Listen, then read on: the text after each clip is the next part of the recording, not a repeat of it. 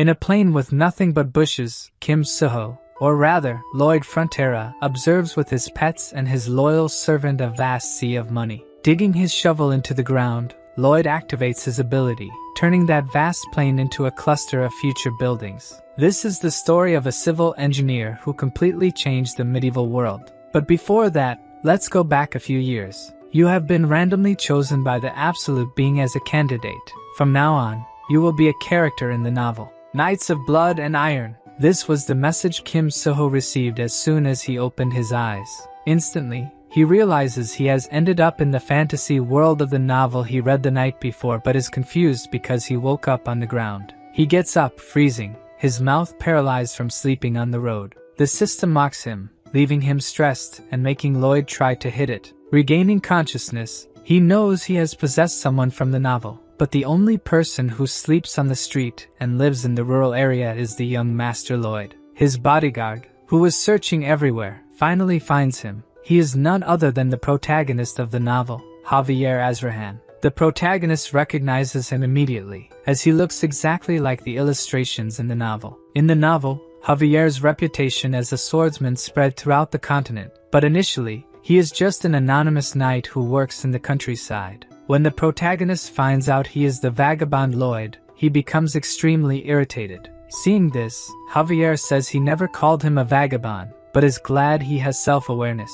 Back at his family's mansion, Javier is warming the fireplace, asking if Lloyd really can't remember what happened. Apparently, he drank until he was completely drunk, destroyed the bar, managed to get back home on pure instinct, but ended up fainting on the way. The protagonist, freezing, observes the ground. Although it's warm, the environment is still very cold, as expected in a fantasy medieval world. Before leaving, Javier says he will report the bar incident to Lloyd's father and is questioned by the protagonist about his family's debts. He knows the whole story from the novel, having read it in one night in his apartment. He also knows Lloyd's family's fate. The Baron and Baroness were killed by scammers, and vagabond Lloyd died vomiting blood. The protagonist is furious at how Lloyd has been living until now. It's even worse than his past life in Korea. The next day, his mother asks if he really destroyed things at the bar last night, and asks him to apologize to the owner this time. The protagonist thinks the body owner should apologize since he didn't do anything,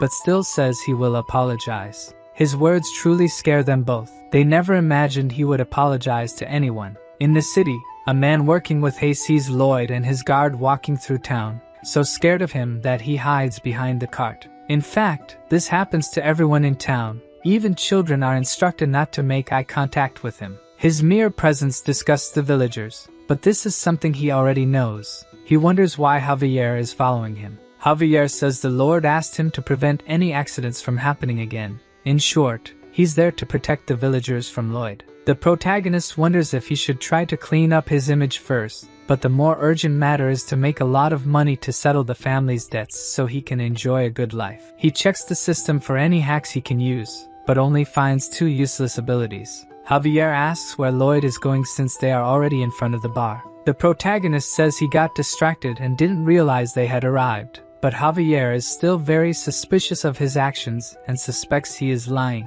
As the protagonist enters the bar, Javier thinks he's different from the night before, as if he's become someone else. Inside the bar, we see that Lloyd indeed caused a mess the night before. He apologizes, but it only puts the bar owner on high alert. Seeing that the bar owner is scared because he's speaking formally, he tries to be a bit more arrogant, but it seems his apology didn't work very well. Outside, Javier says it's normal for the bar owner not to accept his apologies, since he destroyed all his furniture and decorations that took so long to acquire. He says the bar owner will only be satisfied after receiving compensation, but the protagonist has several family debts to settle. Javier continues, saying the bar owner's mother's condition has worsened due to the winter cold, but this gives the protagonist a brilliant idea. As if a light bulb had finally lit up in his head, he remembers that there's no concept of heated stone slab floors here. If he could make one in this world, it would definitely sell well.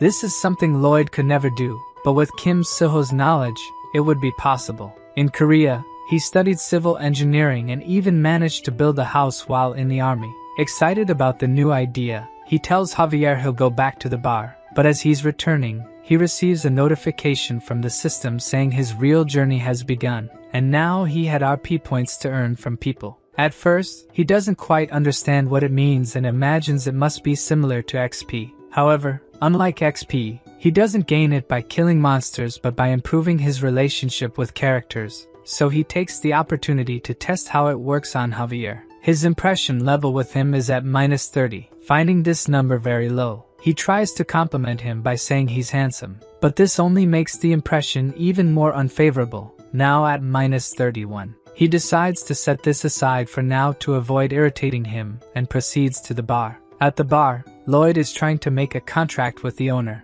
The contract states that he will build something to pay for the cost of all the items he broke. The owner obviously becomes wary and suspicious of his actions, even using a mental barrier ability against the protagonist.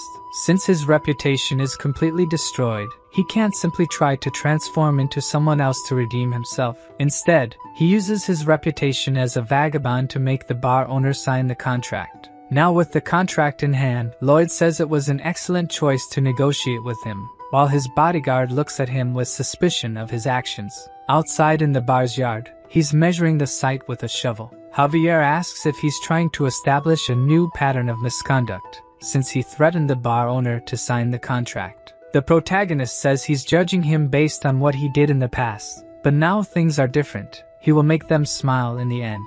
He starts digging and thinks that the reason for their smiles will be the foundation of his future money. He begins digging a hole and flattening it, hitting it several times to make it smooth. Then he constructs the house structure using wood from the mansion's warehouse. A week later, the foundation of the house is almost ready. He just has to use the red clay by the river to create the exterior. However, he's not an inexhaustible machine. His body is still physically weak. Javier is truly impressed that he is keeping his part of the contract with the bar owner. Even though he's exhausted, the protagonist says he has no time to rest and continues his work. He prepares to cut the wood but is stopped by Javier, who takes the axe from his hand and asks what needs to be done. He tosses the wooden planks into the air and quickly cuts them into perfect shapes. The protagonist is impressed, giving him a thumbs up. This is expected from someone about to become a sword master, and he compares it to modern equipment. He boldly asks Javier to help him dig, which obviously annoys him since instead of thanking him, he's asking him to work more.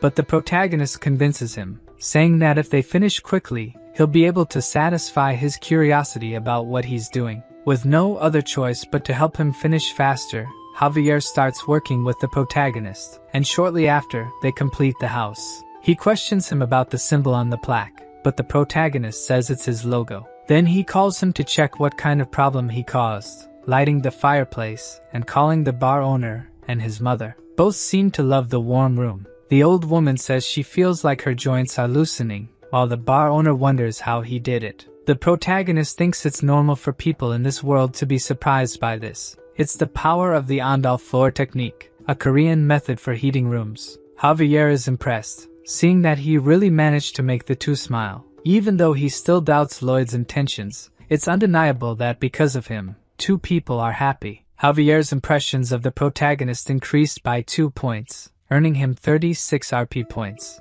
The protagonist even jokes a bit with his bodyguard, saying he was probably thinking, how could trash like this think of that? Even though he spent a bit to build this house, it doesn't matter, as this model house will be the showcase of his new money source. A few days later, people were lining up to experience the sauna. Those coming out all sweaty only made those who hadn't entered yet more curious about it. The protagonist takes this opportunity to try to sell his idea. He created 2 different plans, Type A, which is a separate construction, and Type B, which remodels the existing house floor, also offering a 10% discount if they buy both constructions. While the protagonist is using his cunning to sell the contracts, his father appears, asking what he's doing. The protagonist becomes apprehensive when he sees him, and already in the mansion, they are having dinner facing each other at the table. It's not like he's avoiding him, but it would be problematic if he forbade him from working on the constructions. His father decides to listen to what he has to say and asks what he is plotting this time. He tries to act as Lloyd would and says that the only thing he did was build a heated room for the bar owner,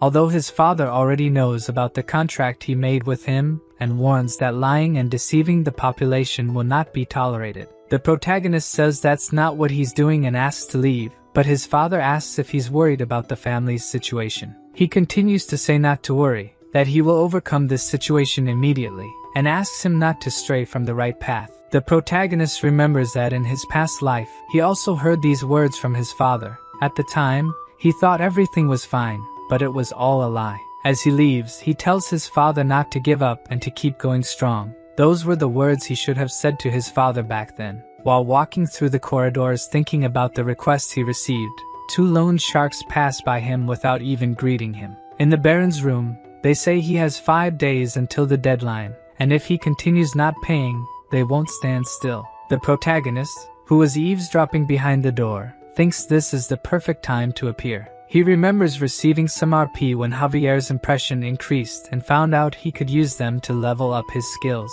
A sensor scans him completely, analyzing all the skills he possesses. The system says he's smarter than he seems, and the protagonist, angry, says it's obvious since he was a high-achieving scholarship student. The 2 skills he acquired based on his current knowledge were basic measurement and basic design. Even though he doesn't quite know what they mean, he buys both. Basic measurement is activated, and his eyes begin to glow green. As soon as he looks outside, he can calculate the land area simply with his eyes. The design skill creates a screen in front of him capable of drawing models quickly, much more useful than doing it on paper, for example. Even though the work will definitely become easier from now on, there's still a construction problem since he doesn't have enough manpower, and he thinks that having a backhoe or heavy machine would make things much easier. The system says it's possible to summon one, making the protagonist quite excited, but it costs 50 RP to summon a random fantasy species, and he only has one. Still, that's great since if fantasy species are as he imagines, they will probably be more useful than heavy machines. Back to the loan sharks. They are threatening the Baron that if he doesn't have enough money to pay, they might end up taking his wife and maid to be sold. However, at that moment, the protagonist arrives, asking if they have no manners just because they are loan sharks. They ask why a child is interfering in adult conversations, but before they ask him to leave, the protagonist asks for their invitation letter. In the kingdom's noble law, in Article 3, Section 6, it says that all nobles have the right to protect their rights and interests, and entering a noble's mansion without an invitation is equivalent to invasion. The loan sharks say they've never heard of this law, but he tells them to check it together and calls Javier. As soon as he enters the room, the protagonist orders to cut off the invader's arms. The loan sharks ask if he's crazy and if he plans to resolve this in court. Then he says that's why he told them to check together. He wants to see which side the court will take. Seeing Javier unsheath his sword, the 2 loan sharks get scared and flee, saying they will regret this. His father questions him scared, saying this won't help calm the situation, until Lloyd throws a bag of money on his table. He says that's the initial payment he received and that it's a considerable amount for this month. His father thinks he's extorting money from people, but Javier tells him not to worry since he's monitoring the young master to keep his promise. Seeing that Javier trusts his son, he allows himself to trust him this time. In the corridors, Javier asks how he knows about the law, as he always thought he was an ignorant person, but the protagonist, angry, replies that he found it around. In fact, he found it in the novel. After the couple's death, the loan sharks wanted to dig and take the bodies to sell. At that moment, Javier talks about the law and cuts off the heads of the 2, knowing the novel's content is beneficial, but in any case, one message catches his attention now. He gains 60 RP as his father's trust increased. He goes to a secluded area away from people and activates the random spin. Several gears start floating in the air, forming a magic circle, but it's smaller than he imagined. From this circle, a small mouse comes out, falling to the ground. Seeing that tiny mouse, the protagonist thinks his summoning was a failure, making the poor mouse cry. It manages to communicate, saying that it's not a failure and can do many things. The protagonist asks what it can do, so it spits out a manual. Despite finding it grosses, the protagonist takes the drool-covered manual and discovers that besides being cute, they can have their constitution altered by feeding them sunflower seeds. Red seeds make them giant for 12 hours, while blue ones make them small. He asks if it can become as big as a human, since hamsters are good diggers. If it were human-sized, it would be really useful. When he feeds it, the hamster starts glowing and growing. It grows so much and so quickly that it ends up colliding with the protagonist, throwing him a bit away. The hamster, which could fit in his palm before, must now be over 10 meters tall. Besides, it has the digging ability, able to quickly dig through the ground. It can also harden the ground by rolling over it, and can store plenty of things in its mouth. The protagonist is happy because the heavy machinery problem is solved, but he can't just show up with these giant creatures since people might get suspicious. So, he will carry a book with him all the time and claim to be a summoning genius. The next day, Lloyd is instructing the workers with his slogans. He makes everyone repeat with him, "Safety first." The army of 30 people is clearly demotivated for work, even though they are still paid even if they don't work. The protagonist wonders why the Baron didn't fire them before, but this works better for him since there won't be additional labor costs. To try to motivate them, the protagonist gives a motivational speech, pointing at a handful of dirt, saying he spent the night digging it up and they should take it to the constructions. In reality, it was Padong who did it in 30 minutes. But even with a speech, they are still not motivated at all. He even thinks it's a normal reaction since people don't like to work. Then he is interrupted by the senior knight Nauman, who asks what he just ordered his troops to do. This man appearing there was something he expected. There are 3 knights living on this property, Newman, Bayern, and Javier. In the beginning of the novel, Bayern and Javier remained loyal until the property collapsed. But this man in front of him was the first to betray the Baron. Lloyd asks what he's doing, and he says he can't believe he's giving his soldiers dirty work. And as the head of the knights, he can't accept that. The protagonist says he got approval from the Lord, but he insists on talking about the past and that the protagonist must be using the soldiers for personal purposes. Lloyd asks if he wants a beating, and just with that, the guy gets quite stressed. He then makes the first move by throwing sand in his face. Everyone who sees that is shocked, while the guard asks if he really just tried to tarnish his reputation as a knight. The protagonist pretends he didn't hear what he said, then challenges him to a duel right away. Returning to the mansion, Javier asks if he has confidence in defeating Newman. His opponent has a man of heart, and is also known as a sword specialist, while the protagonist is just a wretch. How could he even think of winning against him? Javier gets irritated with Lloyd teasing him, almost cutting him with his sword. He tries to analyze his actions, but everything he is doing is very strange. After picking his nose, he asks Javier to teach him swordsmanship. Javier says he would never teach his swordsmanship to someone like him, as someone with bad character like him could use it against people around him. The protagonist knew he wouldn't teach his swordsmanship right away, so he proposes to cure his insomnia. Javier wonders how he knows that, as if he's answering him in his head. The protagonist says he read it in the novel. In the novel, the ranking of the knights is divided into 4 levels. Javier's level is expert swordsman, and he will soon rise to the highest level, master swordsman. And the reason he can't sleep is that his nerves are superhuman. He agrees to the contract with Lloyd, but he will only teach swordsmanship if he can make him sleep, and says that he has already tried several ways to cure his insomnia, from cognitive behavioral therapy, herbal remedies, aromatic therapy. Even after saying all that, in a few minutes, he was already sleeping like a baby, hugging his pillow. The method the protagonist used to make him sleep is the same as teachers do in the classroom. He talked so much that at some point he just fell asleep. Now that he has fulfilled his part of the deal, all his sword techniques will be his. The next day, Javier, now refreshed from having a good night's sleep, tells the protagonist to start training with 50 laps. And surprisingly, he starts running without complaining. He completes 1 lap and says he hates doing it, but by the 2nd lap, he totally changes and says he surely didn't expect him to do it without complaining. By the 3rd lap, he unmasks his plan, saying he would say something like, "You don't have talent for this," and ignore the training. While he's being totally annoying to Javier, he gains a skill that asks him to hit himself, but he tells the system to discard it. It would be a lie to say he's not tired, but this is nothing compared to his past life. He had no family and woke up alone every day. At work, he carried bricks up to the 4th floor of a building every day, and at night, he unloaded trucks. All this just to survive, hoping that one day it would get better. Compared to that pain and despair, this is nothing. Seeing that determination and sincerity, Javier decides to teach him his sword technique. In the mansion, Newman talks to the Baron. He is disappointed that his son dared to insult someone who has protected his family for so long.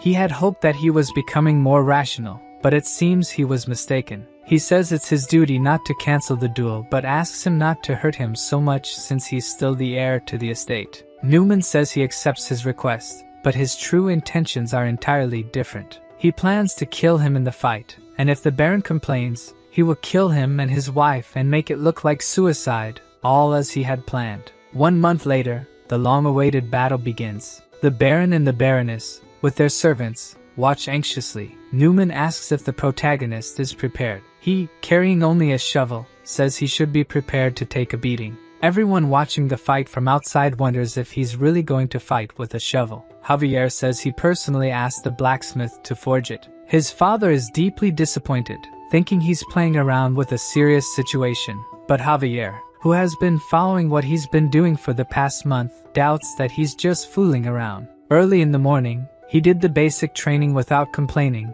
Then he went to the construction area to teach the residents about Andal, and then practiced swordsmanship until falling asleep at night. Someone who dedicated himself so much for a month couldn't be just fooling around. Javier is sure he's taking the fight seriously. The Baron initiates the duel between them, and the protagonist starts the combat with a pretty mediocre stance. Newman, who was already pissed off with him, is the first to attack but has his first attack defended. Both his father and Javier are impressed that he managed to defend an attack, and it wasn't just luck, since he continues to defend all the subsequent attacks. Javier is impressed with the extraordinary efficiency of his movements. It's like a sword technique evolved over many years. In fact, it's called modern combat, bayonet charge, something every Korean man learns in the army. Even using the shovel as a weapon wasn't random, since in addition to being able to use the shovel to defend himself, he can also use it to attack. For this combat, the protagonist came 100% prepared, first preparing the shovel,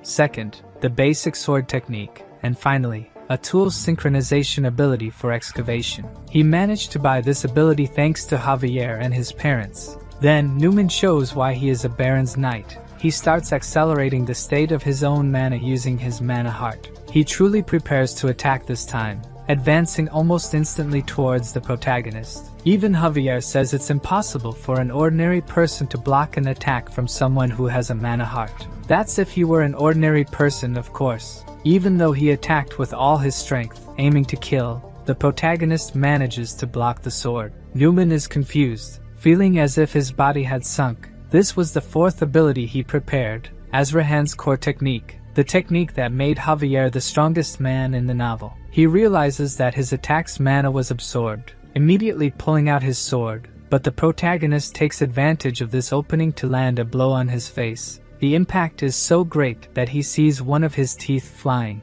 and then he is hit by another attack. Everyone around is shocked. Lloyd really managed to win. His father ends the duel, but this isn't enough to quench Lloyd's anger. He continues to beat him while he's on the ground. His father gets angry, telling him to stop trying to tarnish the knight's honor. As some of the soldiers try to stop him, saying that the duel is over, the other knight from the family remarks that he's out of control. Lloyd claims to have calmed down and asks the soldiers to release him, only to hit him again immediately afterward. Javier, who is observing more closely, notices that he's hitting only in places that would cause almost no wounds, and the calm expression on his face indicates that he already knew this would happen. 15 days before the duel, the protagonist came asking him to teach the mental technique Azrahan. This startles Javier, since this technique was created by him, and supposedly no one else should know it. He confirms if this technique can attract mana from the surroundings and convert it into one's own. Javier asks how he knows the technique, but the protagonist shamelessly lies,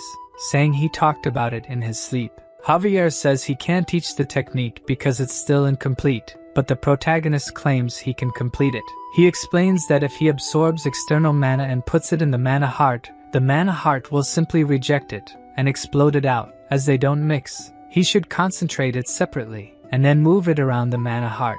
Javier thinks this might really be possible and asks how he came up with it, but the protagonist continues to brazenly say he just imagined it would work. That day, Javier was able to complete the technique he had been worrying about for so long, and on the first try, he managed to create 3 circles. Lloyd says he doesn't want to create a mana heart, All he wants to learn is the absorption part. He just wants to absorb what he can touch. Since he had learned this ability, Javier thought he could defeat Newman, but he triumphantly won. His father again tells him to stop talking about his reputation as a knight, but he tells him to look under the tablecloth and then say if this man deserves to be called a knight. He finds several letters, and when he reads their contents, everything is there. From the property's situation to the Baron's likes and dislikes and instructions on how to forge fake documents, these letters contain everything he has shared so far. Newman wonders how he found them since he had hidden them inside the wall, but due to the novel, he already knew where they were and sent his hamster to fetch them. He sees that his father is completely shocked.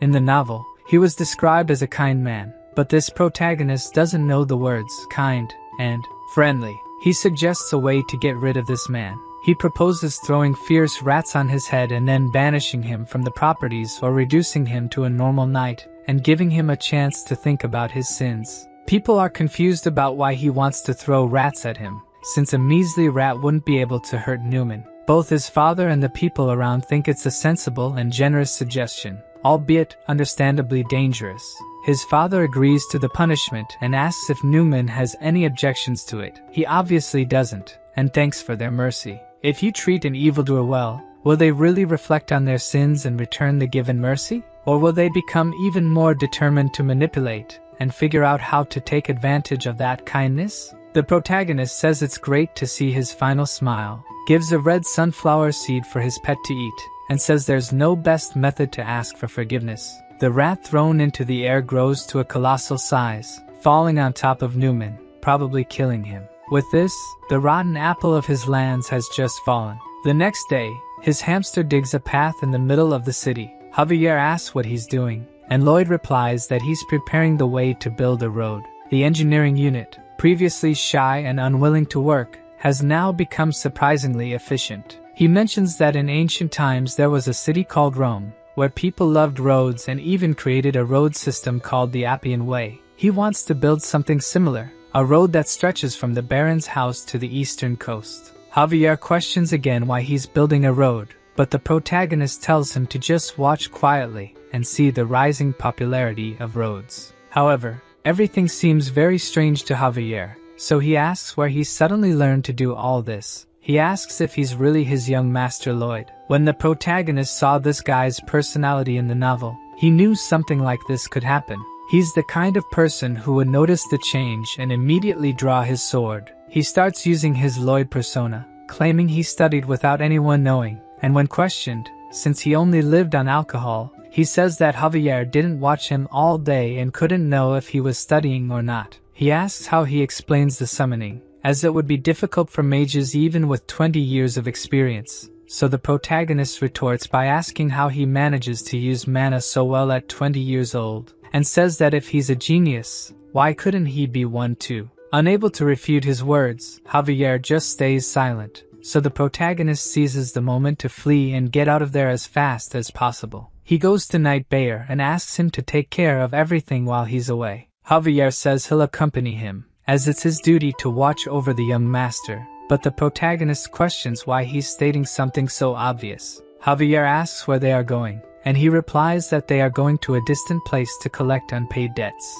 In a small, remote town in the Runia property, the scammer from Thor to Real Estate is very stressed because he lost a lot of money. His bodyguard says it's normal since he makes money by gambling, and also says that if he doesn't have enough money to pay him, he'll have to leave. The scammer gets scared, saying he can still pay and that he shouldn't go anywhere. He can make money by cheating others again, but since many people are looking for him, it's better to lay low for now. At that moment, the protagonist kicks the bar door open. The man asks what's wrong with him, but when the protagonist introduces himself as Lloyd Frontera, the guy is shocked as if seeing a ghost. The scammer immediately tells his bodyguard to run with him, and with just one leap, he jumps through the bar window. However, when he reaches the alley, a man is already waiting for him. Javier orders him to surrender the scammer and leave. If he refuses, he will be considered an accomplice. The bodyguard won't give up so easily, and as he prepares a spell, he asks if he even knows how to use a sword.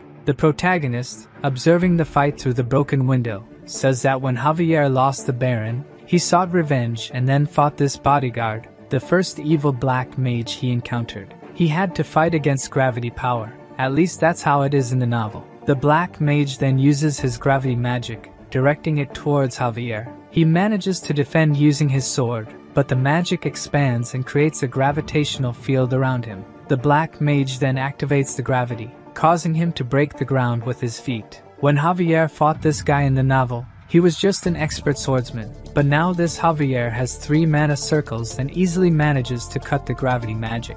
Seeing that it will be impossible to confront him directly, the black mage flees, saying that wasn't part of the contract. Javier asks if he knows what happens if he strikes a noble, intending to cut his legs, so he will crawl to the tribunal.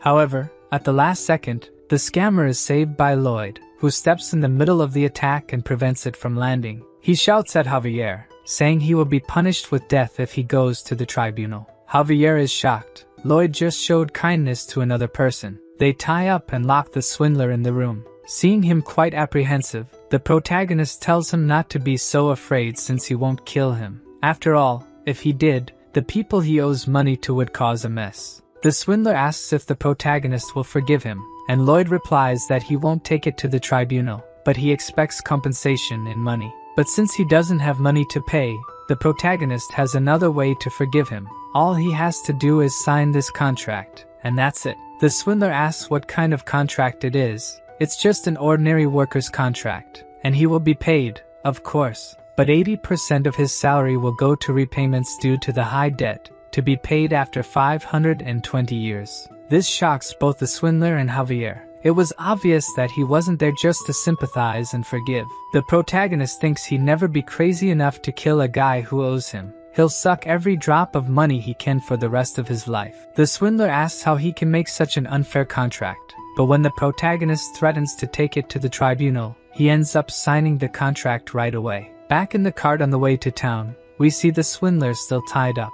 Javier mentions that due to this guy's money, they won't have to worry about interest for a few months. However, the protagonist corrects him, saying he'll use all that money to invest in labor costs since the 30 soldiers aren't enough. A few days later, we see the protagonist recruiting employees. The line is so long that it extends for several meters. He asks Javier if these people really hate him. He's sure they do, but due to selling the Diandal for a lower price and being firm in punishing the traitor, people have started to see him as trustworthy and capable. The man in front of him asks where to sign the contract but thanks him first since his son used to get very cold in winter. But thanks to him, he doesn't have to worry about that this year. The protagonist even feels ashamed, as he's only satisfying his greed. The man continues, saying he has relatives from another town who would like to buy the Andals. The protagonist expected this to happen, since he didn't build the Andal for nothing. Now he'll raise the price under the pretext of travel expenses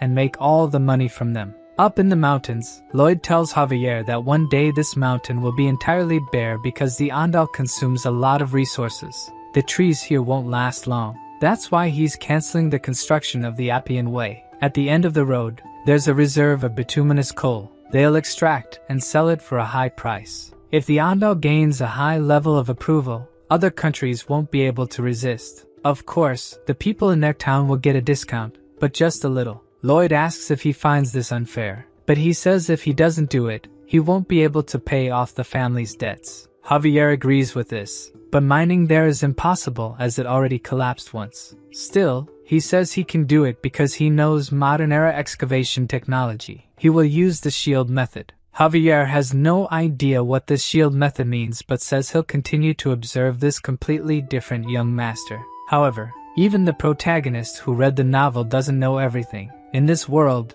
there are hidden dangers, and within the cave are thousands of creatures just waiting to emerge. Lloyd clasps his hands and performs magic, casting it upward and summoning a high-level apartment. A huge building appears from the sky, falling behind him. At least that's what he would like to do, but the only magic he uses is on his finger to design faster. Tired because this project is taking too long, he thinks he would like to summon 100 undead workers who don't need a salary. Due to the incident with Newman, he gains 639 reputation points due to favorable impressions from people. He upgraded his basic design skills and basic measurement skills to intermediate level, gaining new functions. Arriving at the mine entrance, he reflects on how he's supposed to dig there. He activates his intermediate measurement skill and can scan up to 5 meters. With this ability, he can find the safest path, but the problem is how to unearth the entrance quickly. Humans will take too long and get tired easily, and Padong is sick of the road project. He sees no other choice but to randomly draw a new species. He activates the mini portal again, which makes quite a noise,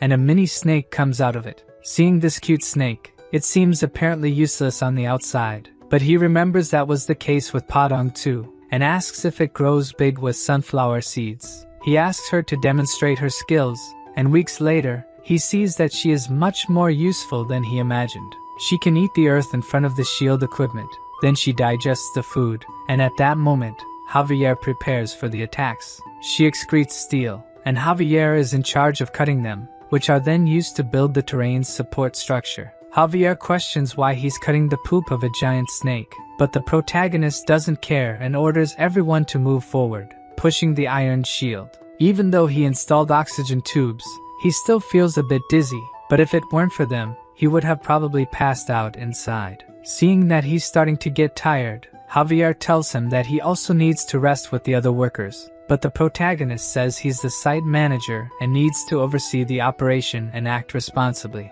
In Korea, the people in charge of the work were the kind of people who didn't even show up on site.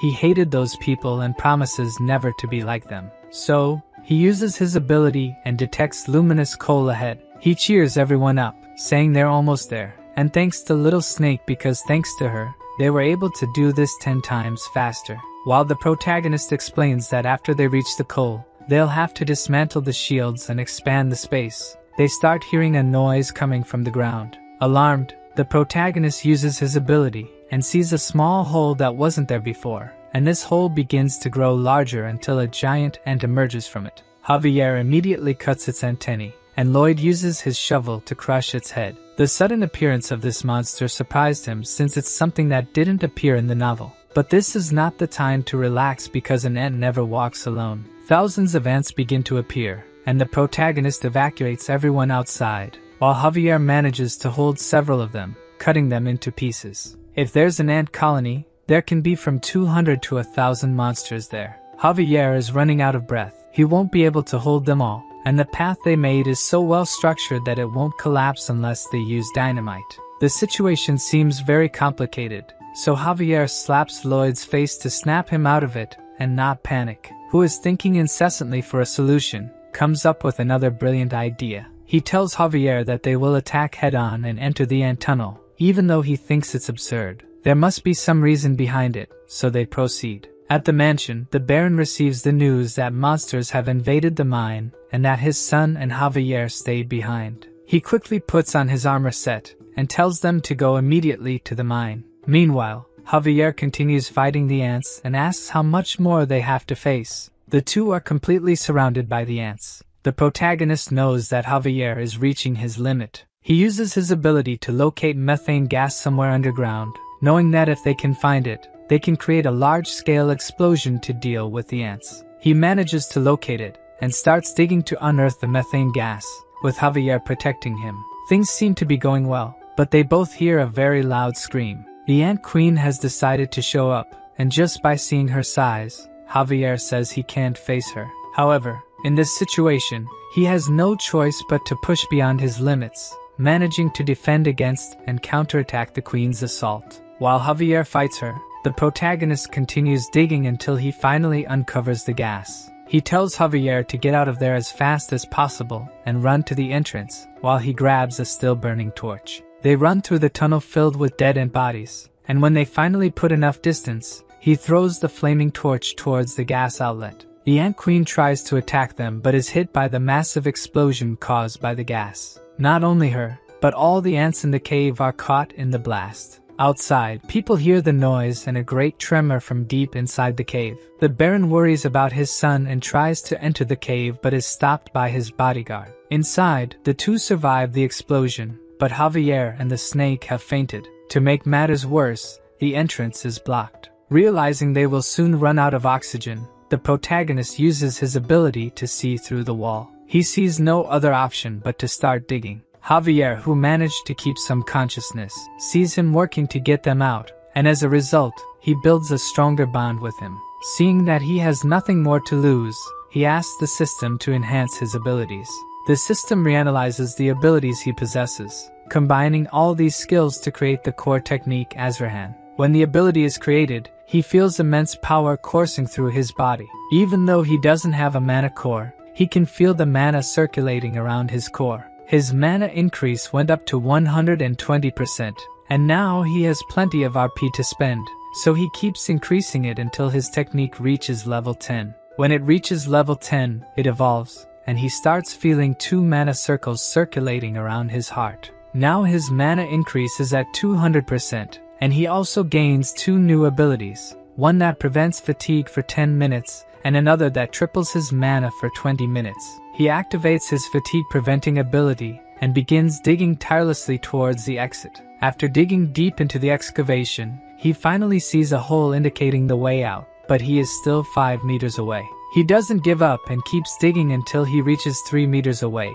but his oxygen runs out, and he falls to his knees, exhausted. Then he activates his other ability, Power Extension, and continues to hold on firmly to the excavation, but its limit is 20 seconds, which is not enough time for him to reach the exit. Already feeling hopeless, he thinks that as the son of a noble in a remote area, he just wanted to live a quiet life. Unfortunately, he is about to die after exerting so much effort. When he was about to accept his fate, Padong appears, making a small hole. This small hole is enough for him to breathe and regain his strength. Even though he is tired, he still gets up, clinging to the hope that a peaceful life as a noble awaits him just ahead. Inside the cave, the Baron's group explores it, even the deep parts, in search of the two, until he sees his son carrying Javier on his back, who surpassed the limits of his own body, was able to create a third ability that allowed him to endure until there. Seeing that he has finally achieved his goal, the protagonist faints, being embraced by his father. The next day, people in the city talk about what happened. Those who thought Lloyd was just a spoiled brat are impressed by his determination and courage to stay there, fighting against the ants and rescuing all the workers. Back in his room, Lloyd sleeps under Javier's watchful eye. As soon as he opens his eyes, the system's message saying that people are impressed with his courage and heroism appears in front of him. He quickly becomes a hero and gains 500 RP for it, which makes him very happy, of course. The next day, the workers are even more motivated in mining, and when they see Lloyd arriving, everyone starts greeting him and thanking him for saving them. They now see him as the person who saved their lives and think he's different from other nobles. 2 weeks have passed since the incident, and even though nothing has happened, the protagonist still decides to prioritize safety and conduct sweeps around the mine. Javier asks why he's personally doing these dangerous things when he could just send one of the workers. But the protagonist calls him an idiot. He should be responsible for the dangerous tasks, so they won't say anything even if he spends a lot of money. They reach the end of the tunnel, and Javier tells them to go back. But the protagonist seems to have seen something with his ability. He starts digging to investigate, as there might be ant eggs that haven't hatched yet. But what he finds is something unexpected. An orc trapped along with several other animals, probably stored to be eaten later. Javier says he looks dangerous and intends to take care of him right away, but he's stopped by the protagonist. Lloyd asks if he's dead, but Javier says ants have a habit of only paralyzing what they're going to eat. The MC gives a wicked smile and says this is an incredible reward. Back at the mansion, the orc is already awake. His name is Hirosh, and he says he will never forget him as his savior. Hirosh, the son of the orc tribe leader, says he will do anything for Lloyd for being his savior. In fact, that was the exact reason he helped the Green One. Our Prota asks for 120 orc workers to help at the mine, but his request is denied by the orc. As orcs are warriors, only other warriors can give them orders, and since young Lloyd is not a warrior, he couldn't give orders to the orcs even if they provided workers. In the orc tribe, it's necessary to bring the head of a monster ant when one becomes an adult. Hirosh made a mistake in the tunnel and ended up being paralyzed, but of course, our MC wouldn't let this opportunity pass so easily. Before anything else, he congratulates him for becoming an adult orc. Hirosh, crestfallen, says he couldn't catch a monster ant, so the protagonist says they caught the ant queen together, showing her head pinned to the wall. The Hulk says he doesn't remember catching such a big ant, but the liar says it was a truly surprising sight because when he entered the ant tunnel, the queen was trembling with fear. While Javier listens to his disgusting lie, the orc believes that they are both excellent warriors and that they together caught the queen. Lloyd mentions the 120 workers again, but this time the orc says he will recruit them. A week later, in the Steel Sand Tribe village, the protagonist, who had made a long trip there, finds out that the orc leader refuses his request. Shocked, he asks why. The orc chief says they need to hunt every day, and if they don't eat protein right after the hunt, they will lose muscle strength. Javier says these orcs are bodybuilding maniacs, so it will be impossible to convince them. The protagonist asks if there was a way to preserve the meat so they could go without hunting for more than 3 days, and he says he knows how to prevent the meat from spoiling even after several days. Let's go back a little in time to remember the moment they arrived in the village. The father and son, who hadn't seen each other for so many days, were extremely emotional to see each other again. They run to each other and give a tight hug. The impact of the hug alone was so strong that it caused a gust of wind to spread around. Lloyd says that if anyone had been between those two, they would have turned into mincemeat. Our mercenary thinks that if they can get 120 workers with these two, productivity will increase hundreds of times. But that wasn't the only thing that caught his attention. When Hirosh brought the Ant Queen's head as a celebration, the orcs were using massive gold objects for squats. Lloyd is shocked and wonders where they found those. It's as if they stole or took them from somewhere. Because of this, he makes a deal with the orc tribe leader to get both the labor force and the treasures. Javier is reading the contract and discovers that they will build a stone-cold storage warehouse. Not knowing what that means, he asks Lloyd. The royal family preserves food using ice magic. What they are going to do is similar, but they won't use magic. To make it, they will need a special stone called granite. It is a very resistant stone and will be difficult to extract. Normally, one would use dynamite to extract the stones, but right next to him is a human dynamo. From Javier's look, he already knows he will use him again. In one of the main episodes of the story, in the city of Namrum, the entire population was trapped in a magic barrier, and within this city were thousands of refugees that Javier needed to save. At this moment, Javier was a sword master with 4 cores spinning around his mana heart. At this moment of despair, he unintentionally created a skill. The explosion from the collision was so strong that, aside from destroying the magic barrier, it became one of his main techniques. Lloyd explains this technique that he could use. Javier again asks how he knows about this, but the protagonist says he just thought of it at some point. Even though the real reason he taught him this technique was to use him, it would still be a great strength boost if he could execute it. Protecting the mana heart with 1 core and moving the other 3, he releases an explosion into the rock. It was so strong that it tore through all his clothes and even ruffled his hair. Angry, Javier asks if he knew that would happen, but Lloyd says he had no idea and apologizes. Anyway, the idea worked. Now it's his turn to work. Javier speaks of his knight's honor, and that now he's being used for construction, but the MC realizes that this is just his way of showing gratitude. After this, the construction proceeded rapidly. The granite Javier cut was carried by Padong. The orcs who were addicted to training started working on their own. Because of this help, they will be able to finish 5 times faster, and the last thing they will need is the ice and thermal insulation. Lloyd asks Javier where the people with the insulating material are. He replies that it's been exactly 3 weeks, and the group should have arrived by now. There are 2 possibilities. Either the soldiers are lazy, or there was an accident. The protagonist says they must check immediately. Javier stops him and says that if this is a mission, he should do it alone since he doesn't know what kind of accident happened. It could be dangerous. But Lloyd has explained this several times. He is in charge of construction and responsible for the workers' lives. Exploring further into the mountains, he ends up finding one of the gloves he had custom made to use when handling insulating materials. Javier warns that he senses a strange energy coming toward the canyon, an abnormal flow of mana but very faint. Thinking about it, he tries to remember if he saw something similar in any of the novel's episodes, but something leaves him completely terrified. He immediately says there's no time, and they need to walk quickly, as everyone might be dead. They venture further into the canyon, finding several clues from the missing group, until they reach Rupalan's dungeon. This was a place Javier had been looking for since the beginning of the novel, the hideout of a black mage named Rupalan. The protagonist is deeply irritated that someone dared to lay hands on his workers. Javier is the first to enter the cave, telling Lloyd to stay behind him.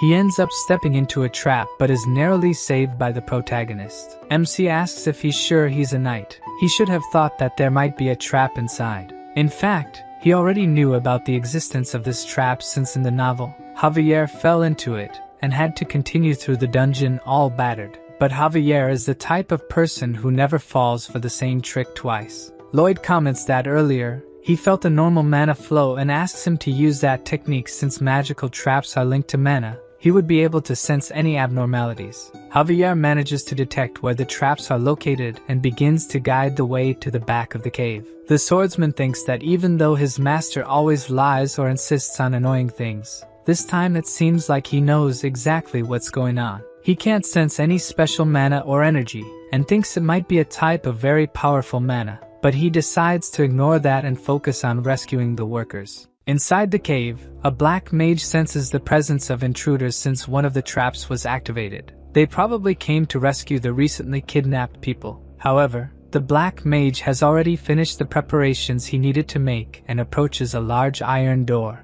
Opening it, the 5 missing workers are there. He grabs one of them by the hair and starts dragging him, throwing him into a magic circle of blood. This is the magic circle that connects to hell. Using a scythe bathed in blood for 100 days and a young human, he will execute his spell. Before he can hit him, the black mage hears a shout telling him to stop. At the entrance to the laboratory, he sees Lloyd and Javier ready to attack him. Surprised at how fast they got there since there were hundreds of traps in the cave, the mage automatically uses one of his spells. 2 iron doors close around them, trapping them in that small space. The protagonist already knows what's coming and holds his breath as a sleep-inducing gas starts to fill the area. Lloyd uses his ability that makes him tireless for 10 minutes and starts digging quickly into the ground to make a tunnel. He doesn't need to worry about Javier since he is already immune to all medications to treat his insomnia, so sleeping pills don't work on him. Seeing Lloyd digging a hole under the door, he looks like a giant mole. Javier will keep that memory to tease him later. When the MC finishes digging the hole, he calls Xavier to finish it, preparing a magical explosion to surprise the black mage. The big explosion works, and the black mage is totally shocked to see that. Observing the protagonist emerge from the hole in a monstrous way, he decides to summon a creature to fight. A 2-headed monster comes out of the circle. Even though it's one of his failures, this monster is still very strong. Seeing this giant creature in front of him, Lloyd tries to tell Javier its weak point, but using the explosive wave, he manages to make a cut that tears the monster in half. Even the MC is impressed, since he didn't know he could use the explosion as a propeller to cut. This is a technique that doesn't even exist in the novel. Seeing the swordsman easily deal with his monster, the black mage goes into despair as he can't defeat them. The protagonist approaches him and asks how he intends to compensate for delaying the construction by 2 weeks due to the soldier's abduction. The black mage kneels, begging for forgiveness. In his mind, all he thinks about is surviving, but the protagonist doesn't care about the apology and asks about the compensation. With no alternatives, the black mage offers all his magical items. Lloyd is quite pleased that all the items will be his, while Javier rescues the soldiers. The MC asks what he was going to do with the kidnapped soldiers. The black mage was studying the resurrection of the dead, trying to bring back his deceased wife and son. He worked as a mage in the Lord's mansion, but one day the Lord tried to take them away from him, so the black mage planned to escape with his family. Lloyd interrupts his story right in the middle. He is not interested in hearing it at all. The protagonist asks if the black mage really thinks that bringing back his wife and daughter after killing hundreds of people will be good. Due to his selfish goal, he ruined several other happy families. He can only be judged as a serial killer after doing that. Lloyd says he will come back later to take the magical tools. While turning his back, he asks him never to hurt anyone again. The black mage is amazed by his kindness and thanks him several times for sparing his life. In the novel, Javier also forgives the black mage and forces him out of the laboratory. Repellent kills hundreds and transforms into something strange, becoming a demonic villain who fights Javier several times. Even knowing that he was beyond saving, Lloyd still turned his back because he knew from the beginning what he would try to do. Quickly, Javier finishes off the black mage who was ready to attack, removing his head from his body. Before becoming Lloyd, in his past life, he met a man who simply mistreated him for no reason. The supervisor acted like this every day, and the MC always apologized. Thinking that kindness begets kindness, he lowered his head, but precisely because of this, he chose him as an easy prey to be mistreated. One day his anger finally consumed him, and he couldn't stay calm anymore. That day the protagonist gave the beating that bastard deserved. While hitting him, all he could think was that he was screwed. But the result was completely different. The man started to fear him and avoid him. On that day, he realized that there are certain moments when violence needs to be stopped with violence. Villains must receive punishment equal to their crimes. Returning to the orc village, the protagonist notices that his men are very tired. Seeing that he could faint at any moment, Lloyd instructs him to hand over his backpack. The worker hesitates to comply, but Lloyd explains that if he faints, someone will have to carry both him and his backpack.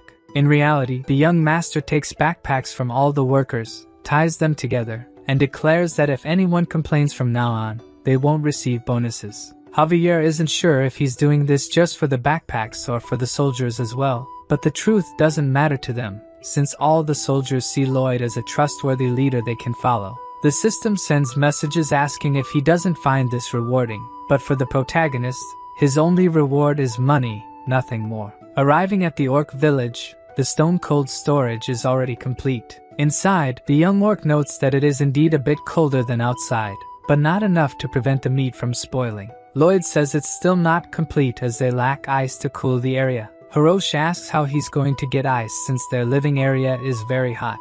With a smile, Lloyd says he'll get it one way or another, which makes the orc doubt him, thinking he brought a swindler to the village. However, the young Hulk decides to trust him, since his savior shouldn't be a bad person. When the orc leaves, Javier asks how he's going to make ice, but that's something even the protagonist doesn't know. Javier questions him signing the contract without a plan, but Lloyd explains that to be successful, you have to make the impossible happen. At night, the protagonist sits on rocks pondering how to make ice. First, he made molds and asked his pets to fill them with water, but he doesn't know how to turn it into ice. In this world, there are ice mages, but he doesn't know exactly how their magic works. He knows that magic is a way to control mana freely, a technique based on changing the arrangement of mana in the atmosphere. There are various types of different mana. If he can gather just one type and concentrate it, then he might have what is considered magic. Lloyd asks his pets to fill the giant ice cubes. Even though he can't use mana freely, he can do something similar.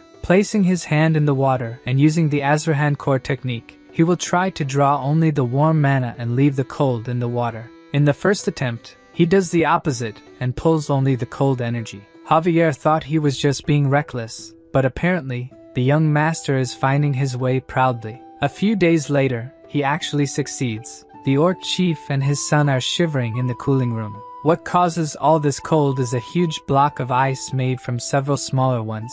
Both of them are truly happy. Now they don't need to hunt every day or waste protein. Lloyd looks at Javier with a look that says, "This is the mind of an entrepreneur," and the swordsman agrees that he was indeed right. The orc lord says he is deeply indebted to Lloyd, who has now gained the 120 workers, mentions that he was merely following the contract. However, the chief states they don't take things for granted just because of a contract. Therefore, he and the entire Steel Sand tribe now declare Lloyd Frontera's family as blood brothers, and to celebrate, all the orcs strike the Arnold pose. All friends of the Frontera family will also be their friends, and all enemies will be considered enemies of the entire tribe. The protagonist, pleased, reciprocates by flexing his few muscles. After a week, when they arrived in the city, people's reaction was exactly what they expected. It's obvious they were scared to see 120 muscular orcs entering the city. Lloyd wonders if he should have made a formal announcement to calm the people.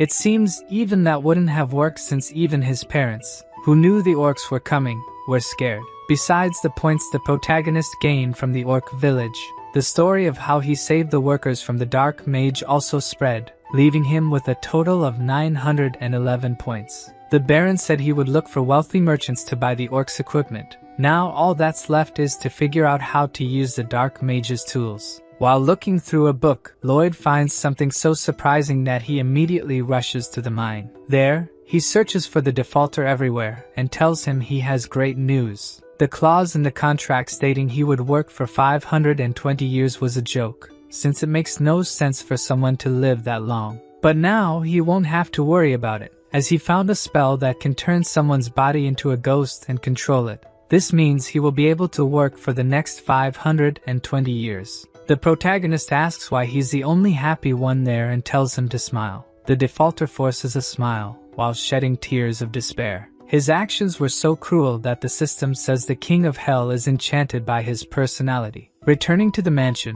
there are things he needs to discuss personally with the Baron. He looks for him everywhere, but a maid says the Baron received a visit from loan sharks.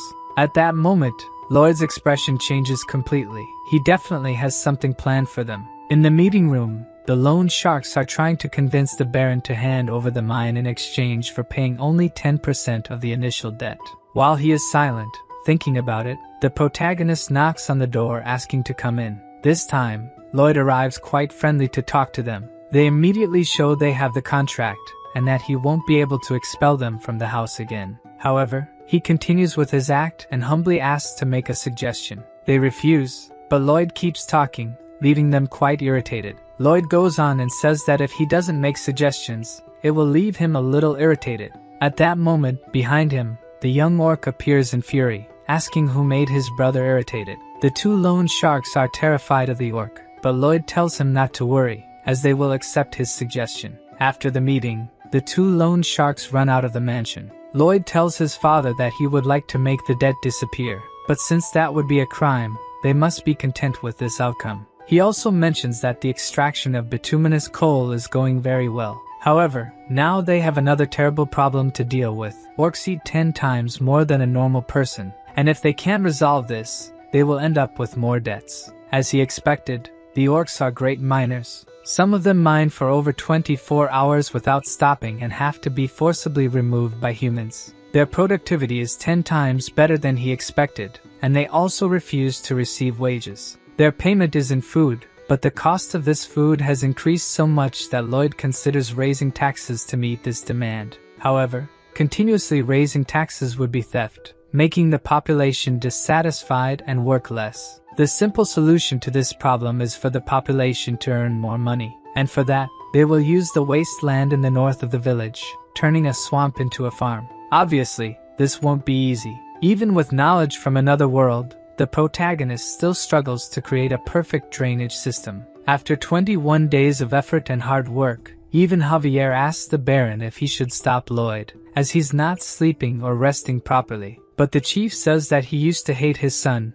as he was worthless. But now seeing all his effort to achieve something, the only thing he can do is respect and not get in his way. When night fell, Lloyd finally managed to create a perfect drainage system. Now, tax money will flow like water. He lies on the ground extremely tired, but compared to the overtime and sleepless nights he used to endure, he can handle it. At this moment, a notification from the system appears in front of him, adding a new option to the design ability, allowing simulations using data obtained through measurement. Lloyd does a quick test, activating his ability on a distant mountain, and when he modifies the structure in an abnormal way, it breaks. He's angry that the system only mentioned this now, after a month of working like crazy. Arriving at the swamp, he starts the first phase of the wetland recovery project. The first step is to have his pets drink all the water from the land. The MC knows that just the two of them won't be able to do it, so he intends to use all his points to summon as many pets as possible. With his current number of RPs, he can summon 4 of them. The pets don't need to have special abilities. They just need to be big enough to drink all the water. The creature that comes out of the portal hits the protagonist's face due to its speed, and when it lands, Lloyd is surprised as it looks like a hippopotamus, an aquatic animal. The 3 pets celebrate by playing among themselves. The protagonist, now hopeful, asks him to show his instructions. Like all the others, Hippo spits out a card, and Lloyd, accustomed to this, picks up the card and reads it, discovering that it won't grow even if fed sunflower seeds. As Hippo doesn't grow like the others, it won't be suitable for this mission, so Lloyd decides to ignore it and summon another. His pets become irritated by his attitude and console their new friend. The The protagonist tries to explain that he's not suitable for the job, but the pets go on strike, insisting he acknowledge their values. Lloyd decides to give it a chance and asks about its ability. The small hippo demonstrates the one gulp ability, which allows it to drink a lot of water in just one gulp, but it can only drink what its stomach can hold. Lloyd briefly thought this would be the best ability for the job, but is once again disappointed. Hippo decides to show what it can do and starts drinking water from the lake. The protagonist thinks he's hallucinating. As Hippo seems to be getting bigger, it begins to drink the entire lake, leaving Lloyd astonished by how much it has grown. In a few seconds, that immense swamp dries up. Hippo seems satisfied after drinking so much water, while the protagonist is completely shocked by how much he managed to drink in such a short time. The other two pets look at their master with a "I told you so" expression, while Lloyd asks the system if this is really random since he always gets the magical beasts he needs, but the system is vague and only says he's lucky. Hippo asks if it can keep drinking more. The reincarnated architect tells him to drink until he can't anymore, since the construction of the Matrix terrain will start tomorrow. The next day, the workers are amazed at Hippo's size. He's part of the first process, drinking the maximum amount of water and spitting it into the river, repeating this process several times until everything is dry. Then the workers remove the roots of the herbs and the rest of the plants in the soil. Using mana explosion, holes are made, and bamboo is placed while Padong compacts the soil to remove water from the deepest part of the ground. Hippo uses the bamboo as straws. Only after all this, using his simulation ability, they build a dam. With all these processes completed, they have just finished the first sector. Lloyd shouts that after they finish, they'll have a big celebration, cheering up all the workers. After a few days, even Javier is impressed that they turned that abandoned land into cultivated land, but he also wonders when a swordsman started working in construction so naturally. Lloyd arrives shouting his name. He asks Javier to spread seeds along the way to combat some insects. The great swordsman has been reduced to a farmer. Next time, he'll be sure to refuse these requests from the young master. At that moment, the Baron and Baroness arrive, seeing that wonderful scene, and everyone must be thinking the same thing they are. What they're witnessing is a miracle. The people of the village start to show respect for the protagonist, earning him even more RPs. Javier is also happy taking care of his plants, watering them as if they were his daughters. Lloyd says the only thing left to finish everything is the water wheel, a device to prevent the swamp from flooding again. They start to hear horse hooves approaching. An entire cavalry is heading towards them. Lloyd asks who those men are. Javier says that's Viscount Racona, who owns the northern part of the swamp. When they arrive,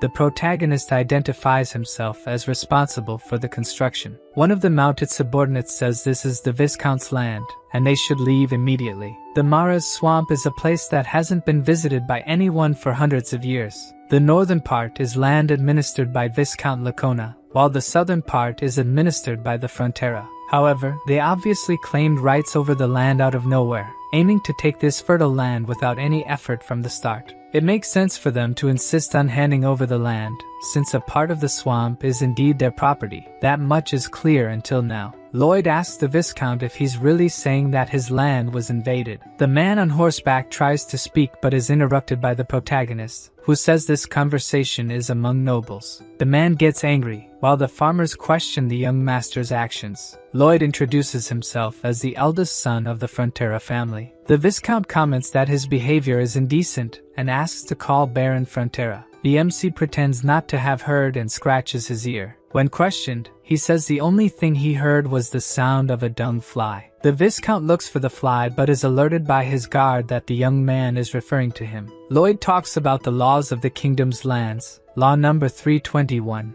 a special law about cultivating wasteland. If wasteland is abandoned for a long time, it's possible to establish ownership of the land. If left unattended for 100 years without residence or cultivation, it's considered land without an owner. To be recognized as property, the land must meet one of 4 requirements, and one of them is to have a harvest of at least one specific planting. At that moment, Javier remembers his conversation with Lloyd some time ago, where he mentioned that the seeds are to rid the land of pests. The protagonist congratulates the Viscount on witnessing the first harvest in the history of the Mara's swamp. Realizing that he had already prepared himself, the Viscount feels deceived. Lloyd kindly gives the cabbage as a gift to him and orders the cavalry to leave his territory, or else they would be considered trespassers. Seeing them all leave disappointed, Javier asks if he received a prophecy that these people were coming. In reality, this isn't the first time the protagonist has dealt with people trying to take advantage of others' efforts. All the farmers are also satisfied and celebrate that the young master managed to protect their lands. However, he continues to maintain his mercenary pose, only thinking about money, and tells everyone to get back to work. Late at night, the protagonist sits watching the crops being hit by a huge storm. With summer ending,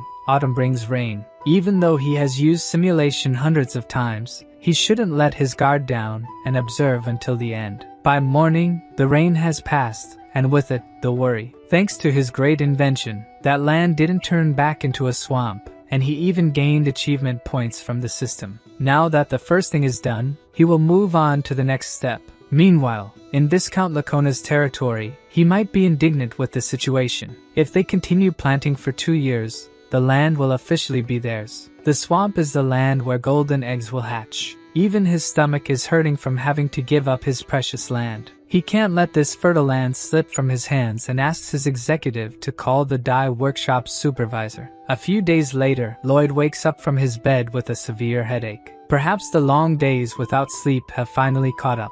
Even so, he can't just lie in bed, as there's much to do. The problem arises when even Javier wakes up strangely. He's also experiencing the same headache, making the protagonist realize that this isn't just a coincidence, but something intentionally done by someone. It wasn't just the two of them who were affected. The maid Emily, Mr. Alap, the boy in charge of the cows, and the cows themselves were all affected. In summary, this is affecting everyone in the village, humans and animals alike. The animals with better instincts refuse to drink water, leading the protagonist to believe that the water must be causing this. Lloyd's greatest weapon in this world is his knowledge, but after the incident with the ants, he realized that not everything is as it seems. Expecting the Viscount to take action, research was done on his territory, revealing that his main source of income is dye technology using the Ladona fruit. The problem is that this fruit can be toxic to humans. Due to his envy and greed, Racona, without a doubt, sabotaged the village's water. Inside the mansion, Baron Frontera is shocked by a proposal. The Viscount's subordinate demands half of the wetlands, promising they would stop dumping dye waste into the water.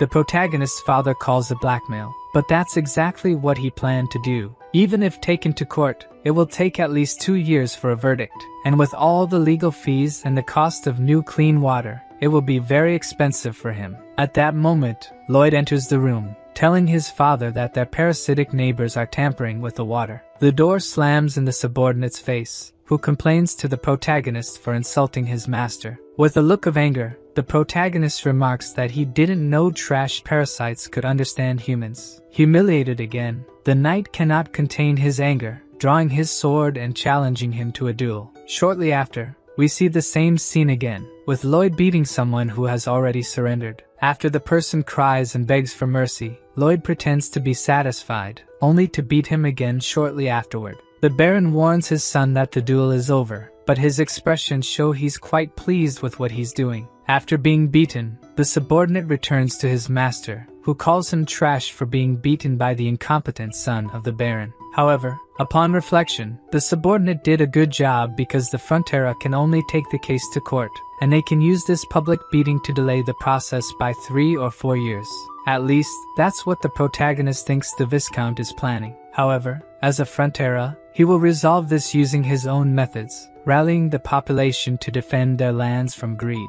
First, to solve the water problem, they build a reservoir using hippo to bring water from a local river before it becomes polluted, filling the reservoir. Javier says it's a good solution, but they'll have to do it every day without rest. Lloyd says it's only a temporary solution. The real plan is to build a water supply system. To do this, infrastructure will have to be built to bring water from Lake Kapua in the eastern mountains, which will be a massive undertaking in terms of work and costs. However, the protagonist knows exactly how they will recover what was spent, multiplied by 100. Months later, the Viscount is extremely anxious about something. The manager informs him that the eldest son of Baron Frontera is requesting an audience to help solve recent problems. Inside the room, Lloyd sarcastically remarks that he's doing very well and is there to help with his problems.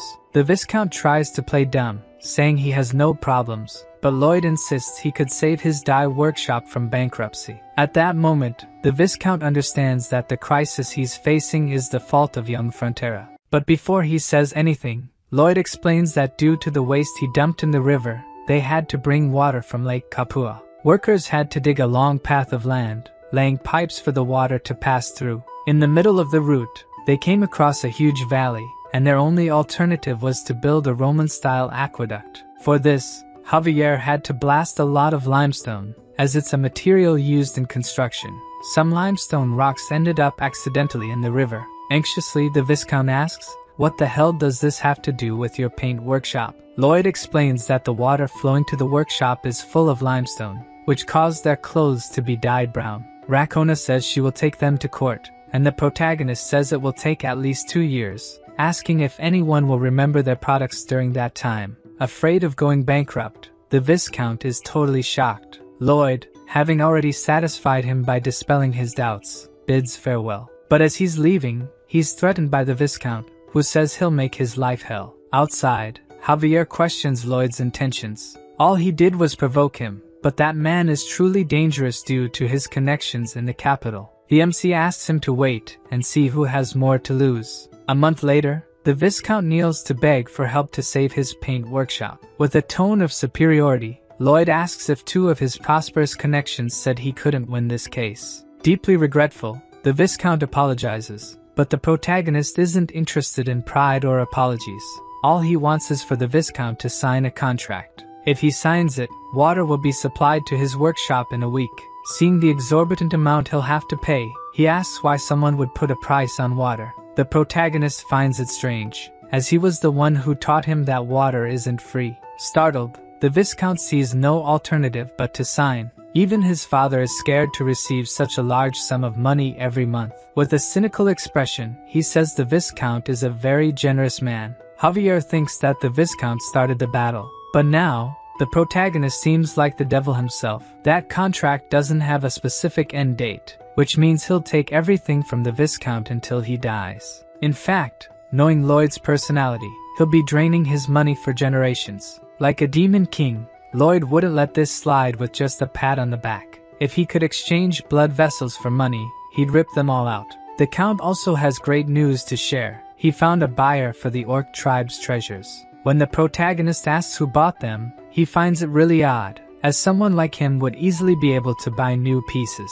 His father doesn't know the details exactly, but it seems like he wants to build a statue in the sea. At that moment, we see Count Cremo looking out his window. On the horizon, something starts rising from the sea. A great monster emerges from the depths of the oceans. The Count looks at it angrily. The creature comes entirely out of the sea, ready to attack everything in its path. The next day, we return to the Frontera territory. Javier reported to the Baron that they would be leaving in a week, and, to minimize expenses, the young master requested about 10 men to accompany him. Taking care of a plant, he said that if that's what his son wants to do, then he should fulfill his request. Javier asked him not to worry since he would be monitoring him closely. The Baron mentioned that when the night of Viscount Lacona came to blackmail him, he was terrified and actually considered giving up the lands. However, after seeing his son and the efforts of the people, he found courage. The Baron said he had always been an indecisive and incompetent lord, but Javier disagreed, saying he was the opposite, a welcoming and kind person, more so than any other noble. Despite appreciating his subordinate's words, he still couldn't say he was a good lord because of it. A leader should have firm principles and be willing to act, just like Lloyd. Javier knew that the only principle that guy had was money, but he was starting to doubt if that was so bad. The Baron stated that Javier's mission was no longer to monitor but to protect him since he was the heir to this land. Javier accepted his request, but even though Lloyd had miraculously revived the family's fortunes, he would never be able to like him. In the past, the Baron rescued him and asked what he would like to be when he grew up. Young Javier said he wanted to become a knight so he could protect him. Since he survived the winter alone, the Baron was sure he would become a great knight. On that day, he carved a wooden sword and gave it as a gift, but young Lloyd mocked him, asking how an orphan could become a knight, and broke the sword his father had carved. Javier returned to his room, taking off his coat while looking at the broken sword he had kept for so many years, sure that he could never like Lloyd. The MC started attending to his recurring client, joking that Javier couldn't live without him anymore. To help him sleep, Professor Miram began reciting the discharge compression method. Almost falling asleep, Javier was sure he should hate him, but it's as if he had transformed into a completely different person. It's hard to admit, but he had become a decent person. In the middle of the night, while both were in a deep sleep, an assassin invaded Lloyd's room and blamed everything on him. The assassin leaped from the window ready to stab him, but Javier quickly woke up and attacked the assassin, cutting his sword and leg. Due to the commotion, the protagonist woke up and saw Javier immobilizing the knight of Viscount Racona. The next day, while monitoring the work, he reminded his employees of the company motto, "Safety first." Javier arrived, saying he handed the assassin over to the Viscount. He probably tried to target him because he was fired, as Racona is paying a lot for the water. The protagonist said it made sense since he was a well-paid knight, but all he did was get beaten up by his brother. Realizing that his master already expected something like this to happen, Javier asked why he didn't take any precautionary measures. Lloyd was confused by his question, wondering why he should take precautions when Javier is his bodyguard. Thanks to him, the protagonist could move so freely. When you think about it, it should have been impossible for a 5-year-old boy who lost his village in a monster attack to survive the winter. But he did and even became a knight.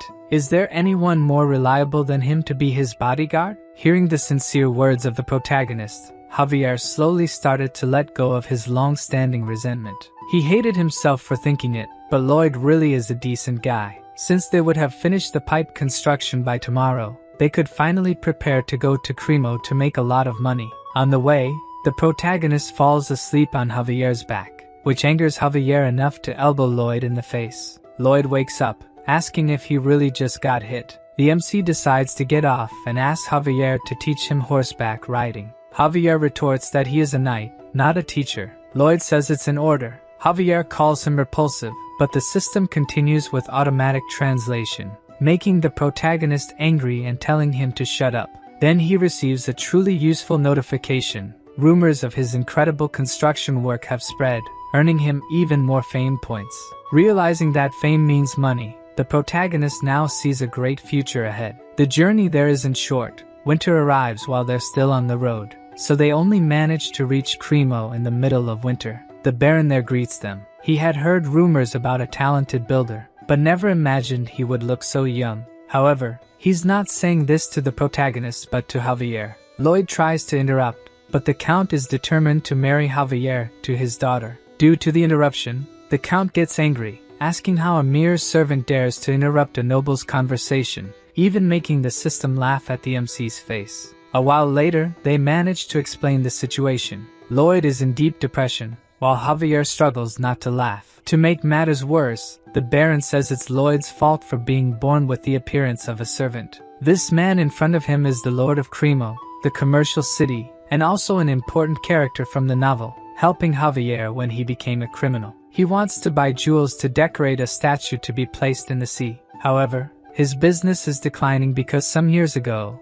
a monster appeared on the coast, the Giga Titan. Although it never attacked, it remains a source of fear. In fact, he had read about it in the novel. As people in this era lack ways to attack in the water, Cremo continued to decline until it entered a crisis. He thought Javier could help, but the work ended before a solution was found. The Count researched how to scare off this creature and found out it fears mermaids, as they are its natural predators. So, he wanted to build a large mermaid statue far out at sea but gave up on the idea because raising the seabed to build a statue obstructs boat passage. The protagonist sees this as an opportunity and says he will build the support for that statue. By combining a friction pile and a crate, it will be possible to raise a column to place the statue. With Javier, he goes by boat to where he wants to place the structure and dips his head into the cold water, activating his ability. The ocean floor is flat, making construction easier. However, he can't bear to stay submerged for long as the water starts freezing his face. Javier seems happy watching Lloyd shiver from the cold and apologizes, saying it's the first time seeing someone suffer that makes him so happy. Also, Javier is curious about how Lloyd will build something from the ocean floor to the surface. To do this, he'll need to use magic. Lloyd says the only magic he'll need is cement magic, but the question is how he creates cement in this world. Back on the deck, Javier sarcastically tells him not to look where he's going and fall, to which Lloyd responds that his sarcasm is reaching master swordsman level, calling him a master of irony. Looking back, a young blonde lady asks if he's Master Lloyd, and seeing the love letter in his hand, the protagonist blushes. Lloyd, however, is disappointed when the letter is delivered to Javier. He kind of expected it, but seeing the swordsman tuck away the love letter, as if nothing happened, fills Lloyd with rage, asking how he could look at the love letter and act like it was nothing. At that moment, Javier becomes startled, realizing that the protagonist has never received a love letter. He doesn't know what to say to console him, and wishes for him to stay strong. Consumed by hatred and envy, the MC tries to tell himself that he isn't feeling this way while working on the Pillar project. The Count appears, saying he managed to gather most of the materials Javier had requested, except for volcanic ash. Ash is the main ingredient in Roman cement, and the advantages of making this cement are obvious since its structures have stood for over 2,000 years. To obtain ash, they would have to go to a volcano, but even the Count doesn't think they have that much time. The protagonist says he will find another way, giving up on making Roman cement and focusing on Portland cement. This was the cement that gave rise to modern cement. The MC knows roughly how to make it but not the specifics, so using his brain, he will experiment with all possible combinations and figure out how to make it. However, even after 129 samples, he still hasn't made a strong enough cement. Seeing his master exerting so much effort, his pets become sad, trying their best to get him out of the house a little. He shouts that he's busy but remembers a little dog he had in his past life. At that time, it was his only family. After its death, he regretted not playing more with it. Lloyd then hugs his pets and says they are more important than the research. While walking through the streets at night, Lloyd apologizes to them. Until now, he has only been giving orders as if they were machines, but if something happened to them, he would regret it deeply. Seeing his sincere feelings, the pet's relationship with the protagonist changes, and now they start to consider him part of the pack. Even the system congratulates him on one of their evolutions. The pets themselves ask for his sister Cobra to evolve. She starts to glow and float,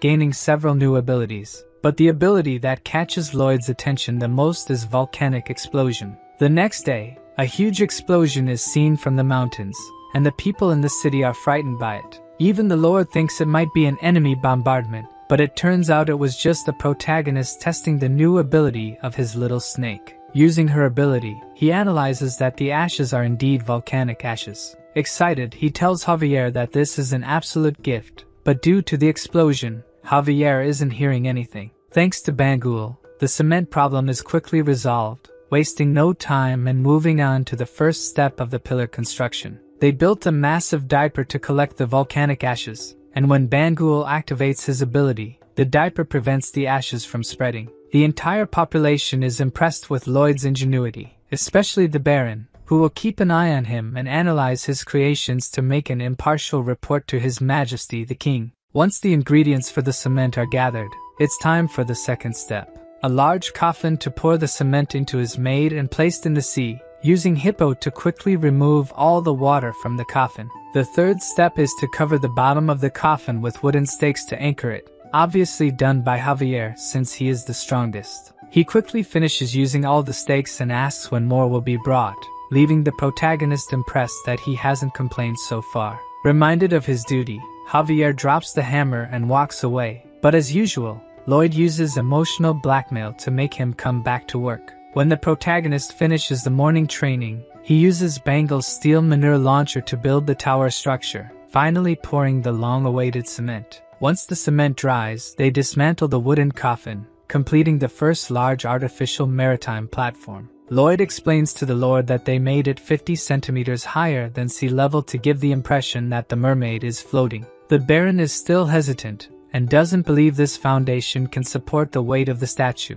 But if it does work, he won't be disappointed with the construction fee. At night, the statue is finally placed on the platform, a grand mermaid statue covered with sparkling jewels. To celebrate the achievement, a nobles' party is held on the ships. The protagonist, obliged to participate, feels uncomfortable in his outfit and asks Javier how he can stand wearing it. The Lord introduces Lloyd, saying it was this young man who made the statue a reality, and once again, the protagonist is ignored by people who mistake him for Javier. He knows he's smarter than most and prefers money transfers to compliments, but the look of sadness on Javier's face annoys him greatly. To completely crush his self-esteem, the Lord appears, saying it's because of his face. While the party is going on, a little distant from the ships, at the bottom of the sea, the Giga Titan observes the statue. Seeing that mermaid, his natural enemy, all he can think about is attacking her. He quickly approaches the ships, where the protagonist chats with other nobles,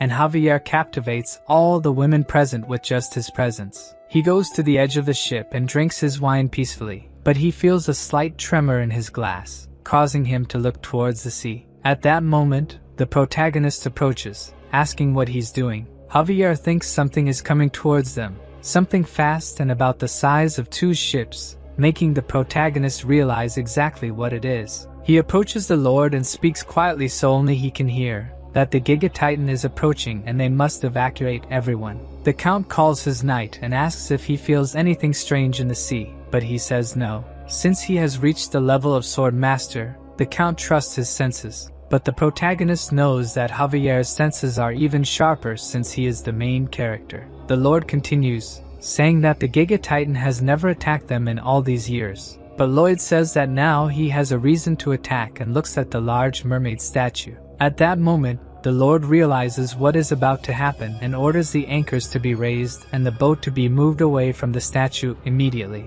Realizing that this will take too long, the protagonist asks Javier to take care of the anchors. Without hesitation, he jumps into the cold water while the protagonist throws Padong at the statue. Under the sea, Javier prepares an attack on the chains, using his mana to heat the blade. He cuts them easily, while Padong breaks the ropes that are attached to the statue. When Javier finishes cutting all the chains, he realizes that the Giga Titan is speeding up. Even though the ships are already loose, it is too late. The Giga Titan appears, knocking everything in its path. The protagonist and the others on the boat are thrown into the sea, while Padong dodges the monster's attack.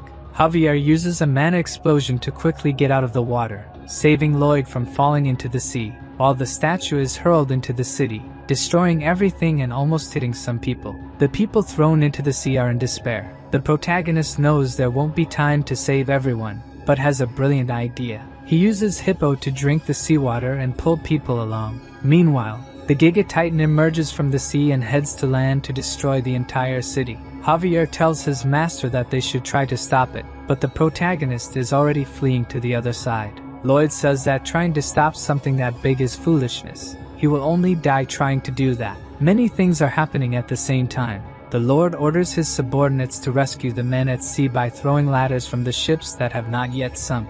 Meanwhile, in the city, the gigantic Titan continues to destroy everything. Javier asks if Lloyd is really going to ignore the people who are in danger, but his only concern is to get the money. Lloyd says they didn't come there to fight a giant thing but to keep the peace. At that moment, Javier is disappointed with his master. He thought Lloyd was someone who always fought to protect others, but now he sees who he truly is. As a gentleman, he would never abandon people in distress. Lloyd tries to warn him that if he tries to fight that thing, he will die, but Javier doesn't listen to his orders and heads towards the monster. Using his blade board and mana blast, he quickly approaches the coast. The soldiers shoot cannonballs at the gigantic Titan, but they are only reflected by his armor. The soldiers are scared as not even a scratch is made. The monster prepares an attack by opening its armor, and the wind power that comes out is so strong that it destroys the attack towers. The monster's real concern is not the soldiers but the supposed mermaid that it believes is still alive. Only its advance towards the statue destroys a large part of the city, causing fear and panic among the population. A man who fell on the ground is almost trampled by the gigantic Titan, but Javier appears to save him. He attacks the monster directly, hitting one of its joints, but even using the mana blast, his attack is reflected, only making the Titan angrier. Javier dodges its attack, but the monster takes advantage of him being in the air and fires a burst. Even trying to protect himself, he is hit directly. With just one attack, Javier is already quite injured. He knows it will be impossible to defeat this creature, but he is willing to sacrifice himself so that as many people as possible are saved. While Javier fights to save the population, the protagonist tries to escape on a table. It's not like he's an overpowered character or anything. Even if he spent all his RP, the only skills he has are related to construction. It's not that he's not sad about people being hurt and the city being destroyed, but he can't do anything. However, when the protagonist says these words, something clicks in his head. He realizes he must return immediately since the Lord hasn't paid the construction department's commission yet. While Lloyd advances quickly to the city, Javier fiercely fights the creature. Dodging its attack, he thinks that as monstrous as it is, it's still an animal. Its weak point is probably in the eye. However, even using the mana blast and attacking the eye directly, nothing happens to the monster. With nothing else to do, Javier is attacked by one of its antennas. But Hippo appears just in time to save him, releasing all the water and returning to the protagonist's head. Lloyd is extremely angry because the giant lobster dared to interfere with his cash flow. Javier takes advantage of the opening his master created to attack the monster, but once again the attack is only repelled by the armor. He becomes scared since he can't get through this thing. At first, he thought he could win, but now he knows it's impossible. However, even though the situation is unfavorable, he remains calm since his master has returned. There is a possibility of victory. 2 minutes earlier, the protagonist was using the Padong to move through the city, observing from afar as he tries to find a weak spot using his ability to understand what it's made of. Its armor is 1 meter thick, a mix of dentina and quintina, molecularly a triple honeycomb structure tightly intertwined. When Javier attacks, all the impact energy is transferred to his horn, releasing it into the air. Inside the creature, there is a sac for its hydraulic claw. If they can destroy the beak and hit that sac with the blessed mana, the creature will surely be killed.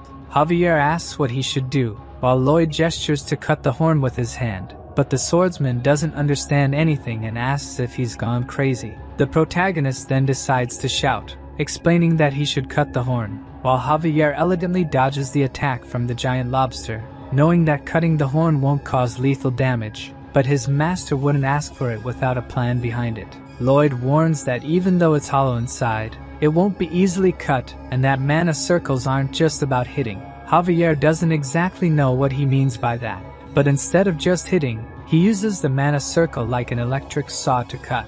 The protagonist is happy knowing that his theory really worked. This time Javier's attack really seems to damage the monster, and when he is about to be attacked, the MC uses the Padong to defend him. Javier finally manages to cut the horn, making the creature scream in pain, but the only thing that falls to the ground is his sword, leaving the protagonist totally shocked. Even knowing he would be crushed by the Giga Titan, Javier stayed underneath it to attack. He was willing to sacrifice himself to defeat it. However, at the last second, Padong rescued him. The hamster scolded Javier, who, even though he didn't understand exactly what he was saying, understood that he was probably being reprimanded for being reckless. After thoroughly analyzing the Giga Titan, the only remaining option to defeat it was the combination of Plan A plus D. To do this, he first called Padong and told him to take him to the location he mentioned earlier. Lloyd warned that the creature now saw Javier as a threat, so he asked Javier to lure the monster into the forest.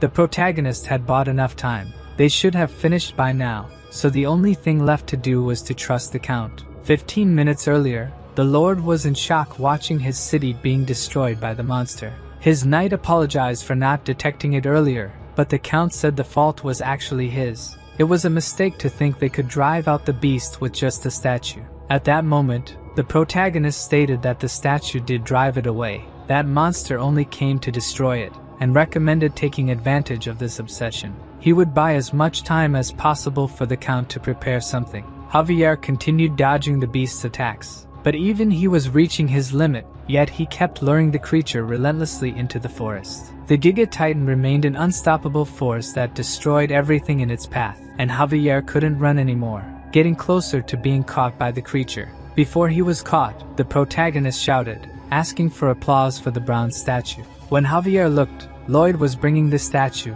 now fully patched up.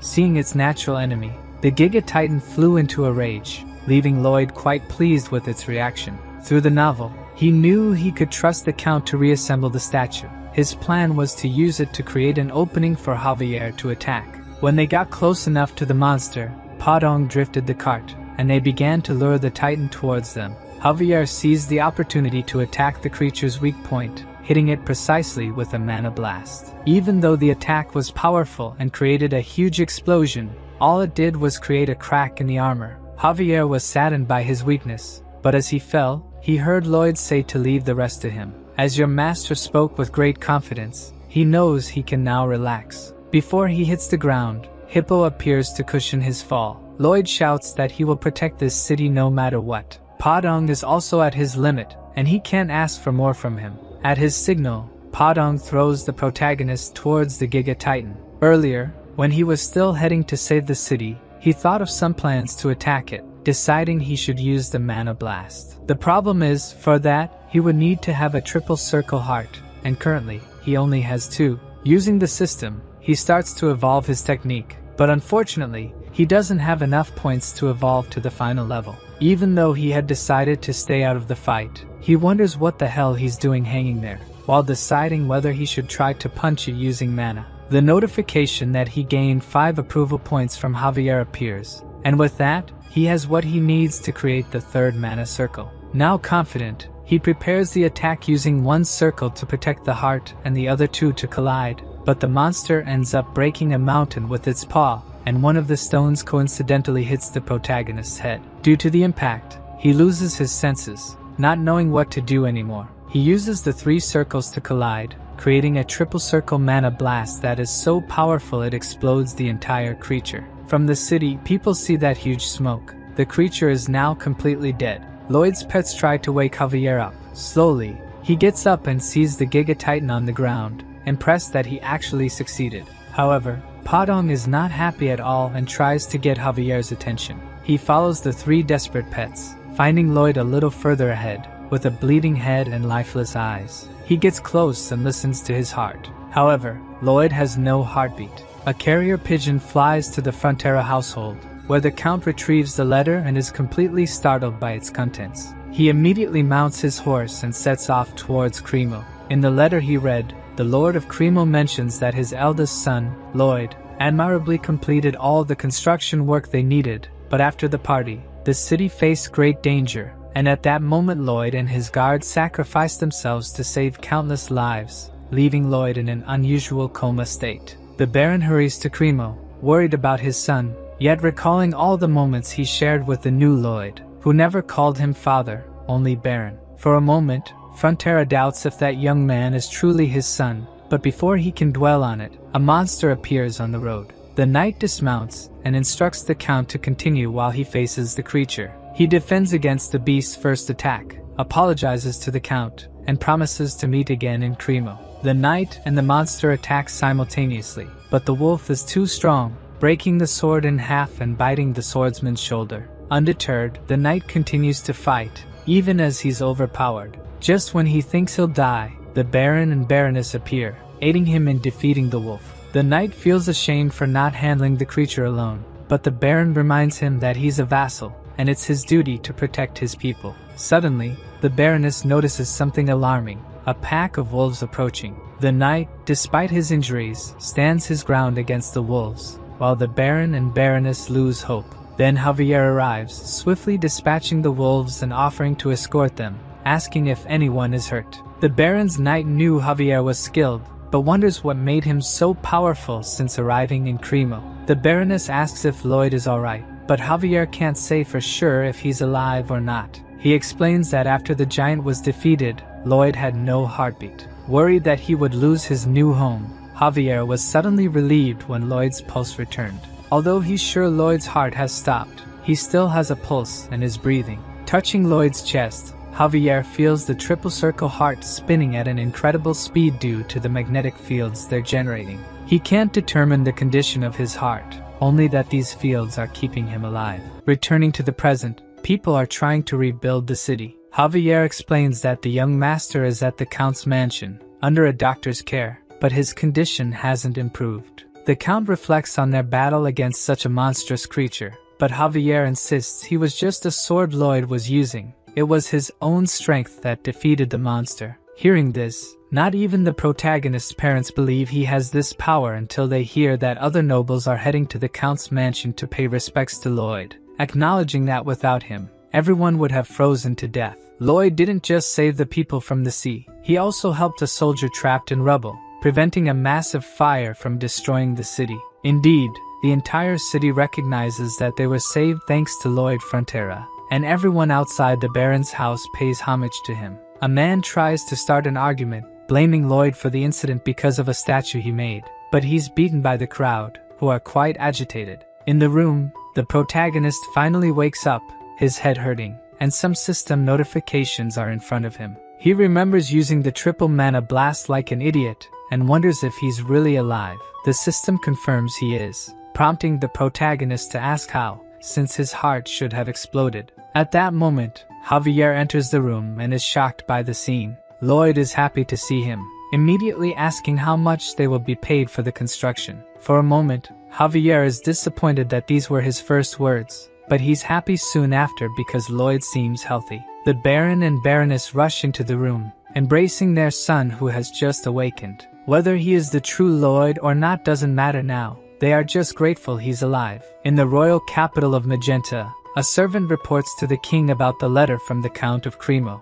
The king is intrigued that such a man exists in his kingdom, and instructs his subordinate to send a message to Baron Frontera to bring his son and guard. The Royal Highness, Alicia, declares that she will meet this man and evaluate him herself. Returning to Cremo, the system states that your great courage, wisdom, and self-sacrifice are spreading throughout the kingdom. Thanks to having taken your social position, he gained 1,500 RP. Additionally, he also obtained a mana heart, which explains why he has so much energy even though he's been in a coma for a month. Now that he has become the owner of a mana heart, digging will be much easier. The system questions if that's the only way he can think of using it, but the protagonist wonders if he's underestimating the world's builders. Since his mana heart emerged abnormally, it has unique properties. He gained the ability of neutralized shock, which literally means he can use the triple core explosion whenever he wants. Now the work in the mine will be much faster. The protagonist explains that the mana heart needs to be protected from the impacts caused by blessed mana. It acts practically like an ammunition depot, which is why he must protect the mana heart using one of the circles. But at that moment, he didn't have a mana heart, so he was able to survive the shock caused by the explosion. Who would have thought that neglecting mana heart training would end up being beneficial? At that moment, the Lord enters the carriage, saying they must leave immediately. As he watches the Lord go to sit down, the protagonist gives a look as if planning something. The carriage continues through the city streets, and looking out the window, Lloyd wonders how much it will cost to repair the buildings and streets. The Lord says it's hard to say, but it will probably take a month of the city's budget production. Upon hearing this, the protagonist plays his card and says that if the Giga Titan had not been defeated, it would probably take half a year of production to repair everything. Realizing what's happening, the Lord immediately asks what he means by that. Lloyd says that what he's gaining compared to what they'll save in construction is a small portion. He continues using his manipulation game and mentions that he heard from some attendants that the Lord would financially compensate anyone who worked for the city's public interest. Realizing he has no choice, the Lord increases the amount he will receive by 1.5 times. The atmosphere in the carriage remains heavy. The protagonist says he wasn't asking for money, but he finally realizes that for the Lord, the lives of his civilians are worth 1.5 times the commission of his construction. Due to emotional blackmail, the Baron doubles the commission. Lloyd remains silent with a cold expression on his face, causing the Baron to increase the proposal to triple. At that moment, we see in the window's reflection the monstrous expression the protagonist is making. The Baron realizes he has just been extorted, while the MC extends his hand to him. Now with a completely friendly atmosphere, he appreciates his generosity, and says he will make good use of the special compensation. The Lord shakes his hand, though he finds it very strange since he was definitely just extorted. Still, he can't bring himself to hate him. The Count's carriage passes through the crowd, who are shouting incessantly that Master Lloyd has arrived. For someone who is a complete nobody in Korea, this is a lot of pressure. The Lord says they have prepared a podium for him, using a voice amplification sphere. The protagonist thinks of giving a generic speech since he won't make money from it. So on stage, seeing the crowd shout his name, the only thing he can think of is making money from each of those people. Instead of giving a speech, he asks if the citizens have heard of Andal coding. Realizing they haven't, he begins to explain how Andal will change their lives. All the time they spend by the fireplace will be replaced with peaceful family time, greatly improving their quality of life. Anyone interested should visit Baron Frontier's mansion, located in the Frontier Barony. Instead of a speech about saving the city, he just sold his product. The Lord understands why he doesn't hate him. Someone so obsessed with every penny of profit that persists in their goals is someone you can't hate, but rather desire by your side. Returning home, or rather, his future golden goose, Lloyd thought that the oldest knight, Lord Byron, earned far too much compared to his level of skill, which barely reached intermediate. However, the man in front of him left him completely amazed. He neatly organized the ongoing mining plans, the list of names and details of land construction, and simply everything that needed management, even down to sales and profit. Startled, the protagonist asked if he had done all this while he was away. Byron replied that he had left it for him to take care of, so he was just doing his job. A worker arrived and reported that the interior of the Andal floor project was complete and awaited inspection. Outside, he meticulously observed every detail of the floor, praising the workers for this time there were no flaws. Lloyd was simply shocked looking at him. This man he thought useless was extremely capable. If he had been born in modern Korea, he would probably be a director of a major corporation. The large-scale contract was entirely handled by the Baron and Baroness. These two had a gift beyond being lords of a state, making the protagonist realize that your luck starts the moment you are born. Javier asked if they really needed such a large warehouse for coal, but the protagonist said yes, as it would continue to come in all the time. With what he earned from construction alone, he managed to pay off more than half of his debt, and thanks to foolish neighbors, he would continue to pay without problems, leaving him truly glad that his retirement of fun and joy was almost here. Seeing the disdainful expression on his master's face, the only thing Javier thought about was punching him several times. But before he could do that, they both heard a trumpet, and the worst part was that neither of them knew what it meant. When they looked, a man on horseback holding the royal flag approached. The protagonist was angry at this ridiculous display and wanted to get straight to the point, feeling a terrible foreboding that this meant trouble. The man began to read the king's letter. Due to what he had done in the city of Cremo, his efforts to protect the nobles and civilians had been noted, and the king wished to meet with the two heroes who defeated the Giga Titan. His father was extremely happy, but Lloyd realized how problematic this situation was. If there was one thing he had learned in the army, it was never to stand out too much. Once, a superior found out he was a civil engineer and asked him to build a sauna. He studied like mad to create one, but that was also his worst mistake because it turned out too perfect, and then the superiors started making many requests of him. Upon hearing that they had to visit the Majesty, he knew he shouldn't have built that platform in the ocean. Inside the royal carriage, he felt completely hopeless. Javier said he looked like he was going to be executed, which was unexpected since his master would probably have said something like, "How much can I extract from Majesty?" This made him see a bit of color in the world again since he had read the novel and knew some things that would happen. If he could use all that to his advantage, he would surely get the most money possible from the Majesty. Arriving at the palace, Lloyd and Javier knelt before her. When they looked up, Lloyd almost had a heart attack because of her beauty. When the protagonist introduced himself, Majesty was surprised that he was Lloyd Frontera since he and his side had a much more noble aura. She also sensed a different mana flow coming from Javier, and he seemed worthy of being her fighting partner, as expected of one of the kingdom's two martial masters. She immediately discerned that Javier was special. It seemed awkward flattery wouldn't work on her. The queen appreciates the courage and altruism he demonstrated. However, she doesn't judge a man based on what others say, but rather on what she sees. As the protagonist already expected, she wants to test his abilities. The opportunity Lloyd was hoping for has arisen. If he does well, he'll secure a contract with the Majesty. So the queen asks which construction he thinks is most urgent in the royal capital. Even though the protagonist has just arrived, he obviously knows, having read the novel. The queen thinks that if he is truly capable, he will perceive it the moment he enters the royal palace. The most important construction at this moment is repairing this ruined palace. At least that's what she would like to hear. But Lloyd says that the most important construction now is a bridge over the Magenta River. The Queen looks at him with a displeased look. The protagonist knows this is not the answer she expected, but given his personality, the test won't end here. Queen Magenta is the one with great authority and absolute power, a tolerant, fair, impartial woman who listens to everyone regardless of their class or rank.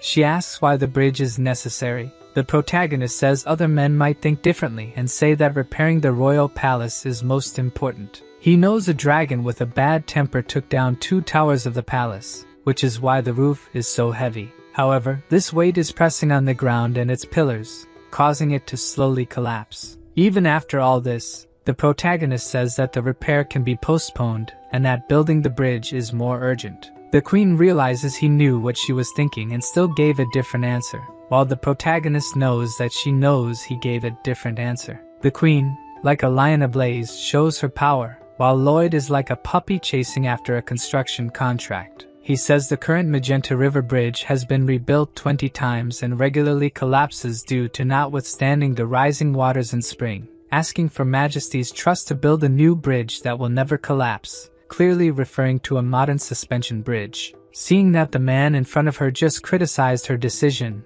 the Queen starts to like him and asks to hear more about this bridge. Majesty took the bait, and Lloyd lets out his demonic laugh. He knew from the start that the Queen despised sycophants and placed trust in those who were strong in their words. However, eventually, she will be betrayed by someone she trusts and will lose one of her arms, becoming the assassin tyrant. But that's a story 3 years in the future. The Queen asks what he will do if the bridge collapses. In his mind, Lloyd would pack his things and leave the country, but he ends up betting his head on it. In return, as long as his bridge stands, he would like to secure a position for his family. The redhead, who hadn't shown anything until now, gives a small smile and accepts the proposal to build a bridge. Lloyd reaches into his pocket and pulls out a contract. The Queen asks if he doesn't trust his words and is impressed that he prepared a contract in such a short time. Humbly, the protagonist says that this contract states if he doesn't build a bridge honestly, she can do whatever she wants with him, thinking of it as a loyalty contract from a humble man to Her Majesty. The Queen ends up signing the contract and finds it strange that she was led to do so, but she doesn't mind. As a gesture of gratitude, the protagonist raises his but while holding the contract. Walking through the palace following the butler, Lloyd twirls and shows off the contract he managed to get from the Queen. Javier asks him to be a bit more careful, since she could have taken his head if she wanted. The man next to the Queen says that he is quite intelligent. She really thinks he's more cunning than she imagined. When Kyler asks if she wasn't displeased since he knew from the start that he could defeat her, the Queen says no, as he seemed pathetic and adorable. A few days later, Lloyd prepares to leave with a large bag on his back. Javier asks if it's okay to go alone, but the protagonist says it's even better without him, since his presence alone attracts all the women in the region. Before heading to the royal city, his mother asked him to deliver a bag full of blankets and clothes to his younger brother, Julian. As he goes to him, the protagonist tries to remember what happens in the novel. At this point in the story, the Baron had already lost everything, and his younger brother was probably expelled from school and died wandering a back alley at night. Lloyd feels incredible for saving lives and sets out to find his brother, without even knowing what he looks like. Arriving at the Royal Academy, Lloyd looks at his brother with curiosity.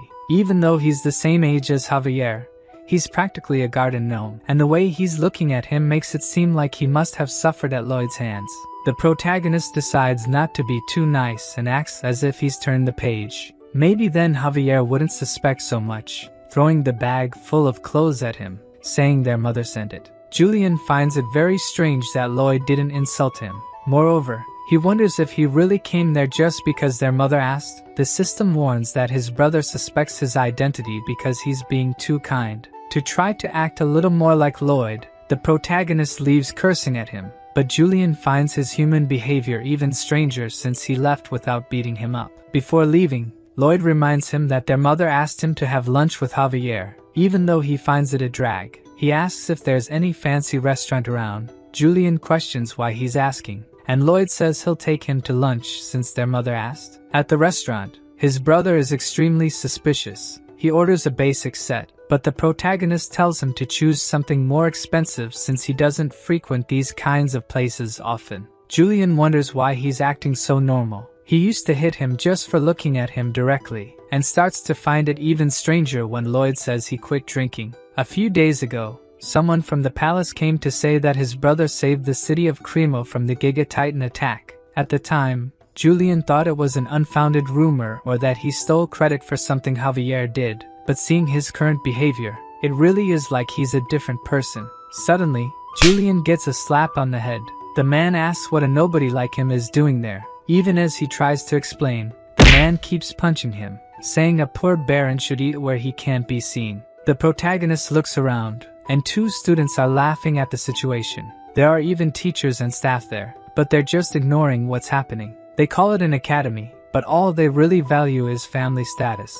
Lloyd wonders if he should intervene, but if he did, his brother's life would only get worse in there. Then suddenly, the student beating up his brother mentions that his family has the renowned Lacona painted fabric in their title. Immediately, Lloyd associates that this young man is the son of Viscount Lacona and again makes that demonic expression, probably planning something. Lloyd approaches and asks who his father is.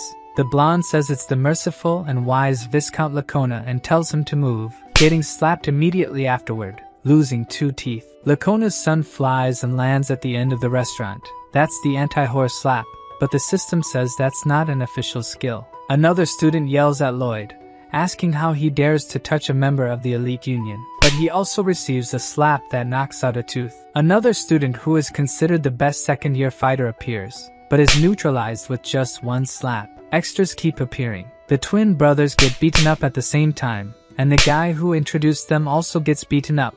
Even the 2 who were just laughing at the situation against Julian get beaten up.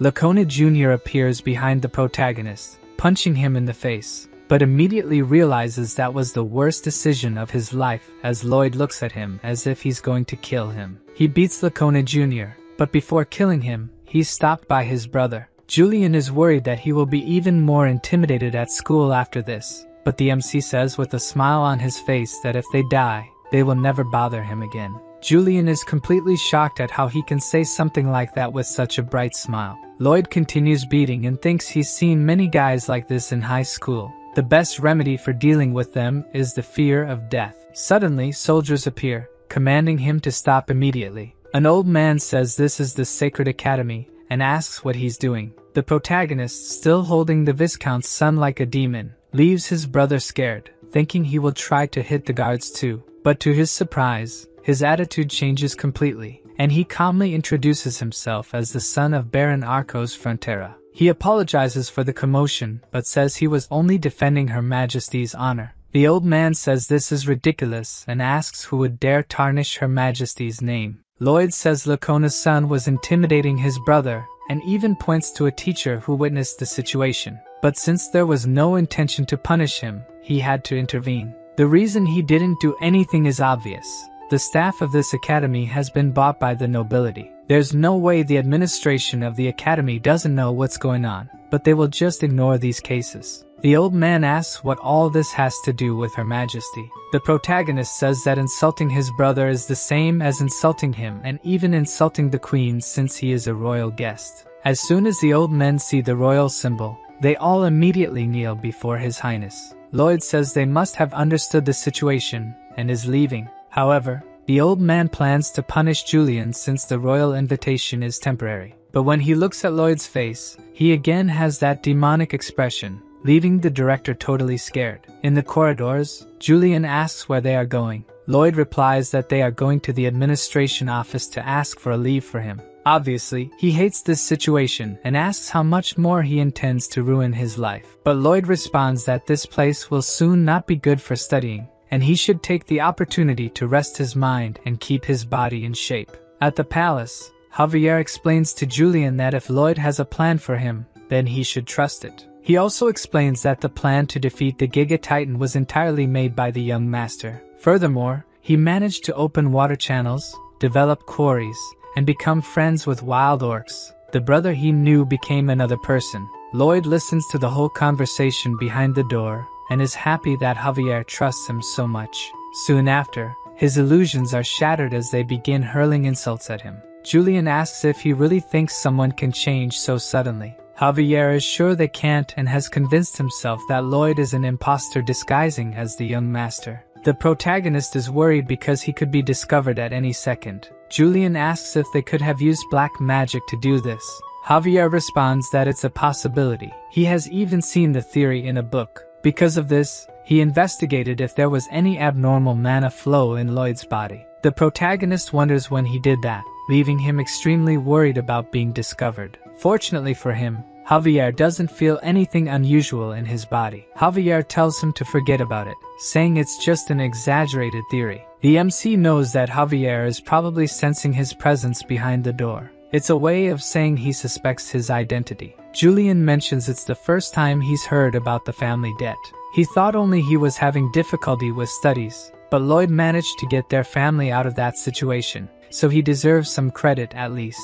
The protagonist, having just earned RP points from his brother, thinks that now Julian will be his golden goose. He enters the room calling Julian to join him. As he mentioned earlier, they will train his body with manual labor. Lloyd explains the first step in making bridge suspension cables. First, spread the clay and beat it until it becomes a 90 centimeters pizza. Then fill it with dirt and rocks and give it to the snake to eat. It will excrete the molten metal, and Podon will unite and wrap it. Then everything will be ready to make the cables. The MC hands him the shovel and says the tutorial is over. This task is crucial in construction, and if it's done wrong, the rest will be a mess. Julian asks why he's giving such an important task to him, but the reason is obvious. He's a Frontera, so he should be intelligent and responsible. Outside the palace, Lloyd knows that the modern bridge is a great idea, but even with all his knowledge, it would be impossible to make it perfectly. This means he'll need to borrow knowledge from this world. Before he can ask for anything, the master craftsman denies his request. Lloyd already knew this old man was stubborn and would only work on projects that caught his attention, so he had prepared to visit him, innocently showing the project of building a new bridge. As soon as the dwarf sees his project, he immediately tells him to wait. If he builds something like that without the exact rigidity, it will break. The MC says when the bridge collapses, everyone on it will die, and as he's decapitated, he'll scream that the culprit was the great Cortigus, who didn't help make the trusses. The dwarf asks if he's trying to threaten him, but Lloyd says it's just an appeal to the conscience of a great master. He ends up relenting and asks to see the drawings.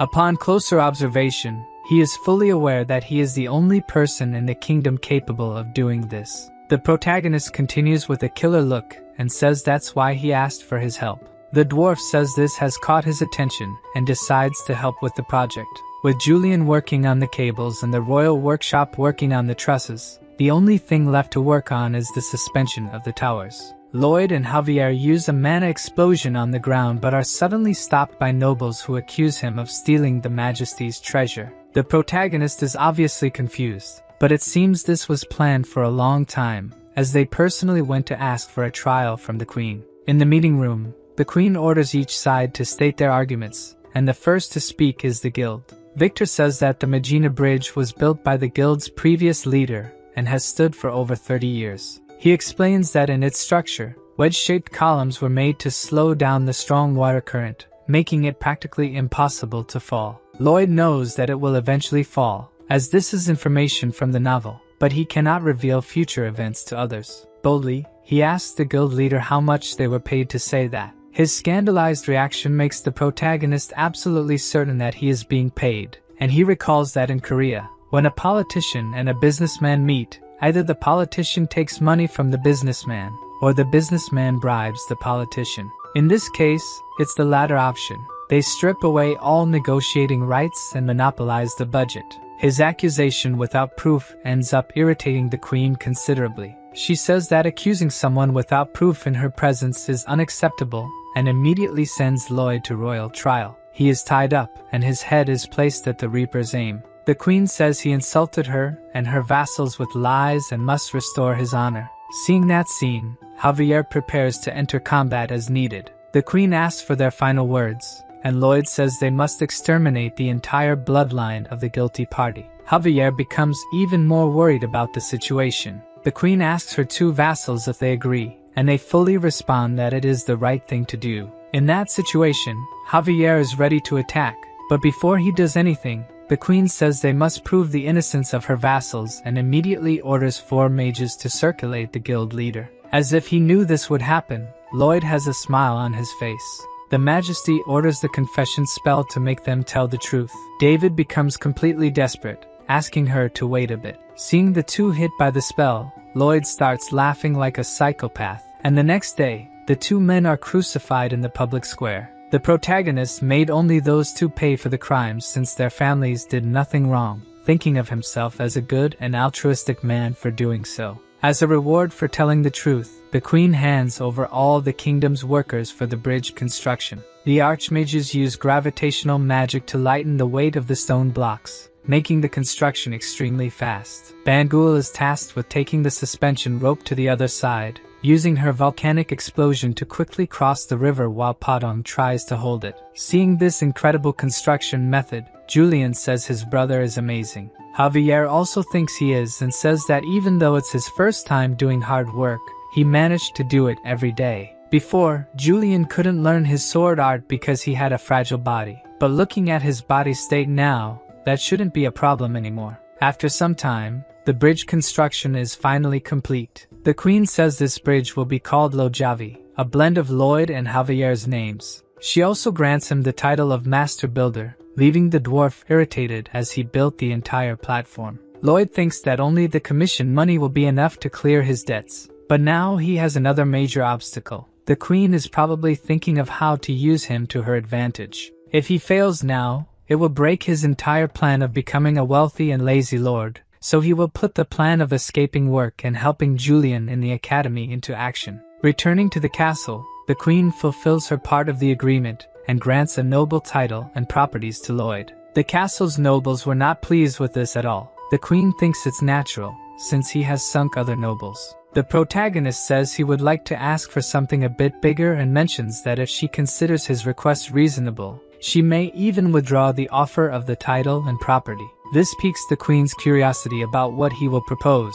Nevertheless, regardless of what the scoundrel asks for, her desire to keep him by her side will not change. The protagonist expresses a wish for a thorough cleaning of the Royal Academy, which is currently rife with corruption, inequality, and despicable behavior. Instead of studying, the students only use their status to harm those of lower rank. The teachers and supervisors are aware of this but choose to ignore it, furthering the social barrier within the institution. Both the headmistress and the nobles present are incredulous at what he has just said. Javier presents the results of a 4-month investigation conducted by Lloyd, which identifies all the corrupt nobles and workers in the academy. Upon hearing this, the nobles claim he is spreading lies and that such things couldn't happen in the Royal Academy. However, this turns out to be signing their own death warrants, as the queen orders the use of truth-telling spells on them, adding more nobles to the public lynching. Inside the academy, the queen is cleaning house with her soldiers, intending to rid her land of all the filthy rats.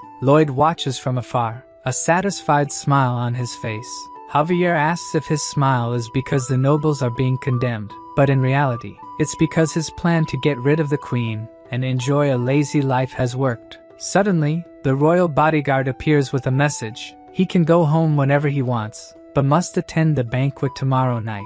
Furthermore, the queen found his plan to dodge work excellent and respects his desire to live as a slacker. Lloyd is a bit shocked to discover he has been in her palm all along. When he sees the swordsman leaving, he asks Javier if he couldn't sense him approaching. The obvious answer is no, since this man is a master swordsman. So let's go back to Lloyd's room. Julian asks if he hit Diego knowing this would happen. Basically, yes, as he already planned to investigate the academy after its construction and trusted the queen's confidence in him for it to work.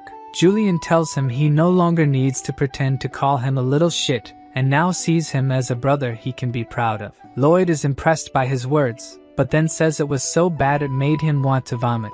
At night, the celebratory banquet finally begins. The protagonist tries to hide from the queen, but she finds him and insists he come closer. She remarks that hiding like this makes him look like a mole cricket, with Javier fully agreeing and stating he definitely looks like one. Lloyd is annoyed that Javier seems relieved, while the queen again orders him to come closer. The protagonist apologizes and approaches a bit, but the queen insists he come even closer, making Lloyd increasingly uncomfortable. She leans in and whispers that if he changes his mind, he can come see her anytime. This excites our mercenary. As much as lazing about is good, he now has a nest to return to whenever he needs money. As he eats, happy with the new development, he remembers that in 3 years, the queen will become a villain, causing his nest and properties to vanish. It's at this moment that Lloyd hears Kyle say the banquet will continue until sunrise, reminding the protagonist exactly what that phrase means. It's the secret code used by those planning to assassinate the Majesty. The problem is, this was supposed to happen in 3 years. And also, why is the secret code to assassinate the queen coming from the royal guard? A while later, she finds herself in her quarters. The queen looks tired and wonders if she drank too much,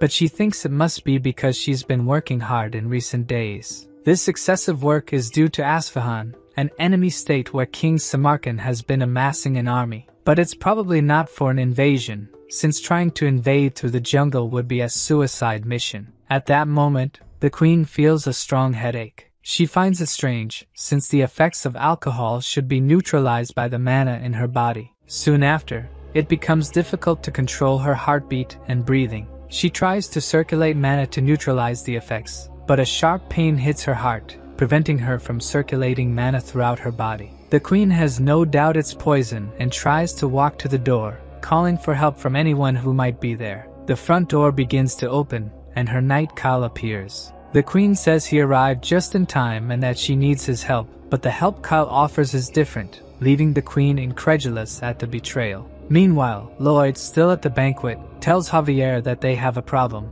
The swordsman simply starts following him without asking anything, surprising Lloyd that he doesn't inquire about what's happening. He asks if Javier can knock out a master swordsman. Javier knows he's not joking but asks for some sense, and says he'll try to stop him for a maximum of 3 minutes. Turning the corner, they come across a pile of bodies. Inside the room, Kyle does his best to kill the queen, but even poisoned, she manages to defend herself. She asks why he's doing this and receives a kick to the stomach.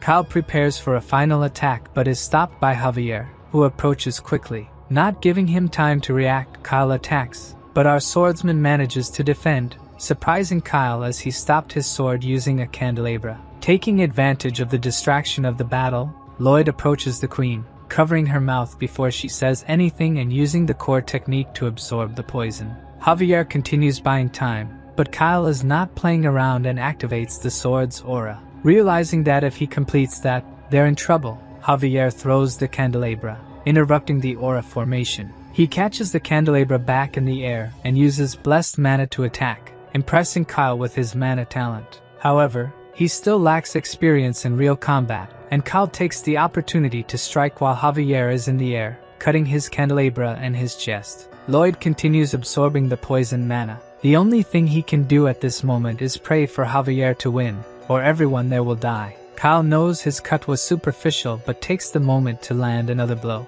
However, our lunatic swordsman isn't afraid of death and charges forward, dodging the strike at the last second. Javier shouts the name Padon, who tosses a sword towards him. With the blade in hand, he's perfectly ready to face a master swordsman. Javier uses blessed mana again, directing the explosion at Kyle. Kyler manages to defend but is thrown back by the impact, stunned and scared, wondering how Javier can wield the power of a cannon. Before he can think, another mana blast heads his way, but this time he manages to dodge. Javier decides to attack from all sides, dividing the blessed mana into multiple explosions, making a master swordsman run in fear. Meanwhile, Lloyd continues the process of absorbing the poison. The queen wonders how this is possible. He's only absorbing the mana contaminated by the poison. But before she can ask where he learned this ability, our protagonist tells her to shut up, angering Her Majesty as he just reprimanded her. But seeing Lloyd spit blood, she wonders if he's trying to sacrifice himself to save her. In the banquet hall, a huge explosion is seen as Kyle is thrown back,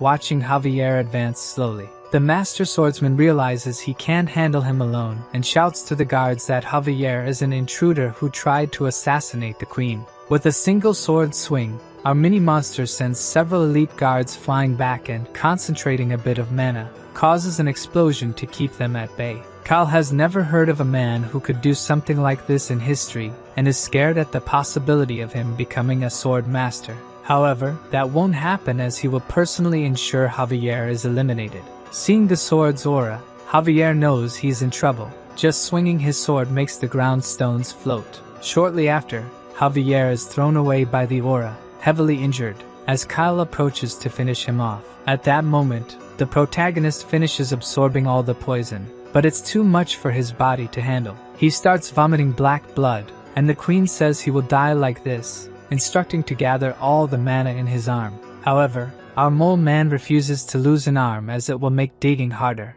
Lloyd grabs a butter knife and activates Mana Blast using all his mana, expelling the poison all at once. The explosion is so massive that it destroys part of the castle, leaving Kyle questioning where all this power came from. But before he can dwell on it too much, Javier rises, ready for the second round. He made a vow to Lloyd, and he needs to keep that vow alive. Before reaching the royal capital, Javier admits he was hopeless from start to finish. He was supposed to be Lloyd's guard, but he abandoned his duty and ran to the gigantic titan. Because of this and his lack of strength, he no longer feels capable of fulfilling his duties as a knight. Lloyd tells him not to worry too much, as he'll deduct 6 months from his salary, leaving Javier impressed with his lack of shame. Perhaps this shamelessness of his master is rubbing off on the swordsman, as he tries to negotiate the salary deduction down to 3 months. He promises to become a sword master in a year, but the protagonist remarks that these are quite ambitious words for someone who couldn't keep the promise of losing 10 pounds.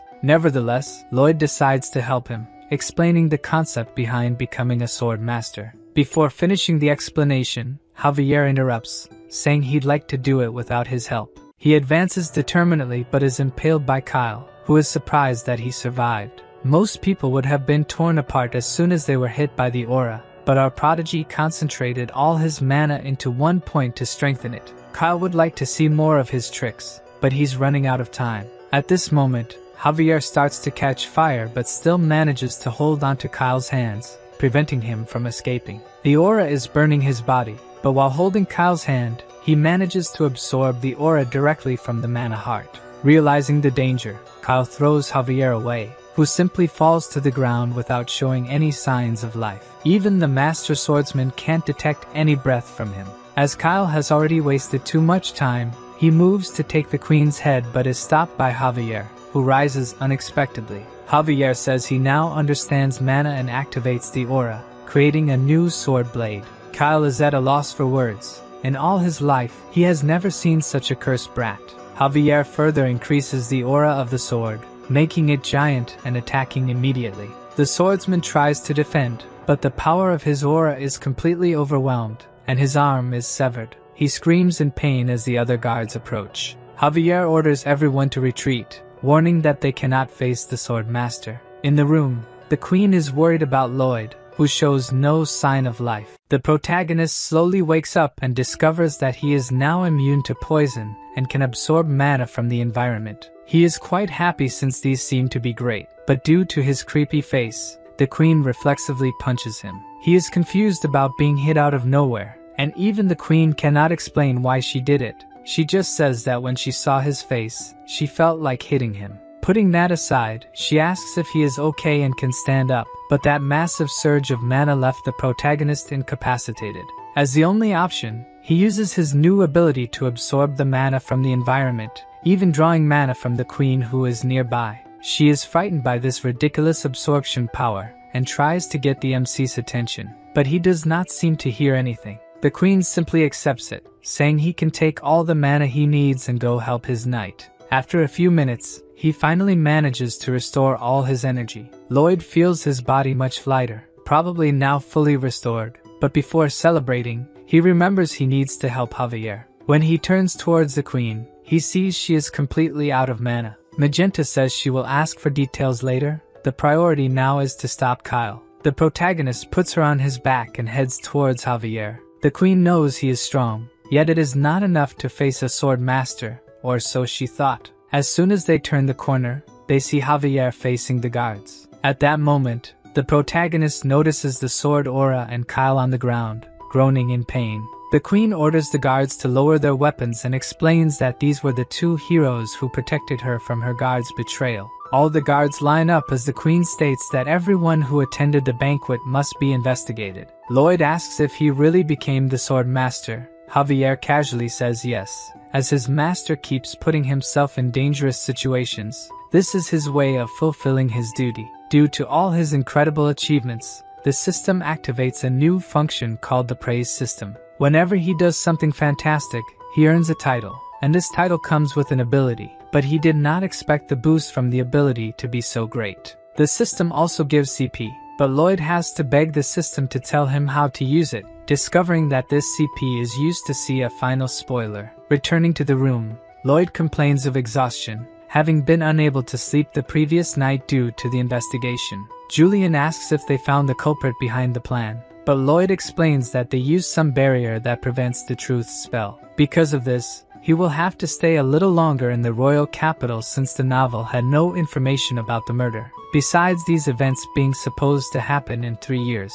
Julian asks if Javier is still under investigation, discovering that the queen summoned him separately since he became a sword master. Julian didn't know Javier had evolved and is extremely surprised, but Lloyd explains that this is just common thinking, as he was the one who defeated Lord Kyle. At that moment, we see Her Majesty thanking our swordsman for his deeds, offering him a position as a royal knight, since a vacancy has opened up. Julian is worried that Javier might leave them, but Lloyd warns that he really doesn't know the swordsman from the Frontera's family. Javier explains that he is a knight of Baron Frontera and wishes to continue by Lloyd's side. The queen states that this is not a request but an order. Refusing an order from the queen is equivalent to treason. Our honorable knight only asks for permission to send a farewell letter to his baron, making the queen realize that he would rather die than serve her. Understanding that she won't be able to have Javier by her side, she allows him to remain a knight of the Fronteras. Javier thanks her for her mercy and heads towards the exit. He meets Julian,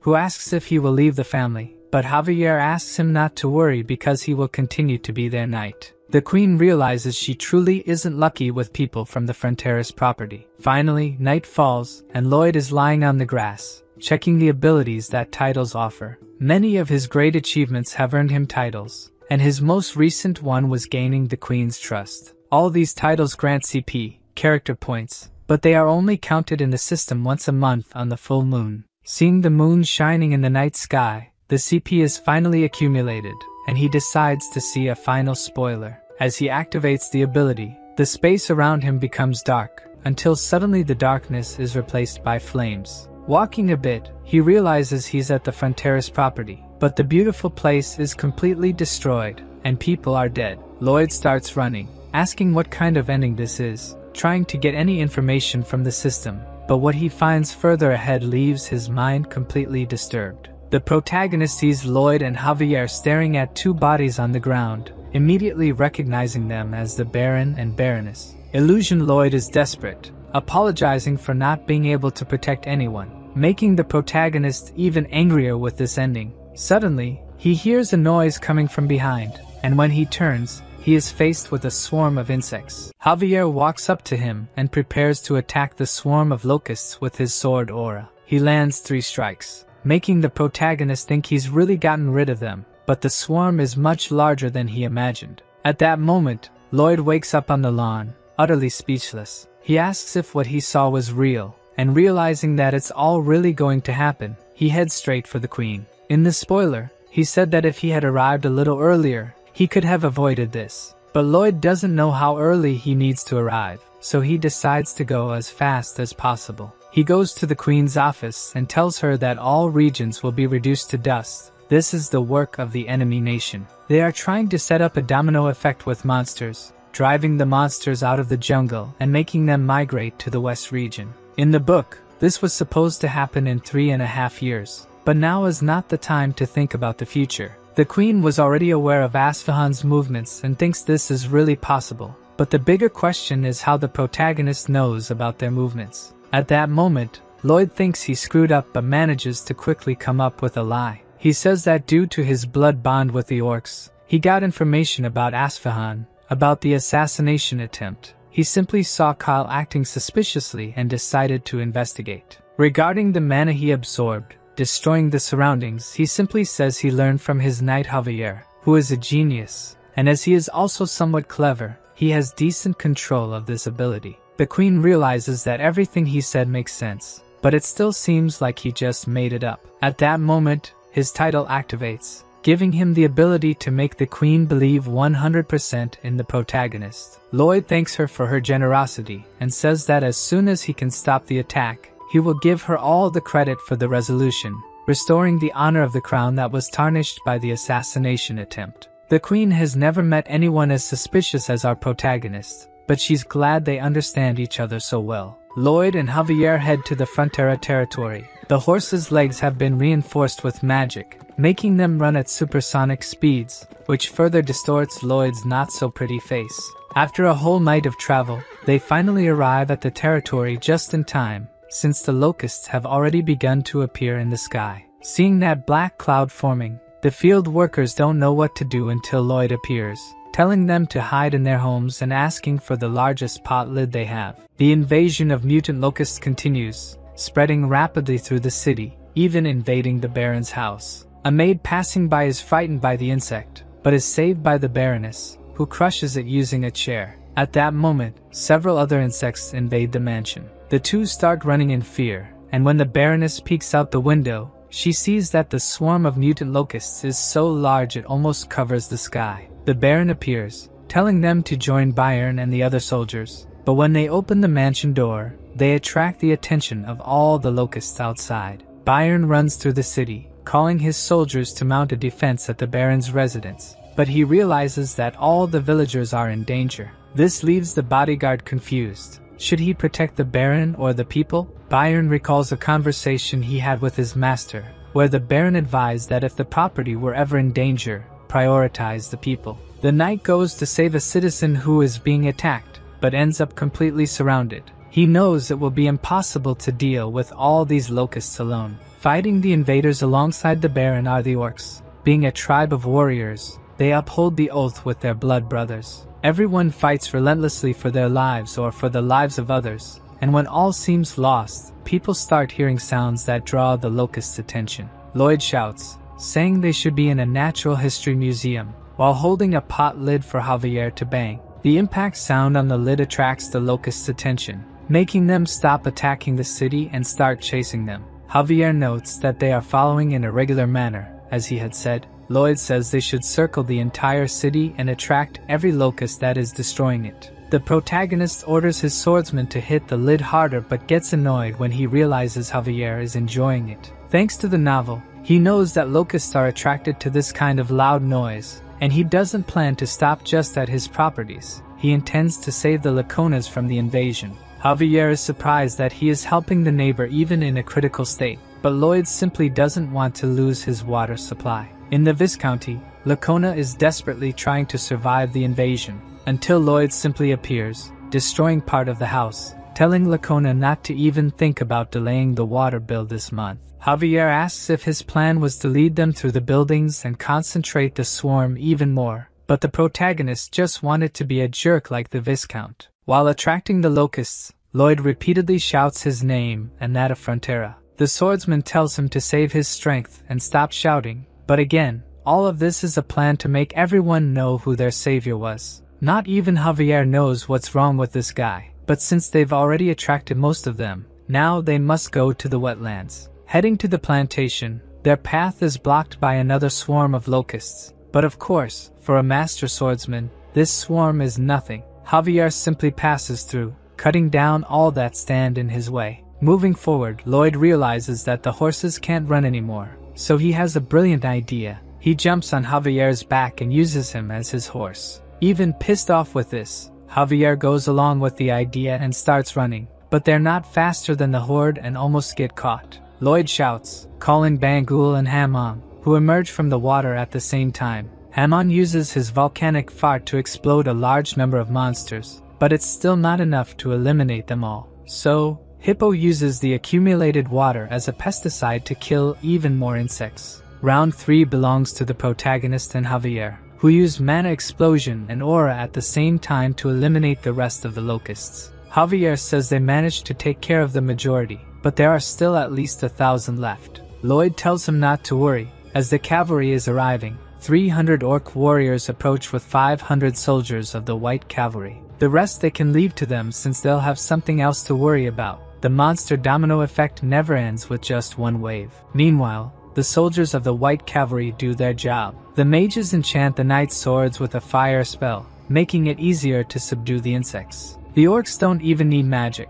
With just a stake, they can impale 3 at once. As they are crazy about protein, they roast the insects and eat them right away, saying they found a strong protein source. The maid, saved by the orc earlier, hands him a gratitude flower, leaving the warrior quite happy. The baron and the baroness rush to their son, worried he might have been hurt somewhere, and embrace him, asking why he likes saving people so much. In fact, the protagonist only did it for his retirement. Everything was for his own benefit. Anyway, now he must prepare for the second wave. At night, the commander of the white cavalry appears and asks why Lloyd called him at this hour. First, he thanks him for helping exterminate the locusts, but the knight tells him not to say nonsensical things. Anyone can see they were just responsible for cleanup. Valalardi says he is a brilliant strategist, even being an engineer. Nonetheless, his pride is hurt. He sent the mages back and asked the cavalry to stay. The greatest pride for a knight is to fight and die for the queen's honor, so he didn't like Lloyd preventing that. In the novel,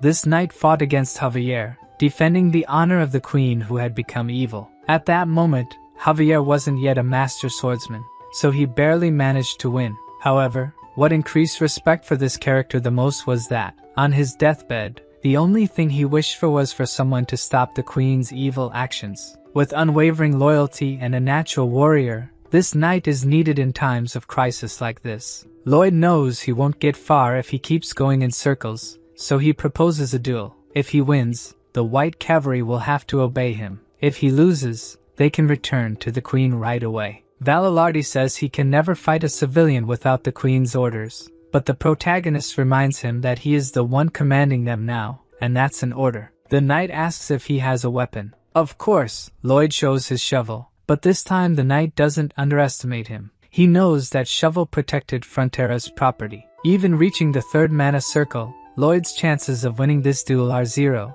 but as always, he has a strategy to win. The knight says their levels are very different, so if he dodges any attack, he'll be the duel's loser. As soon as he finishes speaking, the protagonist prepares an attack. He uses Mana Blast with all his mana, causing the knight to dodge. The attack only stops when it hits a mountain, creating a huge hole in it. Lloyd falls to the ground with no energy left in his body, but still has enough energy to smirk wickedly with the easy victory. With that, the 500 strongest in the kingdom will become employees in the Frontera barony. Of course, the knights wouldn't be happy about it, but their leader says there's nothing they can do since he lost the duel. At the top of a mountain, Javier asks if this will really work. Lloyd says it was tested by the orcs, so it's a method with 100% effectiveness, showing a large sculpture being made on the mountain walls. After a few days, the second attack finally begins. The villagers hide in their homes. The entire Frontera property was drowning in terror. At the same time,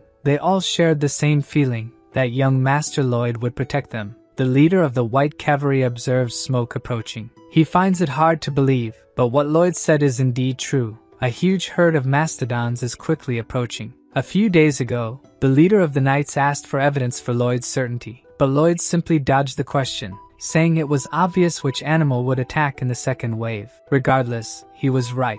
Without a doubt, it's time to fight.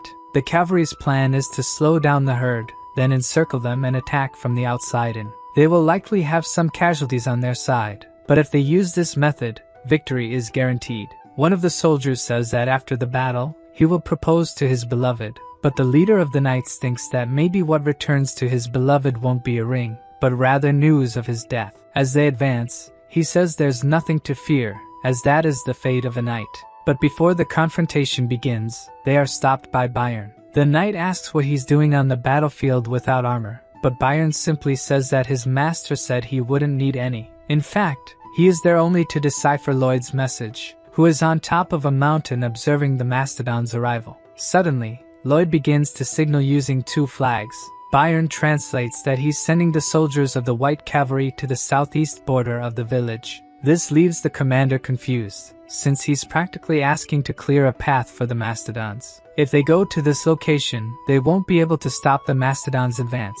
But Lloyd signals that if he keeps arguing, he'll report him to Her Majesty. The knight asks how he's saying all this just by waving flags, and he'd also like to understand what he's planning, since it goes completely against all common sense. Lloyd warns that the mastodons have arrived, and with that, the first phase of the plan begins. As the herd encounters the monster sculpture, they automatically stop running and start dropping to the ground. This extreme fear reaction is because that creature is their natural enemy. The second phase of the plan is to have the troops march forward, making a lot of noise, movement, and kicking up as much dust as possible. The mastodons, already scared by the appearance of a natural enemy, think another one is approaching and start fleeing, successfully completing the plan to move the herd. They start heading towards the hole that the protagonist had the knights dig. They all fall into the trap, and at that moment, Hippo appears pouring water on all of them, leading that gigantic herd away. Lloyd throws down the 2 flags he was holding and is pleased with his flawless performance. The knight is impressed that they managed to win without even fighting. Lloyd says that there is plenty of food down there, so there's no reason for them to return to a place with their natural enemy. Normally, after a battle, at least 5 men don't return home. They are tasked with delivering this news to their families, and even though they tell themselves that dying in battle is honorable, they know there is no honor or bravery in death. Deep down in their hearts, they all know that the only thing left behind are hellish days for those who remain. However, now, their soldiers celebrate a complete victory. They hope to be invited to their comrade's wedding, while their leader is happy that they had no casualties. Lloyd says that they will probably still have to deal with dozens of hordes like this one, but executing a large-scale plan every time something like this happens will cost too much. Lloyd would like his swordsman to try to guess what he's thinking now. Javier has spent a lot of time with him, so he will probably try to end the invasion using the least amount of resources possible. The captain of the White Cavalry appears, saying that the knights will help with his plan. What he saw today was a true victory, making him understand that he has been an incompetent leader until now. As a sign of respect, he kneels and asks for permission to learn from his wisdom, joined by all the other knights. This is perfect for our protagonist, who was already thinking of pleading for them to stay a little longer. Everyone heads to the meeting room. Lloyd reminds them that his father was firmly against the construction of the canal in Lake Kapua, saying that a legendary beast lurks in its depths. This time, the plan is precisely to awaken this legendary beast. Obviously, the Baron and the Baroness are against this idea, but the commander and Javier are in favor. The Baron questions how a bodyguard can accept this, but the truth is he knows he won't win this argument even if he tries, so, by democratic process, the construction in Lake Kapua will begin.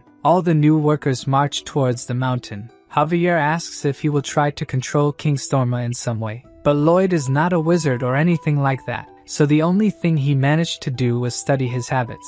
The only things he found out are that he's a beast as big as a mountain and that if his habitat is damaged, he will let out a roar before starting repairs. The protagonist's evil plan is to destroy a part of the lake every day so that his cries scare off the monsters coming from the eastern mountains. Javier thinks his master is a demon since he will torment a beast that was quiet, but questions what would happen if the plan went wrong and King Storm attacked. Lloyd says he would have to give his all to defeat him, and that he would be the one shouting day and night to scare off the monsters. Finally, Lloyd arrives at the lake. He uses his ability to analyze the terrain and figure out where to break to avoid causing a flood, but since only he can see the ability, to others, it looks like a lunatic waving his hands in the air. Meanwhile, at the bottom of the lake, the monster senses the presence of humans. Last time, he let it slide, but if they interrupt his rest again, he will kill them all. A few days later, while Lloyd walks through the village, he ends up seeing a very intriguing scene.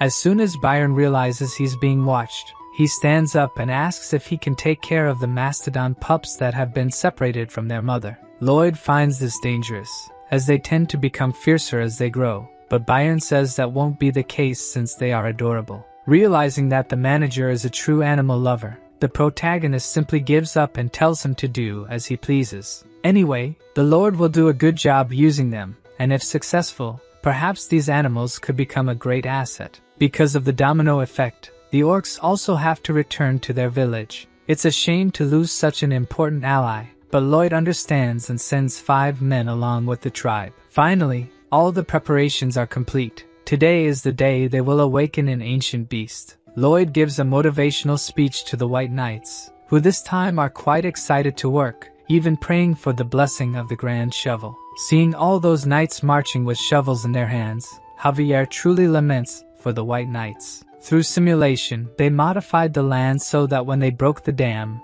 it wouldn't cause a flood. Using Javier's destructive power, he destroys part of the mountain with his mana blast, causing a great tremor. Lloyd tells everyone to duck because the thing is coming. The lake, which was calm, starts bubbling, and King Storma finally emerges from the depths. Everyone is impressed by his colossal size, but what truly emerges from the lake is a giant beaver. Lloyd is clearly disappointed, as he expected a scary mythological creature. However, somehow, he manages to understand everything King Storma is shouting, probably because he's like his other summons. Anyway, that doesn't matter since he's a beaver. His attention is focused on repairing the dam, but what Lloyd didn't count on is that he can smell the metal and knows exactly where they are hiding. Storma realized they were purposefully damaging his dam, and is going to eliminate them right away. At that moment, the protagonist knows he screwed up. He didn't expect this creature to be so intelligent. The commander asks what they should do now,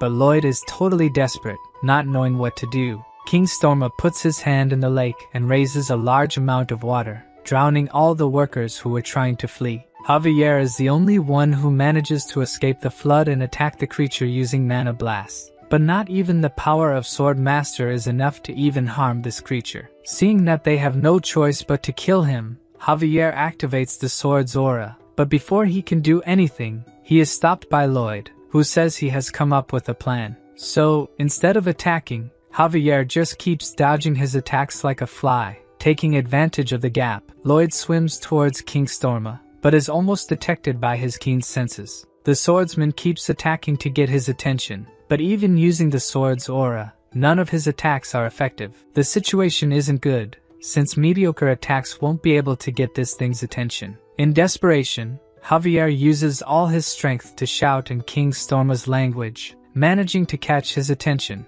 but he gets confused for being called mommy since he's a male. Javier starts shouting various things in his language, not knowing what he's saying, leaving King Storma sad because he's saying mean things.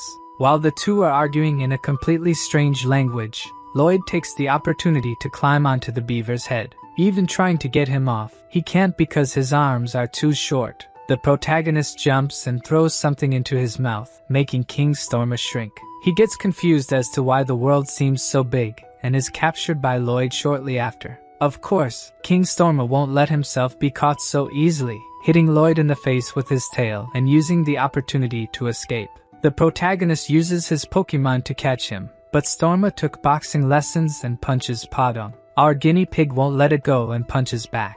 The two start fighting until Hippo takes the opportunity to hit him from behind, but Storma manages to dodge the sneak attack and flee. Lloyd quickly appears in his path, ordering the snake to catch him. King Storma is a beast born for unknown reasons even to himself, spent 500 years simply breathing and sleeping, but for the first time in his life, he witnessed the light. In short, the squirrel fell in love. Obviously, Lloyd notices this and asks if he's now willing to talk. Storma tries to pose as a gentleman, and says he will talk to him since he is a knight. Going to the Frontera mansion, the beaver asks what his request is. Lloyd just wishes for him to scream once in the morning and once at night. The 500-year-old squirrel is not a fool and says that if he's going to propose a deal, he has to give something in return. But the protagonist doesn't exactly know what to offer and says that if he does this, everyone will be happy, especially Bangul. Storma is totally in love and accepts the request right away, making the protagonist scoundrel want to use his passion repeatedly for slave labor. Bangul, even being of the opposite sex, has zero interest in him, so King Storma will be an eternal bachelor. At that moment, Lloyd remembers that he is also single. In fact, both of them are eternal singles. Storma, who was previously confused about what he was doing, ended up feeling the emotions Lloyd wanted to share. So Lloyd asks if he can call him by Byung from now on. At that moment, one of the workers arrives in the room, and Greg informs them that the orc tribe is being attacked by a group of megalania. Even though they are a tribe of warriors and all very strong, they are still not enough to penetrate the thick skin of these lizards. The leader is thrown far away with just one attack, yet he orders the other orcs to keep fighting. Lloyd orders the entire white cavalry to gather at the entrance of the village and tells Javier that they need to take advantage of this golden opportunity, turning the monster's domino effect against themselves. Storma eats a red grain, becoming gigantic and scaring the townspeople. Lloyd tells him to show his cool side and win Bangle's heart, while Javier is confused about what he's talking about. With just a few leaps, Storma quickly reaches the desert. The orcs continue to survive the lizard attack, but at this moment,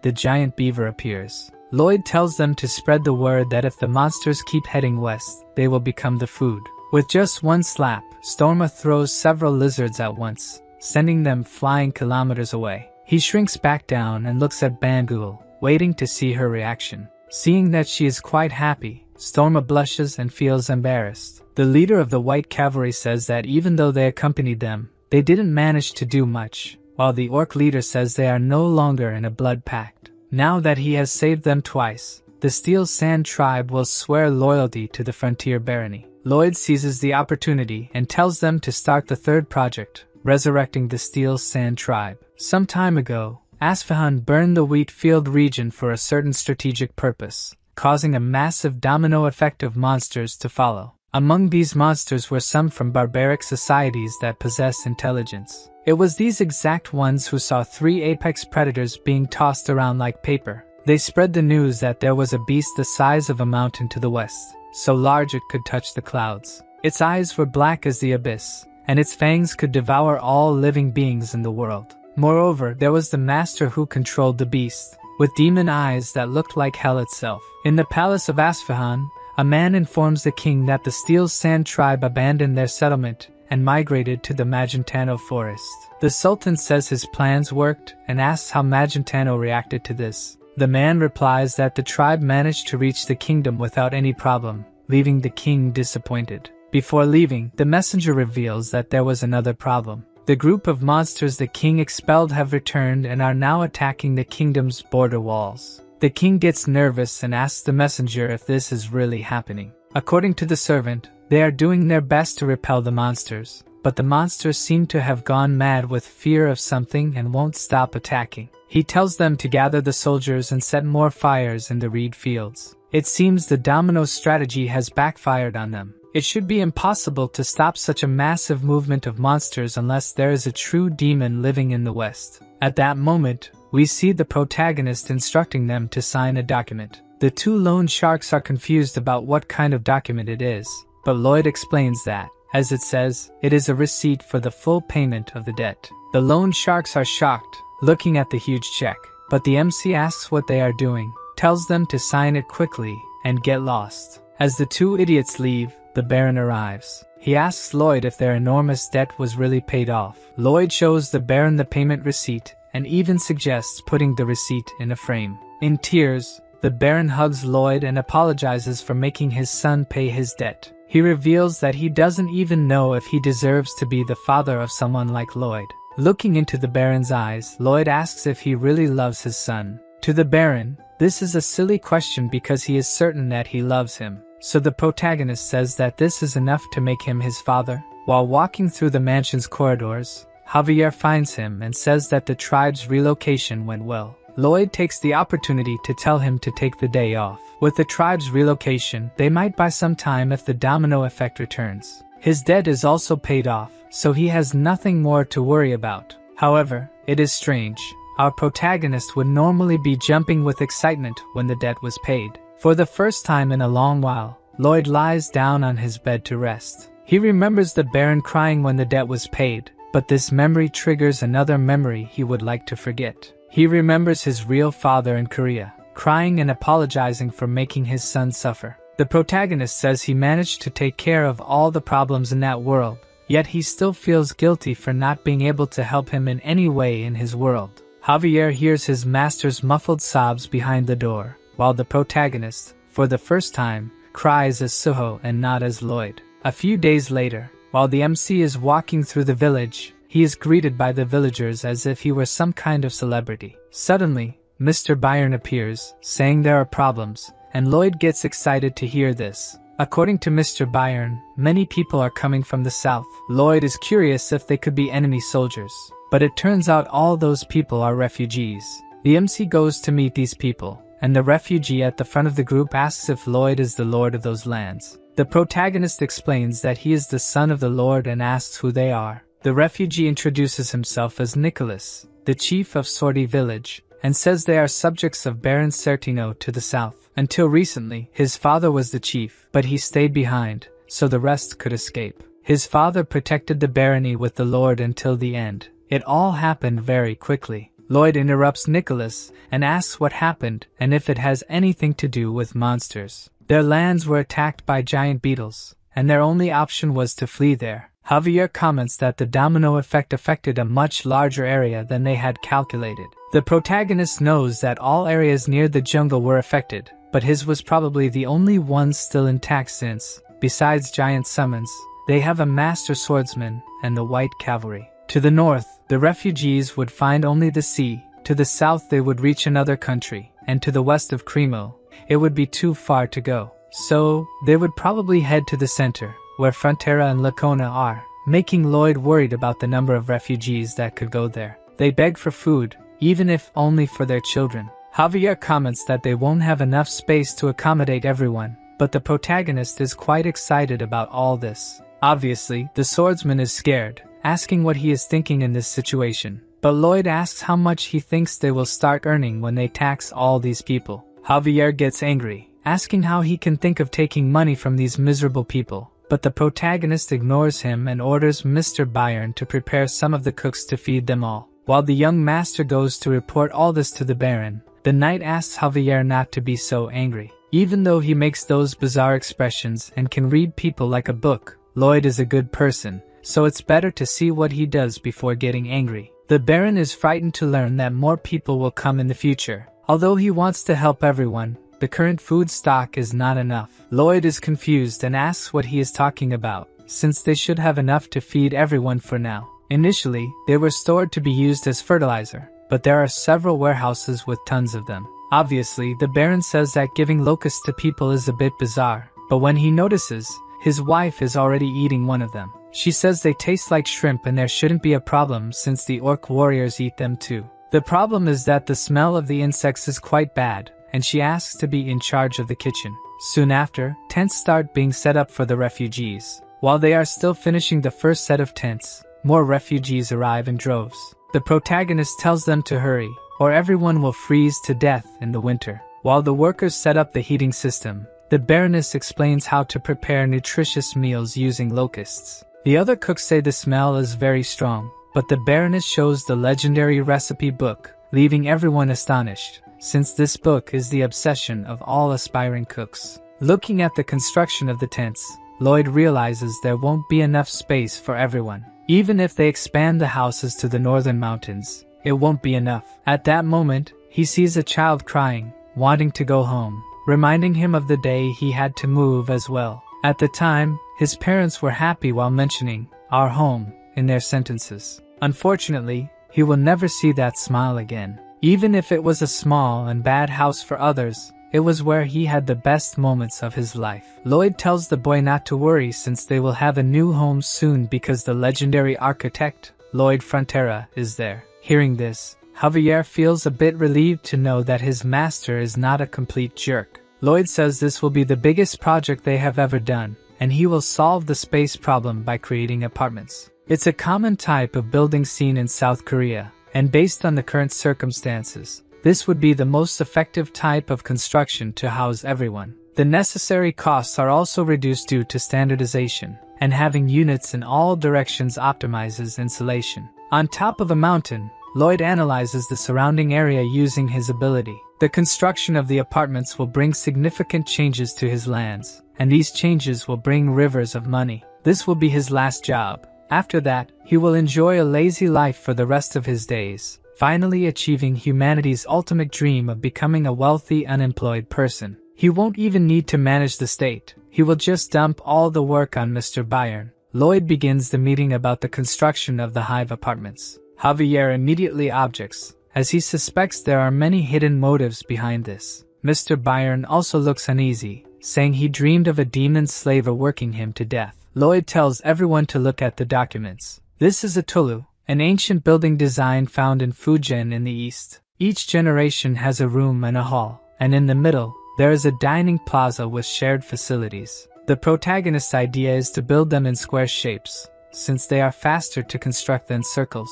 Another essential aspect of the construction is that it will become an impenetrable barrier, protecting the Frontera estate. Then the questions about the construction begin. Javier questions the necessary income to do this, but the protagonist ignores his question. However, when the Baron asks about the necessary funds, Lloyd responds extremely politely. After the questions, Lloyd jokes with Javier, who got angry during the meeting, but for a moment, he decides to be serious. Even our legendary engineer is scared. He doesn't know if he is really capable of doing such a project, but he can't show weakness to others and must always appear fully confident in what he is doing. The only person he can be truthful with is his bodyguard and friend. Javier gets upset, asking if he is just an emotional trash bin, and from the look on our protagonist's face, that's exactly what he's saying. The two then go to the Viscounty of Lacona. Diego, who was expelled from the Royal Academy, walks sadly through the corridors until he comes across the guy who beat him up. The young man,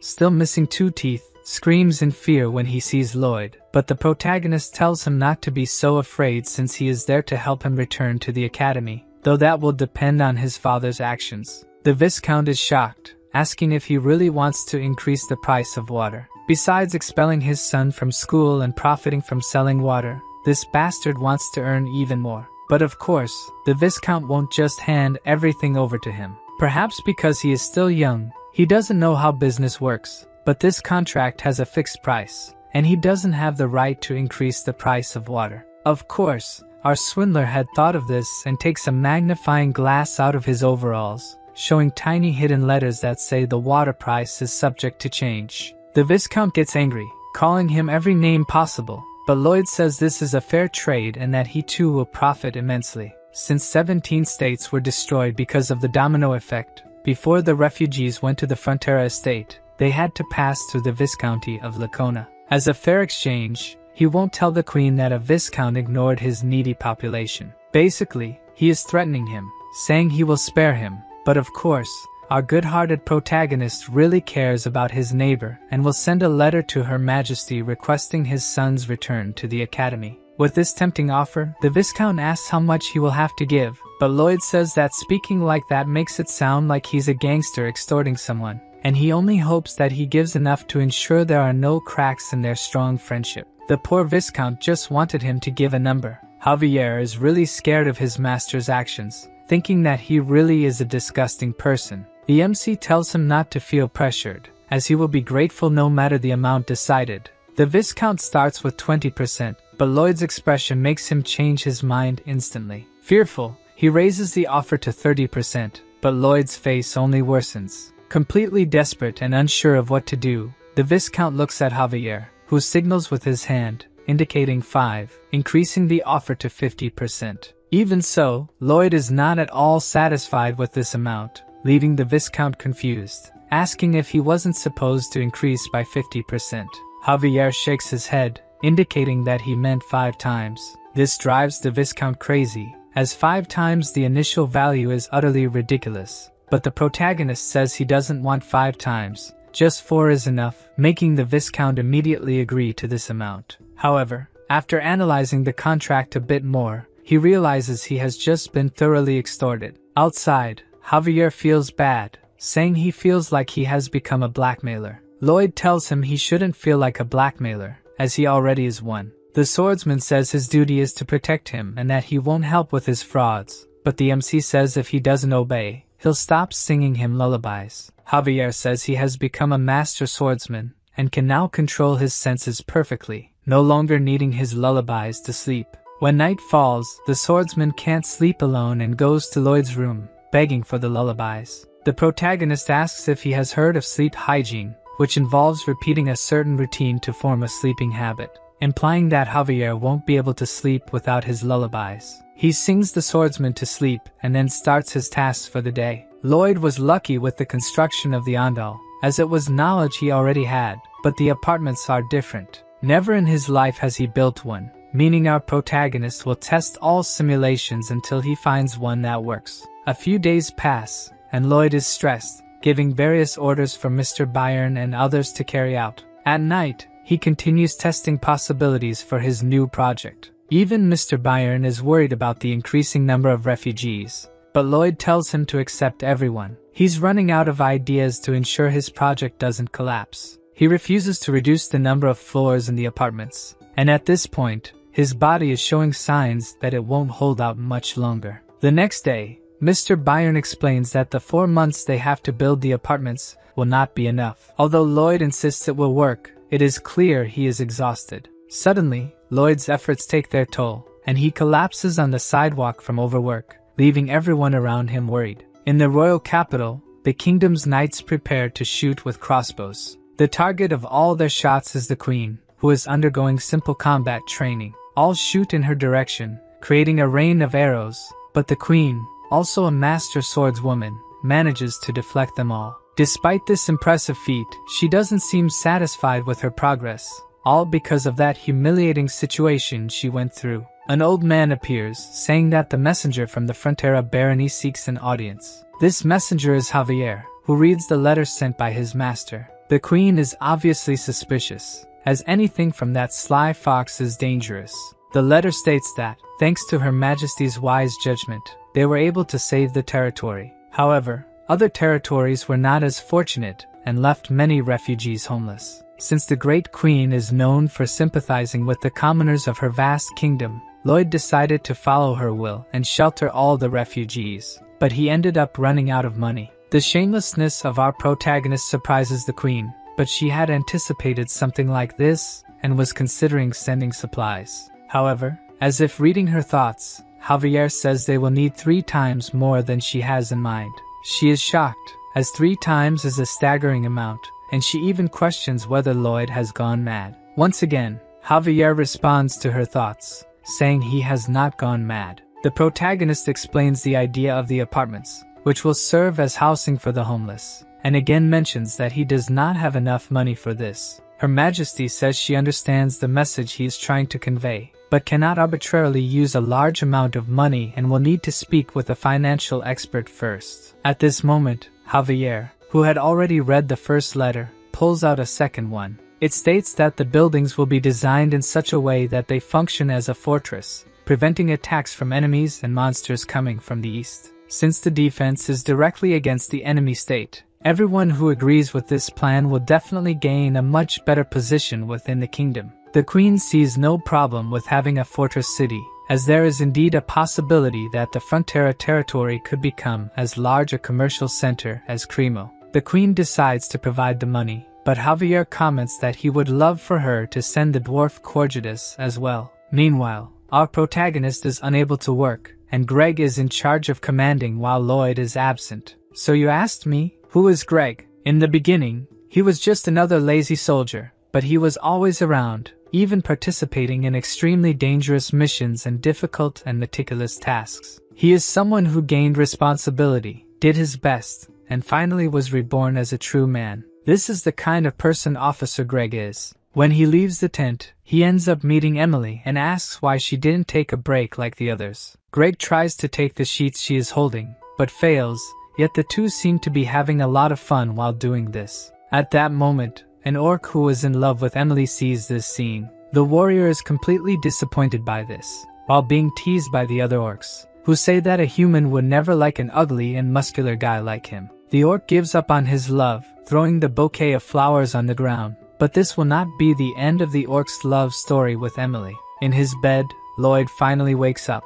Due to days of relentless work, he is quite exhausted, and to make his situation worse, payday is approaching. Byron comments that they can delay the payment a bit, but something like that is inadmissible to our protagonist. All those people worked so hard waiting for payday. He could never do something as terrible as delaying it. Lloyd says he would rather die than commit such cruelty, leaving Byron very worried and looking for a doctor. At this moment, our great swordsman returns with the money, making Lloyd resurrect from death like a greedy phoenix. After several days of hard work, the Honey Pot Apartment Complex 101 is 70% complete. They managed to create a large plane to build the buildings. The protagonist uses his ability to create holograms of the apartments, running various tests to see if they are truly stable. The first test is a landslide, then he creates a typhoon, and for the final test, Lloyd summons a meteor, leaving the system confused and asking what he is really testing there. The truth is that Lloyd did this purely for fun,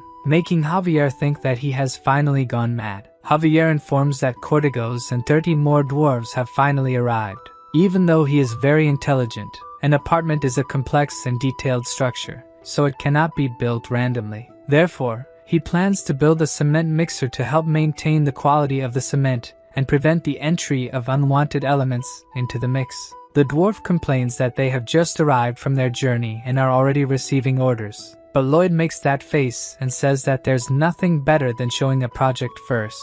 With the dwarves in charge of the construction, he and Javier need to use mana explosion to soften the ground, leaving Padong in charge of turning the cement mixer. The orcs are also involved, twisting several metal bars with their bare hands. Lloyd pours the cement into the molds, explaining to Mr. Byron how to avoid leaving air pockets in any corners. Everyone does their job, and in a short time, the first apartment is almost complete. From this point, Lloyd asks Mr. Byron to take over the project. Now that everyone is accustomed to the work, Lloyd needs to worry about other problems. The heating system works via a steam boiler. All that hot steam rises through pipes connected to the radiators in each apartment. However, there is a problem. The higher it goes, the more heat loss occurs in the system, leaving the top floor without heating. The protagonist spent the entire night studying how to solve this problem, but the only idea he had was to use a material found only in this world.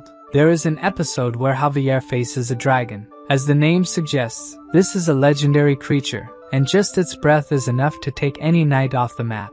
However, Javier withstood the breath head-on, thanks to armor with absolute fire resistance. It was created using the sap of the Alencia tree, simply the best thermal insulator in the world. Therefore, the two are on a mission to find this tree. The problem is that the tree is exactly where the elves live. As soon as he finds this out, Javier tries to escape this suicidal mission. The elves hate humans and are not a race that can be negotiated with, but regardless of this, he is unfortunately the escort knight and will have to accompany him. Javier asks how he plans to convince them, since no one has managed to contact them for over 500 years. But Lloyd's real intentions are to steal and leave quickly. Upon arriving in the forest inhabited by the elves, the place is teeming with life. The protagonist warns that they must now remain silent to avoid drawing attention. Javier, unable to hold back, sneezes, but the problem is that he does so like a Hollywood heartthrob, prompting Lloyd to ask why he sneezes that way.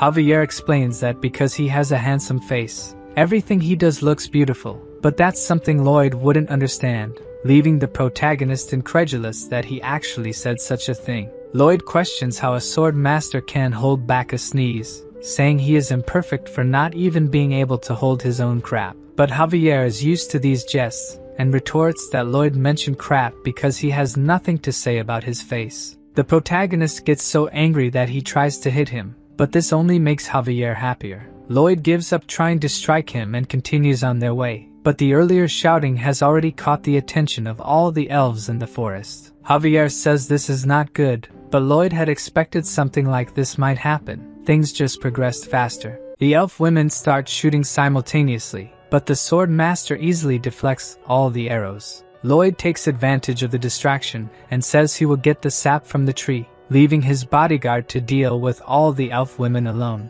Since the protagonist is just ugly, they decide to focus on the handsome man, using the leaves of the trees to move around. Javier realizes his master was right. The elf women love plants so much that they can harm them, so they developed a special way of stepping. To escape their arrows, they must use the plants they love so much against them. However, even using a tree as a shield, Javier still finds it difficult to dodge all the arrows and fleas, but he realizes they are intentionally leading him somewhere. Meanwhile, the protagonist finally finds the tree. Since all he needs is the sap from the root, Lloyd starts digging to avoid being noticed by any passing elf. Javier is led to the middle of a lake, with no trees to use for protection. The elves attack from all sides, but for a sword master like him, a rain of arrows is something easy to handle. Leaving the elf women with no options, they use their special weapon, Malika. An elf woman looking like a truck of pure muscle appears. Her bow is so large that it has to be planted in the ground to be used. The shot is so powerful that,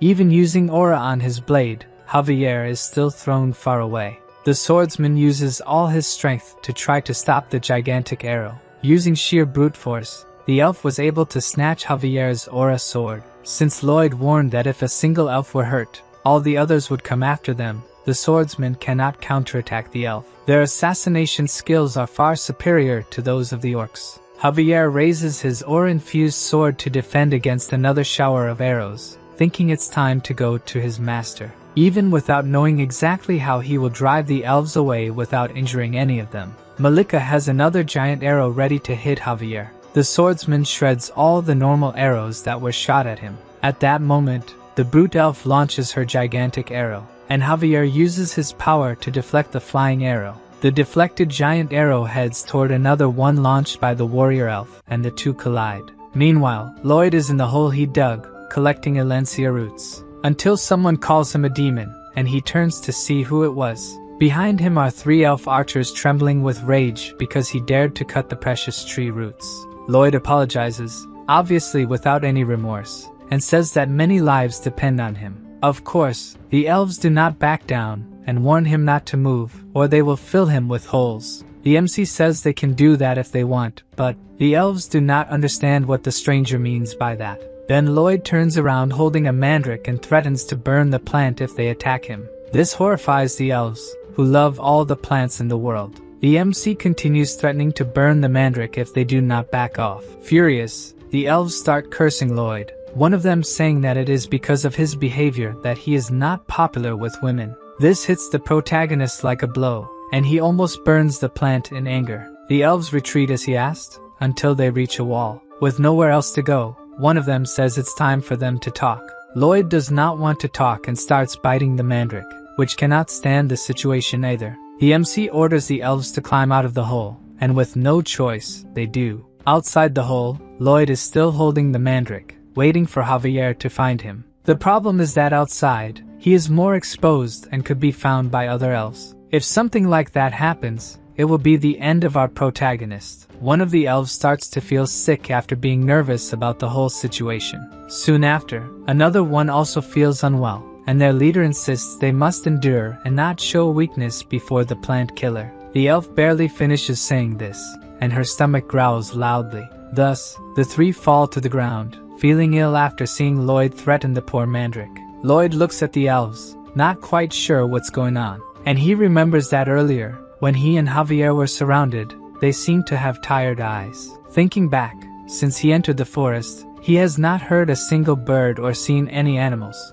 With the monster domino effect, they all move to the end of the mountain range, leaving the forest completely empty. Since the elves refuse to harm any plants, it means they only eat meat. In other words, these elves are starving since all this began. Back to Javier, the swordsman is exhausted from the battle, and on the elves' side, the same is happening. Both sides are exhausted. Javier finds it strange that they tired so quickly, given their skills. But thanks to this, he might be able to force his way through them. Even tired, the elf archer fires one more giant arrow at Javier. The warrior does not back down from the arrow, hoping his master is safe. Javier manages to get past the elf archer's encirclement. Their leader yells at her companions not to let him escape, but her subordinates are sprawled on the tree branches, too hungry to pursue. Except for Malika, who, even sharing her meat with her companions, still has the strength to chase Javier. She does not give up and continues shooting her huge arrows at the swordsman.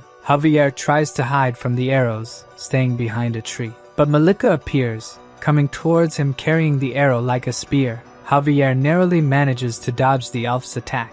While dodging successive attacks, he thinks only that he should be protecting his master. The other elves also launch arrows with their last strength to help their companion. Focused on escaping and getting to Lloyd, Javier manages to support himself on leaves, just as the elves do to evade them. Seeing this, the elves think he is a monster. This was a skill they took a century to learn. Using the skill, the swordsman manages to distance himself a bit from the arrows. But Malika is preparing a new attack, using 2 arrows at once. Javier's last jump propels him above the trees, and he can see the Alencia tree, where his master went. From above, Javier shouts for his master, hoping to be heard. On the ground, Lloyd is with the other elves having a kind of barbecue and turns when he hears Javier's voice. The swordsman finally found his master, and he is in a very different situation than he imagined. Lloyd asks what happened to him. By his appearance, it is as if he has been in a war. The MC turns to the elves, teaching them the ideal point to savor pork. He turns again to Javier and invites the swordsman to eat with them. Lloyd introduces Javier to the elves calmly,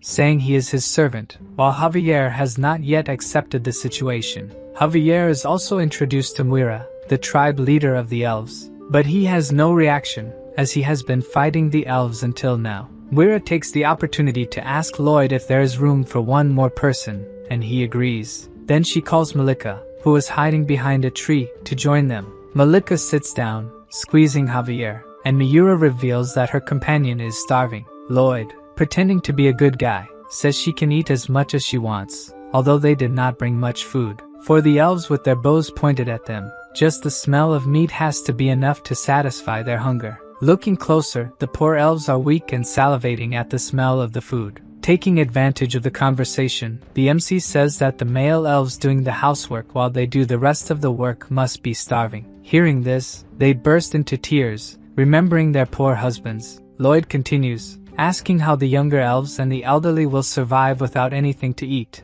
Miura says they will be the first to not withstand it, and will return to the great Mother Nature. Even Lloyd is crying, not out of sadness for their lives, obviously, and he proposes a deal to the elves. Miura, even though she is moved, tells Lloyd that elves do not make deals with humans. But to him, this is nonsense because they made a deal to save the mandrake, and they also accepted eating the meat he brought. The elf leader silently reflects on the deals she made without even realizing it. Lloyd reveals what he has to offer to the elves. First, the chance of survival. The leader does not understand what he means by that. Then, the MC explains that he is offering unlimited pork and charcoal to cook the meat. Of course, he does not mention that the charcoal is made from trees, as that would displease them. This time, the offer seems more attractive, but the leader still says nothing. Lloyd reminds her that the slices they are eating were dried by him, but with the deal, they could eat juicy pork. Finally, the leader opens her mouth and asks what he will want in return.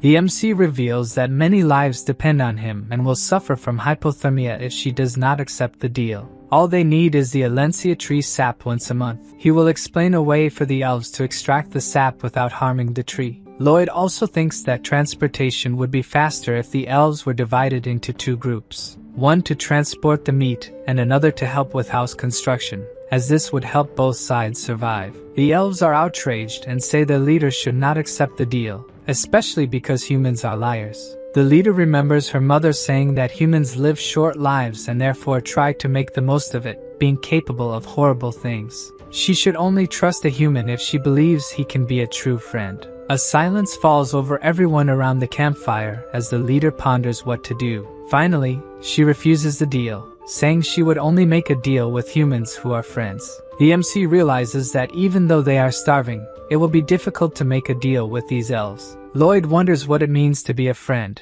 In his original world, he was always alone, dirty, ugly, and poor. When he joined the Traditional Architecture Research Club to learn something, they laughed at him behind his back.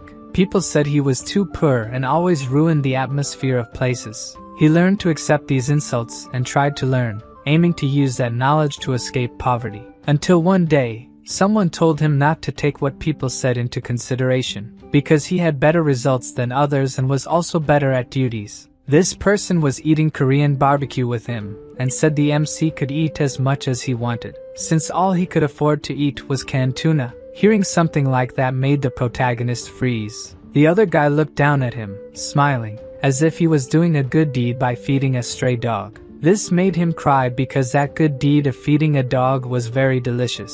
Lloyd did not mind that the guy thought he was superior and continued asking for more portions of meat. Thus, that guy became his best friend. Precisely because he has that kind of friend, he thinks nothing good comes from friendship. Lloyd takes out more meat from his backpack to offer to the elves. Their leader looks hypnotized by the meat, as if it had something special. After they savor a little more of this delicious feast, Miura accepts the deal with Lloyd in exchange for more meat, without even consulting the elders. After 500 years without contact with humans, the Everglow elves signed a contract with the Frontera barony. On the way back to the barony, Javier is annoyed, thinking that if everything was resolved just with stakes, he was not necessary on this trip. The people of the barony look at the passing elves, admiring Master Lloyd's ability to make deals with other races. The elf leader notices that everywhere there are things made of plants, which seems cruel to her. Lloyd, who is ahead of her, says that there are also tribes that abhor eating animals. There are many races and religions with different values. He says he believes in a world where people cooperate for mutual benefit, committing to some values. She understands what he means,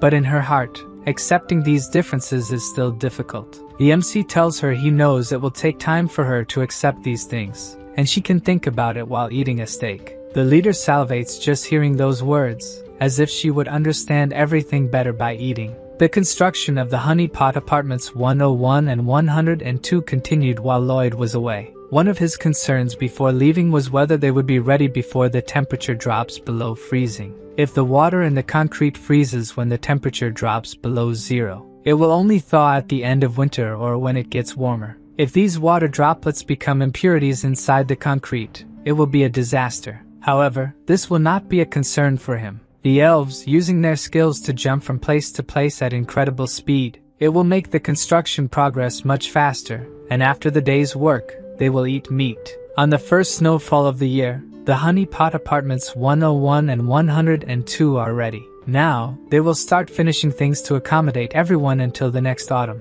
They will test using Alencia tree sap mixed with soybean oil to make thermal insulation. As soon as they finish insulating the pipes from the first to the 8th floor, Lloyd orders the boilers to be turned on to see if the insulation worked. As soon as they turn on the boilers, Lloyd and the others start sweating inside the apartments. The plan was a success. Leaving the apartments, Lloyd orders preparations for people to move into the place. Javier argues about the priority of the moves, but Lloyd wants people to move in as soon as possible since it has started to snow. The lack of attention he receives from his master makes Javier red with anger, as usual. The MC tells Byron that the priority for moving is families with children, then the elderly and the sick.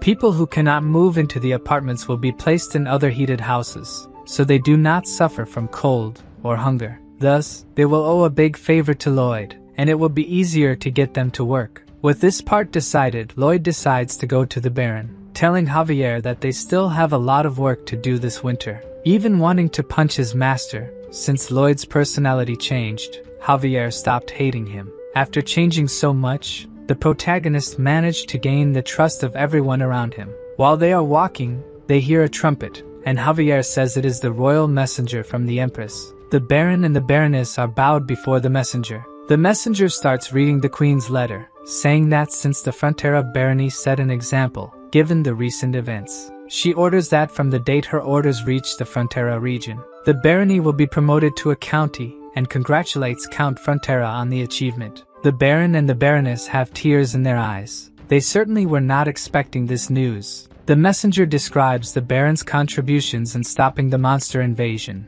protecting refugees who lost their homes, and rebuilding part of the eastern region, transforming it into a fortress. Because of these contributions, the county becomes independent of Cremo and now has the duty of reconstructing the east. The royal family will provide sponsorship and resources for the reconstruction of the East for 10 years. And lastly, they will be exempt from paying taxes to the crown for 20 years. Lloyd is ecstatic upon hearing this. The Queen must trust him greatly to believe he can complete the entire reconstruction in just 10 years. He turns to Javier, saying they need to return to the village because there is something there he has been preparing for a long time. He leaves, boasting that all the territories bordering the east now belong to the Frontera, including the Viscounty of Lacona. The Baron looks at his son with tears in his eyes, thinking that all of this is thanks to him. It's as if Lloyd were a miracle in person. Later, in front of a statue of the Empress adorned with flowers, Lloyd, the Baron, Byron, and other villagers are dancing around it and shouting "Long live Her Majesty." Lloyd still urges everyone to shout louder so that Her Majesty can hear them. The messenger observes the entire scene as if he were watching a group of lunatics, and then tells the Empress that they did this all night long. The Empress is embarrassed to hear this and orders them to stop. Returning to the county, the Viscount of Lacona is riding desperately to find the Baron, who has now become a count. He arrives at the mansion and kneels before the Count after being summoned. The Count asks him not to be so formal, as he is getting used to the new title. To please him, the Viscount says that no one deserved it more than he did, but inside, he is cursing the Count, thinking he was the only one who shouldn't have received this title. At every banquet, the Viscount always made fun of the Count. As the Viscount thinks the only thing the Count is good at is being kind, he believes the Count will soon lose the title, so he just needs to endure the situation for now. The Count reveals that he received an imperial order and will have to rebuild many areas in the east. But unfortunately, they do not have enough labor, so he asks if the Viscount could provide some engineers for him. The Viscount agrees immediately and asks how many engineers the Count needs. The Count says that if the number is too high, it might be problematic for the Viscount, but he wants as many as the Viscount can manage. The Viscount raises his head a bit, looking incredulously at the Count who has just made the request. This time the Count has the same devilish look as his son, and says it would be best to send what he asked for so their friendship is not strained. Now the Viscount has learned that he is no longer dealing with just a kind Count. The Count looks at the Viscount through the window. This was the first time he said something like that, and it felt incredible. Meanwhile, Bayern informs Lloyd that the admission of residents to apartments 101 and 102 has been completed. It is time for the MC to reap the rewards of his hard work. In one of the houses built for the refugees, a family is excited to eat the meal they received, except for the father, who now sees himself as useless for not providing for his family anymore. He wonders how long he can endure living in this situation. Then he hears people shouting Lloyd's name in the streets. As the MC walks, many people thank him for everything he has done for them. Lloyd treats these people so well, it is as if he is completely out of his mind. Because of this, Javier knows that all this kindness means his master wants to extract something from these people. He barely finishes this thought when a table is placed in the middle of the settlement. Lloyd sits down and smiles, explaining that it is now time for these people to pay their debts through work contracts. The people around him do not understand what Lloyd is saying, but to him, it is very simple. Nothing in this world is free. Javier no longer knows if his master's actions are right or wrong and does not try to interfere. The father from before is the first to say something, asking if he will have a job if he signs Lloyd's contract. According to the good master Lloyd, if he signs, he will even get paid for working overtime. But after signing and receiving the first salary, the worker will have to buy things with his own money. The worker, who does not want to live depending on anyone's goodwill, asks the MC to read the contract for him. Lloyd tries to explain that the contract will exploit him to the maximum but is interrupted. A young woman is also interested in the job, and of course, the contract also accepts women. Quickly, a line of workers forms in front of Lloyd's table. He is already thinking of a new project to provide food and land. He plans to cut parts of the eastern mountains and use Gabions to build farms. The problem is that Bangul has not recovered from the work on the apartments. Making her work so hard makes Bibian even angrier at Lloyd, and he kicks the master. After thinking for a few days, the only option Lloyd could come up with was that he needed to summon another pet. Even though he was constantly mocked by the system, Lloyd acknowledged that he always received the ideal pets for what he needed. Padong and Hamong, who were with him, waited eagerly to have another friend. With nothing to lose, the MC asked the system to summon a creature capable of helping him build his dam. The system opened a summoning circle, but Lloyd noticed that something was different this time. Instead of a new pet emerging from the magic circle, a flame appeared and hit the protagonist. With his hair burned, Lloyd asked if the world system was no longer on his side. All the previous summons were just coincidences to make the MC more confident that he would always get the ideal pets for what he needed. Lloyd was furious because someone as manipulative as him should have already understood how this system worked. Even so, he was induced by the system to try his luck again, and started another summoning. The only difference this time was that the explosion was much bigger than the first. Lloyd was overwhelmed with rage and tried to fight the system in vain until he was warned always to try 3 times. and on the third attempt, predicting that there would be another explosion, the MC and his pets threw themselves on the ground to protect themselves. Lloyd noticed that no explosion happened and went to see what he had summoned. Finally, a creature came out of the magic circle, but it looked more like a raging monster than anything else. So, the only thing the three could do was run away before being devoured by the monster. Lloyd went desperately to Javier, who was sleeping peacefully, to get rid of the creature. The swordsman killed it with just one blow and could go back to sleep. Meanwhile, the MC was even angrier at the system, saying he would never summon again. Then, the system showed that he had unlocked the bankruptcy skill for being deceived 3 times and could now choose a skill as compensation. A list with hundreds of skills opened for Lloyd to choose from, each more useless than the last. Until, looking more closely, one of them caught the protagonist's attention. With the ability to get spider webs, Lloyd would have a strong and elastic thread that would also take time to wear out from the sun. Decided, he selected in the system window that he wanted a creature with this ability. Another summoning circle appeared, emitting a very strong light. The light was so strong that it disturbed Javier, and it caught the attention of the workers, who saw something strange. Above, there was a small dot descending very quickly towards them. From the color and feathers it was shedding, the workers wondered if it was an angel falling. But in fact, the angel was Lloyd riding his new summon, Goming. The workers celebrated Master Lloyd's new summon. Lloyd continued his ride. He thought it would be a spider due to the type of ability, but it was more beneficial that a bird appeared. To the workers, it was as if Master Lloyd was blessing them from above. With Goming, he intended to promote himself as a prodigious summoner and increase his followers. Goming's main ability was to get spider webs, but it could also spread webs, create a nest, and bombard with poop. Additionally, it released spider webs behind its backpack. From Lloyd's tests, the webs were very resistant and could only stretch a little. He asked Goming to go to a nearby plane to make a net with the web-spreading ability. But Goming didn't like his master's idea and went elsewhere. The bird stopped abruptly in front of a snowy mound, causing his master, who didn't expect this, to fly face first into the ground. Lloyd got up, furious with Goming, asking what the bird was doing. Goming sat on the ground, chewing a branch, and told Lloyd he was lazy. Now, Master Lloyd would have to figure out a way to make his new pet work for him.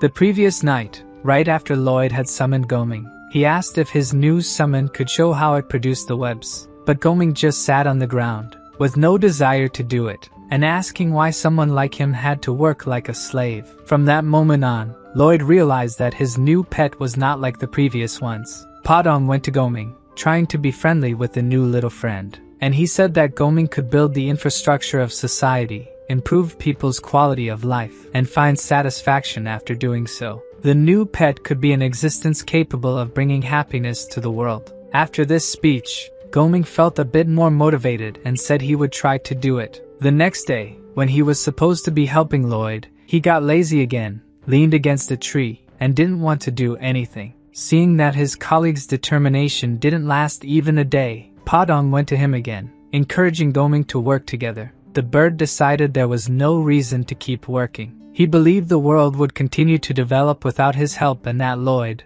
the idiot who summoned him, would keep feeding him. Lloyd was so irritated by what Goming said that he considered cooking the bird. The little Padong did not give up trying to convince his colleague to work a bit, but the little one's words did nothing to encourage Goming. Instead, he threw the branch he was chewing in the direction of the guinea pig.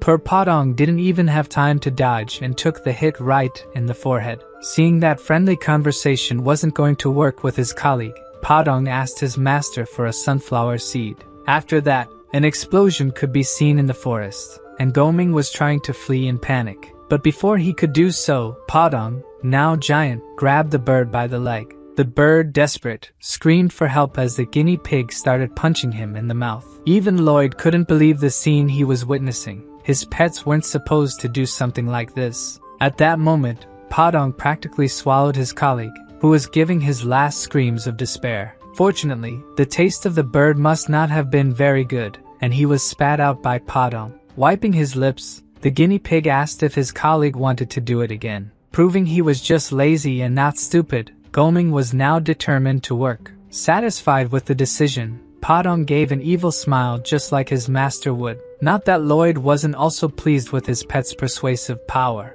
Back to the works. The first step was to dig a trench. Step 2 was to have Bibyang sift the fine sand with a giant sieve. Step 3 included using Goming's labor. After filtering the sand, the plan was to have the bird weave webs in a mesh pattern. In step 4, Padong encouraged Goming not to become lazy again, while Lloyd shouted from atop the bird for the white cavalry to start their part. Lloyd's loyal followers were in position, fully dedicated to their master. Step 5 was to use the sand to cover the web and repeat the process until everything was covered. In step 6, after covering all the sides, they would pour stones and gravel into the gabion. Monitoring the work from above, Lloyd noticed that the first section was ready. At this rate, they would finish before spring. Once they sold the land to the refugees and the construction of the apartments accelerated, everything would be ready by the following year. With this, Lloyd's dream of ending his life as a worker was close to coming true. The days passed with everyone working hard to finish Lloyd's final project.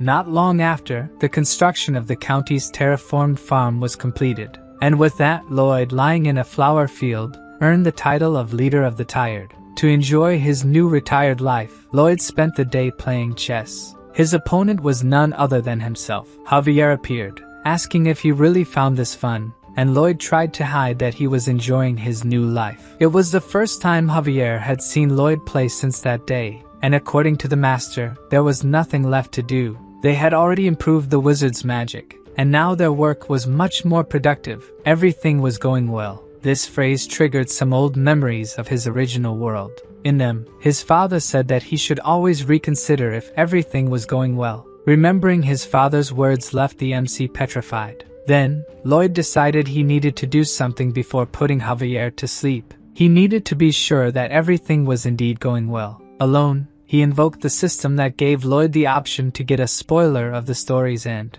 And to make sure the future was secure, he selected that he wanted to see this spoiler. Suddenly, Lloyd finds himself alone in a completely dark place. Gradually, the darkness is replaced by what appears to be his room. When Lloyd turns around, he sees himself lying in bed with Javier standing next to him. It seems Javier is giving some kind of massage to Lloyd, but he soon realizes this massage isn't normal. Javier is using magic, and from what Lloyd can tell, if Javier continues doing that, it will kill his future self. Worried, he approaches Javier, asking him to stop before his other self's heart explodes. But as he gets closer to the swordsman, he notices that Javier is in tears, desperate, in a way Lloyd has never seen. The Lloyd of this future is very weak, with a cadaverous face. Seeing himself, Lloyd wonders what happened. What could have led him to end up like this? Meanwhile, the other Lloyd asks Javier to stop his efforts, as both know it's useless. But Javier doesn't stop. He remains determined to do everything he can to keep his master alive.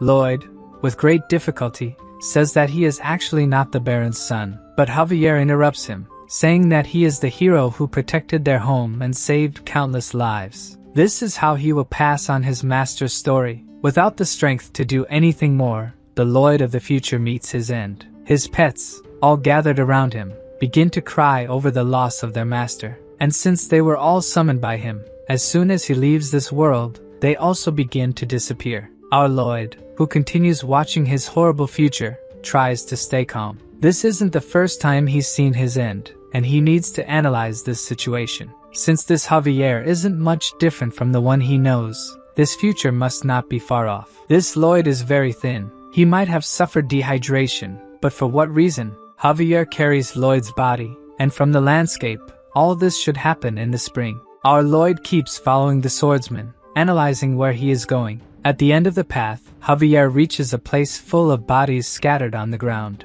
Lloyd looks at what seems to be a real massacre. Even the Count and his wife are bandaged among them. Then, Javier starts spreading oil over everything, and shortly after, he appears with a torch. Now we begin to understand what is happening. As he intends to burn everything, it's likely some kind of contagious disease has spread and infected all those people. Lloyd concludes it must have been some epidemic that caused all this. But when he thinks about what disease could do such a thing, he has no idea. He doesn't even know if it's possible for a disease. He wasn't a doctor in the other world. Suddenly, Javier starts talking to Lloyd, something that should be impossible. He says that his master asked that when he was cremated, Javier should say these words. With a lost look, Javier says his master's last words. Remember Vienna. The swordsman's words shock the MC even more, who discovered this terrible future. Then, Lloyd returns to the present. The spoiler of the end is over, but the last words spoken by Javier linger in his mind. Perhaps it was a coded message. And it must really be that because that Lloyd already knew how the end would be. So this might be a message for himself, something related to epidemics. Suddenly, Lloyd stops walking in circles. Things are starting to fall into place in his mind. And of course, in the end, his conclusion is that his future self was an incredible genius. A few days later, Lloyd has a conversation with Bayern. He explains that he needs some professionals as soon as possible, even though Bayern warns that the cost will be very high. But for Lloyd, there's no choice. The Count of Cremo will have to provide these professionals, though it hurts that they'll have to incur new debts. Bayern wants to understand how big this new project will be, and according to Lloyd, it will be even bigger than the apartment project. Since he wants to prevent an epidemic, the MC explains that the project will cover the entire Viscounty. He continues by saying they will need tunnels. His new plan is to build sewers. The tip Lloyd gave before he died was about Vienna, where the population grew significantly during the Industrial Revolution without the city having sewers. Thus, people's waste was simply dumped into the river, where it would normally dissolve and decompose naturally. But the brutal winter caused a terrible disaster. With the river frozen, the waste didn't dissolve and remained solid, polluting all the water. And in this way, cholera emerged in that place. Looking down at the Viscounty, Lloyd reflects that the same will happen to them if the river freezes. Just when he thought he could enjoy his life as a rich retiree, he has to go back to work. Anyway, no matter what comes, be it diseases or demons, he will achieve his dream of retirement. Even so, knowing that he is in debt once again dampens the MC's spirits. In addition to worrying about paying the employees, Lloyd also needs to think about the cost of accommodations and other things. The poison of so-called indebtedness consumes the protagonist's thoughts. Meanwhile,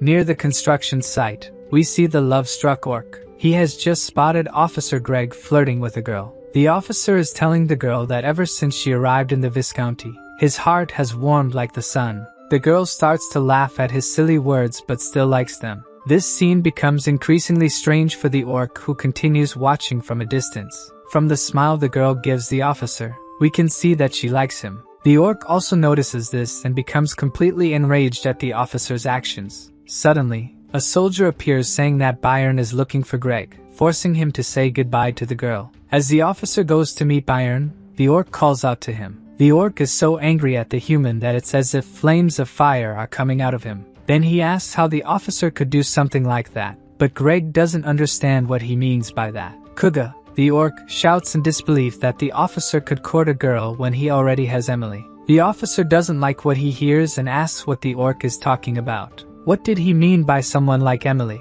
Kuga can no longer contain his anger and tries to punch the human in front of him. The problem is that Greg dodges and punches the orc, sending him to the ground. It takes a few seconds for him to understand that he has just been punched by a human. According to the officer, the orc's weak punch wouldn't have enough power to hurt him, especially now that he can use mana. After a lot of training, the Viscounty soldiers learn to use mana, but they use the power to build Lloyd's projects. Recovering from the blow, Kuga gets up, ready to counterattack the human. Officer Greg is also in an attack position, equipped with his mana. Thus, the two charge at each other to resolve their dispute. But before Greg could attack, Bayern appears saying that he is too slow. Neither of them saw Bayern arrive, such is his skill. The knight is not at all pleased that the soldier took so long to come to him, and thinks the subordinate was just lazing around. As they walk, he explains that the officer will be sent on a work trip because he trusts him despite his mistakes. Bayern continues to reprimand the soldier, who is focused only on staring at the orc. Kuga, in turn, stares back, not admitting defeat. From their faces, this doesn't seem to be the end of their conflict. At the Frontera mansion, Bayern and Greg are saddling the horses to go to Cremo in search of reinforcements for Lloyd's new project. Without knowing the importance of the project the MC wants to implement, Greg tells his boss that he doesn't think it's necessary. Tired of working, Lloyd receives a message from the system saying that his achievements and accolades are generating a combined effect. The MC looks at the message without knowing what this effect is. he was able to punish the traitor of the Viscounty and pay off the debts they had. He accepted the refugees and gave them a home, faced a great disaster, and emerged victorious. Thus, the citizens and refugees of the Viscounty would like to repay the favors Lloyd has done for them. Even with the system's explanation, the MC doesn't understand how they will repay him, and the protagonist starts hearing voices. He gets up and opens the window to see what the voices were talking about below. A crowd is gathered at the mansion's door, saying they would do anything for Master Lloyd. They would even work for free, do everything for their master. At first, he doesn't even know how to react to this crowd. Then, the MC gives the best possible response, shouting for all of them to shut up. This proves they would really do anything for him, as the crowd immediately falls silent. He reminds the crowd that he never gave them anything for free, so they better not even dream of working for free. To avoid this, he will make a contract immediately. After hearing these words from the MC, the crowd becomes even more devoted to him. Inside the mansion, away from the others' eyes, Lloyd wipes his tears. Elsewhere, a carrier pigeon is arriving with a message. It came from spies the Sultan sent to the west, to the village taken over by the domino of monsters. In the village, they found a strange bird capable of opening the skies, a beast so powerful that it destroyed the land, another with the ability to swallow an entire sea. They also found a snake that devours mountains, and finally, a monster whose roar echoes in the skies. The workers of this place can defeat orcs with just their hands, and the old men are faster than the wind. The white cavalry uses shovels instead of spears, and the elves and orcs are building something, so the combat strength of this place must be unimaginable. After reading this report, the Sultan can only conclude that something is very wrong with this place. The next day, in the town of Mr. Lacona, we saw his son watching two men fighting in a fist fight. He says to put more force into the punches, but judging by the men's faces, they are being forced to fight each other, because the boy is threatening to let their wives and children starve. The men, powerless to do anything, start fighting with stronger punches. The blonde boy gets excited that it is now more fun to watch the fight. But look who appears beside him, even more excited and smiling. The boy almost dies of a heart attack from the shock he receives. Lloyd asks who the two men fighting each other are. The blonde boy says they are servants in his house, and Lloyd gets excited about this competition and also wants to participate. But the boy, trembling all over, says there is no way he can fight against the two men. But Lloyd says he is asking to compete with the blonde boy, not the men. The boy freezes like a ghost, and Lloyd says his opponent will be Javier, who already materializes his aura sword and says that if it is an order, he must comply. Mr. Lacona's son kneels in apology and says Javier is a master swordsman. It wouldn't be fair. Lloyd agrees and then says the blonde boy will fight him instead. But this was what Lloyd really wanted, and the boy, scared to death, doesn't have time to breathe and already takes a very light punch from Lloyd. Poor blonde boy loses 3 more teeth. Lloyd is writing a letter of recommendation for the boy to return to the academy he was expelled from, and Lloyd will add everything that happened today to the letter. The protagonist's pigeon and rat deliver the message, while Lloyd looks at the men who were fighting, and tells them to seek out Mr. Byron and that from today, they are residents of the Frontera. The men let some tears escape out of so much happiness. Meanwhile, Mr. Lacona wakes up scared from a dream that Lloyd was in, which is a nightmare for him. He thinks the day is not going to be good because he dreamed about Lloyd. Mr. Lacona's servant knocks on the door, saying he needs to tell him something. But Lacona gets very angry and grabs a whip he uses on the servants. But Lloyd opens the door while shouting that he missed Mr. Lacona. But the old man's heart can't take it, and he faints. Lloyd asks if his face is that scary, and Javier says yes. Lloyd goes up to the mansion's terrace and shows Mr. Lacona the areas that will need terraforming. But the old man is uncomfortable, wondering why all this is necessary. But Lloyd asks if they will need to resolve this the hard way while pulling on his mustache. Lloyd tells him that for making these tunnels, it's better to use granite than cement. He also tells the workers to make the path straight to Lloyd's estate. On the way to the construction, there's the residence of the Lacona family, but the workers follow the protagonist's orders without any curves. Count Lacona just watches incredulously from his window as the building cuts through the middle. Lloyd says the Viscount doesn't need to worry, he'll build another house for him. In the next scene,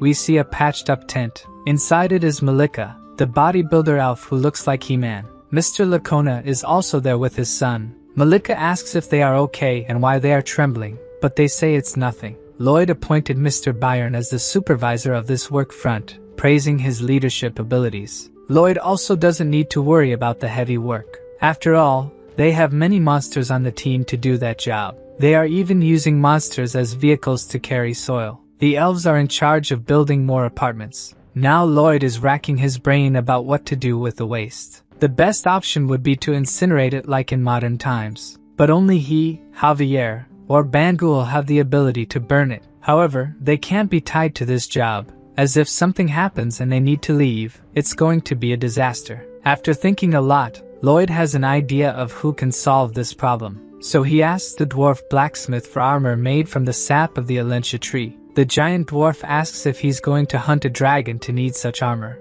And Lloyd, in the most natural way possible, says yes. The dwarf asks who is capable of doing this. And Lloyd points to Javier, who has a look of, well, I'll leave it to you to say what Javier thought in that image in the comments. In the mountains to the east, deep within, precisely in a grotto where a stream flows slowly, a large red dragon is sitting on a pile of precious stones, while whining that he can't refine any of them. He is very upset, saying he wants to get married, but for that, he needs to create beautiful gems to feed the offspring. And since he breaks all the gems, the females don't like that, and he can't get married. The dragon complains that it wasn't so hard to make precious gems in the old days. At that time, dragons could invade human castles and steal them, or they could kidnap a dwarf and force him to work. But one day, an idiot called the Dragon King married a human woman and created the Dragon Law, which prohibited dragons from invading properties and intimidating other species. Someone in armor arrives saying they understand the dragon's feelings. But the dragon gets furious and asks how he got through all the traps. Yes, it's Lloyd and Javier who are there to talk to the dragon,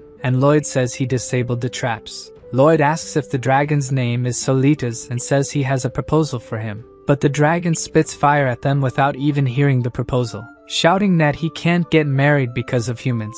But while in the middle of the fire, Javier asks what the plan is, and Lloyd says he already told him the plan, but Javier says he didn't hear. And while the dragon unleashes a shower of fire, the protagonist tells Javier that the plan is to capture the dragon. Javier tells him to stop joking and say what he needs to do right away. Lloyd insists and says step 1 of the plan is to fight the dragon and step 2 is to capture it. Then he pushes Javier into the dragon's field of vision, who immediately notices the human that was hidden. He's surprised he's not burned and wonders if the armor has some special power. If fire doesn't work, the dragon will crush him then. At least Javier has Lloyd's moral support. Javier summons his aura sword as the dragon's paw approaches. He dodges as his sword grows even more. The dragon tries another strike, but Javier dodges again, making the dragon even more furious. Javier finds it strange that the dragon seems weak and that he can really win. But in reality, it's Javier who is a monster.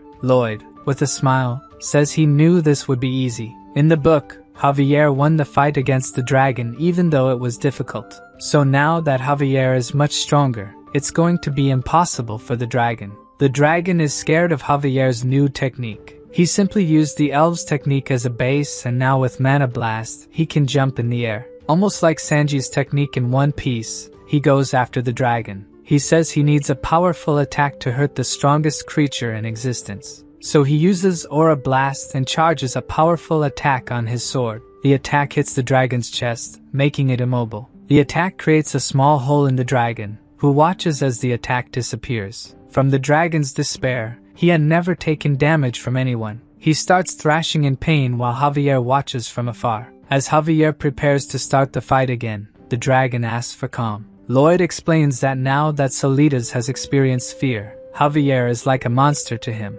Before Javier attacked the dragon again, the creature asked him to wait a moment because it had something to say. Thus, the knight did not attack, waiting for what the dragon had to say. But he was deceived by the dragon, who took advantage of the pause to strike the swordsman. The problem was that when the dragon raised its paw, it realized the knight wasn't crushed beneath it. Then, Javier appeared behind Solitas, who had no chance to dodge this attack. The explosion of mana that the swordsman used hit a very small area on the dragon's back. Even so, Solitas roared in pain, as if he could be defeated with just one attack. Javier continued attacking the dragon relentlessly, not giving it any chance to counterattack. As the fight had been going on for a while, Lloyd lay calmly on the ground, watching. Everything was going as planned, and he knew what Solitas would do next. The dragon blew a puff of smoke in Javier's direction. It seemed like he had a plan in mind when he launched this attack. Covered by the smoke, Solitas took advantage of the fact that no one could see him and transformed into a human. Then, he ran away in fear, trying to get as far from Javier as possible. He hid behind some rocks, thinking he hadn't been noticed by his opponent, and he used some kind of mental power to teleport out of the cave. But before he could do that, a lightning bolt appeared out of nowhere and struck him on the head. He fell to the ground, thinking he had set up the anti-teleportation trap himself, and felt like a complete idiot. Then, the dragon realized someone was approaching him. Lloyd arrived politely and introduced himself again as the son of Frontera, and Solitas tried to disguise, telling the MC that he was not a dragon at all. Lloyd just smiled at him without saying anything. It was obvious that he was the dragon. Disguising, he said he didn't know how he ended up there, while Javier approached from behind him. Stealthily, the knight launched another mana attack on the dragon. Hit in the middle of the back, he screamed like a little girl for being attacked. Lloyd told the dragon that humans don't scream like that when attacked, but Solitas was more interested in knowing what they wanted. Then, Lloyd reminded him that they were there to make a great offer to the dragon, who asked, crying, why they attacked him instead of talking to him. But he was reminded that he was the one who attacked first, and Javier only counterattacked. With no way to escape from these humans, Solitas inquired about what they had to offer. Finally, Lloyd saw that his negotiation would progress from that point. In the novel, the MC noticed that Solitas couldn't contain his anger, but it wouldn't be possible to talk to him, so Lloyd had to use another means. Even with the dragon calmer, it would be difficult to negotiate if his pride was hurt, having been defeated by a human. Then, Lloyd shouted at Javier, calling him a reckless idiot. He belittled the swordsman, showing that he had the audacity to hit a wise dragon. This attitude from the master caught Javier by surprise. He had no idea what Lloyd was saying, and Lloyd didn't stop, stating that if the dragon weren't magnanimous, the two of them would have turned into barbecue. Finally, he asked the swordsman to kneel and raise his hands, asking for forgiveness. Surely, Javier wasn't in the mood to do what his master had just asked, and Lloyd kept pressing, ordering him to kneel immediately. With no choice, poor Javier was forced to do what his master ordered. While kneeling, the MC asked Solitas to sit so they could start talking. Completely on his knees, he asked to ask a question to the Lord Dragon. Finally, Lloyd abandoned the polite smile and went straight to the point. Solitas' desire was to get married, wasn't it? The dragon blushed and asked how the human discovered that. The MC didn't answer but said the dragon couldn't get married because he couldn't refine jewels. Once again, the dragon didn't understand how someone could know this, nor how he was found. Then the protagonist made his proposal. He would help the Lord get married in 10 years. This speech made the dragon so happy that he didn't even question how Lloyd would do that. Quickly he came back to himself and wanted his questions answered by the human. But Lloyd kept saying things that made him blush. Like dragons, they could send love letters telepathically to each other, or even make a heart with their tails illuminated by moonlight. With Solitas seduced by the idea of romance, the MC soon presented a contract for him to sign, showing that he could just sign at the end without even reading what was written. As soon as he heard the dragon sign, Lloyd's expression became demonic again. He took the contract from Solitas' hands before the ink could dry. Then he reminded him that there was a very interesting dragon commandment. If any dragon dared to break a contract with humans, he would be burned by the Dragon King's breath. At that moment, Solitas' instinct told him that he had just signed a contract with a real demon. Back in the county, the farmers noticed that Master Lloyd had returned from his work trip, and as always, he brought something new with him. They thought Lloyd would bring a dragon, but instead, they just brought a weary young man. After all, there was no way to bring a dragon. Walking ahead of Solitas, the MC celebrated that he had just conquered his dragon. Lloyd introduced the young man to someone, but the person wasn't convinced he was a dragon. He explained that the dwarf could confirm by looking at Solitas' body, which exuded smoke. The dwarf asked if the dragon was really bad at crafts, and he confirmed. By Lloyd's contract, Corgidus would teach him how to make jewels, and in return, Solitas will incinerate the waste from the sewage facilities once a day. As a legendary creature, he was not at all thrilled to have to incinerate human waste. Knowing this, the MC said it would be difficult for such a grand creature to accept doing that. For this reason, he pressured him to sign the contract. Otherwise, Solitas would lose the chance to learn how to make jewels. And not knowing how to produce jewels would make it much more difficult for him to get married. Despite being proud, this couldn't be more important than the chance of marriage. Totally bound to the contract with Lloyd, the dragon surrendered and called for the dwarf. Humbly,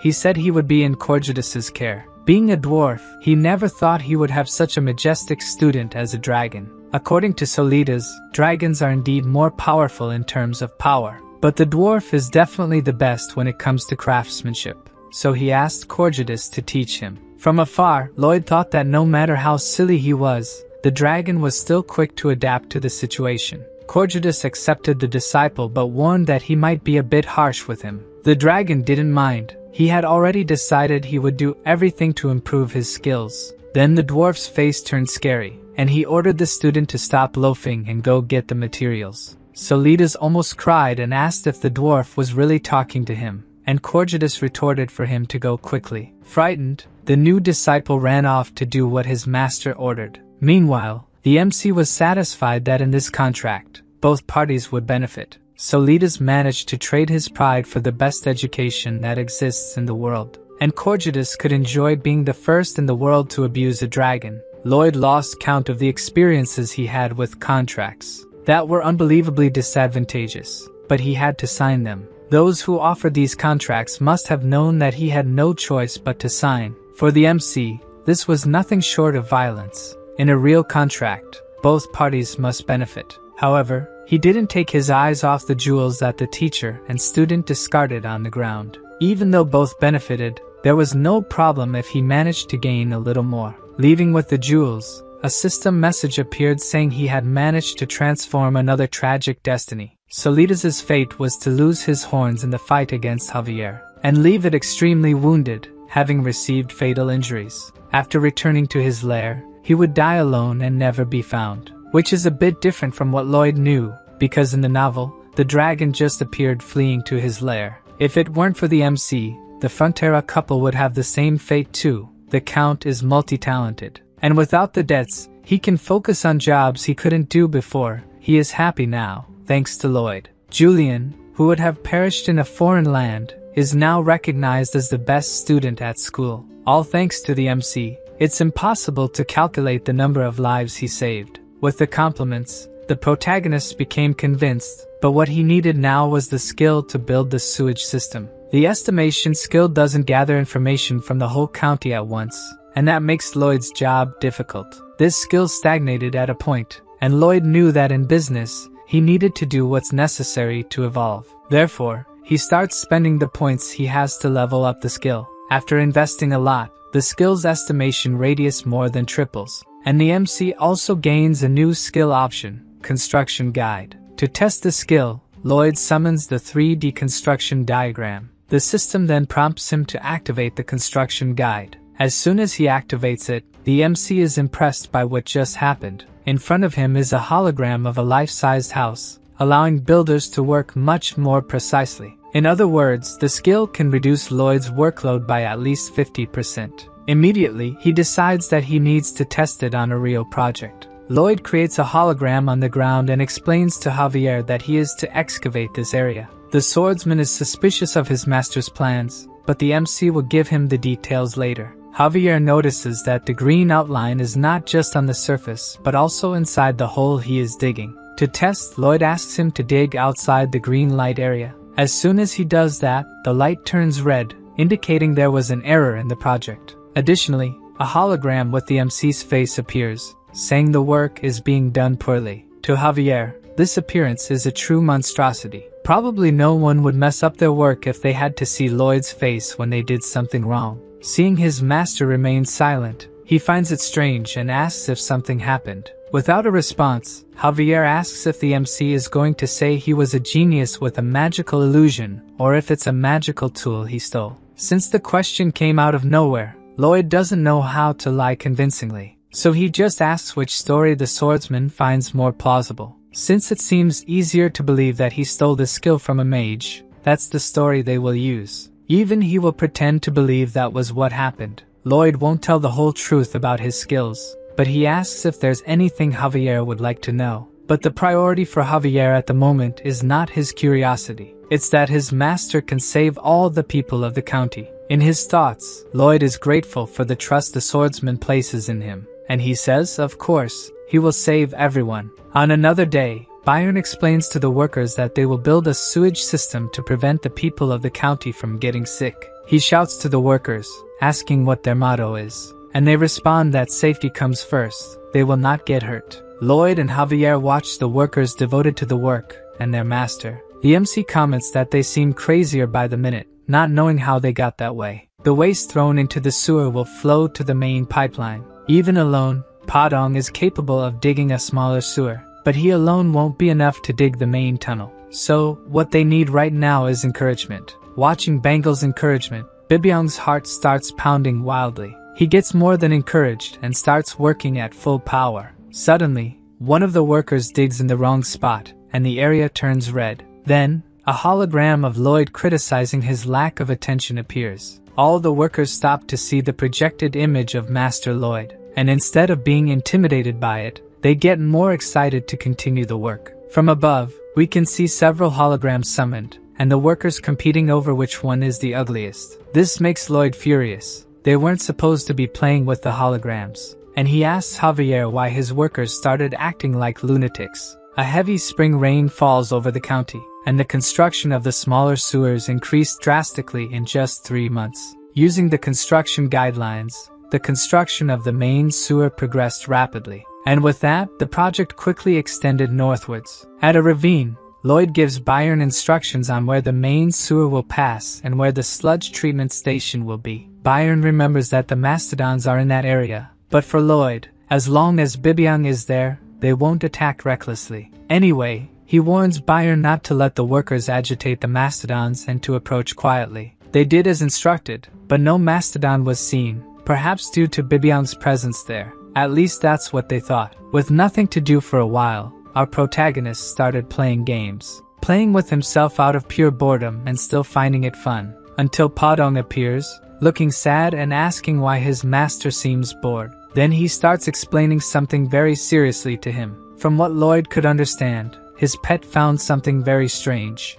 A crowd of workers is gathered around a large hole with something at the bottom. Lloyd arrives, asking for passage through them to see the hole. And when he gets closer, he falls completely silent. At the bottom of the hole is what was once a mastodon. Approaching it, it seems it hasn't been long, as if someone had killed and buried it there. The question is who would do this and why. Bibyong catches his attention by saying he smells something. Then Lloyd asks the workers to dig a bit more in that area. They barely start, and already find something that catches their attention. From the edge of the hole, the MC is astonished by what he is seeing. Down below, dozens of mastodons in the same state as the other one were unearthed. This kind of thing wasn't in the novel, so he is no longer sure about anything that is happening. But there was something in the novel that resembled this. In the episode of Namarin where Javier learned to use the mana blast, the purple light emanating from the mastodon is similar to the dark magic from that city. He quickly yells for all the workers to get away from there immediately. That is corpse explosion magic. All the workers run desperately to get away from the hole. But before they could get very far, a large explosion happens behind them. Lloyd, who is behind them, realizes that the flames aren't stopping from approaching. If it continues like this, they won't escape. So he stops running, determined not to let any of his workers get hurt. He doesn't know if his plan will work, but he will try to use the impact of his mana explosion to neutralize the other one. Before he could put his plan into practice, Bibyong appears in front of him, trying to protect everyone from the explosion. From the ground, Lloyd desperately yells to his pet that this could be his end. Far away, while practicing his skill, he notices the explosion. The wise dragon thinks it must be the invocation of a necromancer. The magic must have used a creature larger than a human. Thus, the scammer Lloyd must be in trouble, but he is not sure if he should help him. On the other hand, he sees someone who doesn't think the same way. Nearby, Javier is running, trying to reach his master as fast as possible. Since the swordsman went to Lloyd, The dragon doesn't think he would be of any help, as he knows how strong the knight is. Back at the explosion site, Bibyong is unconscious, and the MC is trying to wake him up.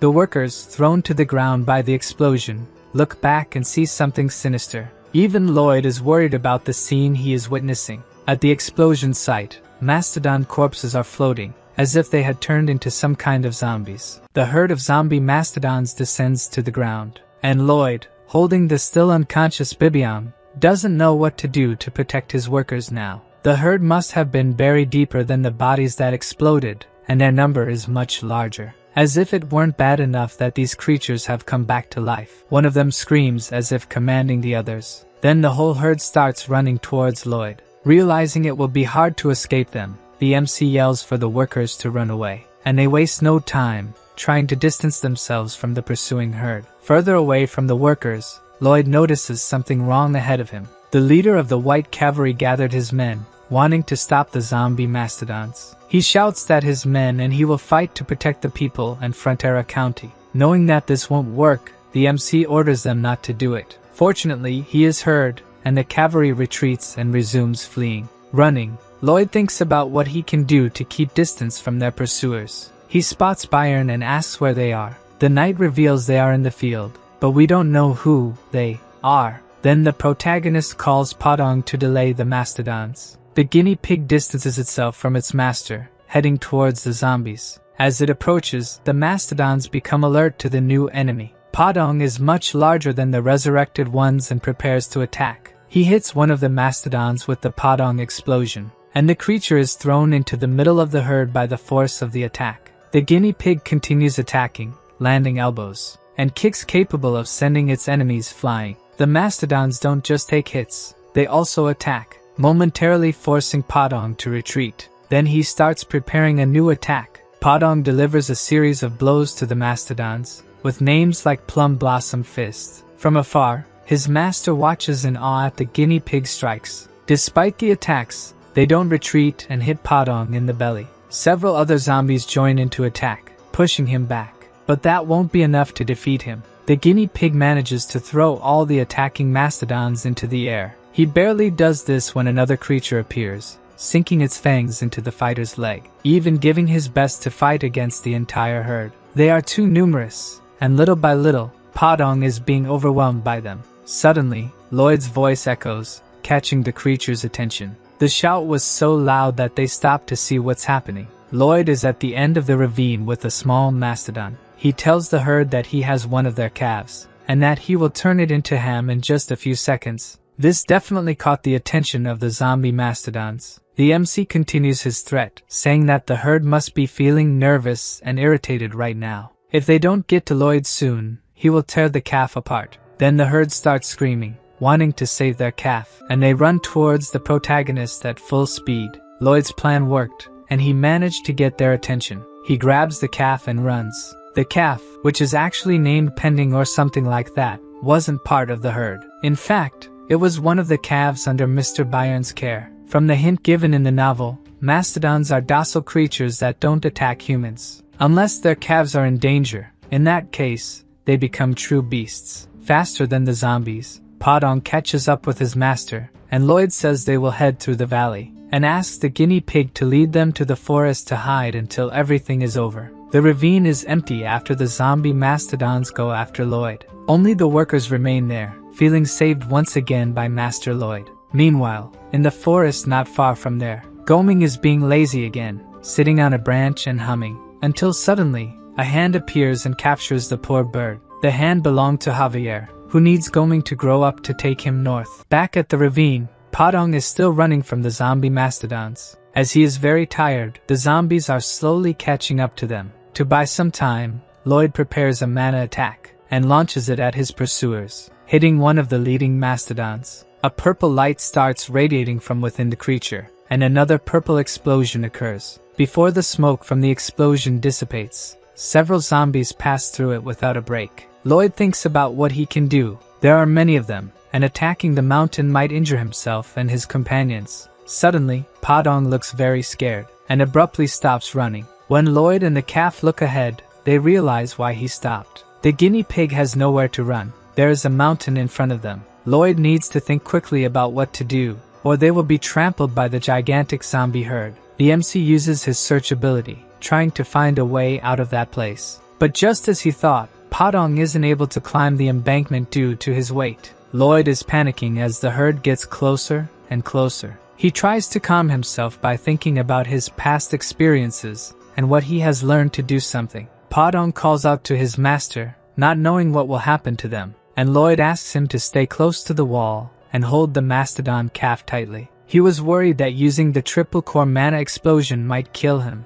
but actually, this is the trick to getting through this. So, the MC gathers his mana for the decisive attack, and invokes the triple core mana explosion. A gigantic flame shoots out of his shovel. The flame rises toward the mastodons, with the 3 tongues of fire reaching toward the sky. The heat from the explosion was so intense that Lloyd's shovel almost melted. Very tired from using something so powerful, the MC falls to his knees with the shovel by his side. Meanwhile, the mastodons haven't slowed down and are very close to the group. Then, Lloyd's overload ability activates, and a purple light starts emanating from him. As soon as the ability hits the mastodons, they immediately begin to decompose, turning into just small remains in the end. The MC is absorbing all the mana from the things around him, and he struggles to direct his target. Then, he raises his hand, showing that the target is in front of him. Lloyd intends to absorb only the mastodon's mana, leaving Padong and the valley out of it. With the ability focused only on the zombies,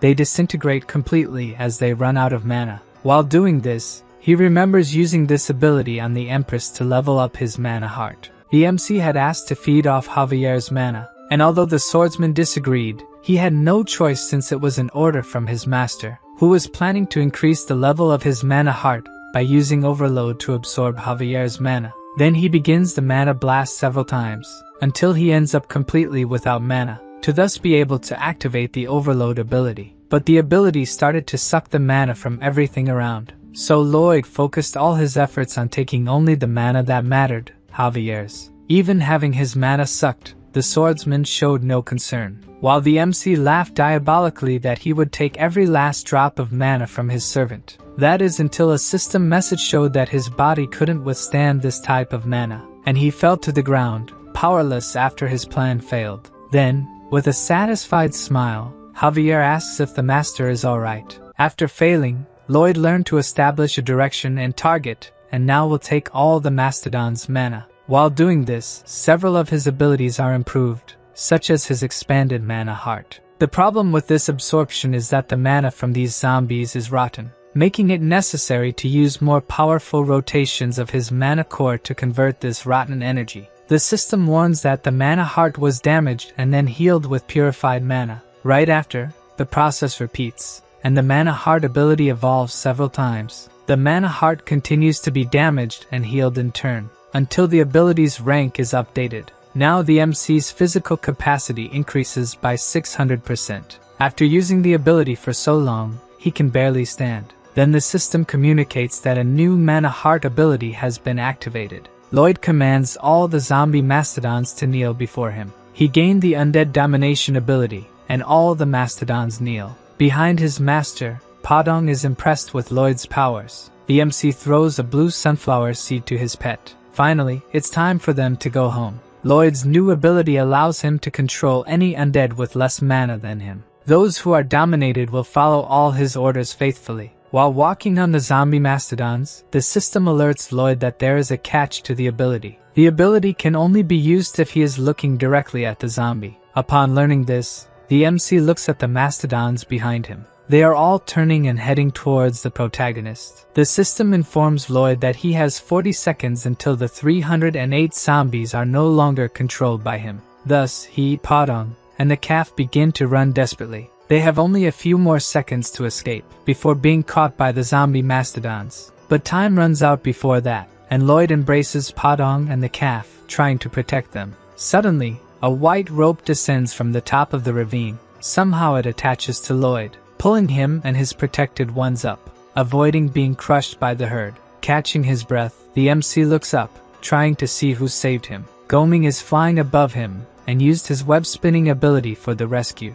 And mounted on the bird is Javier, who has finally arrived. the swordsman activates his aura sword ability, commanding Goming to start the attack. Even though he's completely disheartened about having to do this, he does what Javier wants and flies higher, getting very close to the walls of the ravine. Standing on top of him, Javier uses the aura sword to destroy the walls. All this happens while Lloyd is trapped by the web, swinging from side to side. Javier's attack on the walls causes hundreds of rocks to fall towards the herd, which, when hit by the rocks, explode. From above, the swordsman continues to make more rocks fall, while a large purple explosion takes over the ravine. Lloyd watches in awe at what Javier managed to do in such a short time. After Goming takes them far from all that, they are finally safe. Still catching his breath, Lloyd thanks the swordsman for saving his life. Contrary to what he expected, Javier is not happy and asks how his master can still be smiling. Lloyd is silent, not quite understanding what he meant.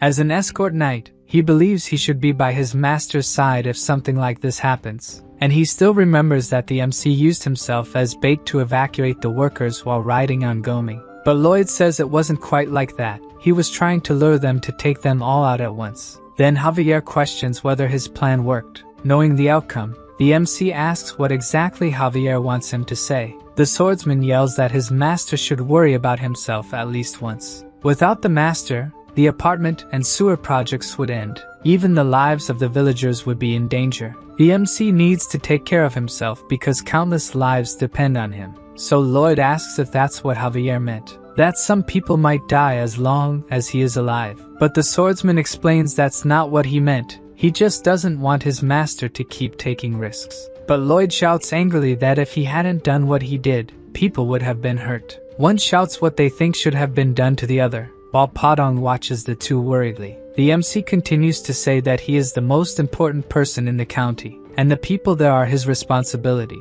So, who else but him should protect these people? Javier asks if he will continue doing these dangerous things in the future. Of course, Lloyd won't stop and will take more money as a benefit for taking risks. The swordsman gives an enraged look to his master, but then calms down and tells him to do as he pleases. Javier will stay by his side anyway. After that, the system informs the MC that his affinity with him has grown, and now he has gained Javier's respect. From now on, the swordsman would be willing to die for his master. Knowing this, Lloyd gives a smug smile to his loyal servant. What they need to figure out now is who summoned the mastodons. It could be retaliation from Asfahan for the monster Domino, but as far as the MC knows, there is no necromancer there with the power to do this. Based on the information from the novel, the only mention of using dark magic was regarding the walls of Namarin. For now, it's better to stop the work there and look for clues. Lloyd's guess comes from the chapter about the walls of Namarin. If he's right, he just needs to find evidence, and he can hold them accountable for all the property damage. Sometime after the attack, the workers are digging a huge hole for Lloyd. He continues trying to find evidence, even though it's like looking for a needle in a haystack. Somewhere in that hole should be a conductor used in dark magic to control things. Suddenly, a soldier appears on horseback calling for Master Lloyd. Count Cremo just came from the west, looking for him. In a room at the Frontera mansion, Count Cremo starts the conversation by suddenly talking about marriage. This leaves everyone present at a loss for words, until Lloyd explains that the Count is not his type. In fact, the Count wants him to marry his daughter and, not liking to beat around the bush, got straight to the point. After the MC left, the Count wondered if there would be a better son-in-law than him, and now that he's famous, he must have received several proposals. So he got worried and decided to come straight to the county. But Lloyd explains that he hasn't received any marriage proposals. At that moment, the Count draws his son's attention to something, and throws dozens of letters with marriage proposals onto the table. The MC is amazed at the quantity. His father was waiting until he was less busy to show them. Upon seeing all the letters, Count Cremo says they are all insincere for not coming in person as he did. Before he could continue, Lloyd interrupts him, thanking him for his consideration, and apologizes for not being willing to do as the Count wishes. The Count does not accept this response. The MC is already 27 years old. With the Count's sincerity, Javier struggles to keep from laughing at his master in front of everyone, while the Count thinks Lloyd believes his family isn't good enough. Beside the Count, his daughter has an anguished look. She introduces herself as Count Cremo's eldest daughter. and tearfully says she is willing to devote herself entirely to the welfare and promotion of her family. The way she said it, it appears to the MC that she is being forced to marry a demon. Now Javier is even using his mana to keep from laughing. Lloyd's father joins the conversation, making a request to the Count. He explains that while it's important to take care of the family, everyone's feelings must also be considered. According to him, it would be impossible to spend your whole life with someone you don't love. For the sake of the Count's family, he believes his daughter's wishes should be taken into account. After hearing what Lloyd's father had to say, Count Cremo looks at his daughter, reflecting on whether he respected her wishes, and says he almost made her unhappy for the sake of the family's status. The young woman looks at her father, unable to hold back her tears, and says she loves him, now crying with happiness. The Count confesses he is always impressed by the Frontera family, and that day he learned a great lesson, to live with love. The Count and Countess, who are in love, completely agree with him. When the Count leaves the room, Lloyd sits thinking about what just happened. It seemed like avoiding a marriage with him is a happy ending, and even his parents agreed with that. Looking to the side, Javier is crouched in a corner, trembling. He continued to hold back his laughter until the end at his master's expense. After that, rejections to all proposals were sent. At the palace, a messenger informs the Empress of this fact. To her, this was expected, and even if the Frontera family accepted a proposal, the girl would refuse the marriage. Looking at the messenger who just informed her, the Empress concludes that Lloyd is practically a potato after all. The thought makes her laugh, and the messenger thinks she must be unwell, so she requests potatoes for dinner. In any case, she has to monitor who Lloyd chooses as a partner since they will become the most powerful family. So she asks if there is news of the letter sent to Asfahan. According to the messenger, they did not take responsibility for the monster domino and are still reprimanding them, a clear provocation to Magentano. The old man from Asfahan is waiting for the Empress to be the first to attack. She decides to send a delegation there soon, and meanwhile, all correspondence to Asfahan is prohibited. As for who will be part of this delegation, perhaps she should send a potato with it. Back at the Frontera mansion, a head with inscriptions was found at the extreme north of where the incident occurred.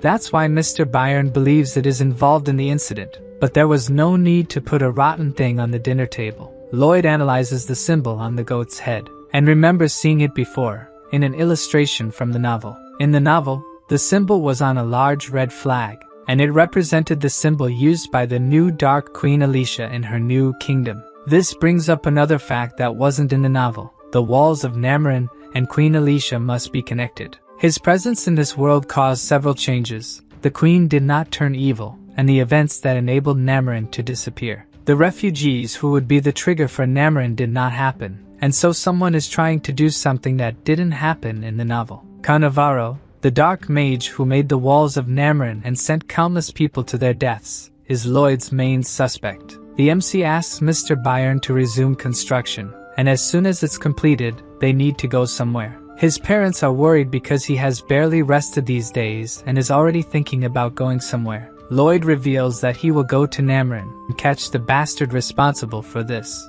On another day in Frontera County, approximately 6.2 miles north is the Waste Management Facility. Lloyd asks Padong to open the large cover of the facility, and the guinea pig struggles to move it. Then the MC says it's Solidas' turn to do his part of the work. The dragon goes to the edge of the station, channeling his mana, and mentally commands the waste to rise. The mountain of waste starts to ascend toward the station's exit, forming a dense mass with various items united into a single piece. Then Solidas' eyes flash with a red light, and he begins to transform into mist, returning to his original dragon form. Looking at him, Lloyd thinks that one day people will know this story. Solidas channels his firepower before breathing out, and then spits out a great flame to incinerate the waste he had gathered earlier. Back in the MC's thoughts, people will know that Solidas willingly used his powers for human health and hygiene. He will be known as the legendary Solidas, the dragon of fecal destruction. Solidas is annoyed hearing Lloyd say these things. He doesn't want to be known by such a title. According to the MC,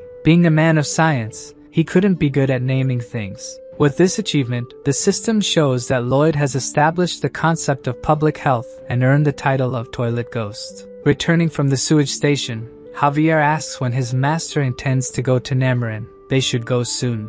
Before going, they need a plan or the trip will be a waste.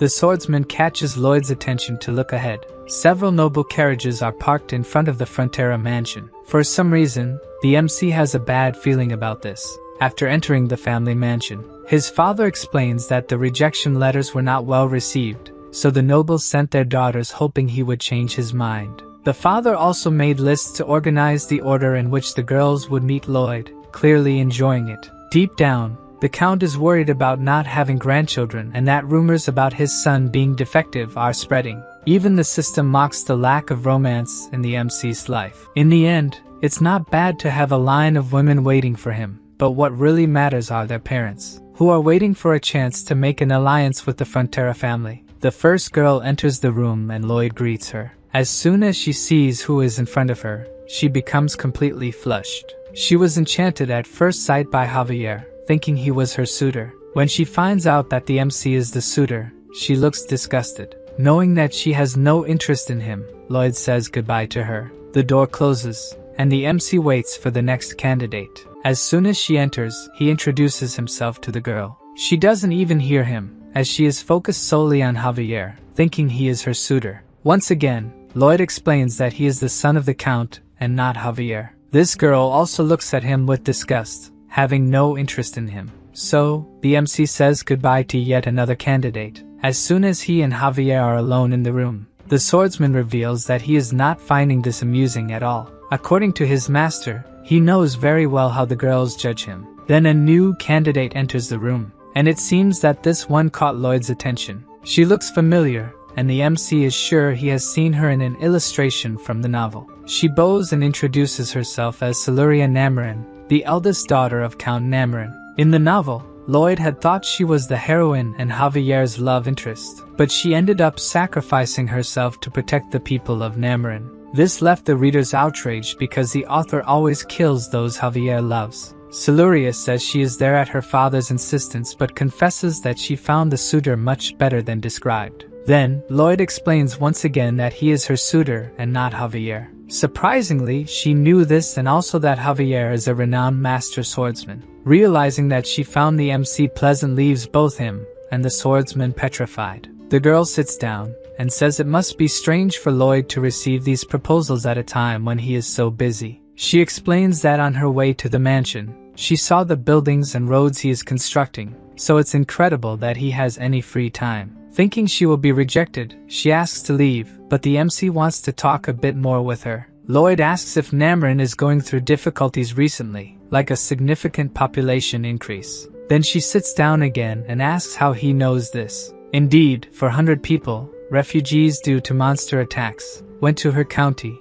led by someone. Just as Lloyd imagined, Namarin's walls are a spell designed to absorb the vital energy of those within them. They were built to trap the refugees needed for Cannavaro's spell. The MC had thought all the refugees had gone to his county, but some ended up in Namarin. If things happen as in the novel, thousands of people from that place will be sacrificed. And all this to summon the knight who calls for death, the Knight of Hell. According to the novel, no matter how strong a master swordsman is, he is no match for a Knight of Hell, which means the destruction of that territory cannot be contained. This is much worse than Lloyd had feared. On another day, the MC is ready to begin his journey, and Javier is holding a basket full of letters. These are letters given to him by the girls before they left. Lloyd asks what kind of letters they are, and the swordsman explains that they are love letters. He realizes that his master may have never received such a letter, and he confirms that he really never has. Not everyone can be as handsome as Javier, so he kneels to rummage through the letters, and offers one of the love letters to the MC. Lloyd takes a good look at what his servant is offering. For an instant, tension forms between the two. Then Lloyd gives Javier a pretentious smile, and says he wouldn't want a letter that wasn't addressed to him, and that they should leave soon. While his master continues walking, Javier remains holding the letter, kneeling, probably feeling foolish for offering the letter. After that, inside a carriage, Lloyd is explaining to Siluria that there are several ways to use these structures. Since Namarin was built on a ridge, it's natural for the surrounding slopes to erode. Even without securing the marriage her father wanted, Siluria thinks he will be delighted with the presence of someone like Lloyd. This is the perfect opportunity to investigate Cannavaro and still make money with a new project. Almost arriving at Namarin, the MC is confident he will win the dispute against the Dark Mage. Shortly after, the carriages arrive at the county, and through the window, Siluria points out to them the head of the merchant caravan, Cannavaro. She explains that he used his own money to care for the refugees and always takes on even the most tedious jobs. Lloyd stares at the merchant, finally seeing who his opponent is. It's not hard to notice that on his shirt, there's the same symbol that was on the goat head that Byron found. Now the MC knows what this hypocrite looks like, and he plans to deal with him soon. At the mansion of the Count of Namarin, he receives his two guests with a smile on his face. Thinking that Javier is the nobleman, and that his daughter has become engaged to him, the Count praises the swordsman happily. He even asks what the best date for the wedding would be, and the two remain silent, knowing he misunderstood everything. Then his daughter explains that Javier is a knight, and Lloyd is the other guy next to him. Looking at the two, he can't believe it, as the swordsman exudes the dignity of a noble, while the MC does not. Siluria dislikes her father's attitude and reprimands him, saying he is being rude to the guests. He should look beyond people's facades, even if it seems something is lacking. Lloyd is wise and intelligent. At that moment, Javier abruptly turns to see if she was talking about his master. The MC listens silently as she says that he is not there for them to marry, but to solve problems with the county structure. Javier continues looking at his master while the Count is pleased he won't have an ugly son-in-law, and the MC remains silent as the Count is reprimanded again by his daughter. She thinks that due to his appearance, Lloyd must have been mistreated all his life, at which point he almost cries. Being able to see his master in such a situation is so satisfying that Javier is glowing with emotion. The swordsman tries to hold back his laughter while the Count asks his daughter about the foreigner's competence. The two continue discussing the project, and Javier starts laughing, losing control. He laughs so much that he pats the Count on the shoulders. The Count turns to the two, tempted to start the project, but he doesn't understand what is happening, as Lloyd is threatening the servant who won't stop laughing at his master. After all this commotion, still at the Count's mansion, the MC asks Javier to keep an eye on Cannavaro since they both saw the symbol he was wearing. If they find evidence linking the symbol to dark magic, he wants to inform the Count about what happened in his county. Still pleased with what happened earlier, the swordsman agrees, smiling. Lloyd wants to know why he is laughing at a serious matter, but Javier can't forget what happened earlier. For a moment, his master says nothing, and the two remain silent, until the MC can hold back his irritation and tries his hardest to land a punch on the master swordsman. The next day, it's time to explore the county. A man is shouting for people to come closer. It seems he is a clothes vendor offering great promotions. Looking at the pieces, Lloyd realizes that his plans have become complicated. The symbol he wants to link to dark magic is printed on all the clothes. Then Javier appears, and his master asks if he found anything suspicious. But he hasn't seen Cannavaro do anything besides taking care of the refugees. So, the swordsman wanted to investigate the merchant's house, but it is guarded by a magical lock, which he could easily break, but he might be caught doing so. He also discovered that the symbol on the clothes is from the Wandering Minstrel, and because it is very popular, it is sold in all the big cities. Lloyd thinks that maybe they need to find the minstrel, but if the wall is built in the meantime, it will be the end of them. The novel didn't give details about how the wall's magic is produced, so it will be more challenging to figure out and stop it. Maybe the MC should send Javier out of the city. He could break the wall, but Siluria would meet the same fate as in the novel. The novel mentions a Grand Master, much more powerful than a Master Swordsman. Without knowing how to become this great master, the MC cannot train Javier to become one. Continuing the conversation, the swordsman says they should keep investigating Cannavaro. With that lock, he has something to hide. Javier reveals that there is another way for them to get in. His master just needs to be patient and trust him. The eroded slopes of Namarin need anchors. These should be buried deep in the ground to stabilize the soil. It would be good to use something like screws, but the technology of this world doesn't support something so precise. Since the delivery of what is needed will take time, Lloyd sends the planning for his project to Corgidus first. While he waits, he will research a bit more about the local topography. Some people pass by him, commenting about a beauty. The MC finds it shameful that they talk about such things out loud in the middle of the city. The girl is at a Cannavaro food stall, and this wasn't in the novel. Getting closer to the stall, there are many people, and he wonders if they are only there because of the girl. He then moves into the crowd to see what they are looking at. As he gets a bit closer, he doesn't quite understand what he is seeing. The beauty people were referring to his serving soup to the crowd, and she looks too muscular for a girl. In fact, the green hair of the beautiful girl gives a clue about her identity. With a disillusioned look, Lloyd concludes that she must be his bodyguard.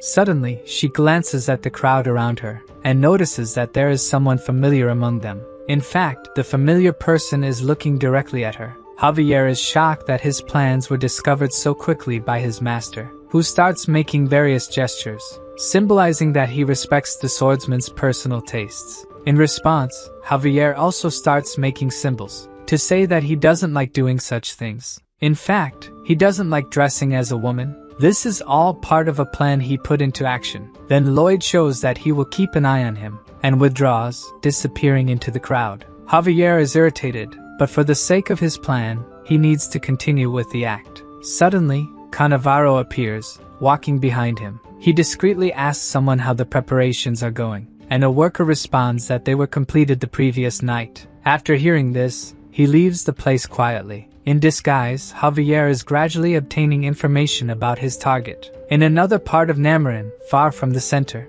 Lloyd is in front of a huge cliff. He climbs a bit, and starts analyzing the predicted fault lines on the slope. As soon as he activates the skill, he realizes he has found something. There is a skull that was buried there not long ago. After finding the skull, the MC looks around for the rest of the body. But he is surprised because he finds something else. Further ahead from where he found the skull, there is another one buried. Curious about this, he looks to the other side to analyze. And in that direction, there is also one, buried at the same depth, all around the peak. Since this is very strange, Lloyd starts to unearth the first one. In another place, Cannavaro is gathered with several people and praises the work they have done. According to him, the revolution will happen on the planned date. Back to the MC, the skull he unearthed is emitting a purple light. This means that someone placed a dark magic mana spell on it, of the same type that initiated the walls of Namarin. Returning to Cannavaro, he is indeed planning the coming of the night from hell. But after finding the skull, the MC does not intend to let these plans come to fruition. So he activates his mana absorption ability, purifying the mana he absorbed. After doing this, the skull becomes white again, with no magic left. Then the MC picks it up and notices a purple stone fell from it. The stone must be the real source of the magic, while the bones served as a vessel. To discover what kind of stone it is, Lloyd uses his research ability on it, and his eyes light up as soon as he finds out. The stone is so precious that it alone is worth a year of Mr. Byron's salary. Thus, the other skulls might have the same inside. As soon as he unearths another, he finds another stone, and another one shortly after. Lloyd starts to smile madly, digging after discovering the precious stones. All he needs to do is dig a bit, and he will find money. It's incredible. By the end of the day, he even managed to level up a skill by digging, and filled his backpack with 30 precious stones, enough to hire Mr. Byron for another 30 years. The MC's desire to exploit the night for longer makes him feel sick even from afar. Satisfied with his haul, Lloyd wishes all his days were like this. Returning, he even considers raising Mr. Byron's salary. But before leaving, he looks in the direction of the skull. The piece that was once part of a human being is exposed on the ground. Lloyd approaches, asking if it is the result of a natural death or not. Obviously, the skull remains silent. But regardless, the MC thanks each one for giving him Mr. Byron's annual salary. Then he picks up the first one he found, and starts collecting the others to place them in a sunny spot to rest in peace. Quickly, he gathers a bag full of them. During the night, at the Count of Namarin's mansion, Lloyd is talking to his bodyguard, who tries to explain the reason for dressing as a woman, but Lloyd interrupts him, saying that he knows everyone in this world is different and understands that the swordsman is unique. Javier remains silent, realizing his master didn't understand anything he was trying to say. But he tries to explain again that he disguised himself because everyone in the city recognizes him, and this way he could gather information. Again, he sees that Lloyd did not understand. The pair remains silent after that, until the MC asks when Javier discovered that he liked this sort of thing. This time, the swordsman loses his patience and shouts that he didn't do it because he likes it.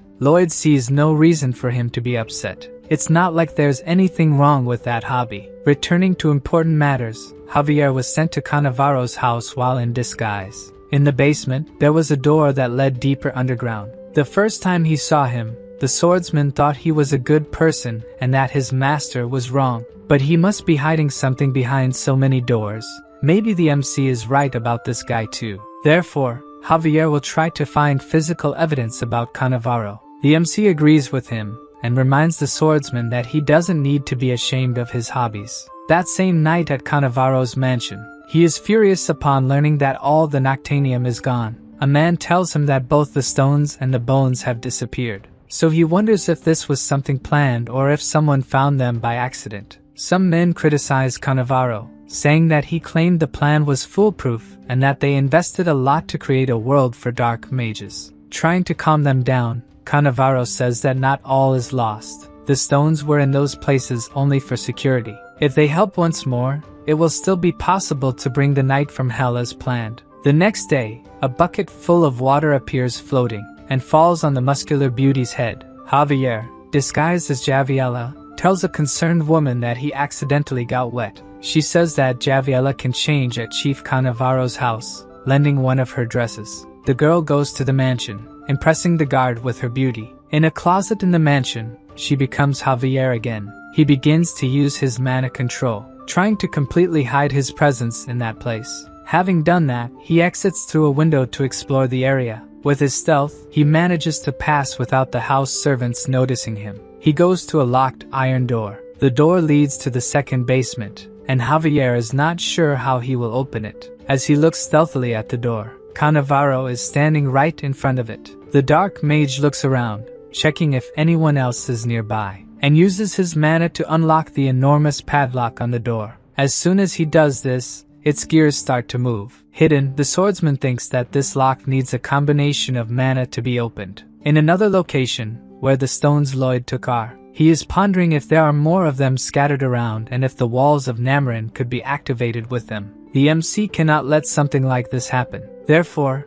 it's time to go after more easy money. Back to Javier's espionage. He observes Cannavaro leaving the basement and hears the lock closing again. He waits hidden until the mage climbs the stairs and leaves the room. Then Javier approaches the padlock that keeps the door locked and tries to replicate what he saw Cannavaro do earlier to unlock the padlock. It really works, and the padlock opens. The swordsman goes through the door, entering a dark corridor. He notices that there is something else there, and after descending a few more steps, he realizes there is something strange about that place. There is a small bright spot coming from the end of the corridor. As he gets a little closer, the spot takes the shape of a person. Javier takes a good look at what is approaching. In fact, the thing looks much more like a zombie than a person. It approaches very quickly, and the swordsman barely has time to dodge its punch. Filling his hand with mana, he punches the creature right in the middle of its belly. As strong as Javier is, his attack seems to have had no effect, and the zombie decides to return the punch. Even using mana to block the attack, the zombie's power was strong enough to push the swordsman back. This zombie is completely different from the ones they encountered in the valley. To make matters worse, he is not alone. Several other zombies appear, joining him. Javier takes a deep breath. Then he pulls 2 kitchen knives from the pockets of his coat and imbues them with mana. Cannavaro just confirmed his suspicions that he wasn't such a good person after all. The group of zombies is about to attack the swordsman, but suddenly he notices something. Behind the zombies, there's a guy who definitely saw Javier, and quickly hides behind an iron door. At least there's someone for the swordsman to question about these things. The zombies begin their attack. Javier, using the improvised daggers, attacks them with the mastery that only a sword master could have. He continues slashing the zombies one by one, trying to carve a path through them to reach the door, leaving only bits of zombies behind. He gets very close to the door and kicks it,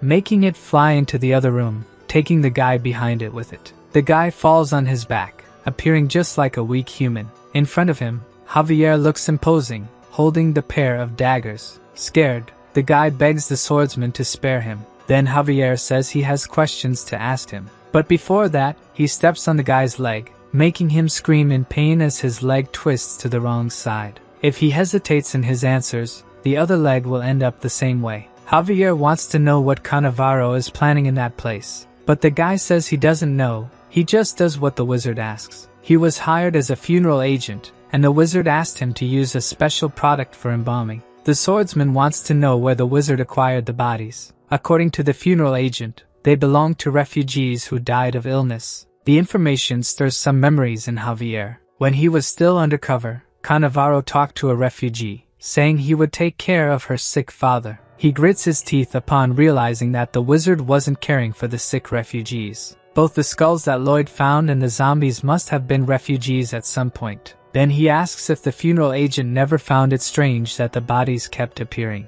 To Javier, this guy is as guilty as Cannavaro, so he steps on the funeral agent's other leg, breaking that one too. Fleeing the place before he is discovered, the swordsman needs to tell his master what he has found out. But when he arrives at the mansion, he cannot find Lloyd, and he thinks it's best not to waste time looking for him. Javier decides to act alone to finish off Cannavaro. The people the mage had spoken to before were all at the exchange market, so that place must be his base. Javier arrives at the location, smashing a window to enter. As soon as he lands, he prepares for combat, and unsheathes his aura sword before he is attacked. But he notices that something is wrong when he looks around. Apparently there is no one else besides him, even though it was always full of people before. He walks through the place thinking about what might have happened, until he comes to the conclusion that the mage may have started his plans. Suddenly we see a gigantic purple cloud high above Nameron. Then, a huge roar takes Javier by surprise. He feels as if all the strength in his body is being sucked away, and he goes outside to see what's going on. From there he can see the purple cloud, as well as a light that is surrounding the entire city, and he wonders what is happening in this place. More roars echo as what appear to be the walls of Nameron rise. Javier's aura sword begins to have its mana drained. Around him, the county's inhabitants fall to the ground, having their mana sucked away as well. At this point, the swordsman worries, as his master must also be in trouble. At the mansion of the Count of Nameron, Siluria opens one of the windows to see what is happening. But what really scares her is not the catastrophic sky, but the people down there who are falling to the ground without strength. Even without having any idea of what is causing this,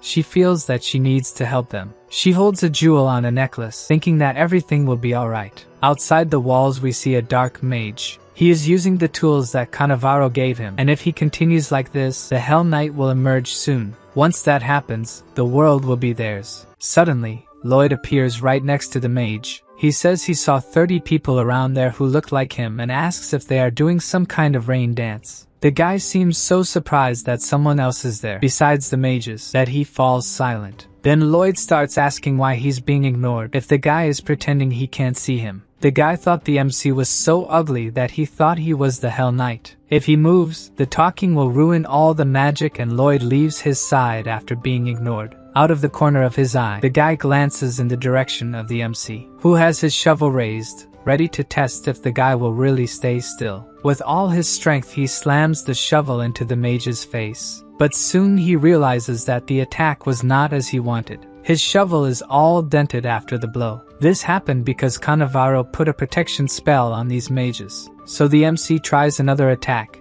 using mana this time. And now the dark mage is afraid to take the blow. After Lloyd's second attack, smoke starts to rise from the shovel, and he finds it strange that even his mana attack didn't have much effect. Even with 2 missing teeth, the mage is celebrating that the barrier around him is impenetrable. As things are not going as planned, the MC needs to focus on what he needs to do. He tries to absorb the mana that is in the mage's stone. But unlike the stones that were in the skulls, this one reacts to the absorption, leaving him unable to do anything. The MC asks if the mage doesn't move because he doesn't want to or because he can't, as it would ruin the spell. As always, the guy remains completely silent. Without an answer, Lloyd will just test his theory, returning to the city. More specifically to the City Hall building. A man is walking towards the building, passing by several fallen people without mana. One of them tries to grab this man's foot. The weakened man asks Cannavaro to help him, but the mage looks at him with disgust, calling people pests, and kicks the face of the poor man who was asking for his help. Looking around the city hall, there is a very large statue of a fallen angel. Cannavaro makes a small cut on his finger, and he says that the statue will become the portal to the Hell Knight. Returning to the protagonist, the black mage is sweating coldly with whatever Lloyd is doing. The MC is focused on digging a hole, until he stops, tired from the effort. He dug up the entire area around the mage, leaving only a small space to balance on top of. So Lloyd starts to approach the mage, who starts to panic as he gets closer. The MC approaches with his demonic face until he almost touches the mage's face. Then he blows a puff of air in the mage's face, making him break the small portion of land that was holding him up, and fall to the ground, still motionless. Fallen, the mage panics, looking at the jewel around his neck. It shines brightly and the guy rides around, as if he's being sucked into, until the stone stops shining and the mage trembles without moving. Lloyd picks up the stone, realizing that if the mage falters, he will be attacked by the spell. With one less mage, the MC looks towards the walls. The purple light that once permeated the entire county starts to flicker at a certain point. This cheers Lloyd up. He still has a chance to stop the spell. In the city, Cannavaro next to the statue realizes that something is wrong. Another hole opens in the wall. As soon as Lloyd finishes off another black mage, even without enough mana and knowing that something is wrong, Cannavaro decides to start the invocation. He begins to recite a spell in front of the statue of the angel, until someone calls out to him. Siluria is walking towards him, asking what he is doing. The mage wonders how she can walk without having her mana sucked away, until he realizes that she is wearing a mana protection amulet. He summons a fireball with one hand, and throws it towards the girl, trying to finish her off. Siluria looks at the fireball coming towards her, and raises her hand as soon as the ball reaches her. Surprisingly, the girl catches the fireball, holding the spell in her hands. From Cannavaro's surprised face, he didn't expect that. Then the girl creates a much larger fireball from that one.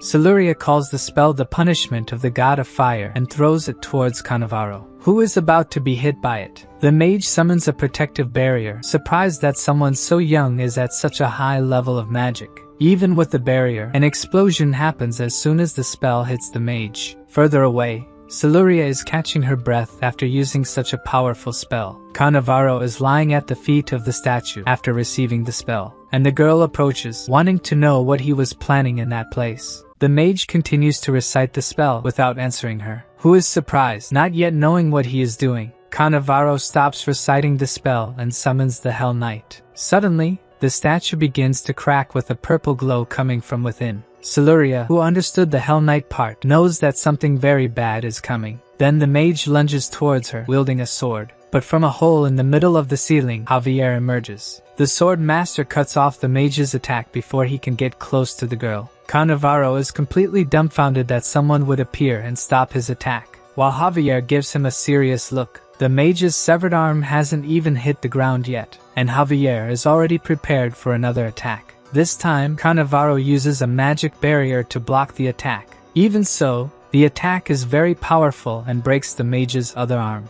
Then the statue starts to glow even more intensely. The sword master looks at it, not knowing what is about to happen. Then a powerful lightning bolt strikes the roof of the building they are in, breaking the statue into thousands of pieces and casting a red light over the area. The problem is that the debris flies towards the people, so Siluria invokes a magic to protect them. Using the Earth God's shield, a barrier appears around the people, preventing the debris from injuring those who are already weakened. A little further away, the fight between Javier and Cannavaro is not over. The mage says that now it will be the end of the swordsman, calling him a worm. For the mage, those people are worthless scum who deserve to turn to ashes by the hands of the Hell Knight. Behind her there is a pair of bright lights looking like eyes. Then, a hand appears from the middle of the smoke caused by the lightning, and we see a red sword being dragged. Cannavaro looks back in fear. Javier also looks worried at what is coming towards them. Behind them, the Hell Knight dragging himself and his great sword. The mage wonders in shock where the knight's horse is and, more importantly than that, his legs. Without enough mana coming from the walls, he couldn't summon the whole knight. Still not complete, Javier worries if he will be able to defeat him. Even without legs, an evil aura emanates from the knight. The knight asks what is the desire of his summoner. Then the mage says that the swordsman dared to raise his sword against the knight. Knowing this, he prepares to attack, and even without legs, he advances quickly to attack Javier. Javier used aura and mana to protect himself, but he still feels his bones reverberating from the attack. The knight's strength is so great that it breaks the ground around the swordsman. In addition, he teleports from one place to another, making it difficult to defend. Suddenly he appears right behind Javier, who will not be able to defend himself. Then Siluria throws a wind dagger using magic, giving Javier an opening to dodge the attack. The knight's sword hits the ground with such force that it breaks the space around it. The knight looks towards the girl, saying that she dared to attack him. With the sentence, she knows that she will be his target now, and he really advances towards her. Javier behind him prepares a powerful attack using his aura sword. Before the knight reaches Siluria, he is hit by the attack, and his head, which was hit, disappears. With the impact, he is thrown away from the girl and remains motionless. Javier looks at his enemy, tired after using so much mana in an attack. A purple smoke begins to rise from the knight's body, which does not move, until it becomes just a pile of ashes. Unconvinced by this, Cannavaro says that this should be impossible. Then a sword is pointed in his direction. The sword belongs to Javier, who tells the mage that they were able to defeat the knight thanks to Siluria. Meanwhile, the people behind him are gathering to help the wounded and take them to the count's mansion. Javier says that the details about what the mage did will be discussed in the royal palace, and he will not be spared from execution. For some reason, the mage, who seemed breathless, starts to smile in a strange way, making the swordsman wonder what is happening. Cannavaro says that Javier is an ignorant who does not know what a being from hell is like. Now the sword master knows that something is wrong, and he looks back towards the knight. What were once just ashes is taking shape again. Now an expression of panic takes over Javier. The Hell Knight's body is complete once more. Cannavaro laughs and celebrates, saying that no matter how many times he is cut down, the knight will rise again. The knight apologizes to Javier for thinking he was too weak at first. Then he grabs his sword again,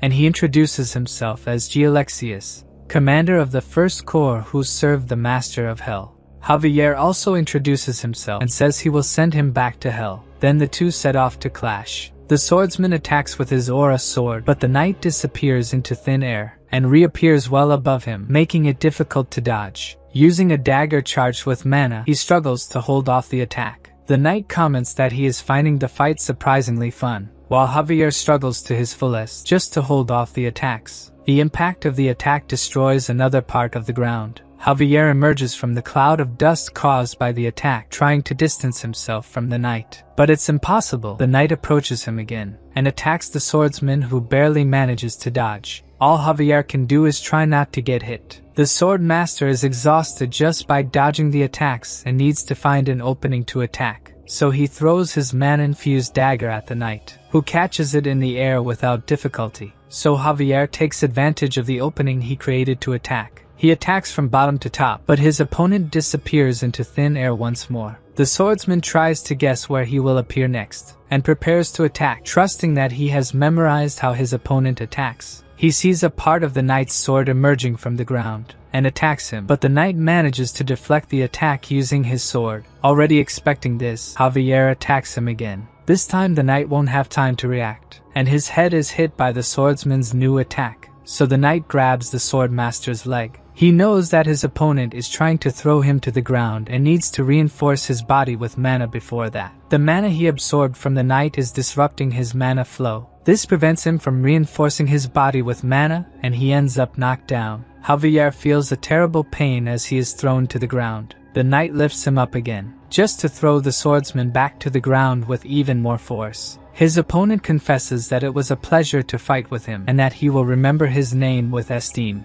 The knight raises his sword about to finish Javier off, saying that they will meet again in hell. Suddenly a voice yells at the knight, causing him to miss the attack. The knight turns to see who the stranger is who has appeared. Lloyd is holding the shovel to Cannavaro's neck and says that as far as he knows, if the summoner dies, he will go back to hell. The MC gives him 3 seconds to get away from Javier before he cuts the mage's head off. The knight thinks that there is something wrong with this human, for the expression on his face is terribly frightening. Surely Lloyd is not joking about what he said and could do even worse. The knight asks if Lloyd is also a being from hell, as the expressions in his face are like those of a being from that place. The MC just shows that his count is over, and is about to leave the mage headless. To protect his summoner, the knight casts a spell in their direction. The spell causes an explosion, and Lloyd retreats to avoid being hit, crouching in a corner while the effects of the explosion wear off. The one who had no way to escape was Cannavaro, who lost the remaining piece of his arm.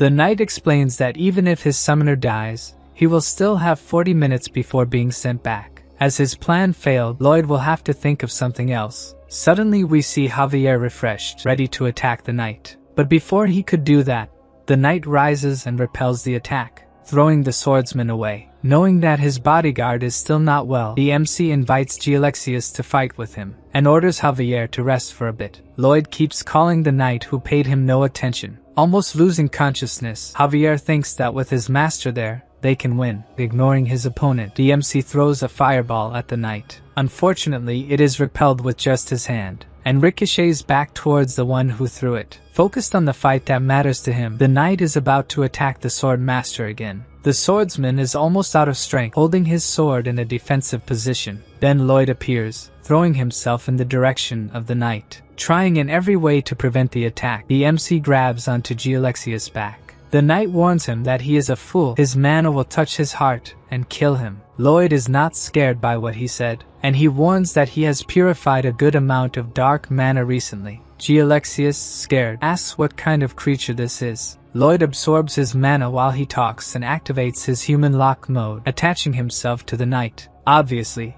Gialexius tries to remove the pest that has attached itself to him, but with macabre agility, the MC manages to dodge him. Realizing that he won't be able to get rid of the human by trying to grab him, the knight headbutts him back and this time hits his mark. Lloyd falls back, but doesn't let go and grabs his opponent's legs. Desperate to get this thing stuck to him off, the knight raises his sword, trying to hit the MC from below, which doesn't work as he dodges, and appears again stuck to Gialexius' neck. No matter how much he shakes, Lloyd just laughs and doesn't let go of him. When he's tired of trying, the MC draws his attention to something. In the meantime, he has completely forgotten about Javier, who is ready to attack the knight, surprised that his opponent has recovered so quickly. As soon as he thinks about blocking the attack, Lloyd grabs his arms. With that chance, Javier attacks him, opening a gash in the middle of the knight's chest. Gialexius roars with anger at being hit, while the sword master prepares to attack again. This time the knight is faster and manages to disappear into thin air, reappearing from above behind Javier. The swordsman was already expecting this, and attacks again. Unfortunately, Gialexius disappears again. Then he appears in another corner, annoyed by the pest that won't come off him. He doesn't understand how Lloyd could stay there, even with him teleporting. The conversation gives Javier a chance to launch a new attack. The MC realizes that the swordsman is moving faster than before, but it's still not enough. In addition, he won't be able to purify the mana for long. He needs to think of something fast. Then a system message appears surprising Lloyd about being able to help him once. According to the system message, he can win if he sings. With no better option, that's what the MC starts to do, in a way that really makes it seem like the knight and he came from the same place. His horrible voice makes the knight feel like he has a fingernail scratching his brain. As Lloyd continues, Gialexius realizes that it's just a song, not a spell. But the MC's horrible voice sends the knight into a spiral of despair. He starts to spin around, focused only on the horrible noise. Lloyd realizes that the tactic is working and calls Javier to attack. The problem is that this sonic attack didn't just hit the knight, the sword master is also suffering. The MC remembers his parents telling him, as a child, never to sing. In a test, the music teacher even threw an organ at him, thinking he was purposely singing badly. Even in his time in the army, a priest thought a demon had appeared and threw holy water at him. As there is no useless skill, at least his lack of tuning served for this moment. At this point, the knight is already calling Lloyd a demon, desperate. Javier uses his mana to cover his hearing before he goes crazy from his master's voice, while the MC rolls in the air with the knight. Without stopping singing for a moment, Lloyd manages to knock the knight to the ground. The swordsman prepares to attack with his aura sword. Finally, the MC detaches from the knight who has fallen before being hit. Then it's Javier's turn to hit him in the middle of the chest, and use the aura blast to finish off his enemy. With the attack, an explosion of light hits Gialexius. A large area around them is destroyed by the impact. Lloyd barely manages to get away and avoid being hit. The knight's body disappears, but Javier remains kneeling breathless. The MC approaches him, saying that they won. But according to the swordsman, it's not over yet. Lloyd doesn't quite understand what he meant. Then Javier tells him to pay attention to the mana in that place. Analyzing the mana more carefully, the MC realizes that his bodyguard was right. Thus, the two remain alert to what may be coming. A purple smoke appears, taking the form of the knight, and Javier advises his master to stay behind him. But Lloyd says without concern that Gialexius will not rise again. The swordsman doesn't believe it, as he has already seen the knight regenerate after defeating him. Even so, the MC asks if he doesn't want to bet, as he is sure the knight is dead. Lloyd picks up his shovel from the ground, and bets that if the knight returns, he will call Javier master for a year. Otherwise, the swordsman will have to dress up as Javiella on the way home. The MC raises his shovel towards the ceiling, and fires a triple mana explosion combo, which opens a hole in the city hall ceiling. Almost out of mana, he kneels on the ground,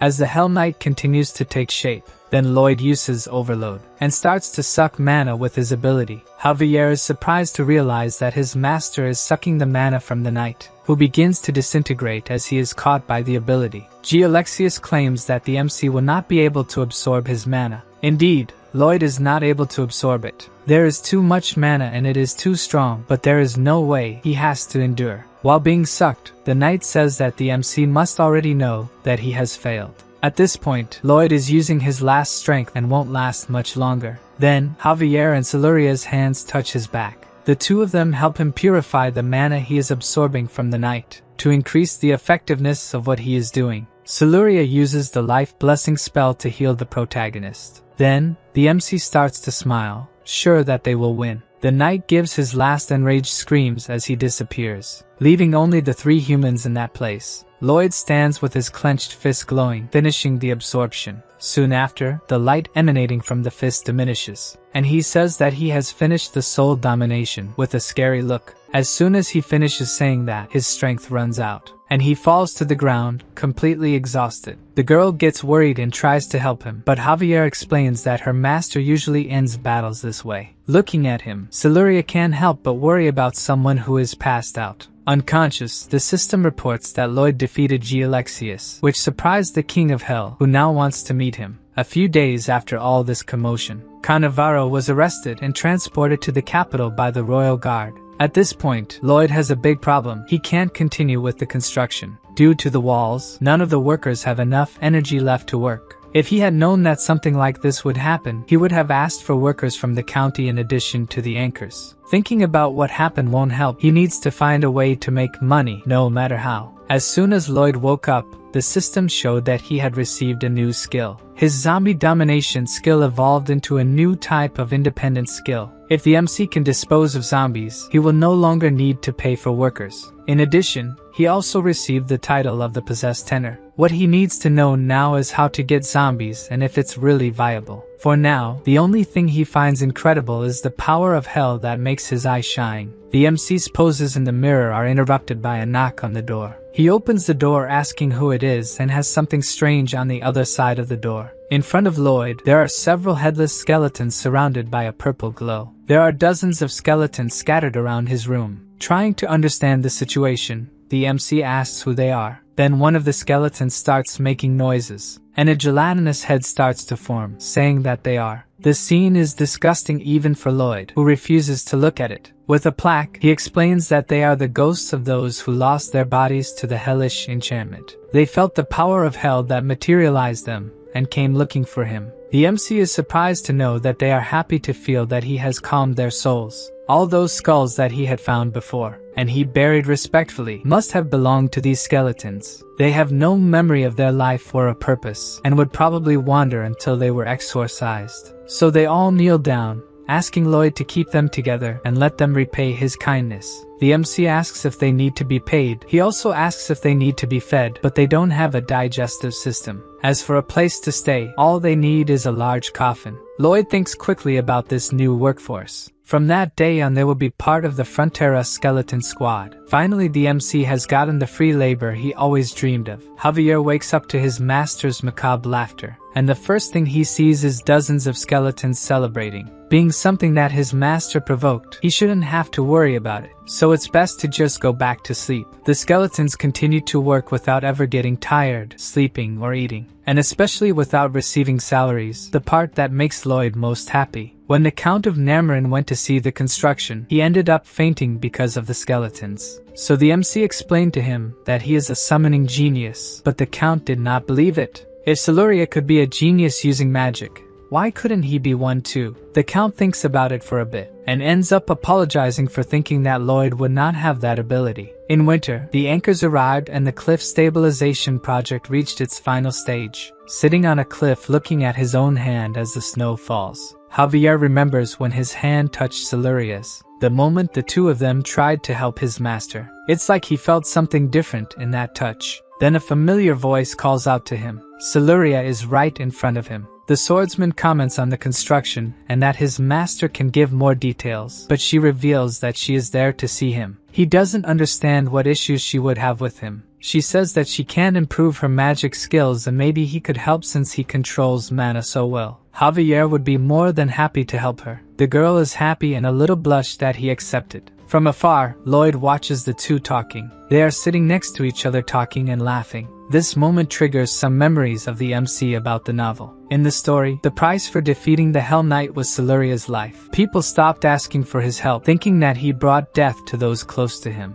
He was destined to live in loneliness without getting close to anyone, or he would end up taking that person to death. His unprecedented strength determined his lonely future. Fortunately, in this reality, Javier is smiling, living happily, and seeing that makes the MC happy too. Sometime after that, the construction was finished, and if repaired periodically, the Count would have no more problems. The troop of skeletons is packing up their master's belongings for the departure. Lloyd thanks the Count for paying the construction costs, and even a little more. The Count does not think the amount is enough, as he saved the county and the villagers celebrate it. The MC listens with satisfaction to the cries of gratitude. And what makes him even happier is knowing that with this amount he will finally be able to relax in peace. The Count asks one last time if Lloyd would not consider marrying Siluria and becoming his heir. But according to the MC, who wants to live a quiet life in the Frontera County, the Count already has a great heiress, who will soon be the greatest mage on the continent, Siluria. Finally, they say goodbye to the Count and his daughter. Before going, Javier takes one last look at Siluria, who was also looking at him. Then Lloyd calls for his bodyguard, saying that it is better for him to stay in Namran, where he would receive better treatment and rise through the ranks faster. Javier questions whether some of the dark mana has entered his master's brain for him to be thinking this way, and he says he will remain a Frontera knight until the end. The MC asks what he would do if it was an order, and in that case the swordsman would disobey it and have to be executed. So, there's no way to go against his stubbornness, and the only option left is for them to return to the county together. In the snow-covered Frontera County, Lloyd's parents come out of the mansion to greet their son and are met with something different. This time, their son has returned accompanied by a troop of zombie skeletons. The MC tries to explain about the skeletons, but this is not his father's main concern. What really shocked the Count of Frontera was to see Javier dressed as Javiella. The swordsman is sorry for agreeing to that bet without thinking. Lloyd bet him that if the knight didn't return, he would have to dress up as Javiella when they got back. The Count slowly approaches Javier and hugs him, saying that he must have suffered a lot to keep this secret for so long.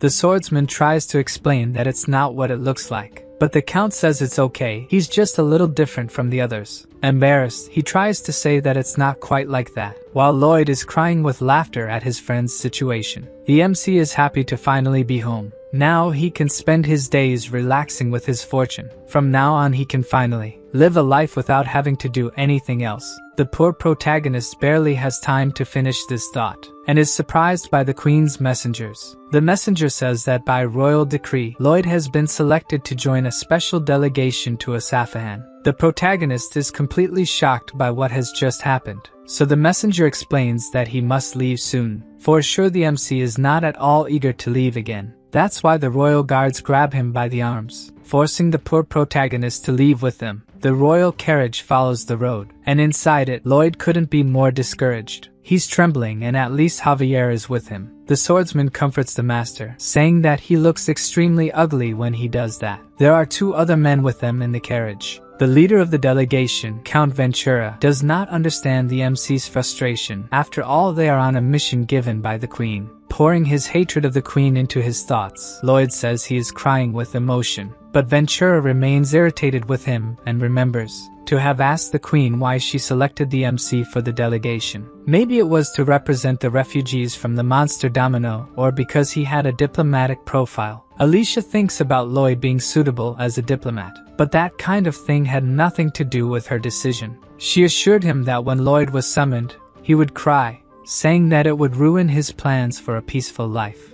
The report on Namarin said that the soldiers defeated the knight and Lloyd only helped by giving information. A lie. Ordinary soldiers would not win. The MC must have asked to have his and Javier's names removed from the records. As the Count could not do this, he reported that the two helped. Lloyd is not the type to seek fame or glory. That's why the queen thinks he'll do something no matter what. Being a greedy man who holds grudges for a long time, unscrupulous and materialistic. The words leave Count Ventura wondering if she was praising or insulting the MC. The queen also predicted that one day he would stop crying and discover something he could get from Samarkand. In the carriage, our protagonist still couldn't stop crying. Count Ventura sure didn't like him, thinking he was a materialistic pig who didn't know honor. The delegation's carriages are arriving in Isfahan. At the palace, a messenger informs the Sultan that the Magentano delegation is approaching, and the Sultan asks them to be given a proper reception. In the palace of the Sultan of Isfahan, Count Ventura is outraged by the accommodations given to him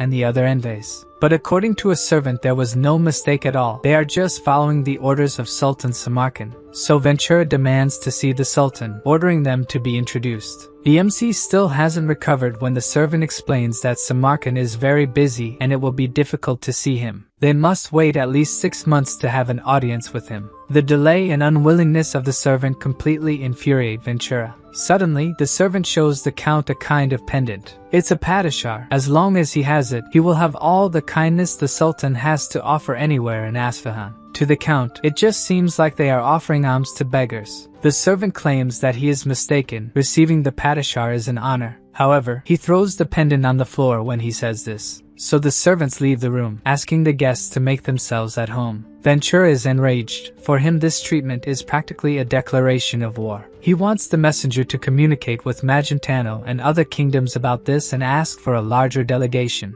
The Count hears from the messenger that Lloyd disappears and doesn't care. Another thing that disappeared was the padishar that had been thrown on the floor. During the night, in the kingdom of Isfahan, a poor girl is selling torches on the street. A man passes by her, almost knocking her over. Without having sold any torches, she looks for an alley to sleep in, until a man appears, asking if she needs a place to sleep. Lloyd says he will help her and asks her to go with him. Then we see a kind of mansion all lit up. They are in front of the most expensive hotel in the capital, and the girl refuses to be a burden to them. The MC explains to her that he bought this hotel. All she has to do now is sign the deed and the place will be hers. And he has all this because he fell into the good graces of the great Samarkand. With the padishar, Lloyd goes to the most expensive restaurants, orders the best dishes, and even pays everyone's bill. With the power of this pendant, he offers food to everyone who is hungry and is applauded. Holding the padishar, the MC says that the great Samarkand is blessing all of them.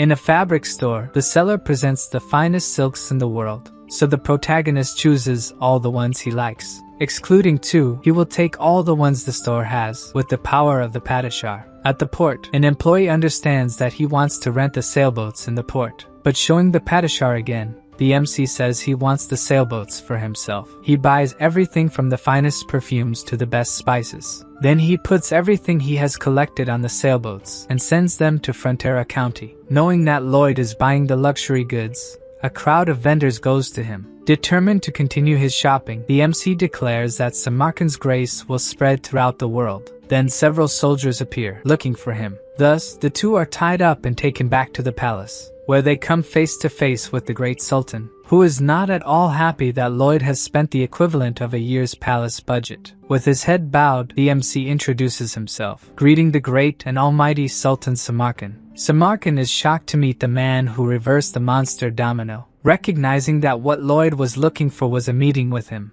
The protagonist continues to be threatened by a sword wielded by the guards. Samarkand is not happy with this encounter. With his head lowered, Lloyd knows he needs to avoid a war with the Sultan. If that were to happen, the Frontera county, located at the border, would become a battlefield. The Sultan acknowledges in his thoughts that the first one he would encounter in a war is the MC. Even with all the military strength of Isfahan, the fall of the Frontera territory is not guaranteed. Samarkand has no idea of their military power or what strategy they would use. Perhaps he should end Lloyd now. But looking at the situation a bit more closely, there is someone very powerful in that place. And even if they defeated Javier, all of Isfahan could turn to ashes. Smiling, the MC knows the Sultan must think carefully about his actions. Perhaps the great leader should try talking to his guests. Not knowing what they plan, Samarkand feels blackmailed, and even trembling with anger. The great leader takes a deep breath and orders the guards to release his guests. With this gesture, Lloyd feels he has won the first round of the battle. Then the Sultan asks if he enjoyed the Padishar. The MC raises his arms to make a deep bow and bends to the ground, wishing a long life to the great Sultan after having enjoyed the power of the pendant. This time,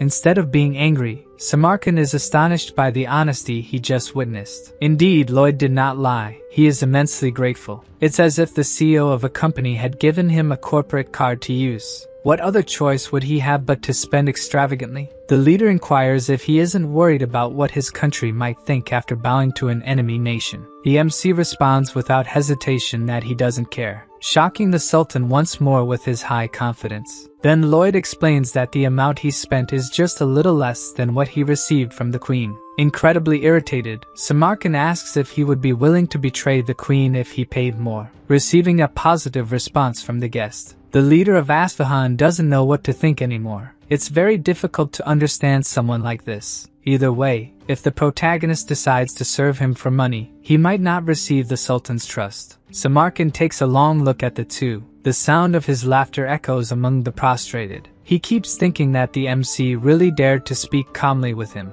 then asks why Lloyd did all this to talk to him, wishing to have him by his side. With this, the protagonist feels he has won another round, and asks if the great leader desires war. Samarkand responds that he desires it if necessary. The MC says that must be why he turns his attention to a foreign enemy instead of dealing with the drought. Certainly, the great leader did not expect outsiders to know about this. Lloyd proposes to end the drought in exchange for the Sultan seeing the Magentano delegation. The leader thinks for a moment about the proposal he just received, and asks him to continue with what he was saying, which means our protagonist won the third round. After that, he laughs while talking to Javier about the Sultan's face when he signed the contract with him. He hears from the swordsman that he tricked the Sultan with the high price, but that expense is nothing compared to a war. The drought in Isfahan and the lack of help from Samarkand caused the provinces to form a rebellion. As the events of this world changed compared to the novel, if a war begins before the rebellion, the damage would be enormous. After night falls in the Isfahan Empire, the Sultan receives a visit from a girl, and we hear her call him father. He has a mission for his dear daughter Scheherazade, to be Lloyd's bodyguard during his trip to Kandahar, and make him hers, using any means necessary. The girl makes a small bow and agrees to do what her father wishes. The next morning, Scheherazade introduces herself to the MC, saying she is the bodyguard assigned to him. He explains that he already has Javier for that, but the girl pretends not to hear and says she is eager to serve him.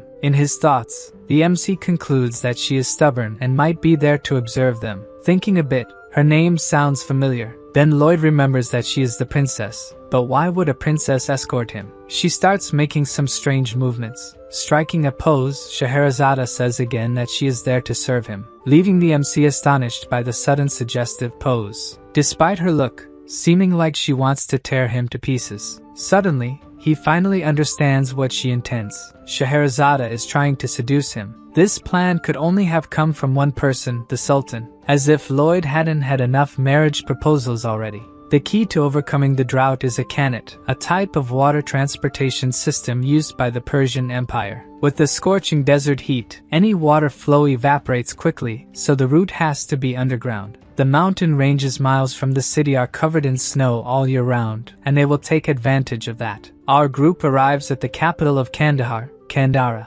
Lloyd is relieved to finally have a break. At least that's what he wished. but looking to the side, it seems that won't be possible. Scheherazada's strange insinuations continue, and her eyes make the MC think she would try to dismember him when he sleeps. Knowing he won't be able to relax, he sits on the bed, asking to talk with the girl, but first for her to stay in a natural position. She tries to convince him that she is naturally like that. Scheherazada is the youngest of the Sultan's 4 daughters and the most beloved, a very skilled swordswoman from a young age. The identity of the princesses is kept secret, and the MC will continue pretending he doesn't know who she is. Lloyd inquires if she doesn't need to rest, but she says she has to stay by his side day and night. He insists that he doesn't need protection, be it day or night. Scheherazada seems not to understand what he is saying, so he points to Javier, explaining again that he already has a bodyguard, who is a high-level sword master, much more powerful than a normal sword master. In fact, he is more powerful than 10, or rather, more than 50 people of Scheherazada's level, so he doesn't need her. Hearing this leaves the girl completely enraged, so much so that she even draws her sword.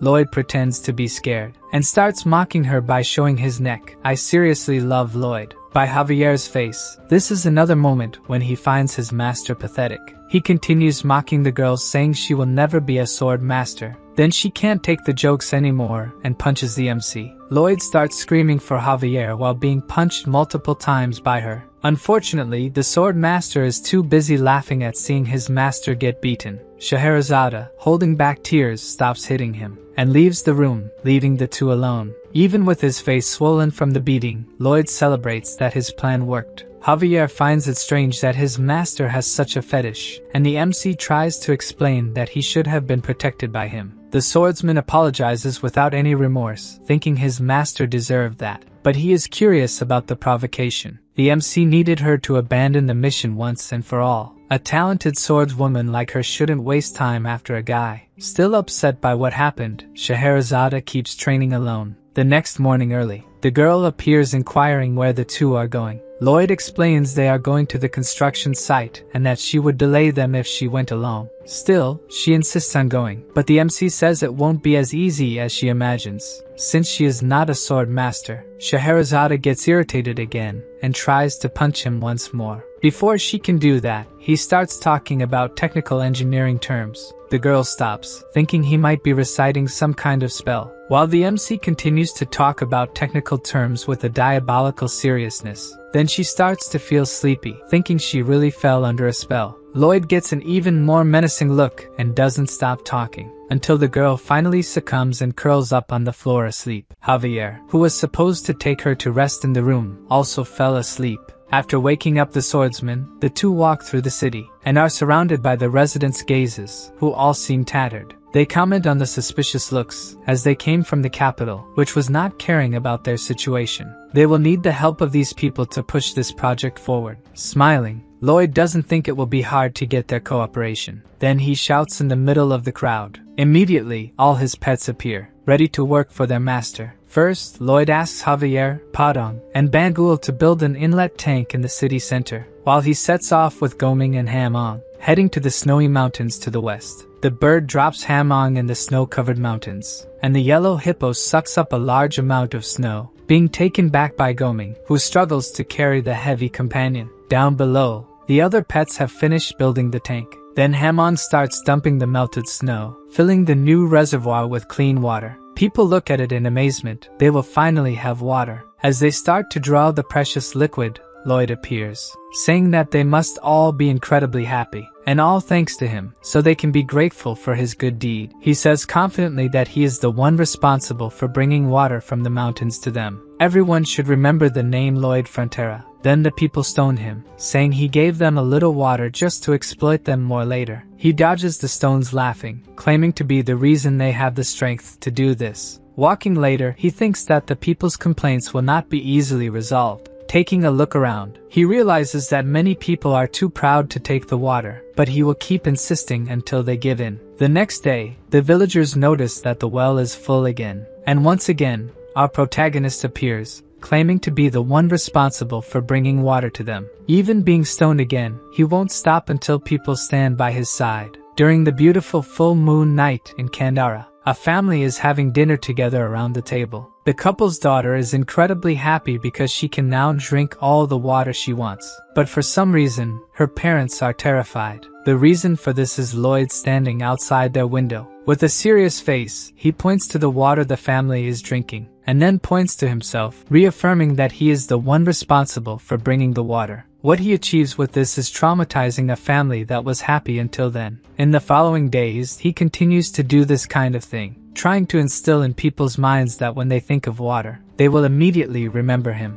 Walking again through the city, he meets the same resident as before, and once again, the guy catches his attention. The guy removes the scarf he uses to protect himself from the sun, revealing a beautiful black mane. Knowing he has one another person to his side, the MC gives his strange smile, and the guy returns another strange smile. From atop the well's tent, Lloyd shouts water to the people, and in return, they imitate the strange face he always makes. To make sure people understand his point, he shouts again. And once again, everyone responds with a strange smile and saying his name. Not satisfied, he continues shouting to reaffirm being synonymous with water. Javier asks if the master has not hypnotized those people, but according to him, this is the result of his marketing. If water is good and he is synonymous with water, then he is also something good. And he starts joking with the swordsman, who finds it not funny at all. Then momentarily, Lloyd feels depressed. But either way, the foundations for what he plans are ready. The MC sets up a table near the well, inviting people to work on the construction of the underground waterway. One of the candidates asks if meals are included in the contract. According to the MC, mountains of food from all over the country will come.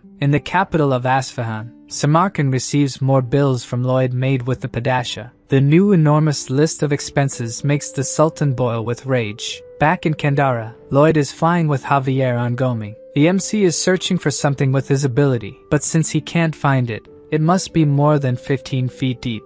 Even if he hires the necessary people, it will take too long to dig a 22-mile waterway. What he needed now were the underground tunnels made by the rebels. Returning to the city, Lloyd thinks there is only one way to find this tunnel. Night falls, and at the place where they are staying, Scheherazade is asking Javier to leave, but the swordsman stands in front of the door and does not move, even when she says there are rebels in the area. It's too dangerous to leave the MC alone. Javier agrees that she is right, but as his master said he would be fine, he will believe it. The girl says the guard should be by the master's side to avoid unexpected dangers. But the swordsman says it's not quite like that, for his master is always right. Now we see the room where Lloyd was empty. He must have been kidnapped by the invaders. Scheherazade considers Javier too stubborn, so she moves quickly, trying to pass by him using brute force. But the sword master easily stops her attack, praising her skills. Obviously, she is not happy at all for not being able to attack him, so she attacks again several times, and he defends each one,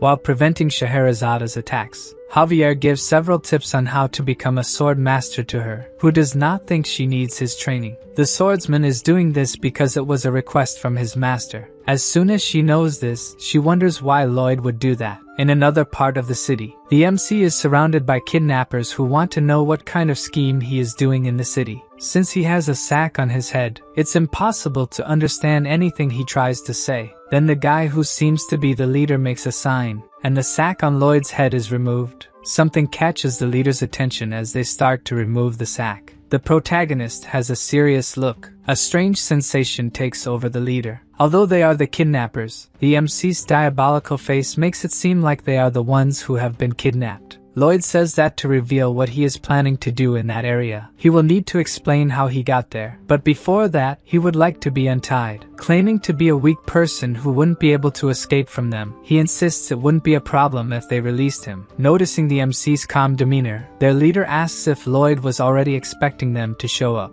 As someone sent by the Sultan, he had anticipated the rebels would do something. With the knowledge from the novel, Lloyd also knows that Terms, the rebel leader, dies leading the revolt. His death causes all the provinces of Isfahan to unite and start the Great Rebellion. Terms examines the young man in front of him. It really doesn't seem like the MC is someone capable of escaping from them, so he orders the prisoner to be untied, despite his companion's disagreement. As he is freed, the MC praises his captor's kindness, saying they will be blessed. In his thoughts, Terms feels indebted to him, which is why he offered a bit of kindness. He remembers his son bedridden and very weak, the child apologizing for being so frail. While Terms cried, regretting giving all the water he managed to others and not to his son, the shout of people saying there was water in the city caught his attention. Shortly after, we see the boy drinking the water his father fetched from the square. After drinking some water, the boy is visibly better. Back to the present, Lloyd's bonds are on the ground. The leader warns that even though they are letting him go, the MC shouldn't try to escape. At that moment, he has that devilish look on his face again. This makes the rebels want to attack him, thinking he is about to do something. But instead, our protagonist strikes a poetic pose. The rebels pause, not understanding his intentions. Then he begins to explain that 2.5 years ago, the county of Frontera was on the verge of ruin, deeply in debt. The rebels remain still as he recounts that it was a dark time. But he didn't give up and started by building heated floors in the village. Then they fought against giant ants, which ended up exploding in the mine. Then he and Javier went to Cremo, where there was a giant lobster. Excited, the MC explains the size of the giant lobster's head that they defeated. The rebels are surprised to learn about the protagonist's feats. He continues telling about Javier's incredible battles. At this point, the rebels are already eating popcorn to follow the epic story, excited about the sword master's deeds. Then the leader realizes something with these stories, wanting to know where the MC is going with them. But Lloyd explains that he hasn't reached the good part yet. The leader gets irritated because even his companions didn't like him interrupting the story. The MC continues telling how they were attacked by locusts the size of dogs. The whole sky turned dark when these creatures arrived attacking. Even Terms is startled by Lloyd's reenactments of the battles. The night passes as he continues to talk about everything he went through with Javier, until the sun begins to rise in Canara. Goming, as lifeless as always, is carrying his master and Terms. The leader is in a panic, not knowing where they are going, and Lloyd explains they will see the queen, but he doesn't remember how they decided this. So he decides to tell the whole story again, but Terms stops him from doing so. Since Lloyd will need the underground tunnels for the waterway, they go to the queen to ask for asylum for the rebels. Terms really remembers talking about this with the MC, who assures him that all companions and family members will be sheltered in Magentano. Then they spot the royal palace, where Cannavaro is being restrained by the court magicians. He begins to tell the queen something about Targa having said something to the dark wizards, but he has a coughing fit, probably caused by the excellent treatment he is receiving. So the queen determines that he has said enough, thinking she needs to find this Targa. As she is returning, a messenger says that Lloyd is waiting for an audience with her. She is a bit puzzled because the MC was supposed to be in Asfahan. Then, before her, he and Terms kneel, asking for asylum for the rebels. Without much thought, the queen grants asylum to all of them and their families. Lloyd thanks her, while the rebel leader is surprised by how easy it all was. He can hardly believe that the MC brought him to the queen and secured asylum as if it were nothing. Even though things didn't go as she expected, the queen is happy that her orders are being followed. Thanking him for the compliments, she begins to talk about an old saying that says skilled men must work until there is nothing left of them. Her words leave our skilled man extremely worried. Changing the subject, she says that Cannavaro's interrogation has progressed and she will need his help soon. With a bitter face, he says he will gladly help the queen and is tired from the long journey. Then Alicia approaches, inquiring if he missed her, as she wanted him to come back to see her. Her question makes Lloyd start to sweat. Holding his face, she asserts that he is not a selfish person who comes to her only when he needs something, and feigns ignorance when she says she wants to see him. Who would have thought that the greatest enemy to our protagonist's peaceful life would be the very leader of the nation, Queen Alicia? Back in the kingdom of Asfahan, Javier continues to block the door to his master's room. Having spent a good amount of time there, he struggles to stay awake. Just like Scheherazade, but unlike her, she can hold out and falls asleep. A little later, she wakes up wanting to resume the fight with the swordsman. She strikes Javier several times, who continues to block the attacks with ease. As he does this, he wonders how much longer his master will take to return. But suddenly, Scheherazade's new strike is different from the others. Javier is caught by surprise as she is using aura in this attack. He needs to partially unsheath his sword to defend against this strike. Even though still a bit unstable, the girl is on the verge of becoming a sword master. She probably hasn't realized this and tries to attack once more. Right at this moment, Lloyd opens the door to the room, pinning Javier behind it. Since Scheherazade didn't stop her attack, she almost hit the swordsman, and as the sword pierced the door, it touched the MC's shoulder. Just the impact of using aura in the attack made his clothes tear, and the pets are left hanging from what remains.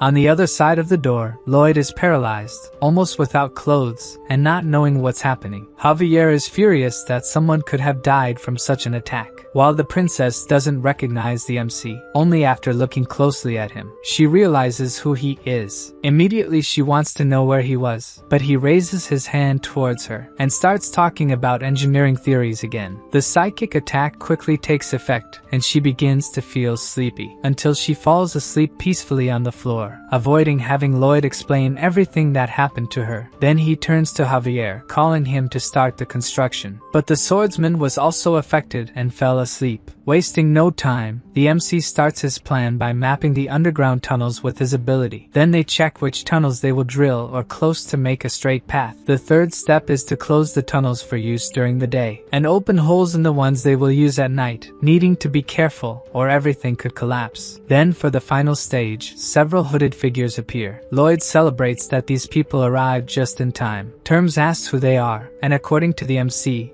they are workers coming from the county of Frontera, necessary for this project to be completed. The group of skeletons, as always, is pleased to help their master. He explains that a gigantic amount of water is behind a wall. To see if they understood, he asks what will happen if they dig in that place. The skeletons know they will be swept away by the water if they do that. Since ancient times, people have risked their lives to make a canet. More precisely, they gave their lives for it. Usually, the oldest of the workers was chosen. This person should deliver the final blow. That would release the water trapped behind the wall. There was no nobler sacrifice than this, giving one's life for the community. This time Lloyd decides that the one who will have the honor to do it is Tords, who was brought to Asfahan by the skeletons. Even though the MC is proudly anticipating what will happen, Tords is sweating cold, not at all willing to make this sacrifice. Lloyd doesn't ask if he wants to or not and runs off, saying he will never be forgotten. So Tords chases after him, wanting to be swapped with one of the skeletons, but the MC doesn't want to make them die again. The guy is completely desperate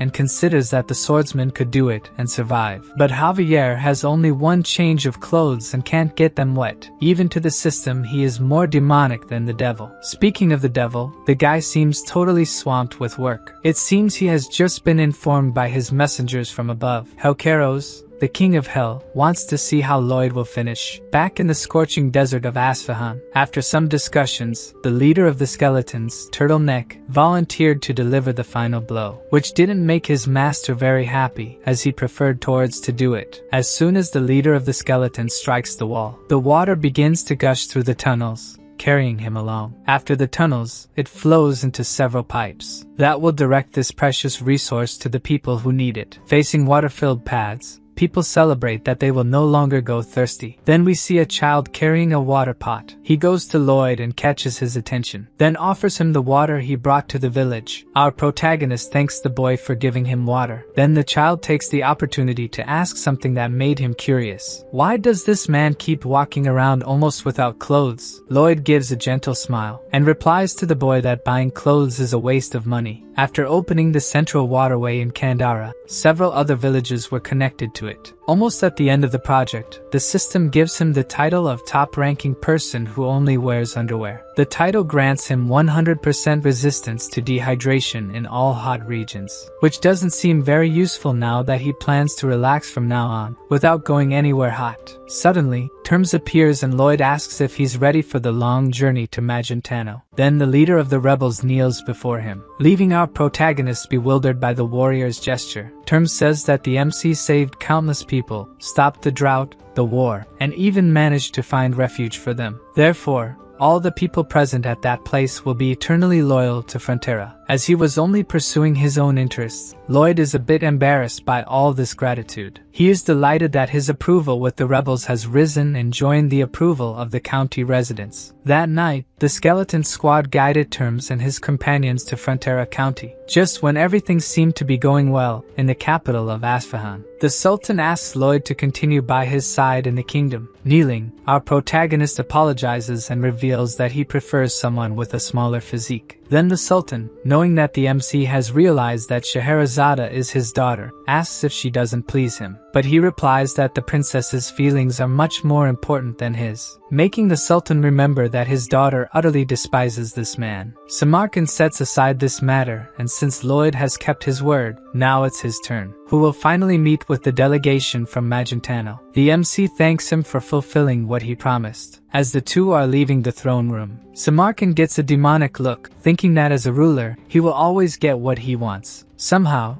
he still plans to take the protagonist for himself. With a brief look back, Lloyd seems to have understood these thoughts of the Sultan. Moving on, the Sultan is sitting with the members of the delegation. Count Ventura is thinking that it was thanks to the MC that they managed to have this meeting, so they cannot lose this incredible opportunity. First, the Sultan apologizes for the suffering caused to Magentano due to his mistakes. The apologies surprise the nobles who did not expect such a proud person to apologize. Samarkand promises to pay for the damages from the monster domino and will take measures to ensure it doesn't happen again. The nobles listen silently as he says he will inform Magentano about these measures, and if it happens again, he will pay double. Count Ventura knows that all this goodwill will come at a price, so he thanks the Sultan for his generosity, undertaking to convey what he said to the Queen. But Samarkand interrupts to say that he wants something in return, leaving the Count apprehensive about what the Sultan might ask for. And he wants nothing less than Lloyd Frontera. After the meeting,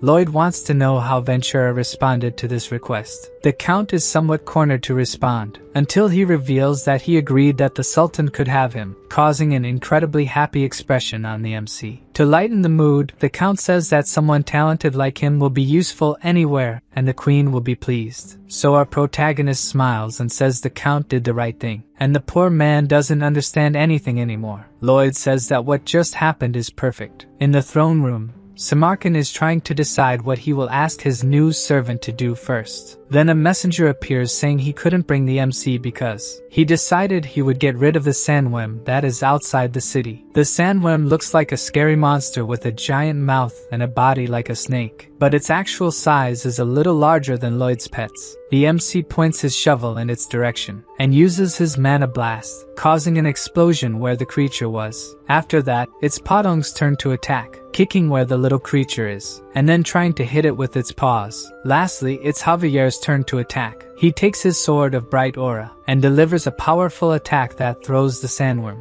Incredibly, even after all these attacks, the worm continues to move, so Lloyd attacks it with Mana Blast again, wildly. At that moment, the Sultan arrives where they are and sees the MC using Mana Blast continuously. The protagonist is screaming demonically that he will destroy the worm in the name of Samarkand, who stands watching all that madness, and being hit by the rain of sand flying with the explosions. Only at this moment Lloyd realizes he is being watched by the Sultan, and he signals positively to him, who thereafter wants this unstable person no longer in his kingdom. After these events, night falls in Isfahan. In his office, the Sultan thinks he made the right decision. With MC by his side, you never know what he could do. He still has to pay for the expenses incurred with the Padishar and the construction costs. Thinking this way, it's as if he's been robbed by MC. Then a guard appears saying there's bad news. Lloyd has just escaped with the Padishar. This time the Sultan is speechless. He's going bankrupt this way. As if that weren't enough, a messenger appears with urgent news. Princess Scheherazade has fled and left a message saying she had much to learn from him. The Sultan doesn't know what to say after that, and collapses onto his desk, crying and cursing Lloyd for all the trouble he brought. A little while later, in Frontera County, Lloyd's parents wake up on a quiet morning, with Baibyong sounds instead of a rooster, but that's not bad.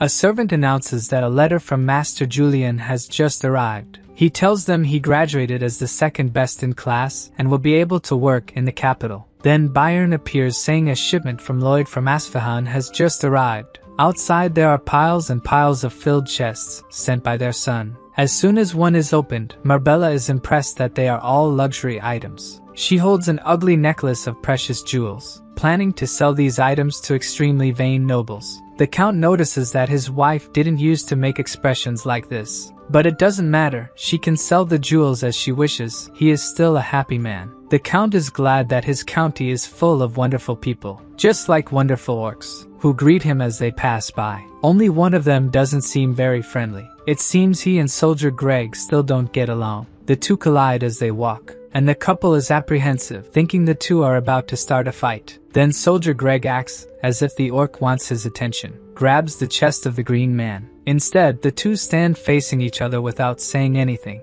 until the orc moves quickly, but Greg manages to dodge the attack quickly. Somehow the creature stood still in a strange dance position, and then quickly returns to normal, kneeling. This isn't over yet, and he challenges the soldier, who, along with his companions, acts as if they had no choice, and they all choreograph together, ending with all of them standing in the same upside-down position. Then the orcs come together to make a better dance, which ends in a much more elaborate way. It seems this time Soldier Greg didn't come out on top, and the orc looks victorious. Surely this wasn't what the Frontera couple was expecting to see, but in any case, they are all good creatures. Speaking of creatures, they encounter the skeletons on the way. Would they be organic or inorganic matter? It doesn't matter. What matters is that the county is at peace and he is happy, even though some strange things happen there. Maybe very strange when they see the white cavalry praying to Lloyd's statue. And strangeness only increases when Terms and his companions arrive and also pray for MC. Finally, someone informs the couple that their son has just returned. Seeing their son dressed that way, practically only in tunic and underwear, it makes them think that the strangest person in that place is surely their son. Still, as strange as their son may be,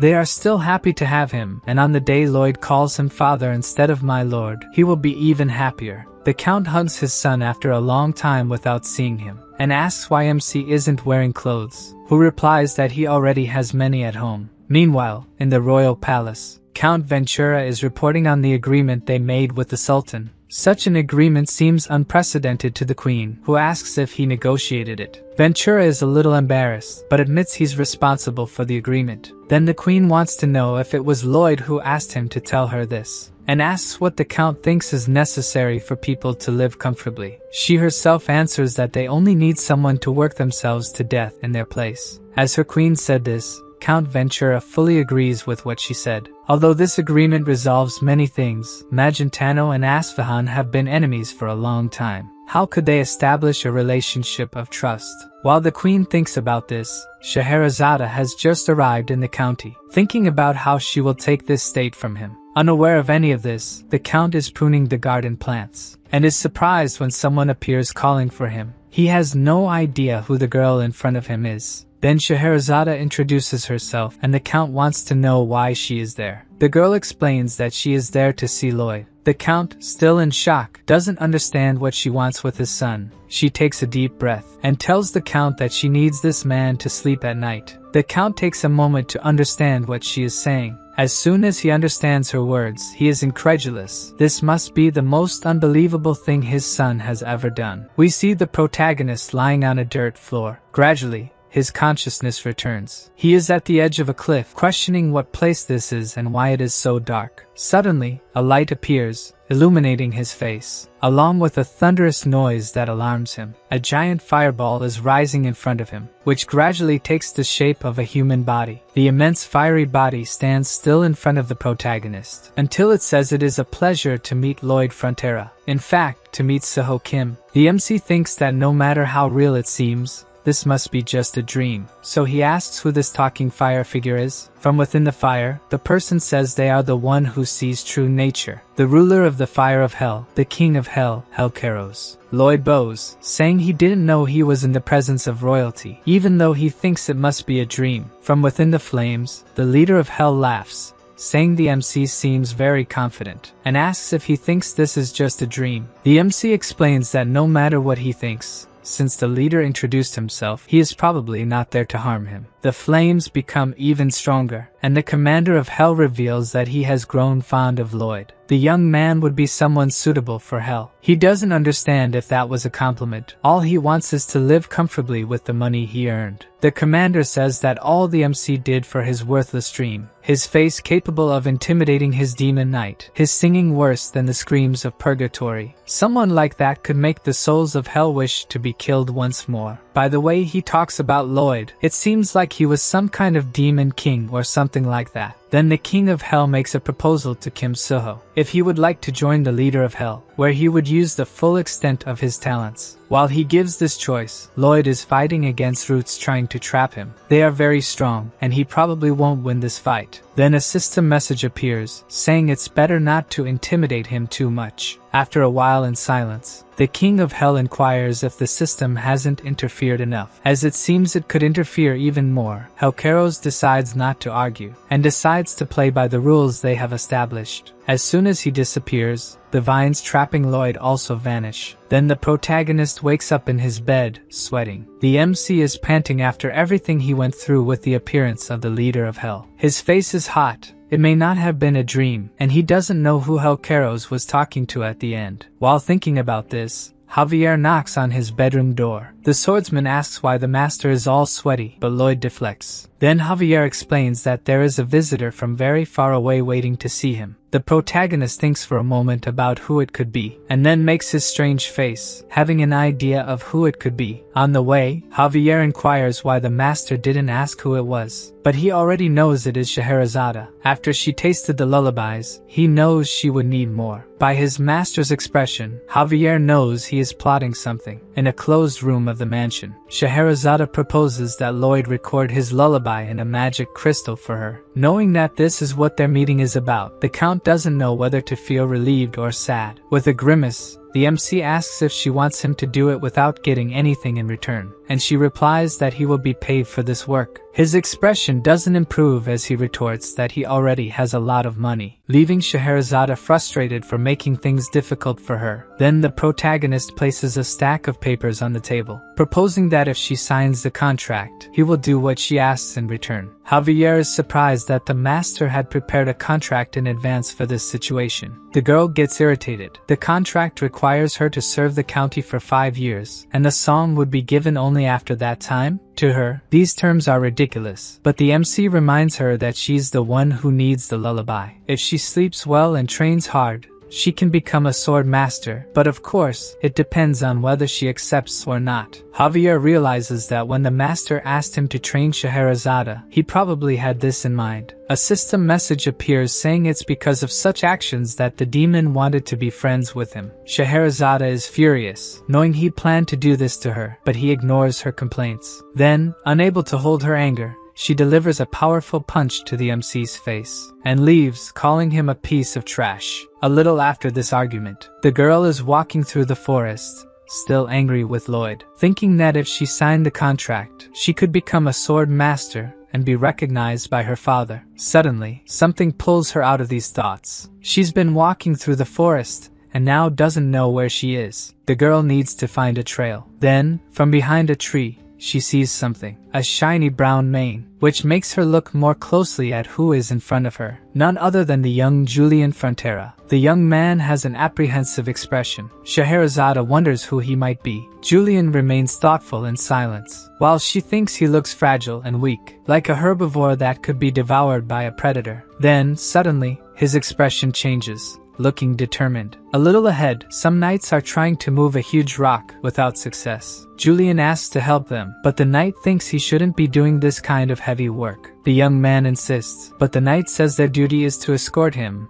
and that he should sit and rest. His words have no effect, as the young man removes his shirt to help them, leaving the three astonished by the scholar's physique. Meanwhile, Scheherazade continues to watch the group from afar. In her imagination, he still looks weak, even with that physique. The four push the rock with all their might. The girl concludes that since he is returning from the capital, he must be Lloyd's younger brother, but he doesn't look like him at all, making such an effort to help the people with him. Since pushing doesn't work, he thinks it's better to dig around the rock with a shovel, because there's nothing a shovel can't solve. Then the girl appears, saying it's a good idea, but it will take all day, and that she will remove the rock from their path. Julian just watches without saying anything to the girl. It seems that young Frontera has just had his heart stolen. Scheherazade thinks that by doing this, she will gain some advantage in negotiating with Lloyd. Then, with simple movements of her sword, the huge rock blocking the path is shattered. The knights are shocked by the girl's power. She sheathes her sword, standing in front of the small pieces left of the rock. Then Julian thanks her for what she did and asks who she is. She reveals herself as Scheherazade of Isfahan from the east, and that she is currently staying at the Frontera estate. The young man listens to her, totally enchanted. Back in the county, Emily is walking down a street and sees a young orc coming her way. She greets him, calling him Kuga, but he keeps walking while she talks to him. Emily doesn't understand why the orc acted that way with her. In silence, Kuga remembers a conversation he had with her. He had called her while she was hanging clothes and asked if she loved Sergeant Greg.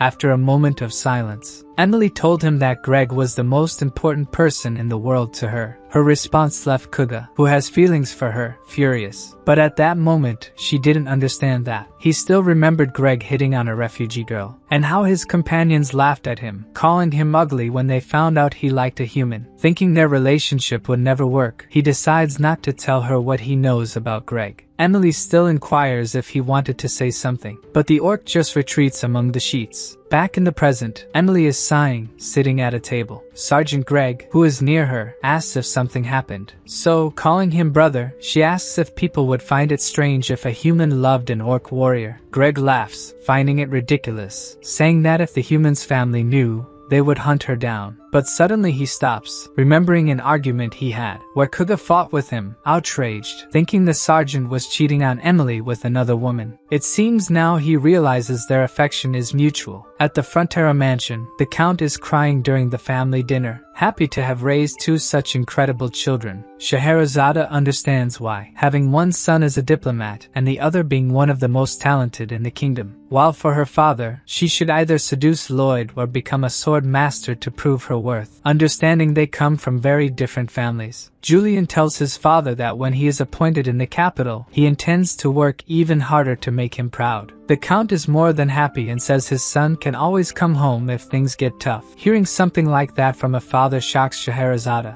and a tear rolls down her cheek. Then the girl abruptly gets up from the dinner table, saying she will retire first. Before she leaves, Lloyd asks when they will negotiate again, but the girl no longer wants to talk about it. Julian watches as Scheherazade leaves the room, and the MC notices something in the expression he is making. Alone, Scheherazade cannot hold back her tears. Then later that same night, Lloyd sees something through the mansion curtains. The girl seems to be sneaking away in the middle of the night, but something else catches Lloyd's attention. His brother appears, running toward Scheherazade. From a distance, he seems to be asking her to stay. The MC cannot stop watching that scene, especially when the girl seems embarrassed by Julian's words. Lloyd is delighted by the luck he had in seeing this. Downstairs, Julian asks where Scheherazade is going at this hour. If she is not leaving the county, the girl hesitates a little, and ends up saying she was just going for a walk, leaving the young man relieved. Since she has luggage, it seems she was leaving. Disguising, Scheherazade ends up saying she was just carrying her meals. Her answer surprises Julian, and he says eating so many snacks so late will harm her sleep. Embarrassed, she says she will not eat them all and most of what is in the backpack are picnic tools. Anyway, the young man feels relieved, because he was worried about her, considering how she acted at dinner. His words make her almost cry again, and Scheherazade says she is okay now, thinking that maybe she could stay in that place for a few more days. Meanwhile, Lloyd continues enjoying watching the two downstairs, until Javier appears, almost scaring him to death. Since it's time for the lullaby, and he didn't show up, Javier went to look for the master. He asks why he was making such a face watching a couple in love, and the MC doesn't understand how he knew that. The swordsman has seen many people fall in love, and the women always look at him lovingly. Lloyd remains expressionless. Hearing Javier finds it strange he never had this kind of experience. The sword master makes it clear he is not willing to ruin Master Julian's love, but according to the master, he will act as a cupid in this case. After his last conversation with the queen, he realized he has many enemies, including Queen Alicia, who wants him to work for her until the end. And the love between these two will be the key to getting out of this. The next morning, Bibiang is waking everyone up with his morning screams. And in the village of Frontera County, someone just greeted our lovesick orc. Sergeant Greg inquires if he is Kuga, and the orc responds that he doesn't want to fight with the sergeant anymore. Then the human puts his hand on the collar of his shirt and throws a paper airplane towards the orc. It hits him right in the forehead. After that, Greg tells him to go to the place written on the plane that night to clear things up. Kuga reads what's written on the paper silently and says that an orc warrior never runs from a fight. At night at the Frontera mansion, Julian continues to think about Scheherazade, with her hair more radiant than silk, her eyes like pearls, and the sadness in her heart that she hides using strength. Then Lloyd appears beside him, asking if that's not what they call love. Julian feels as if the MC had read his mind, and Lloyd asks if something is wrong, but the young man just blushes without saying anything. Lloyd starts to annoy him until he asks what the MC wants. Then he reveals that he will record the lullaby for Scheherazade the next day, and after that she will leave. After that, he starts to leave the room, repeating what he said before, that she will probably leave, leaving Julian even more distressed. In the village, Greg was saying something about when the orcs arrived to his companions and suddenly they appear. Thinking they are plotting something against Kuga, an orc questions that Greg is a coward because the fight should be one-on-one. With a delirious face, Greg wants to resolve this relationship between humans and orcs now. Back at the Frontera mansion, Lloyd greets Scheherazade in a hallway, and she immediately punches him on impulse. Fallen on the floor from the punch, Lloyd tells her that Julian will be named soon, maybe the next day. As soon as that happens, he will leave the county, leaving Scheherazade as distressed as he left Julian. Alone, the young man thinks that she will leave and he will not see her anymore. In her room, Scheherazade thinks the same. Someone else is also impatient with this situation. Finally, the young man decides he cannot let her leave without telling her what he feels. The girl also thinks the same, going after him, while Lloyd is just waiting for his plan to work and the couple to declare themselves. In the village, Kuga is on a plane alone, until a noise catches his attention. At the mansion, Julian is in front of Scheherazade's room to confess his feelings to her. The girl is also in front of a door to confess, before she regrets it for the rest of her life. Back to Kuga. As soon as he turns, he meets Emily, who says she came to that place at her brother's request. Suddenly Sergeant Greg with other soldiers appears, coming out from among the trees. On the other side, several orcs also come out of the forest, heading towards the humans. Back at the mansion, the Count and his wife open the door to their room to see who is calling them, and Scheherazade is kneeling at their door. The orcs and humans push Kuga and Emily towards each other, and Greg declares that from this date, it will be the first day of the two as a couple. Finally, they will be together. At the mansion,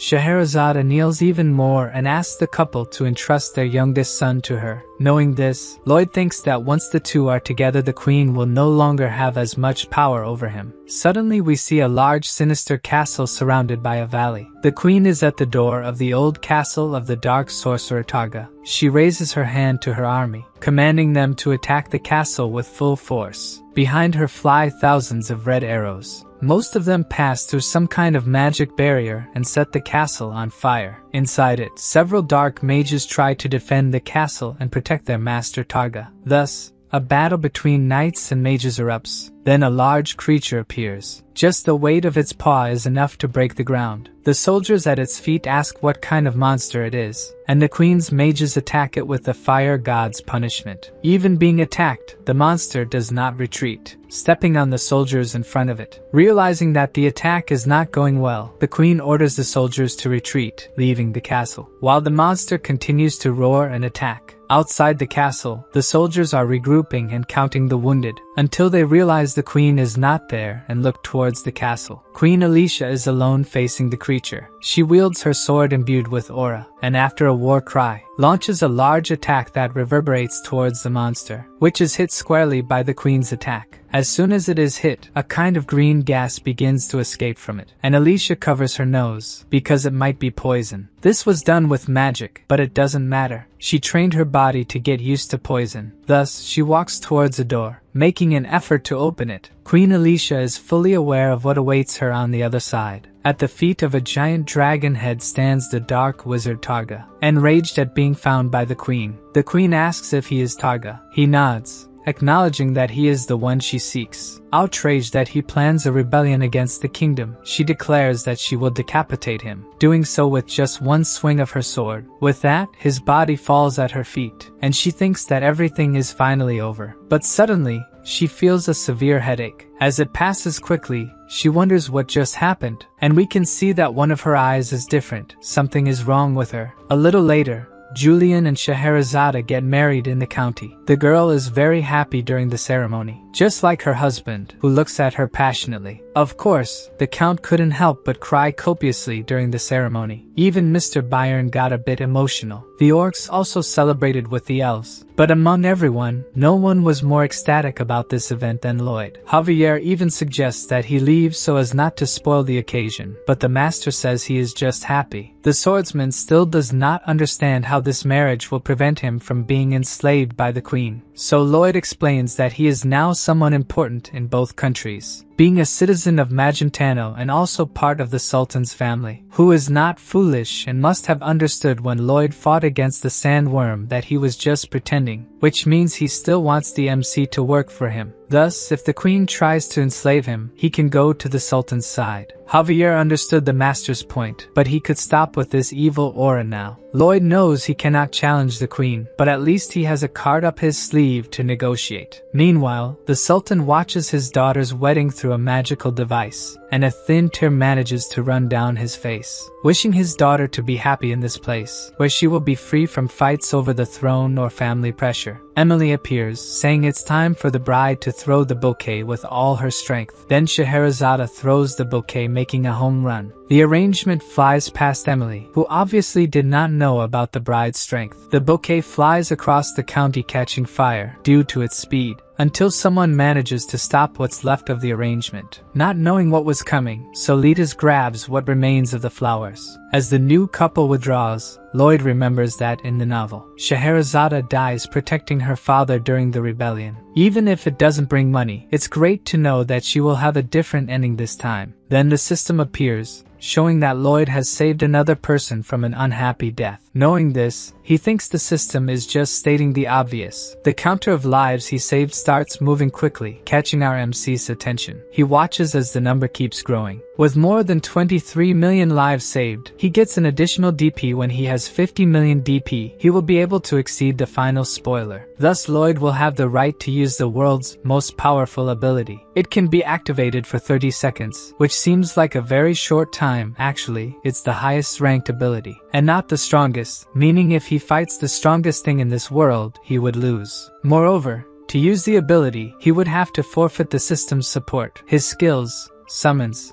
and final spoiler. The conditions do not excite him to use the ability, so Count Ventura appears to talk to him. He says that Magentano and Asfahan have signed a peace treaty, and thanks to this marriage, they are now brother countries. Then he apologizes for belittling Lloyd in his thoughts, calling him a hero. The MC feels embarrassed and says the Count can belittle him. After all, he is extremely materialistic. But he doesn't mind, saying that the queen already knows about everything that happened, and says she sent him there as an officer to summon Lloyd to the capital. In other words, now it's time for the MC to pretend to be sick. At that moment, he takes on a downcast expression. He starts faking a cough, saying he wasn't feeling well earlier, and that he needs to go to Asfahan to recover. Then Count Ventura reinforces that the queen wants to meet with him. Lloyd knows that the queen only seeks him out when she needs something and ignores him when he wants to meet with her, remembering her holding his face, saying he wasn't selfish or petty. Thus, he is once again in a carriage with Javier and Count Ventura heading towards the palace, not excited at all. His mood remains terrible when they arrive at the palace. It doesn't improve even a bit when he kneels before the queen. Queen Alicia is pleased that he came as soon as he was called, otherwise she would be heartbroken and would have to invade the county of Frontera. But in that case, she thinks Lloyd would flee to Asfahan, as if she would be lonely without him. It is better for him to continue behaving by staying by her side. The MC says he wouldn't ignore her and asks what her orders are, thinking he will have some negotiation power. Then she says she has something to show him and asks him to follow her. They go to a large structure in the palace, and Lloyd is ecstatic about what is in front of him. almost certain that they are dragon bones. The queen explains that the bones were with the dark wizards who were probably planning to use them in some ritual. The MC recalls that the novel mentioned magic performed with these bones and starts to get excited. The queen is thinking of using these bones to show the strength of the kingdom of Magentano. She wants a statue of herself surrounded by dragon bones to use the defeat of a dragon as a symbol of the kingdom. At this moment, Lloyd decides it's time to use the social skills he brought from his world. He tells the queen that he is deeply honored by the task assigned to him, and to prove his gratitude, he won't charge for the construction. Aware that his behavior is odd, she asks if he wants something in return. Then MC asks to be allowed to do nothing for 10 years. The queen is silent for a moment, digesting what she just heard, until she asks if he really wants to idle away all that time. Lloyd needs to navigate this conversation carefully. He knows he's on thin ice. To Alicia, her servant is asking for much more than he should, so MC says it seems like what he asked for was too much. If he gets just one bone from the dragon's tail, that'll be enough for him. What he immediately gets is a punch from the queen to the head, and he's left wondering why this sudden violence. Alicia feels better after hitting him and allows him to take the bone. Lloyd is immediately happy with the news and kneels in thanks, saying the queen can step on him whenever she wants. With this reward, he won't be exploited, but still doesn't want to work anymore. Then someone enters the room, interrupting his thoughts. The guy introduces himself as Viscount Nord, a garden design expert. To the Viscount, MC seems just like a boy and wonders how he can be a craftsman. Born a commoner and socially elevated through his work, Nord considers himself much better than Lloyd. As soon as Nord says he'll work with him, Lloyd is surprised, saying he has no knowledge or experience and couldn't dare to work with someone so respected, clarifying he just wants to learn from him to see how much knowledge he lacked. The Viscount is speechless hearing this from a young noble, and smiles, feeling that Lloyd understands how good he is at what he does. The next day, outside the palace, the Viscount shows the garden plans, and Lloyd praises him and asks about details of another area. The following day, Nord brings more details and is again praised, and MC asks about more parts of the plan. The next day, Nord seems even more exhausted but is happy, feeling like a genius for doing the project so well alone. Then he leaves to start the topographic part, telling Lloyd not to get in his way. Nord is completely convinced he's amazing and can do everything alone, so MC also leaves, going to a nearby hammock to rest, ecstatic about getting free labor. Thanks to loyal and skilled people like the Viscount, people like Lloyd can relax without doing anything. During the night at the royal palace, in the building that houses the dragon bones, specifically in the bones guarded by the soldiers, from inside the darkness of the dragon's skull eye, a purple light emerges from that point. The light claims to be Targa, who hasn't given up on revenge against the queen, promising that she will die. We see Viscount Nord talking about the lush green nature ahead of them. According to him, humans admire the gods for their unique ability to create something from nothing. Lloyd realizes Viscount feels thrilled by his creations as if approaching the gods. He is glowing with excitement about his work, and it's precisely because of this passion that MC will leave all the work for him to do. Thinking Lloyd knows nothing, Nord decides to meet with the managers alone, and MC apologizes for his ineptitude. He watches as Viscount moves away. Once he's gone, it's time for him to enjoy his time, so he summons all his pets, who appear excited. Bibyong soon starts to strike a combat pose, and Lloyd determines it's time for the games to begin. Bibyong is in a combat stance in front of Padong, who also seems ready to fight. Lloyd commands Padong to release a beam, and the guinea pig gets all riled up. Then Bibyong pretends to be hit, and starts shaking as if the attack was painful. Suddenly, we see someone running. It seems Javier desperately needs to find his master, who continues playing with his pets as if in a battle. Meanwhile, the swordsman leaps between tree branches in the forest, and Lloyd is hit by a strong attack from the guinea pig. He writhes as if in pain while the pets watch. MC is loving these moments of being a layabout, wishing to live like this forever. But all good things come to an end. Javier appears right behind him, and shouts that Her Majesty is coming. Of course, our protagonist wasn't expecting this, so he quickly sets up a table nearby, and puts several papers on it to appear as if he was drawing something. Finally, he sits at the table, pretending to be frustrated with some part of the project. At that moment, Queen Alicia arrives with some escort soldiers. Then Lloyd acts clueless as if he just noticed her presence. He kneels to greet her, but she, knowing him, says his treatment seems very fake, and asks if he's just been idle until her arrival. MC falls silent, making a face. He knows the queen isn't mistaken. She asks if Lloyd considers Viscount a fool, stating that a commoner doesn't become noble just because of talent, and wonders if he wasn't deceived by the Viscount. Sometime earlier,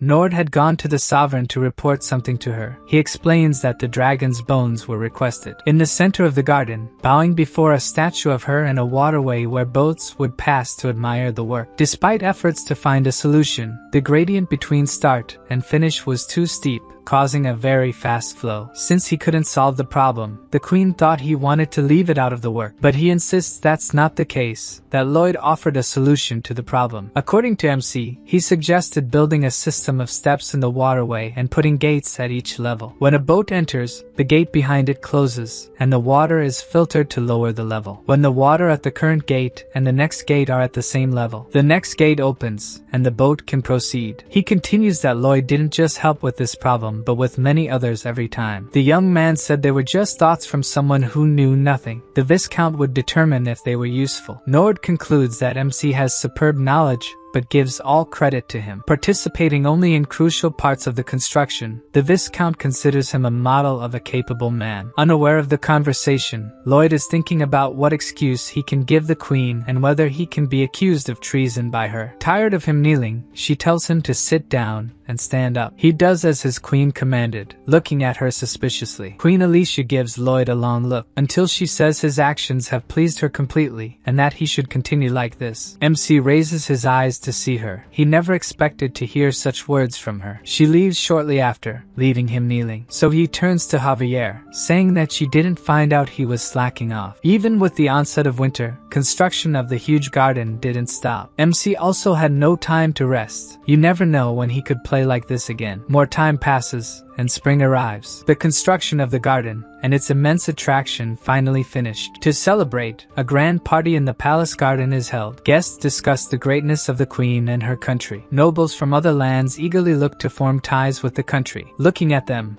Lloyd thinks this huge project shows other countries the glory and power of Magentano, causing neighboring countries to grovel before them. Then something catches his attention. Javier is looking at a macaron, feeling he shouldn't eat it, when he asks why. The swordsman explains that suddenly he thought his master is someone unlucky. This causes MC to have a rage attack, wanting an explanation. What does he have that Javier doesn't like? Then he explains it's not like that. Whenever his master finishes a work and a party is held, some huge problem arises. If it happens this time means he is really unlucky. By the look on his face, Lloyd thinks the swordsman wants something to happen. MC barely finishes the sentence, and a loud noise interrupts the celebration. Out of nowhere, the dragon's head detached from the rest of the skeleton and fell to the ground. The queen looks at the scene, incredulous that this could happen, while Viscount Nord panics that his project may have collapsed. Who also can't believe is Lloyd, who did simulations before construction. There's no way this could happen. Then Javier tells him to get ready to run, leaving MC confused. He wonders if he should run now, and why Javier looks so scared. There's something wrong with the bones. A purple mist begins to emanate from the fallen head. It expands to the rest of the skeleton, rising far beyond the royal palace. From the atmosphere, it's possible to see the mist forming a whirlwind that doesn't bring anything good. A light starts coming specifically from the dragon's eyes. Facing the statue, a voice coming from the head says the queen's name. As the head moves toward the body, the voice says that before she decapitated him, he transferred his soul to the dragon's bones. And now the transfer has finally been completed, so the creature lets out a roar, moving its claws towards Queen Alicia's statue. The dragon leaves only unrecognizable pieces after the attack. Then he turns towards his enemy, the queen, who is apprehensive and surrounded by royal guards. Then he flies roaring towards them. Although frightened, they stand firm before the creature. The queen shouts that if the monster doesn't want to have a horrible death, it's better to run away immediately. She attacks, thinking he has mana enough to erase the sky and only a swordsman master can defeat him. But the dragon gives a paw to them.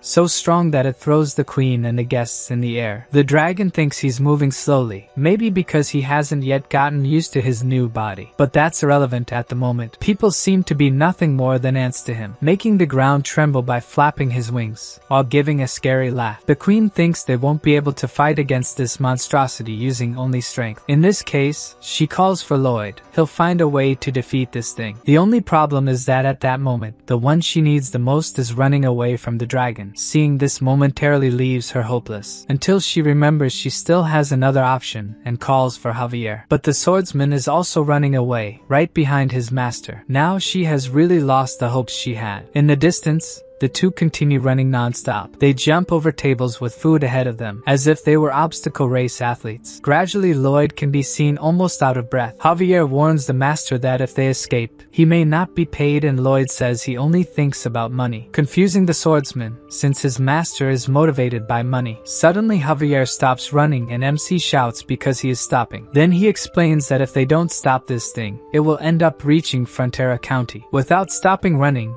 MC says that the dragon has much more mana than Javier. It's better to forget this and flee. But now the swordsman is determined to end the creature, even if it costs his life. Lloyd looks back knowing Javier is serious about this. Back to the dragon. A ball of energy is forming in its mouth. Then it throws it towards the ground where the queen is. Even trying to get away, she is caught by the impact of the explosion and is thrown again. Then the dragon prepares another attack like this. Alicia, still not recovered from the first attack, is about to be hit. However, Javier arrives at that moment, using his aura blast before she was hit. The attack hits the dragon's head, changing the trajectory of the energy ball, which passes right by the queen. The creature calls him a little pest and launches several more energy balls in his direction. Javier manages to dodge using the elves technique. He knows if he gets hit he won't survive. The attacks don't stop and enter the clouds of the night sky. Recovered, the queen attacks the creature again, alongside Javier, who uses another aura blast. The attacks hit the dragon in the head and chest, but it doesn't show signs of weakening. In fact, it laughs, feeling more accustomed to its new body. Then the bone dragon takes flight. From the ground,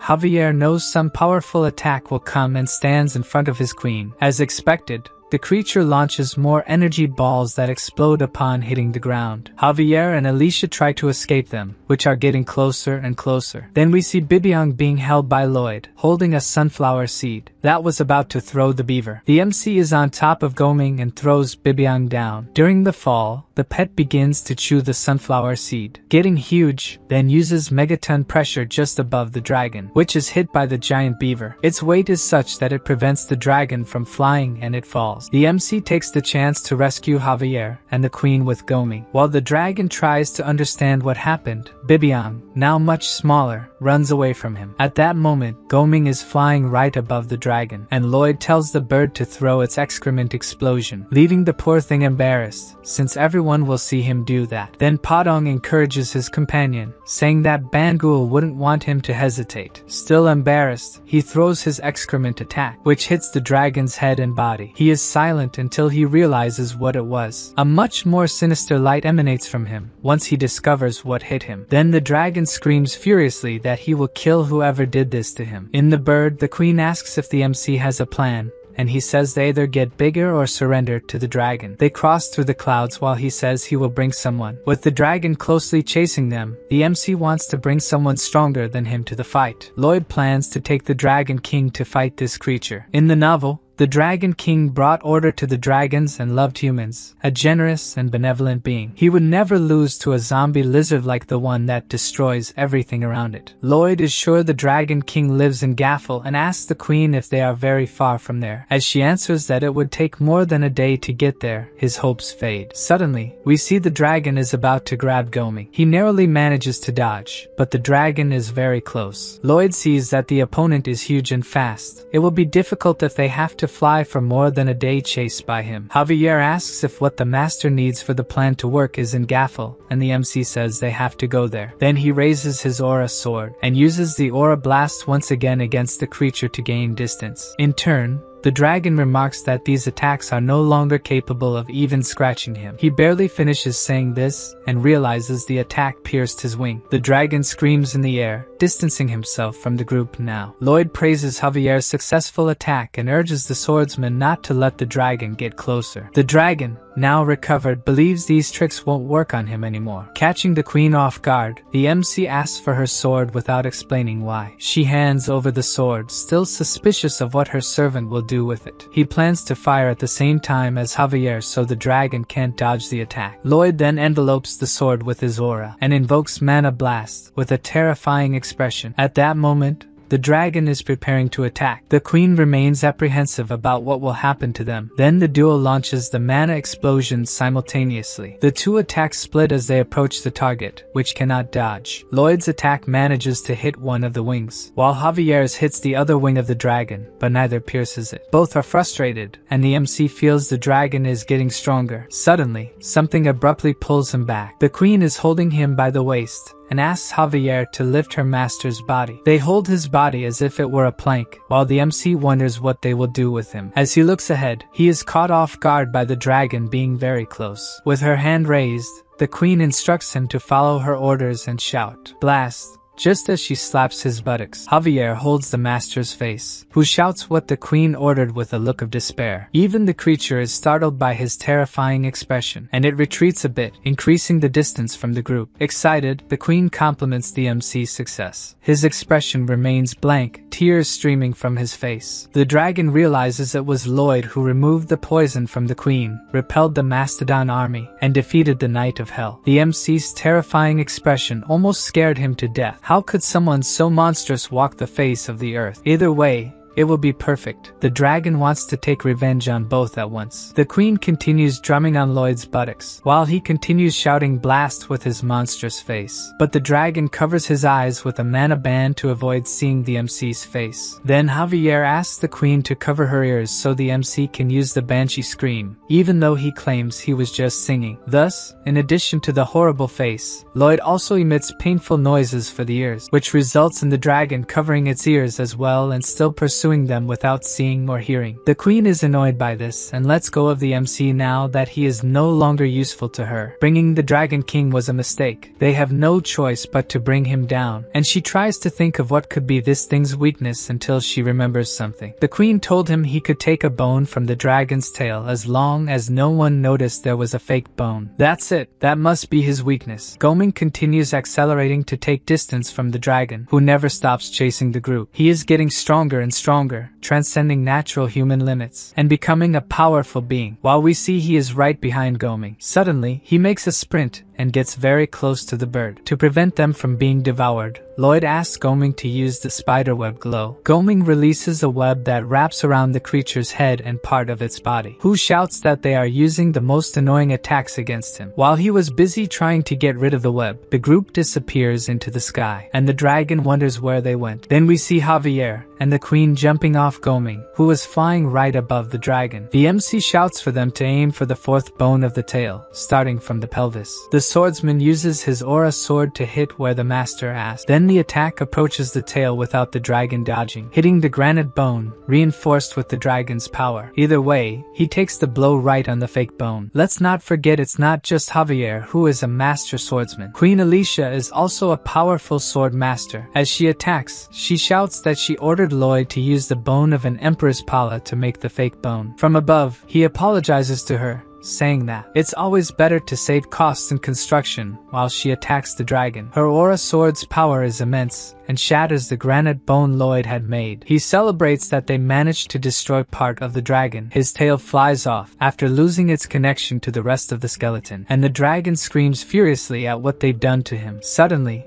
we see Frontera Mansion. Lloyd is talking about the last project being quite lengthy, while Javier asks when he'll put on clothes. His face combined with the lack of clothes makes him 10 times more unpleasant, and the MC complains it's worse when Javier says that. Then the swordsman feigns a smile, saying he'll be more careful next time. His clothes are an issue, but he wonders if the MC will call the Count and Countess father and mother. Lloyd thinks they're having another strange conversation. The swordsman would like to be able to call them that, but considers he doesn't have that right. Lloyd, who could call them that, treats them with formality, as they're not his real parents. He'd be deceiving them by calling them that. Javier says goodbye, and he thinks the swordsman also lost his parents. Then we see photos of Lloyd's real parents in some kind of funeral ceremony. Before Javier leaves the room, the MC asks what his parents were like if he remembers what they were like. The swordsman finds the question strange and inquires if the master really wants to know that, and he says he really wants to know about it. Then we return to the present, when the dragon loses part of its tail. This causes him to lose his balance and fall to the ground, lifting everything in his path with him. When he stops, he left behind a trail of destruction. A little shaky, he feels his body is unbalanced. Above him,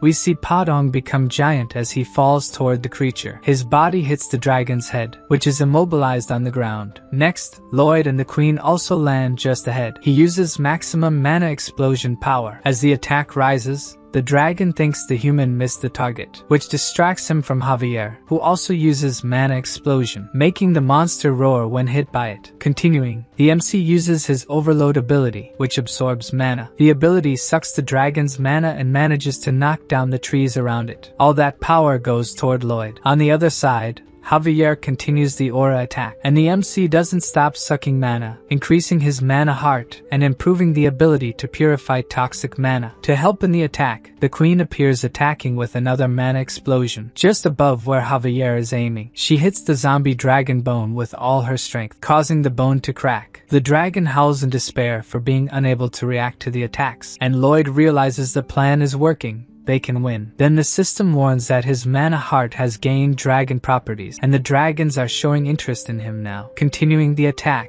Javier doesn't remove his sword from the dragon. Queen Alicia also doesn't stop attacking, and Lloyd sucks all the mana he can. Then we return to the mansion, with Javier saying the master isn't the kind of person who asks that kind of question. The MC says that, in fact, he doesn't even know why he wants to know about it.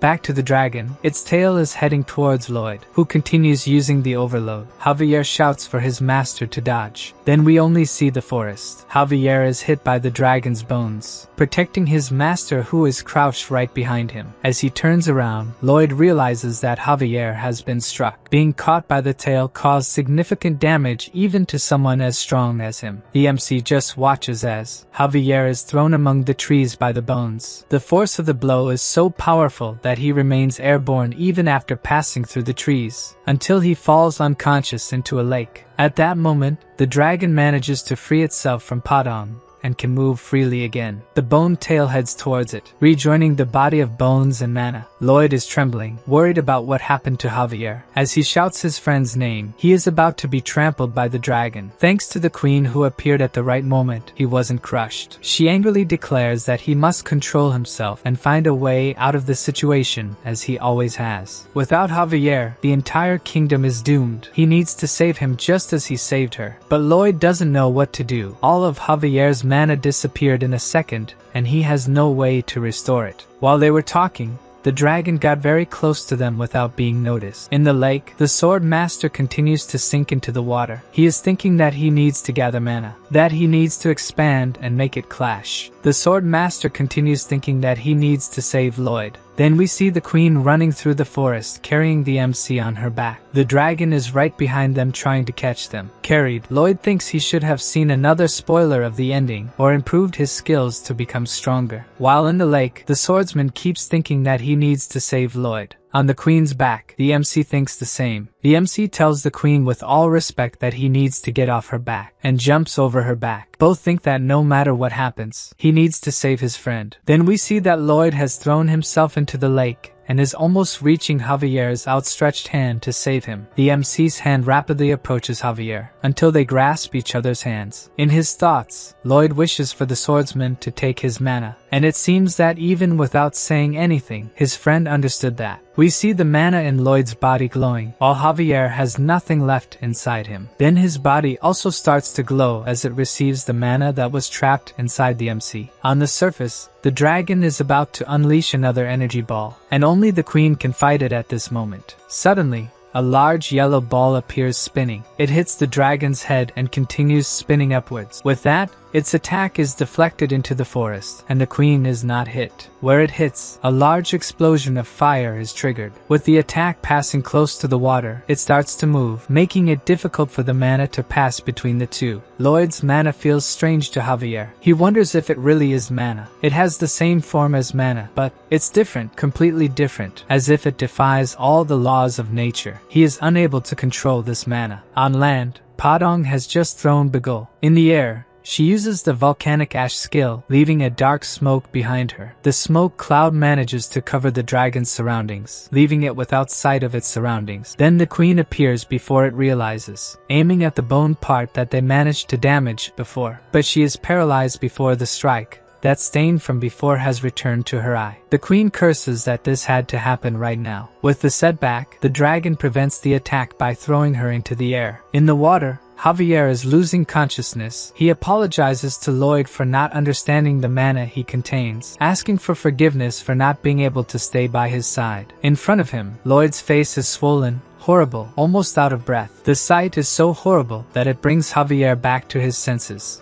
screaming completely terrified. Then we see that something changes in his mana. The system alerts that after seeing this horrendous thing, Javier now understands things beyond the law of causality. Back to Alicia, she is in free fall with much pain in her eye, but is fortunately saved by Goming before she hits the ground. The system alerts again that Javier controls the superior mana obtained from the MC, and his body can ignore part of the laws of causality. Meanwhile, Lloyd's pets are gathered protecting each other from the dragon that is about to attack again with another energy ball. The creature is so large that even in their larger form, the pets seem small before it. In the water, Lloyd, almost out of breath, is reading a new message from the system that says all the cells in Javier's body are activating like a mana heart. Bright wings appear behind the swordsman. Then we see the dragon about to attack. On the other side, even the pets are surprised to see Javier with wings holding his master's body in his arms. The swordsman is shining beautifully, while the MC looks like a vision from hell with water dripping from his mouth. Caught by surprise, the dragon wonders how they got there, how they are suddenly standing in that place. The swordsman releases Lloyd, who falls to the ground as horribly as his face. Then he draws his sword that was previously broken. The dragon just watches what its opponent will do next, and Javier seems to be just standing before it. Then several glowing cuts appear all over the dragon's body, even though it seems the swordsman hasn't even moved. The creature is sliced into thousands of tiny pieces without even realizing it was struck. It doesn't even seem like that pile of bones was something so frightening just moments ago. Its pieces fall in front of Javier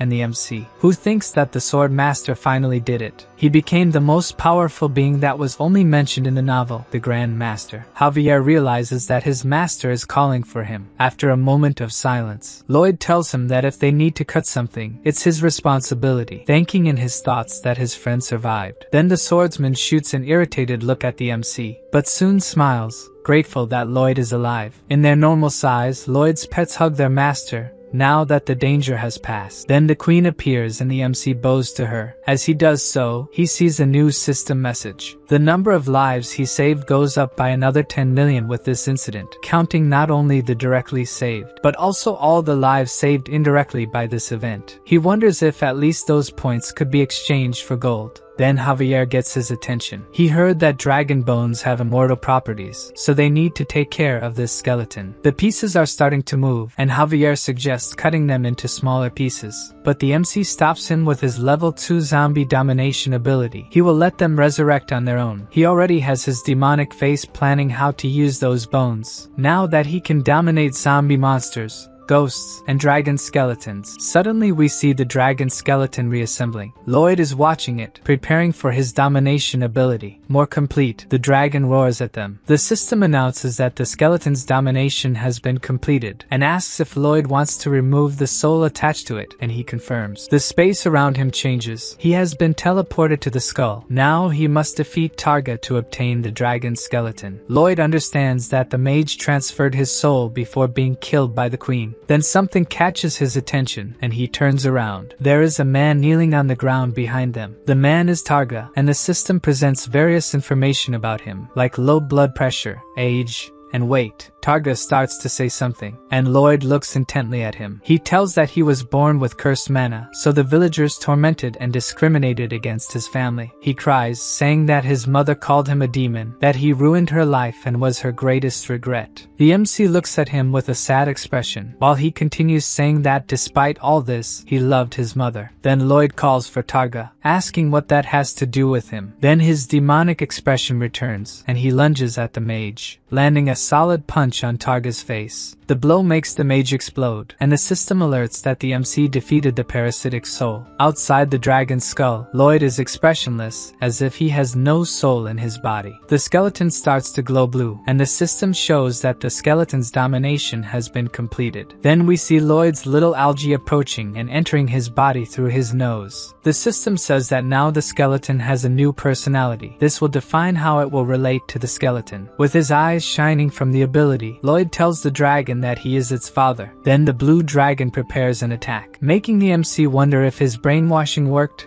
and the others get into attack positions. Then the dragon fires its energy ball, which rises high into the night sky and explodes like fireworks, forming a blue heart. Fragments of the heart fall onto the skeleton, while its wings almost form another heart, and it calls the MC father. He looks satisfied, while the other two are shocked. Then Lloyd extends his hand towards his offspring, touching its snout and saying that he will give it a name. Unlike a zombie, it is not a cursed being, it is the proudest dragon of all. So it will be called Draggy from now on. Both the Queen and Javier find the name terrible. Not even the system likes the nomenclature. Lloyd hugs it, finding the dragon very cute. Now he can topple a mountain in a second with his excavator Draggy. Queen Alicia silently looks at him. She thinks that Javier must have reached the level of a Grand Master, a legendary being that could defeat a god. And Lloyd now with Draggy has enough power to bring down an entire continent alone. This man has the power to destroy the entire world in the morning. He is no longer under her control. Thinking about this seems to leave Queen Alicia with a look of regret. The next morning we see the royal palace. The queen speaks to a crowd that her hasty actions worried many, and she will take responsibility for it. They were able to overcome this enormous disaster thanks to just one man, and this man who saved them is. In the middle of the crowd, Lloyd is signaling for her not to say his name under any circumstances. He begs with his horrible face for her not to do it. With a smile, she thinks that the most powerful man in the world who dreams of being rich and staying in the countryside deserves it. That insolent pest. So she says to everyone the name Lloyd Frontera,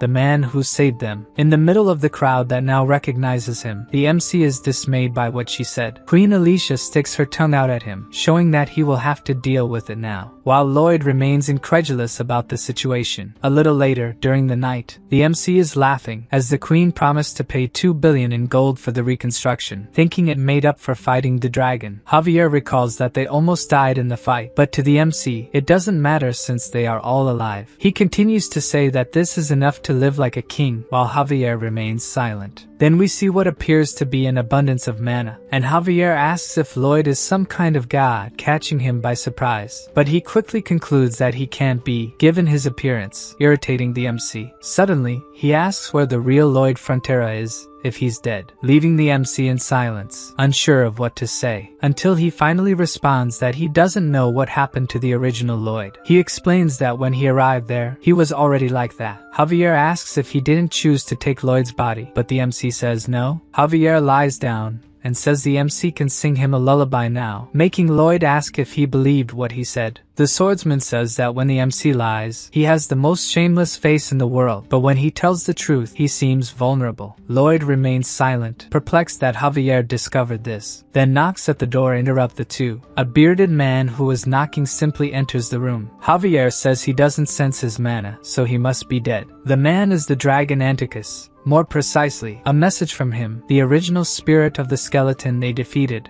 Unsurprised by the appearance, the MC asks what Anticus wants with them. In the name of the great dragon, he orders Lloyd Frontera to go to hell now to bring Anticus's spirit back. With no interest in that, Lloyd lies down, says he won't do it, and wishes him good night. Then the messenger starts begging the MC to listen, but he's not interested at all. If he brings the soul back, he will be associated with the Dragon King's Club. So the MC gets up, reconsidering the proposal. Now he wants to know more about the benefits this club offers. 5 hours earlier, The workers were clearing the waterway and gathering men to go to the destroyed forest. The workers carried heavy logs on their shoulders. Viscount Nort commanded what each one should do, while Lloyd is just sitting doing nothing. The queen stands behind him, observing how lazy her subject is. Suddenly, the MC is startled to notice that he was being watched by her. He then gets angry with Javier, who was also doing nothing, for not warning him that the queen was coming. Alicia sighs and comments that as the manager of the place, he shouldn't be moving the logs himself. Kneeling, Lloyd uses the excuse that he was just organizing his thoughts when she arrived. The queen asks her bodyguards to leave and tells the MC to come closer as she has a private matter to discuss with him. She watches as he crawls toward her, focusing on the MC's rear, which is facing up again, making her remember when she slapped his behind. Her hand even trembles, tempted to do it again, but she tries to push those thoughts aside. Having this man as an enemy would be the end of her kingdom. Alicia thinks that even as queen, she can't go around slapping behinds, but that's exactly what she just did. Then she grabs her hand, unable to control herself. Despite what she did, Lloyd continues to shake his rear in the air, as if wanting her to continue. He says that if he did something wrong, he will willingly accept punishment, surprising the monarch who thought he would disapprove of her actions. Javier looks at him, saying he knew his master liked that sort of thing. The queen wants to know where the skeleton dragon is. There will be panic if anyone sees him, but the MC assures her he ordered him to hide. She mentions that both the dragon and Javier listen to him like loyal dogs and asks if he's aware that he has the most powerful army in the world. Lloyd responds that he understands her concerns. Traditionally, power is necessary to maintain peace and stability, but he thinks those who think like that have weak minds. That's why he's under her care, always remaining the queen's vassal, who remains silent after hearing this, until she says he thanks Lloyd Frontera. In return, he also thanks her. A little later, we see the royal palace, accompanied by her bodyguards. The queen is thinking about the MC's ability to control immense power. He is someone much stronger than he appears to be. Suddenly, the searing pain in her eye returns, causing her to fall to the ground in pain, alarming her bodyguards. The antidote for the poison from Targa's castle is not working. Then the system shows Lloyd that the number of lives he had saved has dropped. To make matters worse, the number keeps falling. It seems more than 10 million people will die. He thinks that just as the skeleton wasn't in the novel, more unexpected threats will keep appearing. Meanwhile, the queen continues to suffer severe pain in her quarters. A voice is telling her that Lloyd is a threat and must be killed. He is trying to kill her. She tries to argue with the voice, saying that the MC is not like that. But the voice continues to insist she should kill him, and she grabs her sword. Then we see her walking, totally transformed by Targa's poison. She seems to have succumbed to the voice. Meanwhile, Lloyd is talking to the spirit of Anticus, who is recounting how his soul ended up in hell. Lloyd interrupts him, not wanting to hear the dragon's life story, but rather what he can gain by helping him. He wants to know the benefits of the club, and Javier notices something strange. Anticus continues by saying that Lloyd will have unlimited access to the Dragon King's treasure, and the swordsman remains attentive for something. On the other side of the door, the queen is wielding her aura sword. Anticus mentions that the MC will also receive a special benefit. If he dies, he will get an extra life and be revived. Now he is certainly interested in helping the spirit. At this moment, Javier is drawing his sword, sensing the danger approaching them. We can see that the queen has completely changed as they continue talking. Javier is on alert, but his master continues talking to the spirit about whether to help him or not. Then the swordsman opens the door, expecting to find his enemy, but the entire hallway in front of him is completely empty. Lloyd inquires about what happened, and Javier says he sensed a presence, making the MC say he is a great and terrible master. Turning the corner, the queen is on the ground, leaning on a table. The effect of the poison has worn off, and she is thinking about what she was about to do. Returning to the agreement, the MC wants the spirit to ensure he won't be stuck in hell and make a soul oath. Anticus is surprised that Lloyd knows about the oath. The MC says if he doesn't make it, he won't help him. With no choice, Anticus agrees to make the oath. He swears that if he fails to keep his promise, he will end his soul. Then Lloyd asks something, why Anticus's hair and beard move even without wind, and he says it's because he's a dragon. Anyway, the spirit draws a symbol on the MC's hand, saying it's a spell to get him out of hell. When using the spell, he should think of someone he knows, and the portal will appear near that person. With his exit from hell guaranteed, the MC smiles. It's time to get an extra life, and he calls Javier to go with him to hell. Then Anticus summons a kind of portal. Javier looks at his master momentarily in silence. He says that since the destination is hell, his master should have at least asked his opinion about it. But Lloyd thinks it's unnecessary. If he says they're going, then Javier has to go too, even if it's hell. Jumping into the portal, he calls Javier once more to come with him. Javier thinks he doesn't get paid enough to have to go through this, and, with no enthusiasm, jumps into the portal right behind his master. At that moment, all the demons in hell receive a notification that there is a human intruder in hell. All the demons knew about what happened between the MC and the Hell Knight, and they all had the same thought. The best singer in hell has arrived to give them a concert. In hell, we see a small creature running, almost out of breath. The tiny creature runs non-stop, scared. Then someone much larger catches his attention. Two demons are saying that he is a small soul trying to escape. He is trying to flee to avoid being judged. The demon says he will chew him up and then spit him out, while the other simply stares at the small soul. Frightened, it screams for help. Then someone approaches them. With a much worse expression than the demons, Lloyd demands an answer. The soul is now terrified of what has just arrived. The demon says that the MC is just a human, even if he is the best singer in hell. When a shovel approaches him, he hits the demon in the face, causing the fleeing soul to fall. Then the demon collapses on the ground, while the soul runs away trying to escape. The companion, who had been silent, decides to confront Lloyd, telling him to apologize. Behind him, Javier asks if the guy is worried about his friend. He is a kind soul for having such concern. The demon is left speechless after hearing this. The trembling demon says that he is very evil and cold, the worst kind of demon that exists.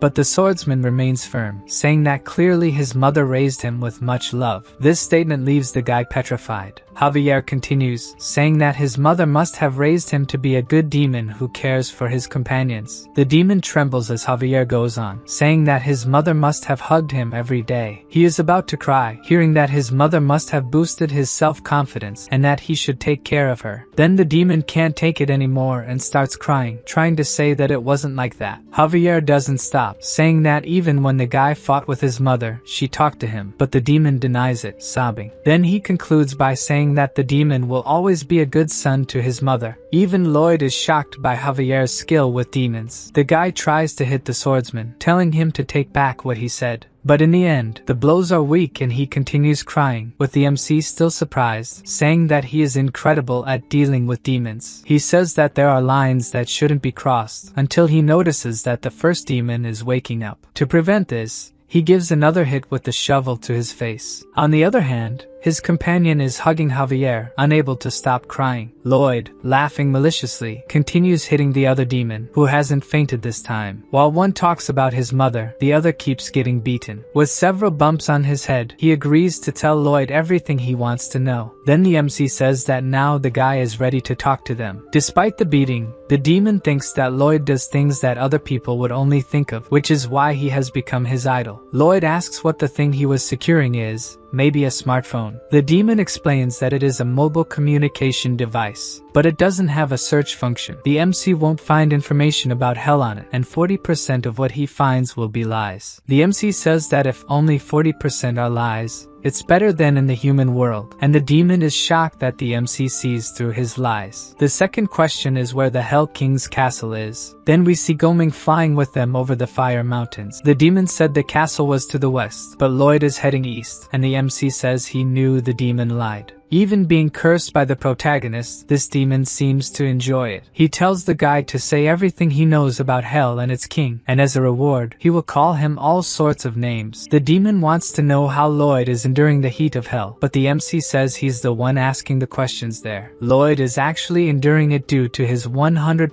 dehydration resistance ability. As they approach the castle, Tired, Goming finally manages to land. Then the duo walks with the MC telling Javier that they will fight the Hell King, but they are interrupted by one of the demons who came with them. He questions why the MC didn't curse him when they landed as he said he would, but Lloyd responds that he's not in the mood for that and tells him to disappear. The guy is shocked by the human's attitude, making him even more enchanted by the protagonist, even blushing, while his companion is at complete peace of mind and bids farewell to Javier, who casts an angelic glance at the demon he converted. Now the duo is practically at the door of the Hell King's castle. The demons working inside are shocked. How can a human walk around there with such confidence? Suddenly, the MC turns to the demon with his demonic expression, almost scaring him to death. Knowing this, he continues to terrify the demons with his horrifying face. After traumatizing all the demons, Lloyd thinks that hell isn't so scary, but Javier says it's better to be cautious. Then the demon Helexinus, head of the Hell Security Office and commander of the 2nd Legion, wants to know what the humans are doing there. Although he seems strong, the guy falls after the first hit he takes from Javier. Thus, the duo arrives at a large door opened by Lloyd. He is the first to witness what lies behind it. As he expected, the Hell King was in that place. Now the MC is sure it wasn't a dream. The creature he saw in the flames was the Hell King. Lloyd bows upon entering, greeting the sovereign and introducing himself. Buried in work, the ruler says that the MC should have come at another time. He shouldn't bother him when he's so busy. Then licking his lips in a way only he can, the MC asks if he wouldn't like to finish today's work. The king then stops what he was doing. He says that if Lloyd already knows the answer to that question, he shouldn't even ask it. The MC claims he might be able to free the sovereign's knights from work. Something Lloyd learned from the demon's smartphones was that the King of Hell has been working non-stop for 670,000 years. The previous king worked non-stop for 3.5 billion years, and as a result, he became depressed and ended his own life. The current King of Hell, it seems, is following the same path as his predecessor. Finally, the sovereign stops writing and removes his glasses. He asks exactly how Lloyd plans for him to have his nights of rest. With a smirk, the MC says that's a trade secret. The king glares at the human for a moment. Then he says that daring to negotiate with the King of Hell, even knowing he was mad, went too far this time. Lloyd responds that if the king doesn't like him, he can feel free to kill him. Thus, he would spend the next 3.5 billion years working. The realization that the human knows about this shocks the leader. The MC continues to stare at him, showing that what he said was real. He knows there's no guarantee that Javier can protect him if necessary. There's no way to know how powerful the King of Hell is. Lloyd only has information from online videos criticizing the king, saying that he ignores laws and does whatever he wants. But there is no solid evidence of this, meaning the king only sentences according to the law. The MC's bet is that he is fair, being merely a civil servant. Then the king calls the MC Suho Kim, the name Lloyd had in his previous life. This grabs Javier's attention, as it's the first time he's heard that name. Meanwhile, Lloyd's heart is racing. He has no idea what the sovereign will decide. Then, the King of Hell asks what he wants. The MC returns to his grim expression, thinking he has the advantage in this kind of negotiation.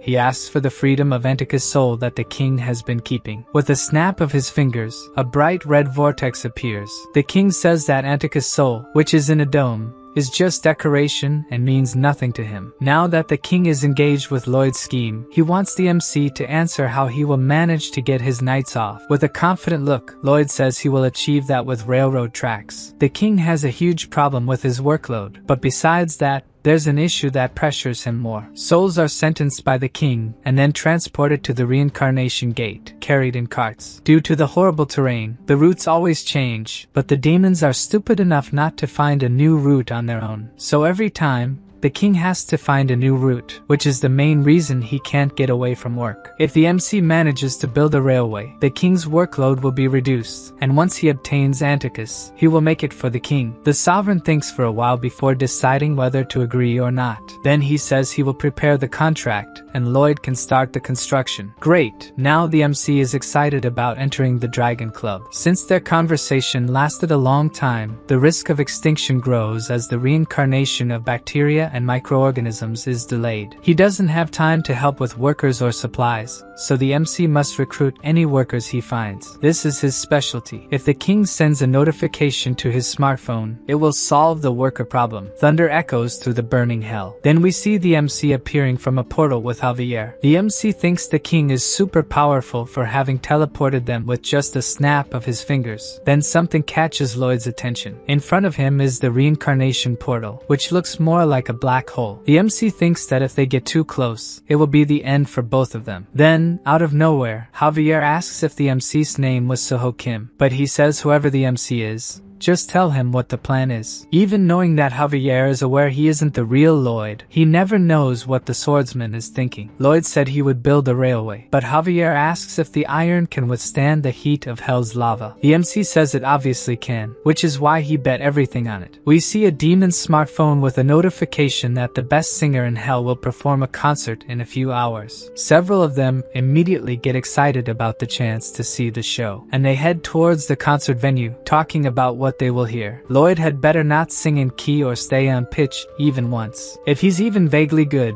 the demons will kick him off the stage. The MC has to be worse than them. Then we see the MC staring at the demons, while Javier seems uninterested behind him. A crowd is clamoring for Lloyd to start singing. Then the MC takes a breath and takes a few steps forward. He dramatically prepares to begin the performance, while the demons below are ecstatic, urging him to start. But instead, the MC seriously tells them no. The entire crowd goes silent, not understanding. They start protesting that they came all this way to hear him sing. Why isn't he going to do it? With a haughty expression, he says he's no longer in the mood to sing and calls his audience idiots. This enrages all the demons. They can't believe this is happening, and they scream at Lloyd to keep his word and sing for them. The MC turns to Javier, planning something, and says it's the swordsman's turn to act. He asks the demons if they think the MC should fulfill his promise, and everyone shouts that he should. Even from a distance, you can hear them clamoring for it. Then Javier says that they must have been well raised by their parents. Immediately, they stop with tears in the corners of their eyes. They ask Javier to take back what he said but are confused about whether to ask the MC to keep his promise now. Then the MC starts laughing with his horrendous face, calling them idiots, saying it's very easy to mess with them. Angry and almost crying, the demons say they can't stand it. Lloyd continues to laugh at them, saying that if they want to get him, they'll have to come up here, leaving the demons furious. The MC's plan is to drive them all completely mad with rage so he can then make them free workers. Suddenly, we see Goming flying over the demons. Lloyd is on top of the bird, further irritating the demons and telling them to catch him if they can. Furious, they shout that they will catch the MC. Then Goming lands on a rock surrounded by the lava of hell, and the MC continues taunting, saying they can't reach him there. One of the demons grabs a long pole and starts running, trying to jump to the island where Lloyd is. But the MC throws a rock at the guy. It hits the demon right in the face, making him lose his balance mid-jump. His companions are shocked that a human can be so malicious. Fortunately, the demon who thought he would burn in the sea of lava falls onto a rock near Lloyd and looks at the MC, frightened. In return, he has a disgusted look, saying it was close. In shock, the demons realize that this human is actually trying to kill them. Now he is no longer just a simple human, but a demonic monster. In the central hall of the demons, one of the demons gives a speech inciting his companions not to accept what Lloyd did to them. He commands the cavalry of the demonic lava centipedes to attack. They have armor capable of withstanding the heat of the lava, move only in a straight line, and are generally used in attacks. The leader of the angry demons calls on his companions to follow him on the centipedes. As soon as they get near where the MC was, they realize he has disappeared. The demon centipede breaks and almost throws its rider off with the impact. Not only this one, but all the centipedes started acting uncontrollably after sensing some kind of smell. Then they start advancing towards a hole, even though the demons command them to stop. With the tunnel being narrow, the demons keep bumping their heads on the ceiling, but without letting go of their mouths, until they come out into a more spacious section. At this point, the demon is full of bumps on his head. Right in front of him, Goming is in some kind of hot spring, while Lloyd and Javier are doing something next to him. The swordsman is sharpening his sword on a whetstone, and steam continues rising from Goming inside the pool of hot water. With a demonic look,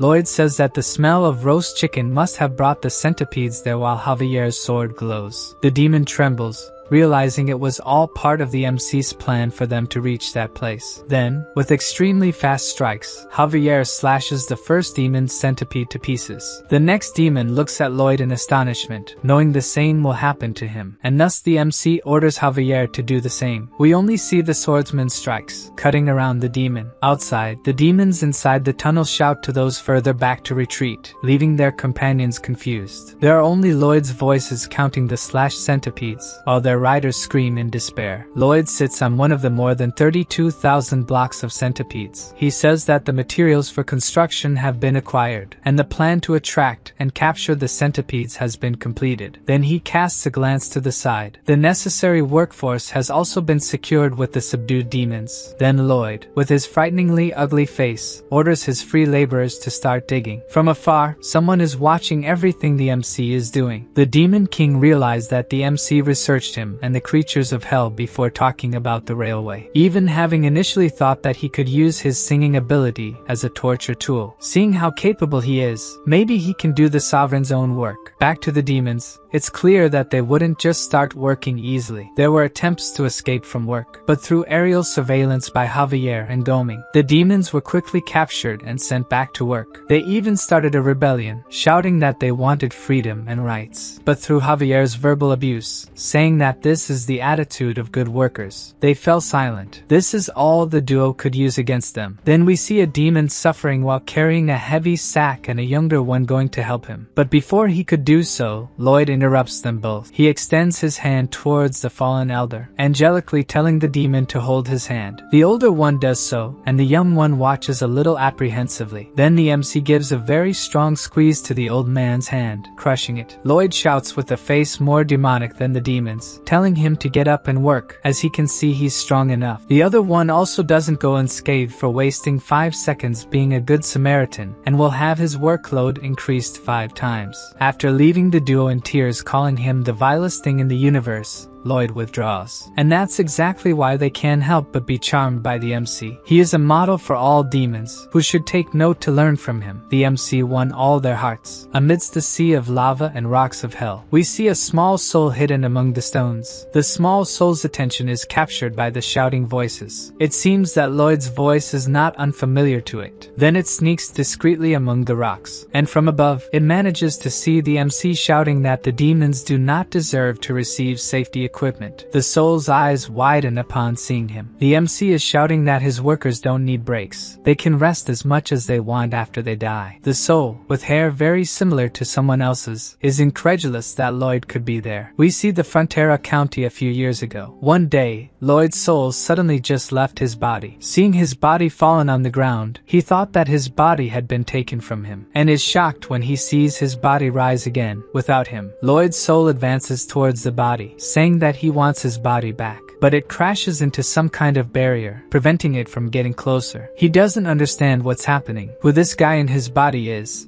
if this was the work of a sorcerer or a demon. As he is not able to see the system messages, he thinks the guy in his body is completely crazy. Then a kind of whirlwind forms right behind him. From inside the portal, a reaper holding an hourglass appears. The soul panics upon realizing the reaper is after him. Something in Lloyd's soul seems to have caught the reaper's attention, and he calls his manager, as this soul wasn't supposed to have died so soon, and its color is also strange. He holds the soul with his scythe, asking Lloyd to calm down. The situation with this soul is unique. He needs to check if there was some mistake at Lloyd's end or if something else happened. The guy asks the soul to wait a bit to find out what happened and returns to the portal. That's how this Lloyd spent the following years either alive nor dead, following the guy who had stolen his body. This guy was very different from the first Lloyd, who blamed everything on his bankrupt parents and the county, and chose a path that only made everything worse. The new Lloyd had worked non-stop and freed the family from debt. The look Lloyd's parents gave him when he hadn't been replaced yet completely changed after the new Lloyd. The original Lloyd gets irritated seeing his new version able to summon beings, and says that if he had that kind of power. At that moment, the Reaper returns, asking what he would do. If that person didn't have powers, he'd probably drink every day like a fool. But if he had the powers, would he have done something? The question leaves him silent. He knows he wouldn't have worked even if he had the same powers. The Reaper says his case is unprecedented, but since he's a soul, he shouldn't be in the living world. So maybe it would be better to consult the King of Hell. Seeing the idiot who took his body was like being tortured, as it made him realize how shameful he was. Since there were no laws about it, the King of Hell did nothing about his situation. So he couldn't reincarnate or disappear, thus he wandered while avoiding demons. This happened until the moment he reunited with the idiot who stole his body. That guy shouldn't be there. Our Lloyd is flying through hell with Goming. He uses his ability to analyze the soil of the place, which he concludes is terrible. The MC finds a flat area as needed, totaling 68 miles, but it seems a bit too long. But with 30,000 demons who he won't let eat or relax, the work will be done quickly. He dismounts from Goming, who is exhausted, and goes to check if there's any problem with the soil. While distracted by this, the original Lloyd's soul hits his face. Its force begins to twist the MC's face, pushing him back with a disproportionate force for such a small soul. With the blow, Lloyd even falls to the ground, and gets up angrily to see who did this to him. As soon as he does, the soul hits him with kicks in both eyes. While the MC screams in pain, the soul keeps jumping on him, calling him various names. But Padong appears behind him, grabbing the soul by the shoulder, then punches the soul in the stomach, making it spit out with the blow. Lloyd's soul is dragged by the guinea pig and doesn't stop cursing him. Then Padong throws him to Bibyong to hold, and Lloyd appears, possessed, asking who the soul thinks it is. Looking closely at his face, the soul is also horrified that the MC can be so ugly. Then our Lloyd realizes something and asks if that is the soul of Lloyd Frontera. The true Lloyd's soul screams that the other Lloyd is a fake and stole his body. The MC looks at the soul apprehensively, so it was in hell that the real Lloyd was. The soul wants to know why he died so early. If he was able to steal his body, he should have at least lived longer. He cries, saying that his parents were finally happy because he had become someone, and they must be devastated now, telling him to go back to the living world. Hearing such things leaves the MC uneasy. He asks the soul to calm down, but it can't and keeps shouting that it won't calm down. Then Padong takes drastic measures, punching him. Little Lloyd goes silent, and the MC says he now seems ready to talk, so they can resolve this. But the soul starts calling him a body thief again, and Padong seems to enjoy hitting him. So the guinea pig tries to calm the soul with its special way again, making it stay silent this time. The MC explains that he's not there because he died, but to complete a construction contract with the King of Hell. He also didn't steal any body and was quite confused when he woke up in Lloyd's body, but the soul doesn't believe it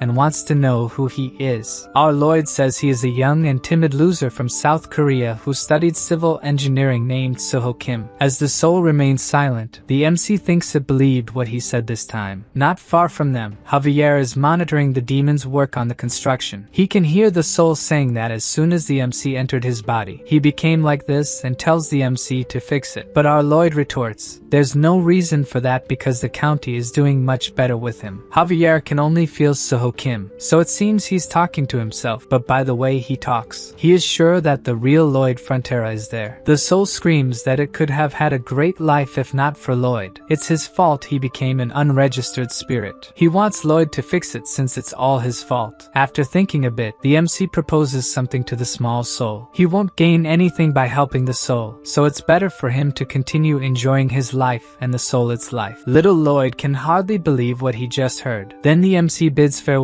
and starts walking, and the soul runs after him, calling him a moral fraud. Before he could continue the pursuit, he takes another nice punch from Padong and lies lamenting on the ground. The MC glances briefly at the fallen soul, which is weeping for being left in that situation. Lloyd thinks the real son is in that place, and stops walking thoughtful. Irritated with himself, he curses, messing with his hair, then calls the soul's attention, still lying on the ground. He asks what he has to do for Lloyd to stop whining, but the soul shouts that he should figure it out himself. In response to the petulance, he gets another slap, and the two start arguing again, with the soul calling him a fake and the MC saying it hurts to hear such things. He tells the soul to stay quiet until the construction is finished and he'll help him afterward, putting it in his pocket, even with it protesting, inside the MC's coat. We can see that the soul is not not alone. Now it will stay with all of Lloyd's pets. He tells the pets to keep the soul quiet. It's better to finish this project soon to focus on taking care of this soul. The first stage is to build the reading bed, then they will use volcanic gravel to make the terrain. Stage 3 is to place the cross ties made with the tied legs of the centipedes. Then in the fourth stage, they assemble the rails that Javier made with the centipede's shells. In the fifth stage, it's Padong's turn to act, who starts jumping on the rails. Since this is not a construction done with the latest methods, each trip will be hell. But that's not his problem. Lloyd tells Javier to supervise the work because he is going to inspect. The real Lloyd is surprised.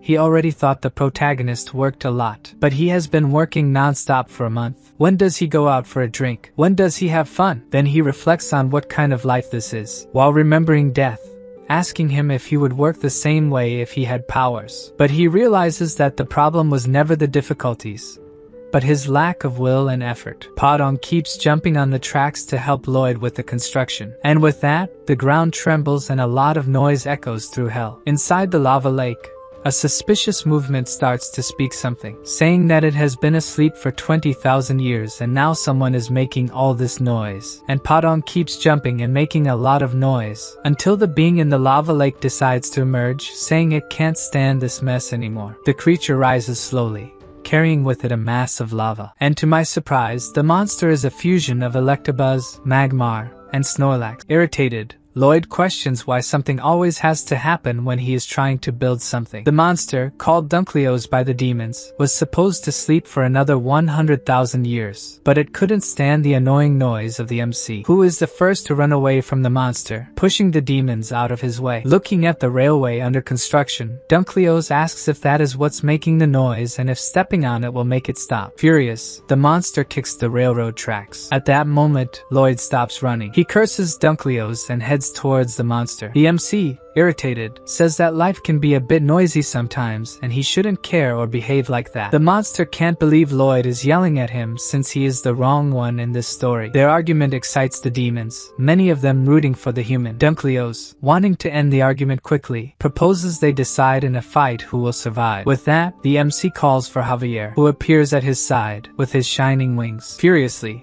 Lloyd orders the swordsman to cut the monster into pieces, but his wings disappear, and the master swordsman just looks at the MC. Exploding with irritation, he asks what Javier is waiting for to attack. The swordsman explains that he thinks they are the ones who are wrong and should apologize, which the MC thinks is nonsense. He yells that only he can be the victim and everyone should think so too. The demons who hear this are ecstatic since the MC is on a completely different level of evil and selfishness. Meanwhile, Dunkleo's is about to step on the duo. As he does so, the impact of his foot opens a crater in the ground. Lava starts to gush from the ground, which breaks with the attack. Fortunately, the MC is saved from being trampled by Javier, who can now fly. The swordsman places Lloyd on a rock in the middle of the lava and heads towards Dunkleo's, with his sword drawn to attack him. The master swordsman slashes the lava monster, which is cut into several pieces. While the pieces are suspended, they start to move in the air. By Javier's expression, this is not good. Quickly, Dunkleo's parts come together to regenerate the monster. As he returns to normal, he is completely indignant that they attacked him. Farther away, the MC is incredulous that Javier's attack didn't work. Dunkleo's takes a deep breath, then spits a huge blast of lava, which goes straight towards Javier, who is apprehensive. He makes several quick strikes to prevent the lava from hitting him. The deflected lava splashes onto the rock where Lloyd is, and he yells at Javier to be careful. But the swordsman just looks at him, laughing at the situation, and dodges another attack, while the MC keeps screaming for him to stop having fun or he will end up killing him. Then Javier literally flies towards the lava monster and starts attacking him with his aura sword, making several gashes in Dunkleo's, and more pieces of the monster are thrown, only to unite once again. Dunkleo's, whole again, screams to everyone that he is invincible. Calling Javier a bully, he says the swordsman was on his side before and asks why he is attacking him now. The master swordsman explains that he is Lloyd's bodyguard and that if the monster causes a commotion, it could hurt the demons. But the monster says he will not touch the demons, and Javier seems like a principled guy. To him, the MC is an unscrupulous ugly thing that is deceiving Javier, but he is still protected by him. Javier thinks that Dunkleo's might be right, and Lloyd yells, asking why the swordsman is listening to the monster. The soul of the real Lloyd screams for Javier to flee because he needs to survive to save him. Then he is pushed back into the MC's pocket, who says that fleeing is what you do after trying everything. Inside the pocket, little Lloyd thinks about what he just heard, since the MC was the first to run away before. The MC tells Lloyd to pay attention because this is the result of constant hard work. For the soul to act cool will not change his mind. At that moment, Dunkleo's is right in front of Lloyd. Then we see a landscape similar to hell but all frozen. The MC's dragon is sitting on a huge ice floe. He thinks it's cold and wonders when his father will call for him, remembering the MC telling him to hide in a place where no one would see him and to wait at the northernmost point of the world. So he remains sitting, bored and missing his father. Back in hell, Dunkleo's is attacking Javier with a lava punch, which is cut by the swordsman. At that moment, Lloyd raises his hand, showing the magic Anticus had given him, and he shouts the spell to open a portal to the other world. The spell glows green and he asks Draghi to appear. Then, the drawing on the palm of his hand starts to move, and a green light appears where the dragon is, bringing with it a large blue portal. Immediately, Draghi looks at the portal and gets excited, sensing the smell of his father coming from it. On the other side, Dunkleo's looks at the portal without knowing what it was, shrinking from the cold air coming from it. The cold begins to petrify his lava body, making him flee, screaming for them to wait as he will return. Before he flees, Lloyd says with his demonic face that he doesn't participate in rematches, and calls for Draghi, who comes out of the portal happily, calling the MC daddy. Now confident, the MC asks if Dunkleo's is cold. He points to the ball of lava that is fleeing, and Draghi appears right behind the monster, giving him a loving icy hug. For Draghi, the hug is very warm, but for Dunkleo's, who is made of lava, the hug is too cold, and he ends up being petrified as the lava cools. Victorious, the MC approaches, laughing malevolently. He asks Draghi to move away from Dunkleo's now, and launches several aura attacks with his shovel at the monster, which, turned into stone, breaks into several pieces. The demons watching the fight are shocked. Dunkleo's, the most powerful being in hell, has just been defeated. Even the soul of the real Lloyd peeks out from the MC's coat, amazed that he defeated that terrifying monster, and remembers the MC telling him to just watch, as that was the result of hard work. So he wonders what he has to show for his life, ending up admitting that the MC is an incredible guy. Suddenly, Lloyd hears the monster screaming that he is Dunkleo's, the immortal, and sees a small glimmer coming from the petrified lava. Then Dunkleo's emerges from it, roaring, but this time, he is the size of the MC's dolls. The small monster screams that in a million years he will be huge again, and will crush Lloyd, who just stares at the creature's new form, then laughs horribly, saying that he will have died long before that time. This makes Dunkleo's cry lava tears, shouting that he hates the MC because he is evil. Lloyd continues with his scary face, saying that if he is angry he should fight him, and the monster flees. The soul of the real Lloyd appears in the corner of the coat again, retracting what he thought about the MC being incredible, finding him just human trash. With the cold wind, the system announces that Lloyd has gained a new title, which gives him the power not to suffer from hypothermia even in freezing cold. With the new ability, he won't have to worry about extremely cold or hot weather. Then something behind him catches his attention. Behind him, all the demons are kneeling. One of them says that the MC is the biggest human trash in the world. Everyone there admires him for that and works for him as a result. Now they respect him as the best singer in hell and the one who defeated the great Dunkleo's, and will obey his commands. Lloyd gives a discreet laugh and says they are all pathetic for volunteering to be his slaves. For the demons, hearing from Lloyd that they are pathetic is invigorating. However, one of the demons says there is currently a problem. The freezing air coming from the portal makes the beings of hell very uncomfortable and could harm their ecosystem, needing to be closed. But Lloyd plays dumb, asking what portal and cold air the demon is talking about. The demon just stares at him, knowing it's impossible for the MC not to know what he is talking about. With his shirt collar flying in the cold wind, Lloyd continues to say nothing, as if he is unaware of the portal. The demon reinforces that everyone saw the MC open the portal, but he continues to pretend not to know about it. Lloyd says he doesn't know what they are talking about, and orders the demons to get back to work. He turns, leaving the demons behind him, while the cold wind continues to come from the portal. The demons realize that Lloyd will continue to pretend not to know about the portal and has no intention of closing it. How could they not love a human like him? With their loyalty assured, it is time to start the final part of the construction. Lloyd's soul wonders if the construction will resume now, worried about when the MC will start helping him. Looking at a huge pool of lava, Lloyd says that if they can cross it, the construction will be expedited by 2 days. Then, with a corner smile, he summons Draggy to take care of it. The dragon unleashes an attack that traverses the entire river of lava, leaving Lloyd's other pets amazed at his power. Then the MC asks him to make the roadbed. Meanwhile, the other pets just watch without doing anything. The MC continues to ask Draggy to fetch stones and pierce mountains. Then he hugs his dragon, happy with his efficiency. This whole affection for the dragon irritates the other pets, who are furious with the attention given only to Draggy. A bit later, we see the dragon sitting on a cliff during a break in his work. Then a voice calling him buddy makes him look back. Padong, the pet spokesperson, says Draggy is presumptuous for doing some work and that experience triumphs over everything there. As soon as the dragon turns to them, everyone gets apprehensive. But Draggy doesn't seem bothered by what they said. Padong and the others try to understand what the dragon means. He shakes his head, calling his companions closer to him. Then the four start climbing on his back, and have to hold on tight to Draggy to avoid being carried away by the strong wind, since the dragon takes off at high speed. But they all find it fun, enjoying the ride on his back. Thus, Draggy becomes a member of Padong's group, their new companion. From the ground, Lloyd watches their ride, amazed at Draggy's sociability. Then, the soul of the real Lloyd appears,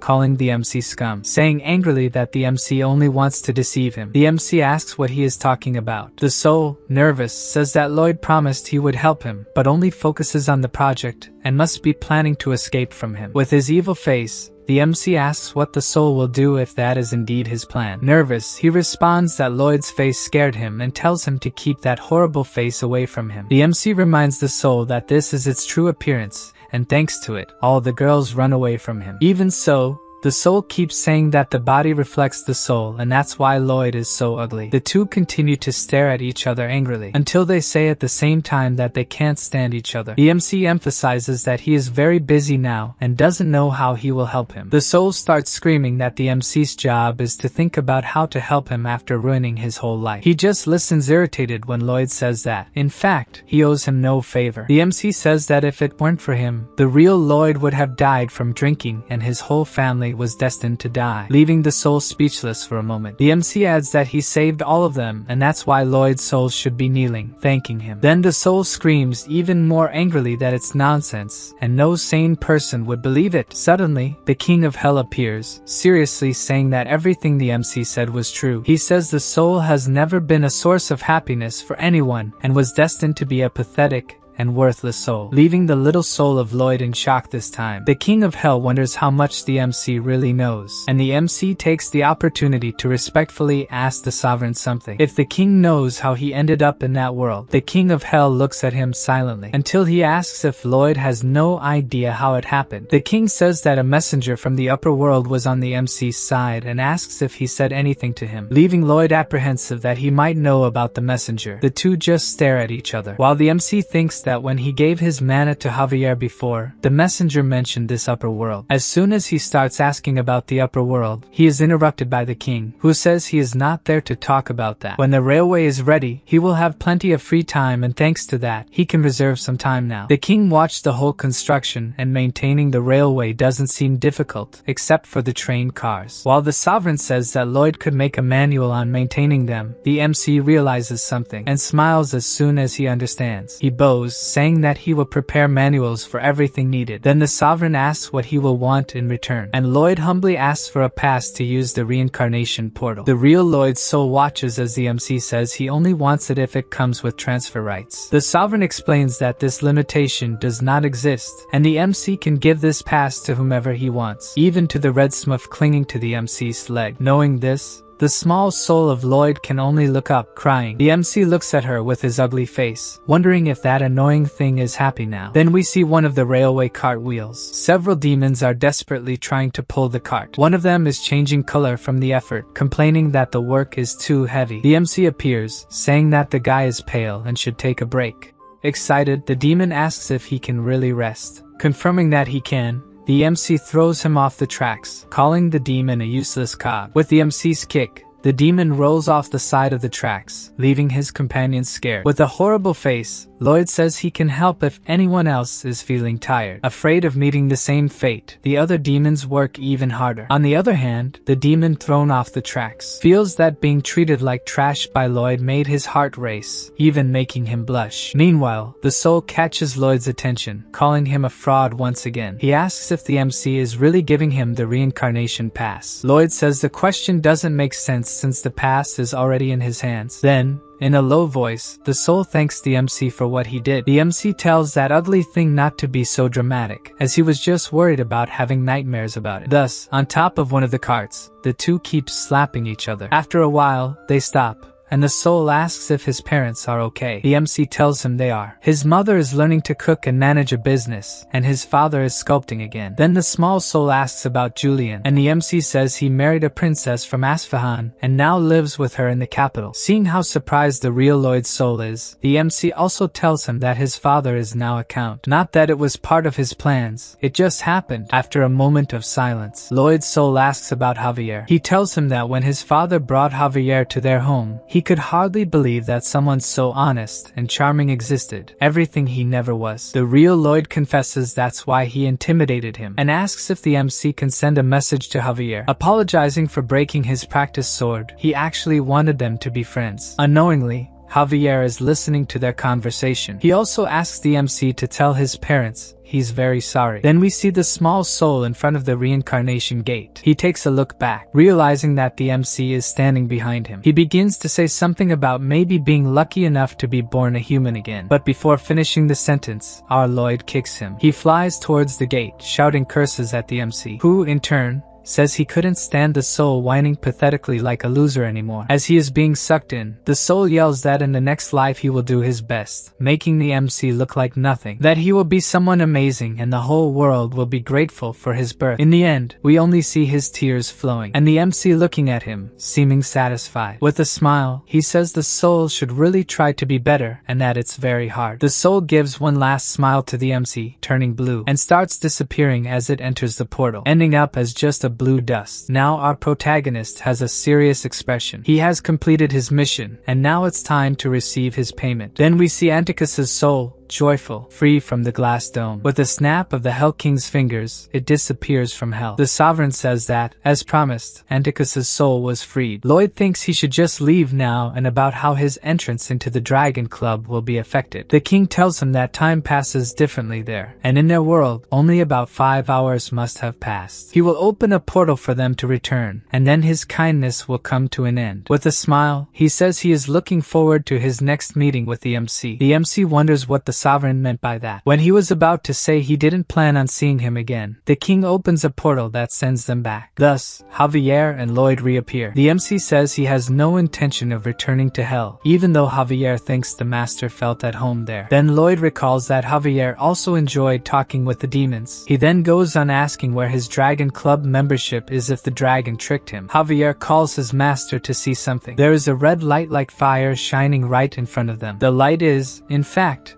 the eyes of a black creature. From a certain distance, it resembles a dragon. Lloyd wonders if this could be the Dragon King, as they can change forms. But it seems there's something strange about it. He thinks that if this is indeed the Dragon King, looking at the creature that resembles a feline, with sharp fangs, the MC wonders why the Dragon King would take such a form. In fact, the creature looks more like a giant cat with a mane and wings. The creature shakes its paw as if wanting the MC to come closer, making him even more confused. He notices the creature has some bald spots on its belly. There's no way such a being could be the Dragon King. Then Padong steps forward from his master, as if trying to communicate. The creature responds to the guinea pig in a language that's impossible to understand but seems happy. Padong also seems happy talking to the giant cat. The MC asks if the pet can communicate with the creature, and if it's said why it's there. According to Padong, the cat speaks an unknown language, and the MC wonders why he seemed to be having a good conversation, and notices that the creature seems to be trying to get his attention. He turns his back to the window, looking at the two. Lloyd asks if the giant cat wants them to climb on its back and if it was sent by the Dragon King. The creature continues speaking its own language, but seems to confirm what Lloyd had asked. He smiles, thinking that the dragon Anticus kept his word, and mounts the creature, thinking he will gain a bonus life and a huge fortune. The two hold on tight as the cat flies quickly, and seems very happy on its journey. At that speed, Lloyd notices he looks uglier than ever. He thinks that if this is true for him, then it will also happen to Javier. But as soon as he looks at him, the swordsman looks even more handsome. Lloyd is upset and Javier says that beautiful people always look fabulous, no matter what happens. Then the MC shouts that this is a fraud, that it shouldn't be possible. The duo is taken to the region of Gafil in the kingdom of Magentano, and we see the two walking through an extensive corridor. Lloyd is thinking that down there is the true knight of the novel, the most powerful being that ever existed, the Dragon King. They reach a cliff, and the dragon cat is right behind them. Below is a vast amount of gold and precious stones surrounding a castle. The MC even drools seeing all this wealth, while Javier finds it amazing that such a place exists underground. Then something catches Lloyd's curiosity. Down below, he can see a man sitting on a sofa surrounded by the riches. Thus, the duo descends in the direction of the man. Lloyd seems apprehensive as he approaches, while the man remains still. When the MC starts to greet him, it's as if he has been startled, and from his expression, he doesn't seem pleased at all. This makes the MC immediately step back and Javier gets ready to draw his sword. In fact, the Dragon King is bothered by the numbness in his hand, leaving the MC shocked. Then the Dragon King turns his face. For a moment, he looks in Lloyd's direction and lies back on the sofa as if exhausted. Lloyd sees him looking his way, even though he is there seeking the king's approval to join his club. The guy simply ignores him and goes back to sleep. The MC realizes that the king is lazy, very rich, and only does what pleases him. This makes him very angry. He glares at the king who continues sleeping, not paying any attention to his presence, until he slowly opens his eyes and sees that he is being fanned with a large leaf by Lloyd. He wonders what is happening. Everyone seeking membership until now were extraordinarily powerful humans. That's why those proud people always got irritated when the king didn't pay attention to them. Still,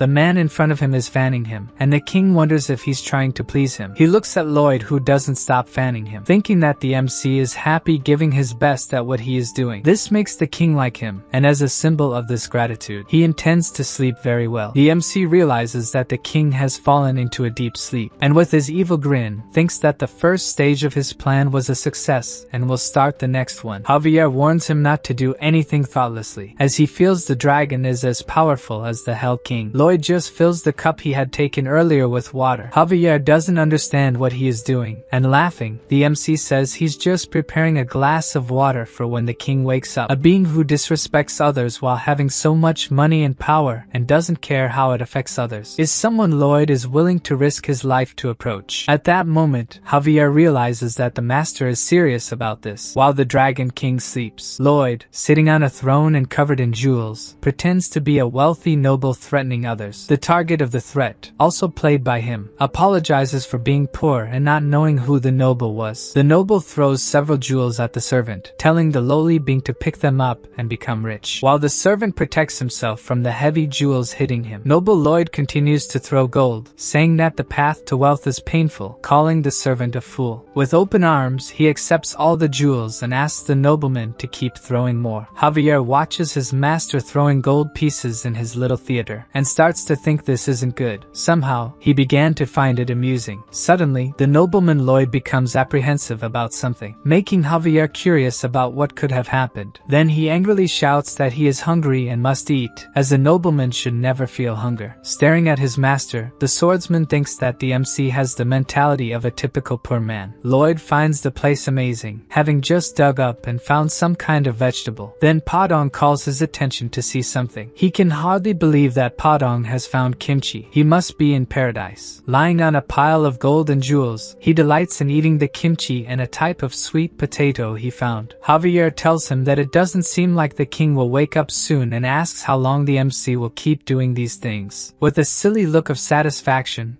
Lloyd replies that he will do it forever. He knows his master could do this for eternity, but says they will need to return, as the county will need him. Calmly, the MC says they will return, but he cannot give up his membership in the Dragon Club. According to him, opportunities come to those who are patient. Suddenly, the Dragon King awakens abruptly, wondering how long he has been asleep. How many days must have passed? We see that his name is Verkis and that one day a girl from another world appeared there, and gradually he developed feelings for her. her, since explaining everything would be tiring. The king just summarizes that in the end, they got married. He remembers that she said she would go on a trip and he had to contact her every day as soon as he woke up. Even though he woke up late, he tries to call her, as it would be better than doing nothing. But his call is immediately rejected, which means she is extremely angry and he will get an earful when she returns. He imagines her saying she is upset, that he never makes the promised improvements in the Dragon Club, and that she is worried. In his mind, her voice sounds like a nightingale, but he concludes that she will be very angry and he needs to please her, thinking about teleporting to where she is. Then he remembers he cannot do that, because it is too much trouble to do that. Then a voice asks if something is bothering him. Lloyd, with his horrendous look of a helpful person,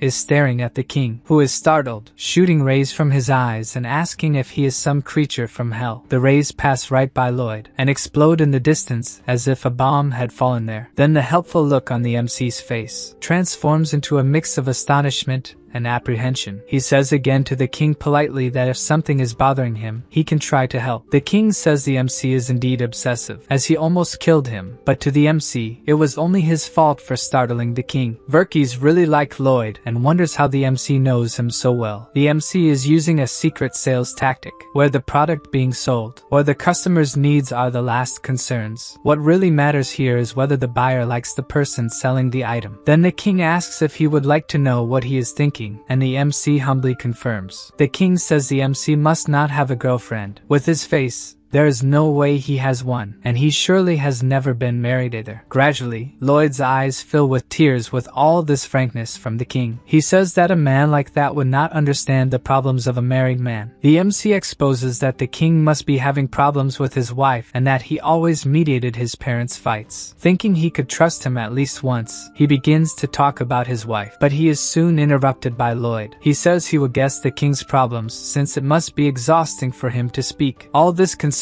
from Lloyd makes him earn second place in the king's heart. As he will not let the king explain this situation, it is time to profile him. He uses all his brain. The king is the laziest husband. If this girl agreed to marry him, she must have a good heart. Then he says that the king's wife must have left home for a reason, and it doesn't seem like she asked him to do anything like, for example, the housework while she's away. So she probably asked him to call her every morning as soon as he woke up, and he must have forgotten. The king is amazed that the MC figured out his problem, and makes a grunt in agreement. Lloyd gets everything right about the king thinking of doing something to please her or wanting to see her but finding it too troublesome, and tells the Dragon King that all this can be solved with just one simple task. The king remains silent and slowly lifts his head, asking how he could do that. From afar, the king's cat servant is shocked that the sovereign has sat up, which must not happen often. Lloyd says the solution is simple. He invites the king to lie down in the county of Frontera while he warms the heart of the king's wife. Then we see the buildings of the county of Frontera. Mr. Byron is telling the workers that they need to finish the repair work that morning. He tells the workers to shout their motto with him, safety first. Inside, the knight is completely exhausted, and we can see that he has deep dark circles under his eyes. The elf Moira argues with him that the number of refugees is increasing more than planned. The soldier Greg also appears, saying that the contract for the installation of underground heated floors has been signed. Another soldier appears talking about a leak problem. Just as many other issues are brought to him, including that Viscount Lacona is refusing to pay his water bill. And just like all the other complaints, Byron accepts to take care of it too, even though at this moment he is dizzy. The commander of the state of Frontera is 57 years old and is stumbling off his horse. Because his job is to do a little bit of everything, he has to listen to Viscount Lacona, angry about living in a tent and refusing to pay the water bill. While he yells that he will take the matter to the kingdom's council, it's as if Byron's soul has left his body. The Viscount continues to complain while the knight takes something out of his pocket. He takes out a small construction guide cube. The Viscount shouts to warn Lloyd that he will not pay, and Byron breaks a piece of the cube, creating a hologram of the MC asking what the problem is this time. Lacona almost faints upon seeing him and immediately agrees to pay what he owes. The knight observes the image of Lloyd projected, wondering when the master will return. Whenever he leaves the property, Byron feels closer to death because all the work falls on him. Even if they offer him much more money, his body won't withstand the work much longer. Then he hears shouts that his master has returned. Byron immediately advances on his horse towards the voices, and sees his master carrying the sofa on which the Dragon King continues to sleep on his back. Byron runs towards him, saying he was waiting for his return, asking him to grant him, an old knight, his first and last request. He asks for forgiveness, but the workload is too high, and he wants to resign. Calmly, the MC says he won't do that and asks what else he wants. The knight, in tears, says that his body can't take the work anymore, that he only wants to resign. For a moment,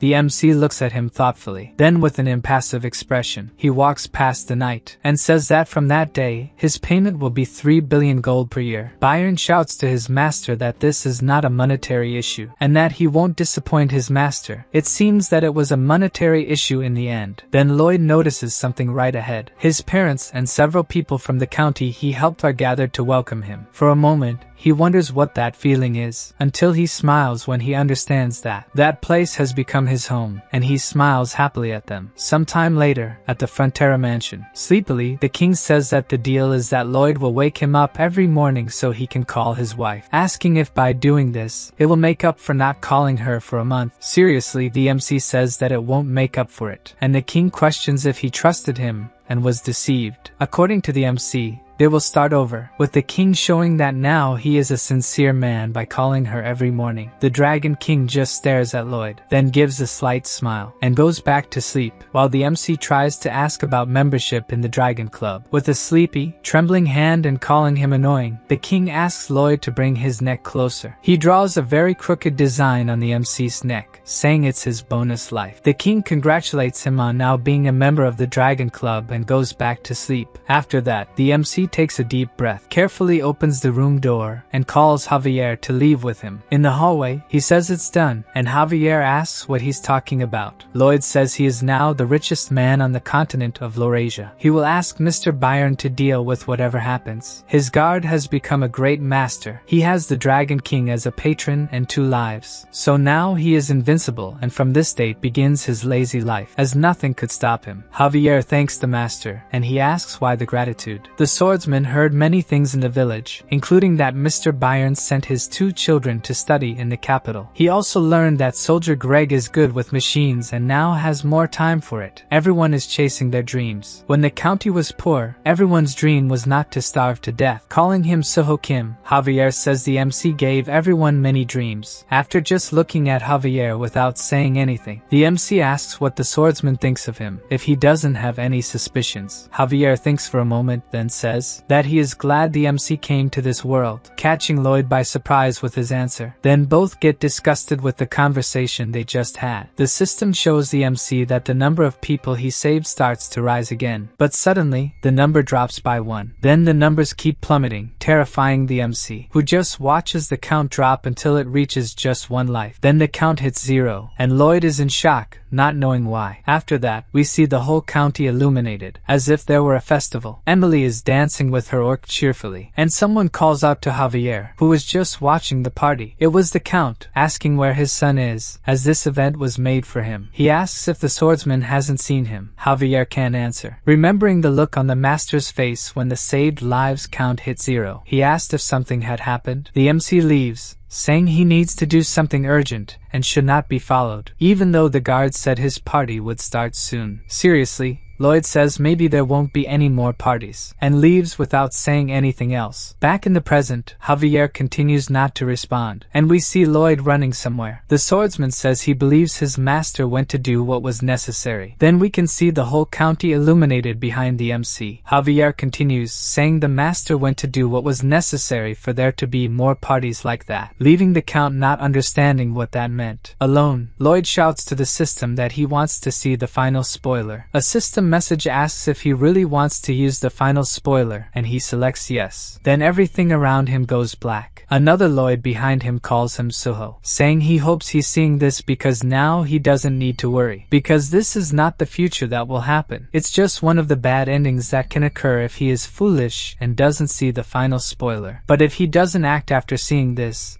future will come true. On the day the MC saw the count of saved people hit 0, nothing happened, not in the following days. But about 3 years after that, a kind of red smoke starts to spread around Lloyd, and he reappears in a clearing. His parents were riding their horses without worries, making him wonder if something would happen to them. Back at the party, humans, elves, and orcs play instruments together, and the Count and Countess dance, excited at the celebration. Once again in the MC's vision, his parents had gone out for a ride as usual. Then a squirrel crosses the road in front of them, causing the Count's horse to get startled, despite the Count trying to control it. Seeing this, Lloyd shouts worriedly at the Count, who at the party continues to dance happily with his wife, but in the MC's vision, ends up falling from the horse. Lloyd can only watch what is happening, thinking that it couldn't be true. Then the other Lloyd reappears, saying that about a month after this. Once again, we see the happy couple in contrast to what is about to happen. The other Lloyd's voice explains that the Countess never left his coffin's side, not even once. Angry about this future, the MC says it's ridiculous. It must be a lie, because he saved the two of them. They are perfectly fine, but the other responds that he was so shaken by this, that he didn't even attend Julian's funeral, leaving the MC paralyzed. While Scheherazade had gone out to give fencing lessons, someone came to their house looking for Julian, who perished in a common robbery. They say Scheherazade went mad after that and volunteered in a small regional war. She ran to the battlefield, seeming to have no will to live. Besides that, their beloved queen ended up becoming a tyrant. One day, she lost one of her arms and became as bad as Lloyd had read in the novel. Terms and his family were caught by Asfahan rebels, and Sir Blanc followed the queen's irrational orders and also perished. Arash died in a hunting accident outside the county, Melika from dehydration, and Solitas closed herself off in a cave again. The MC screams for him to stop talking, but he continues,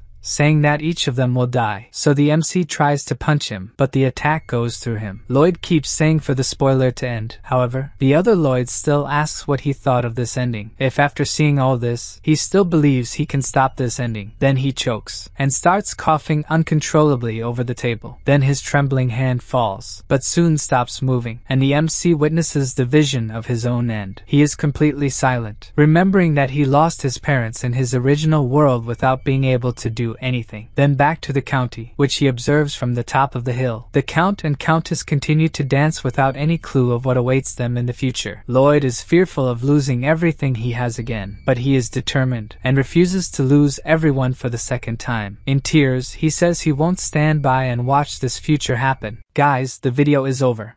I just wanted to ask for your attention real quick. For those who aren't subscribed, please subscribe and leave a like. It helps a lot. 87% of the audience isn't subscribed, so if you want to help, please subscribe.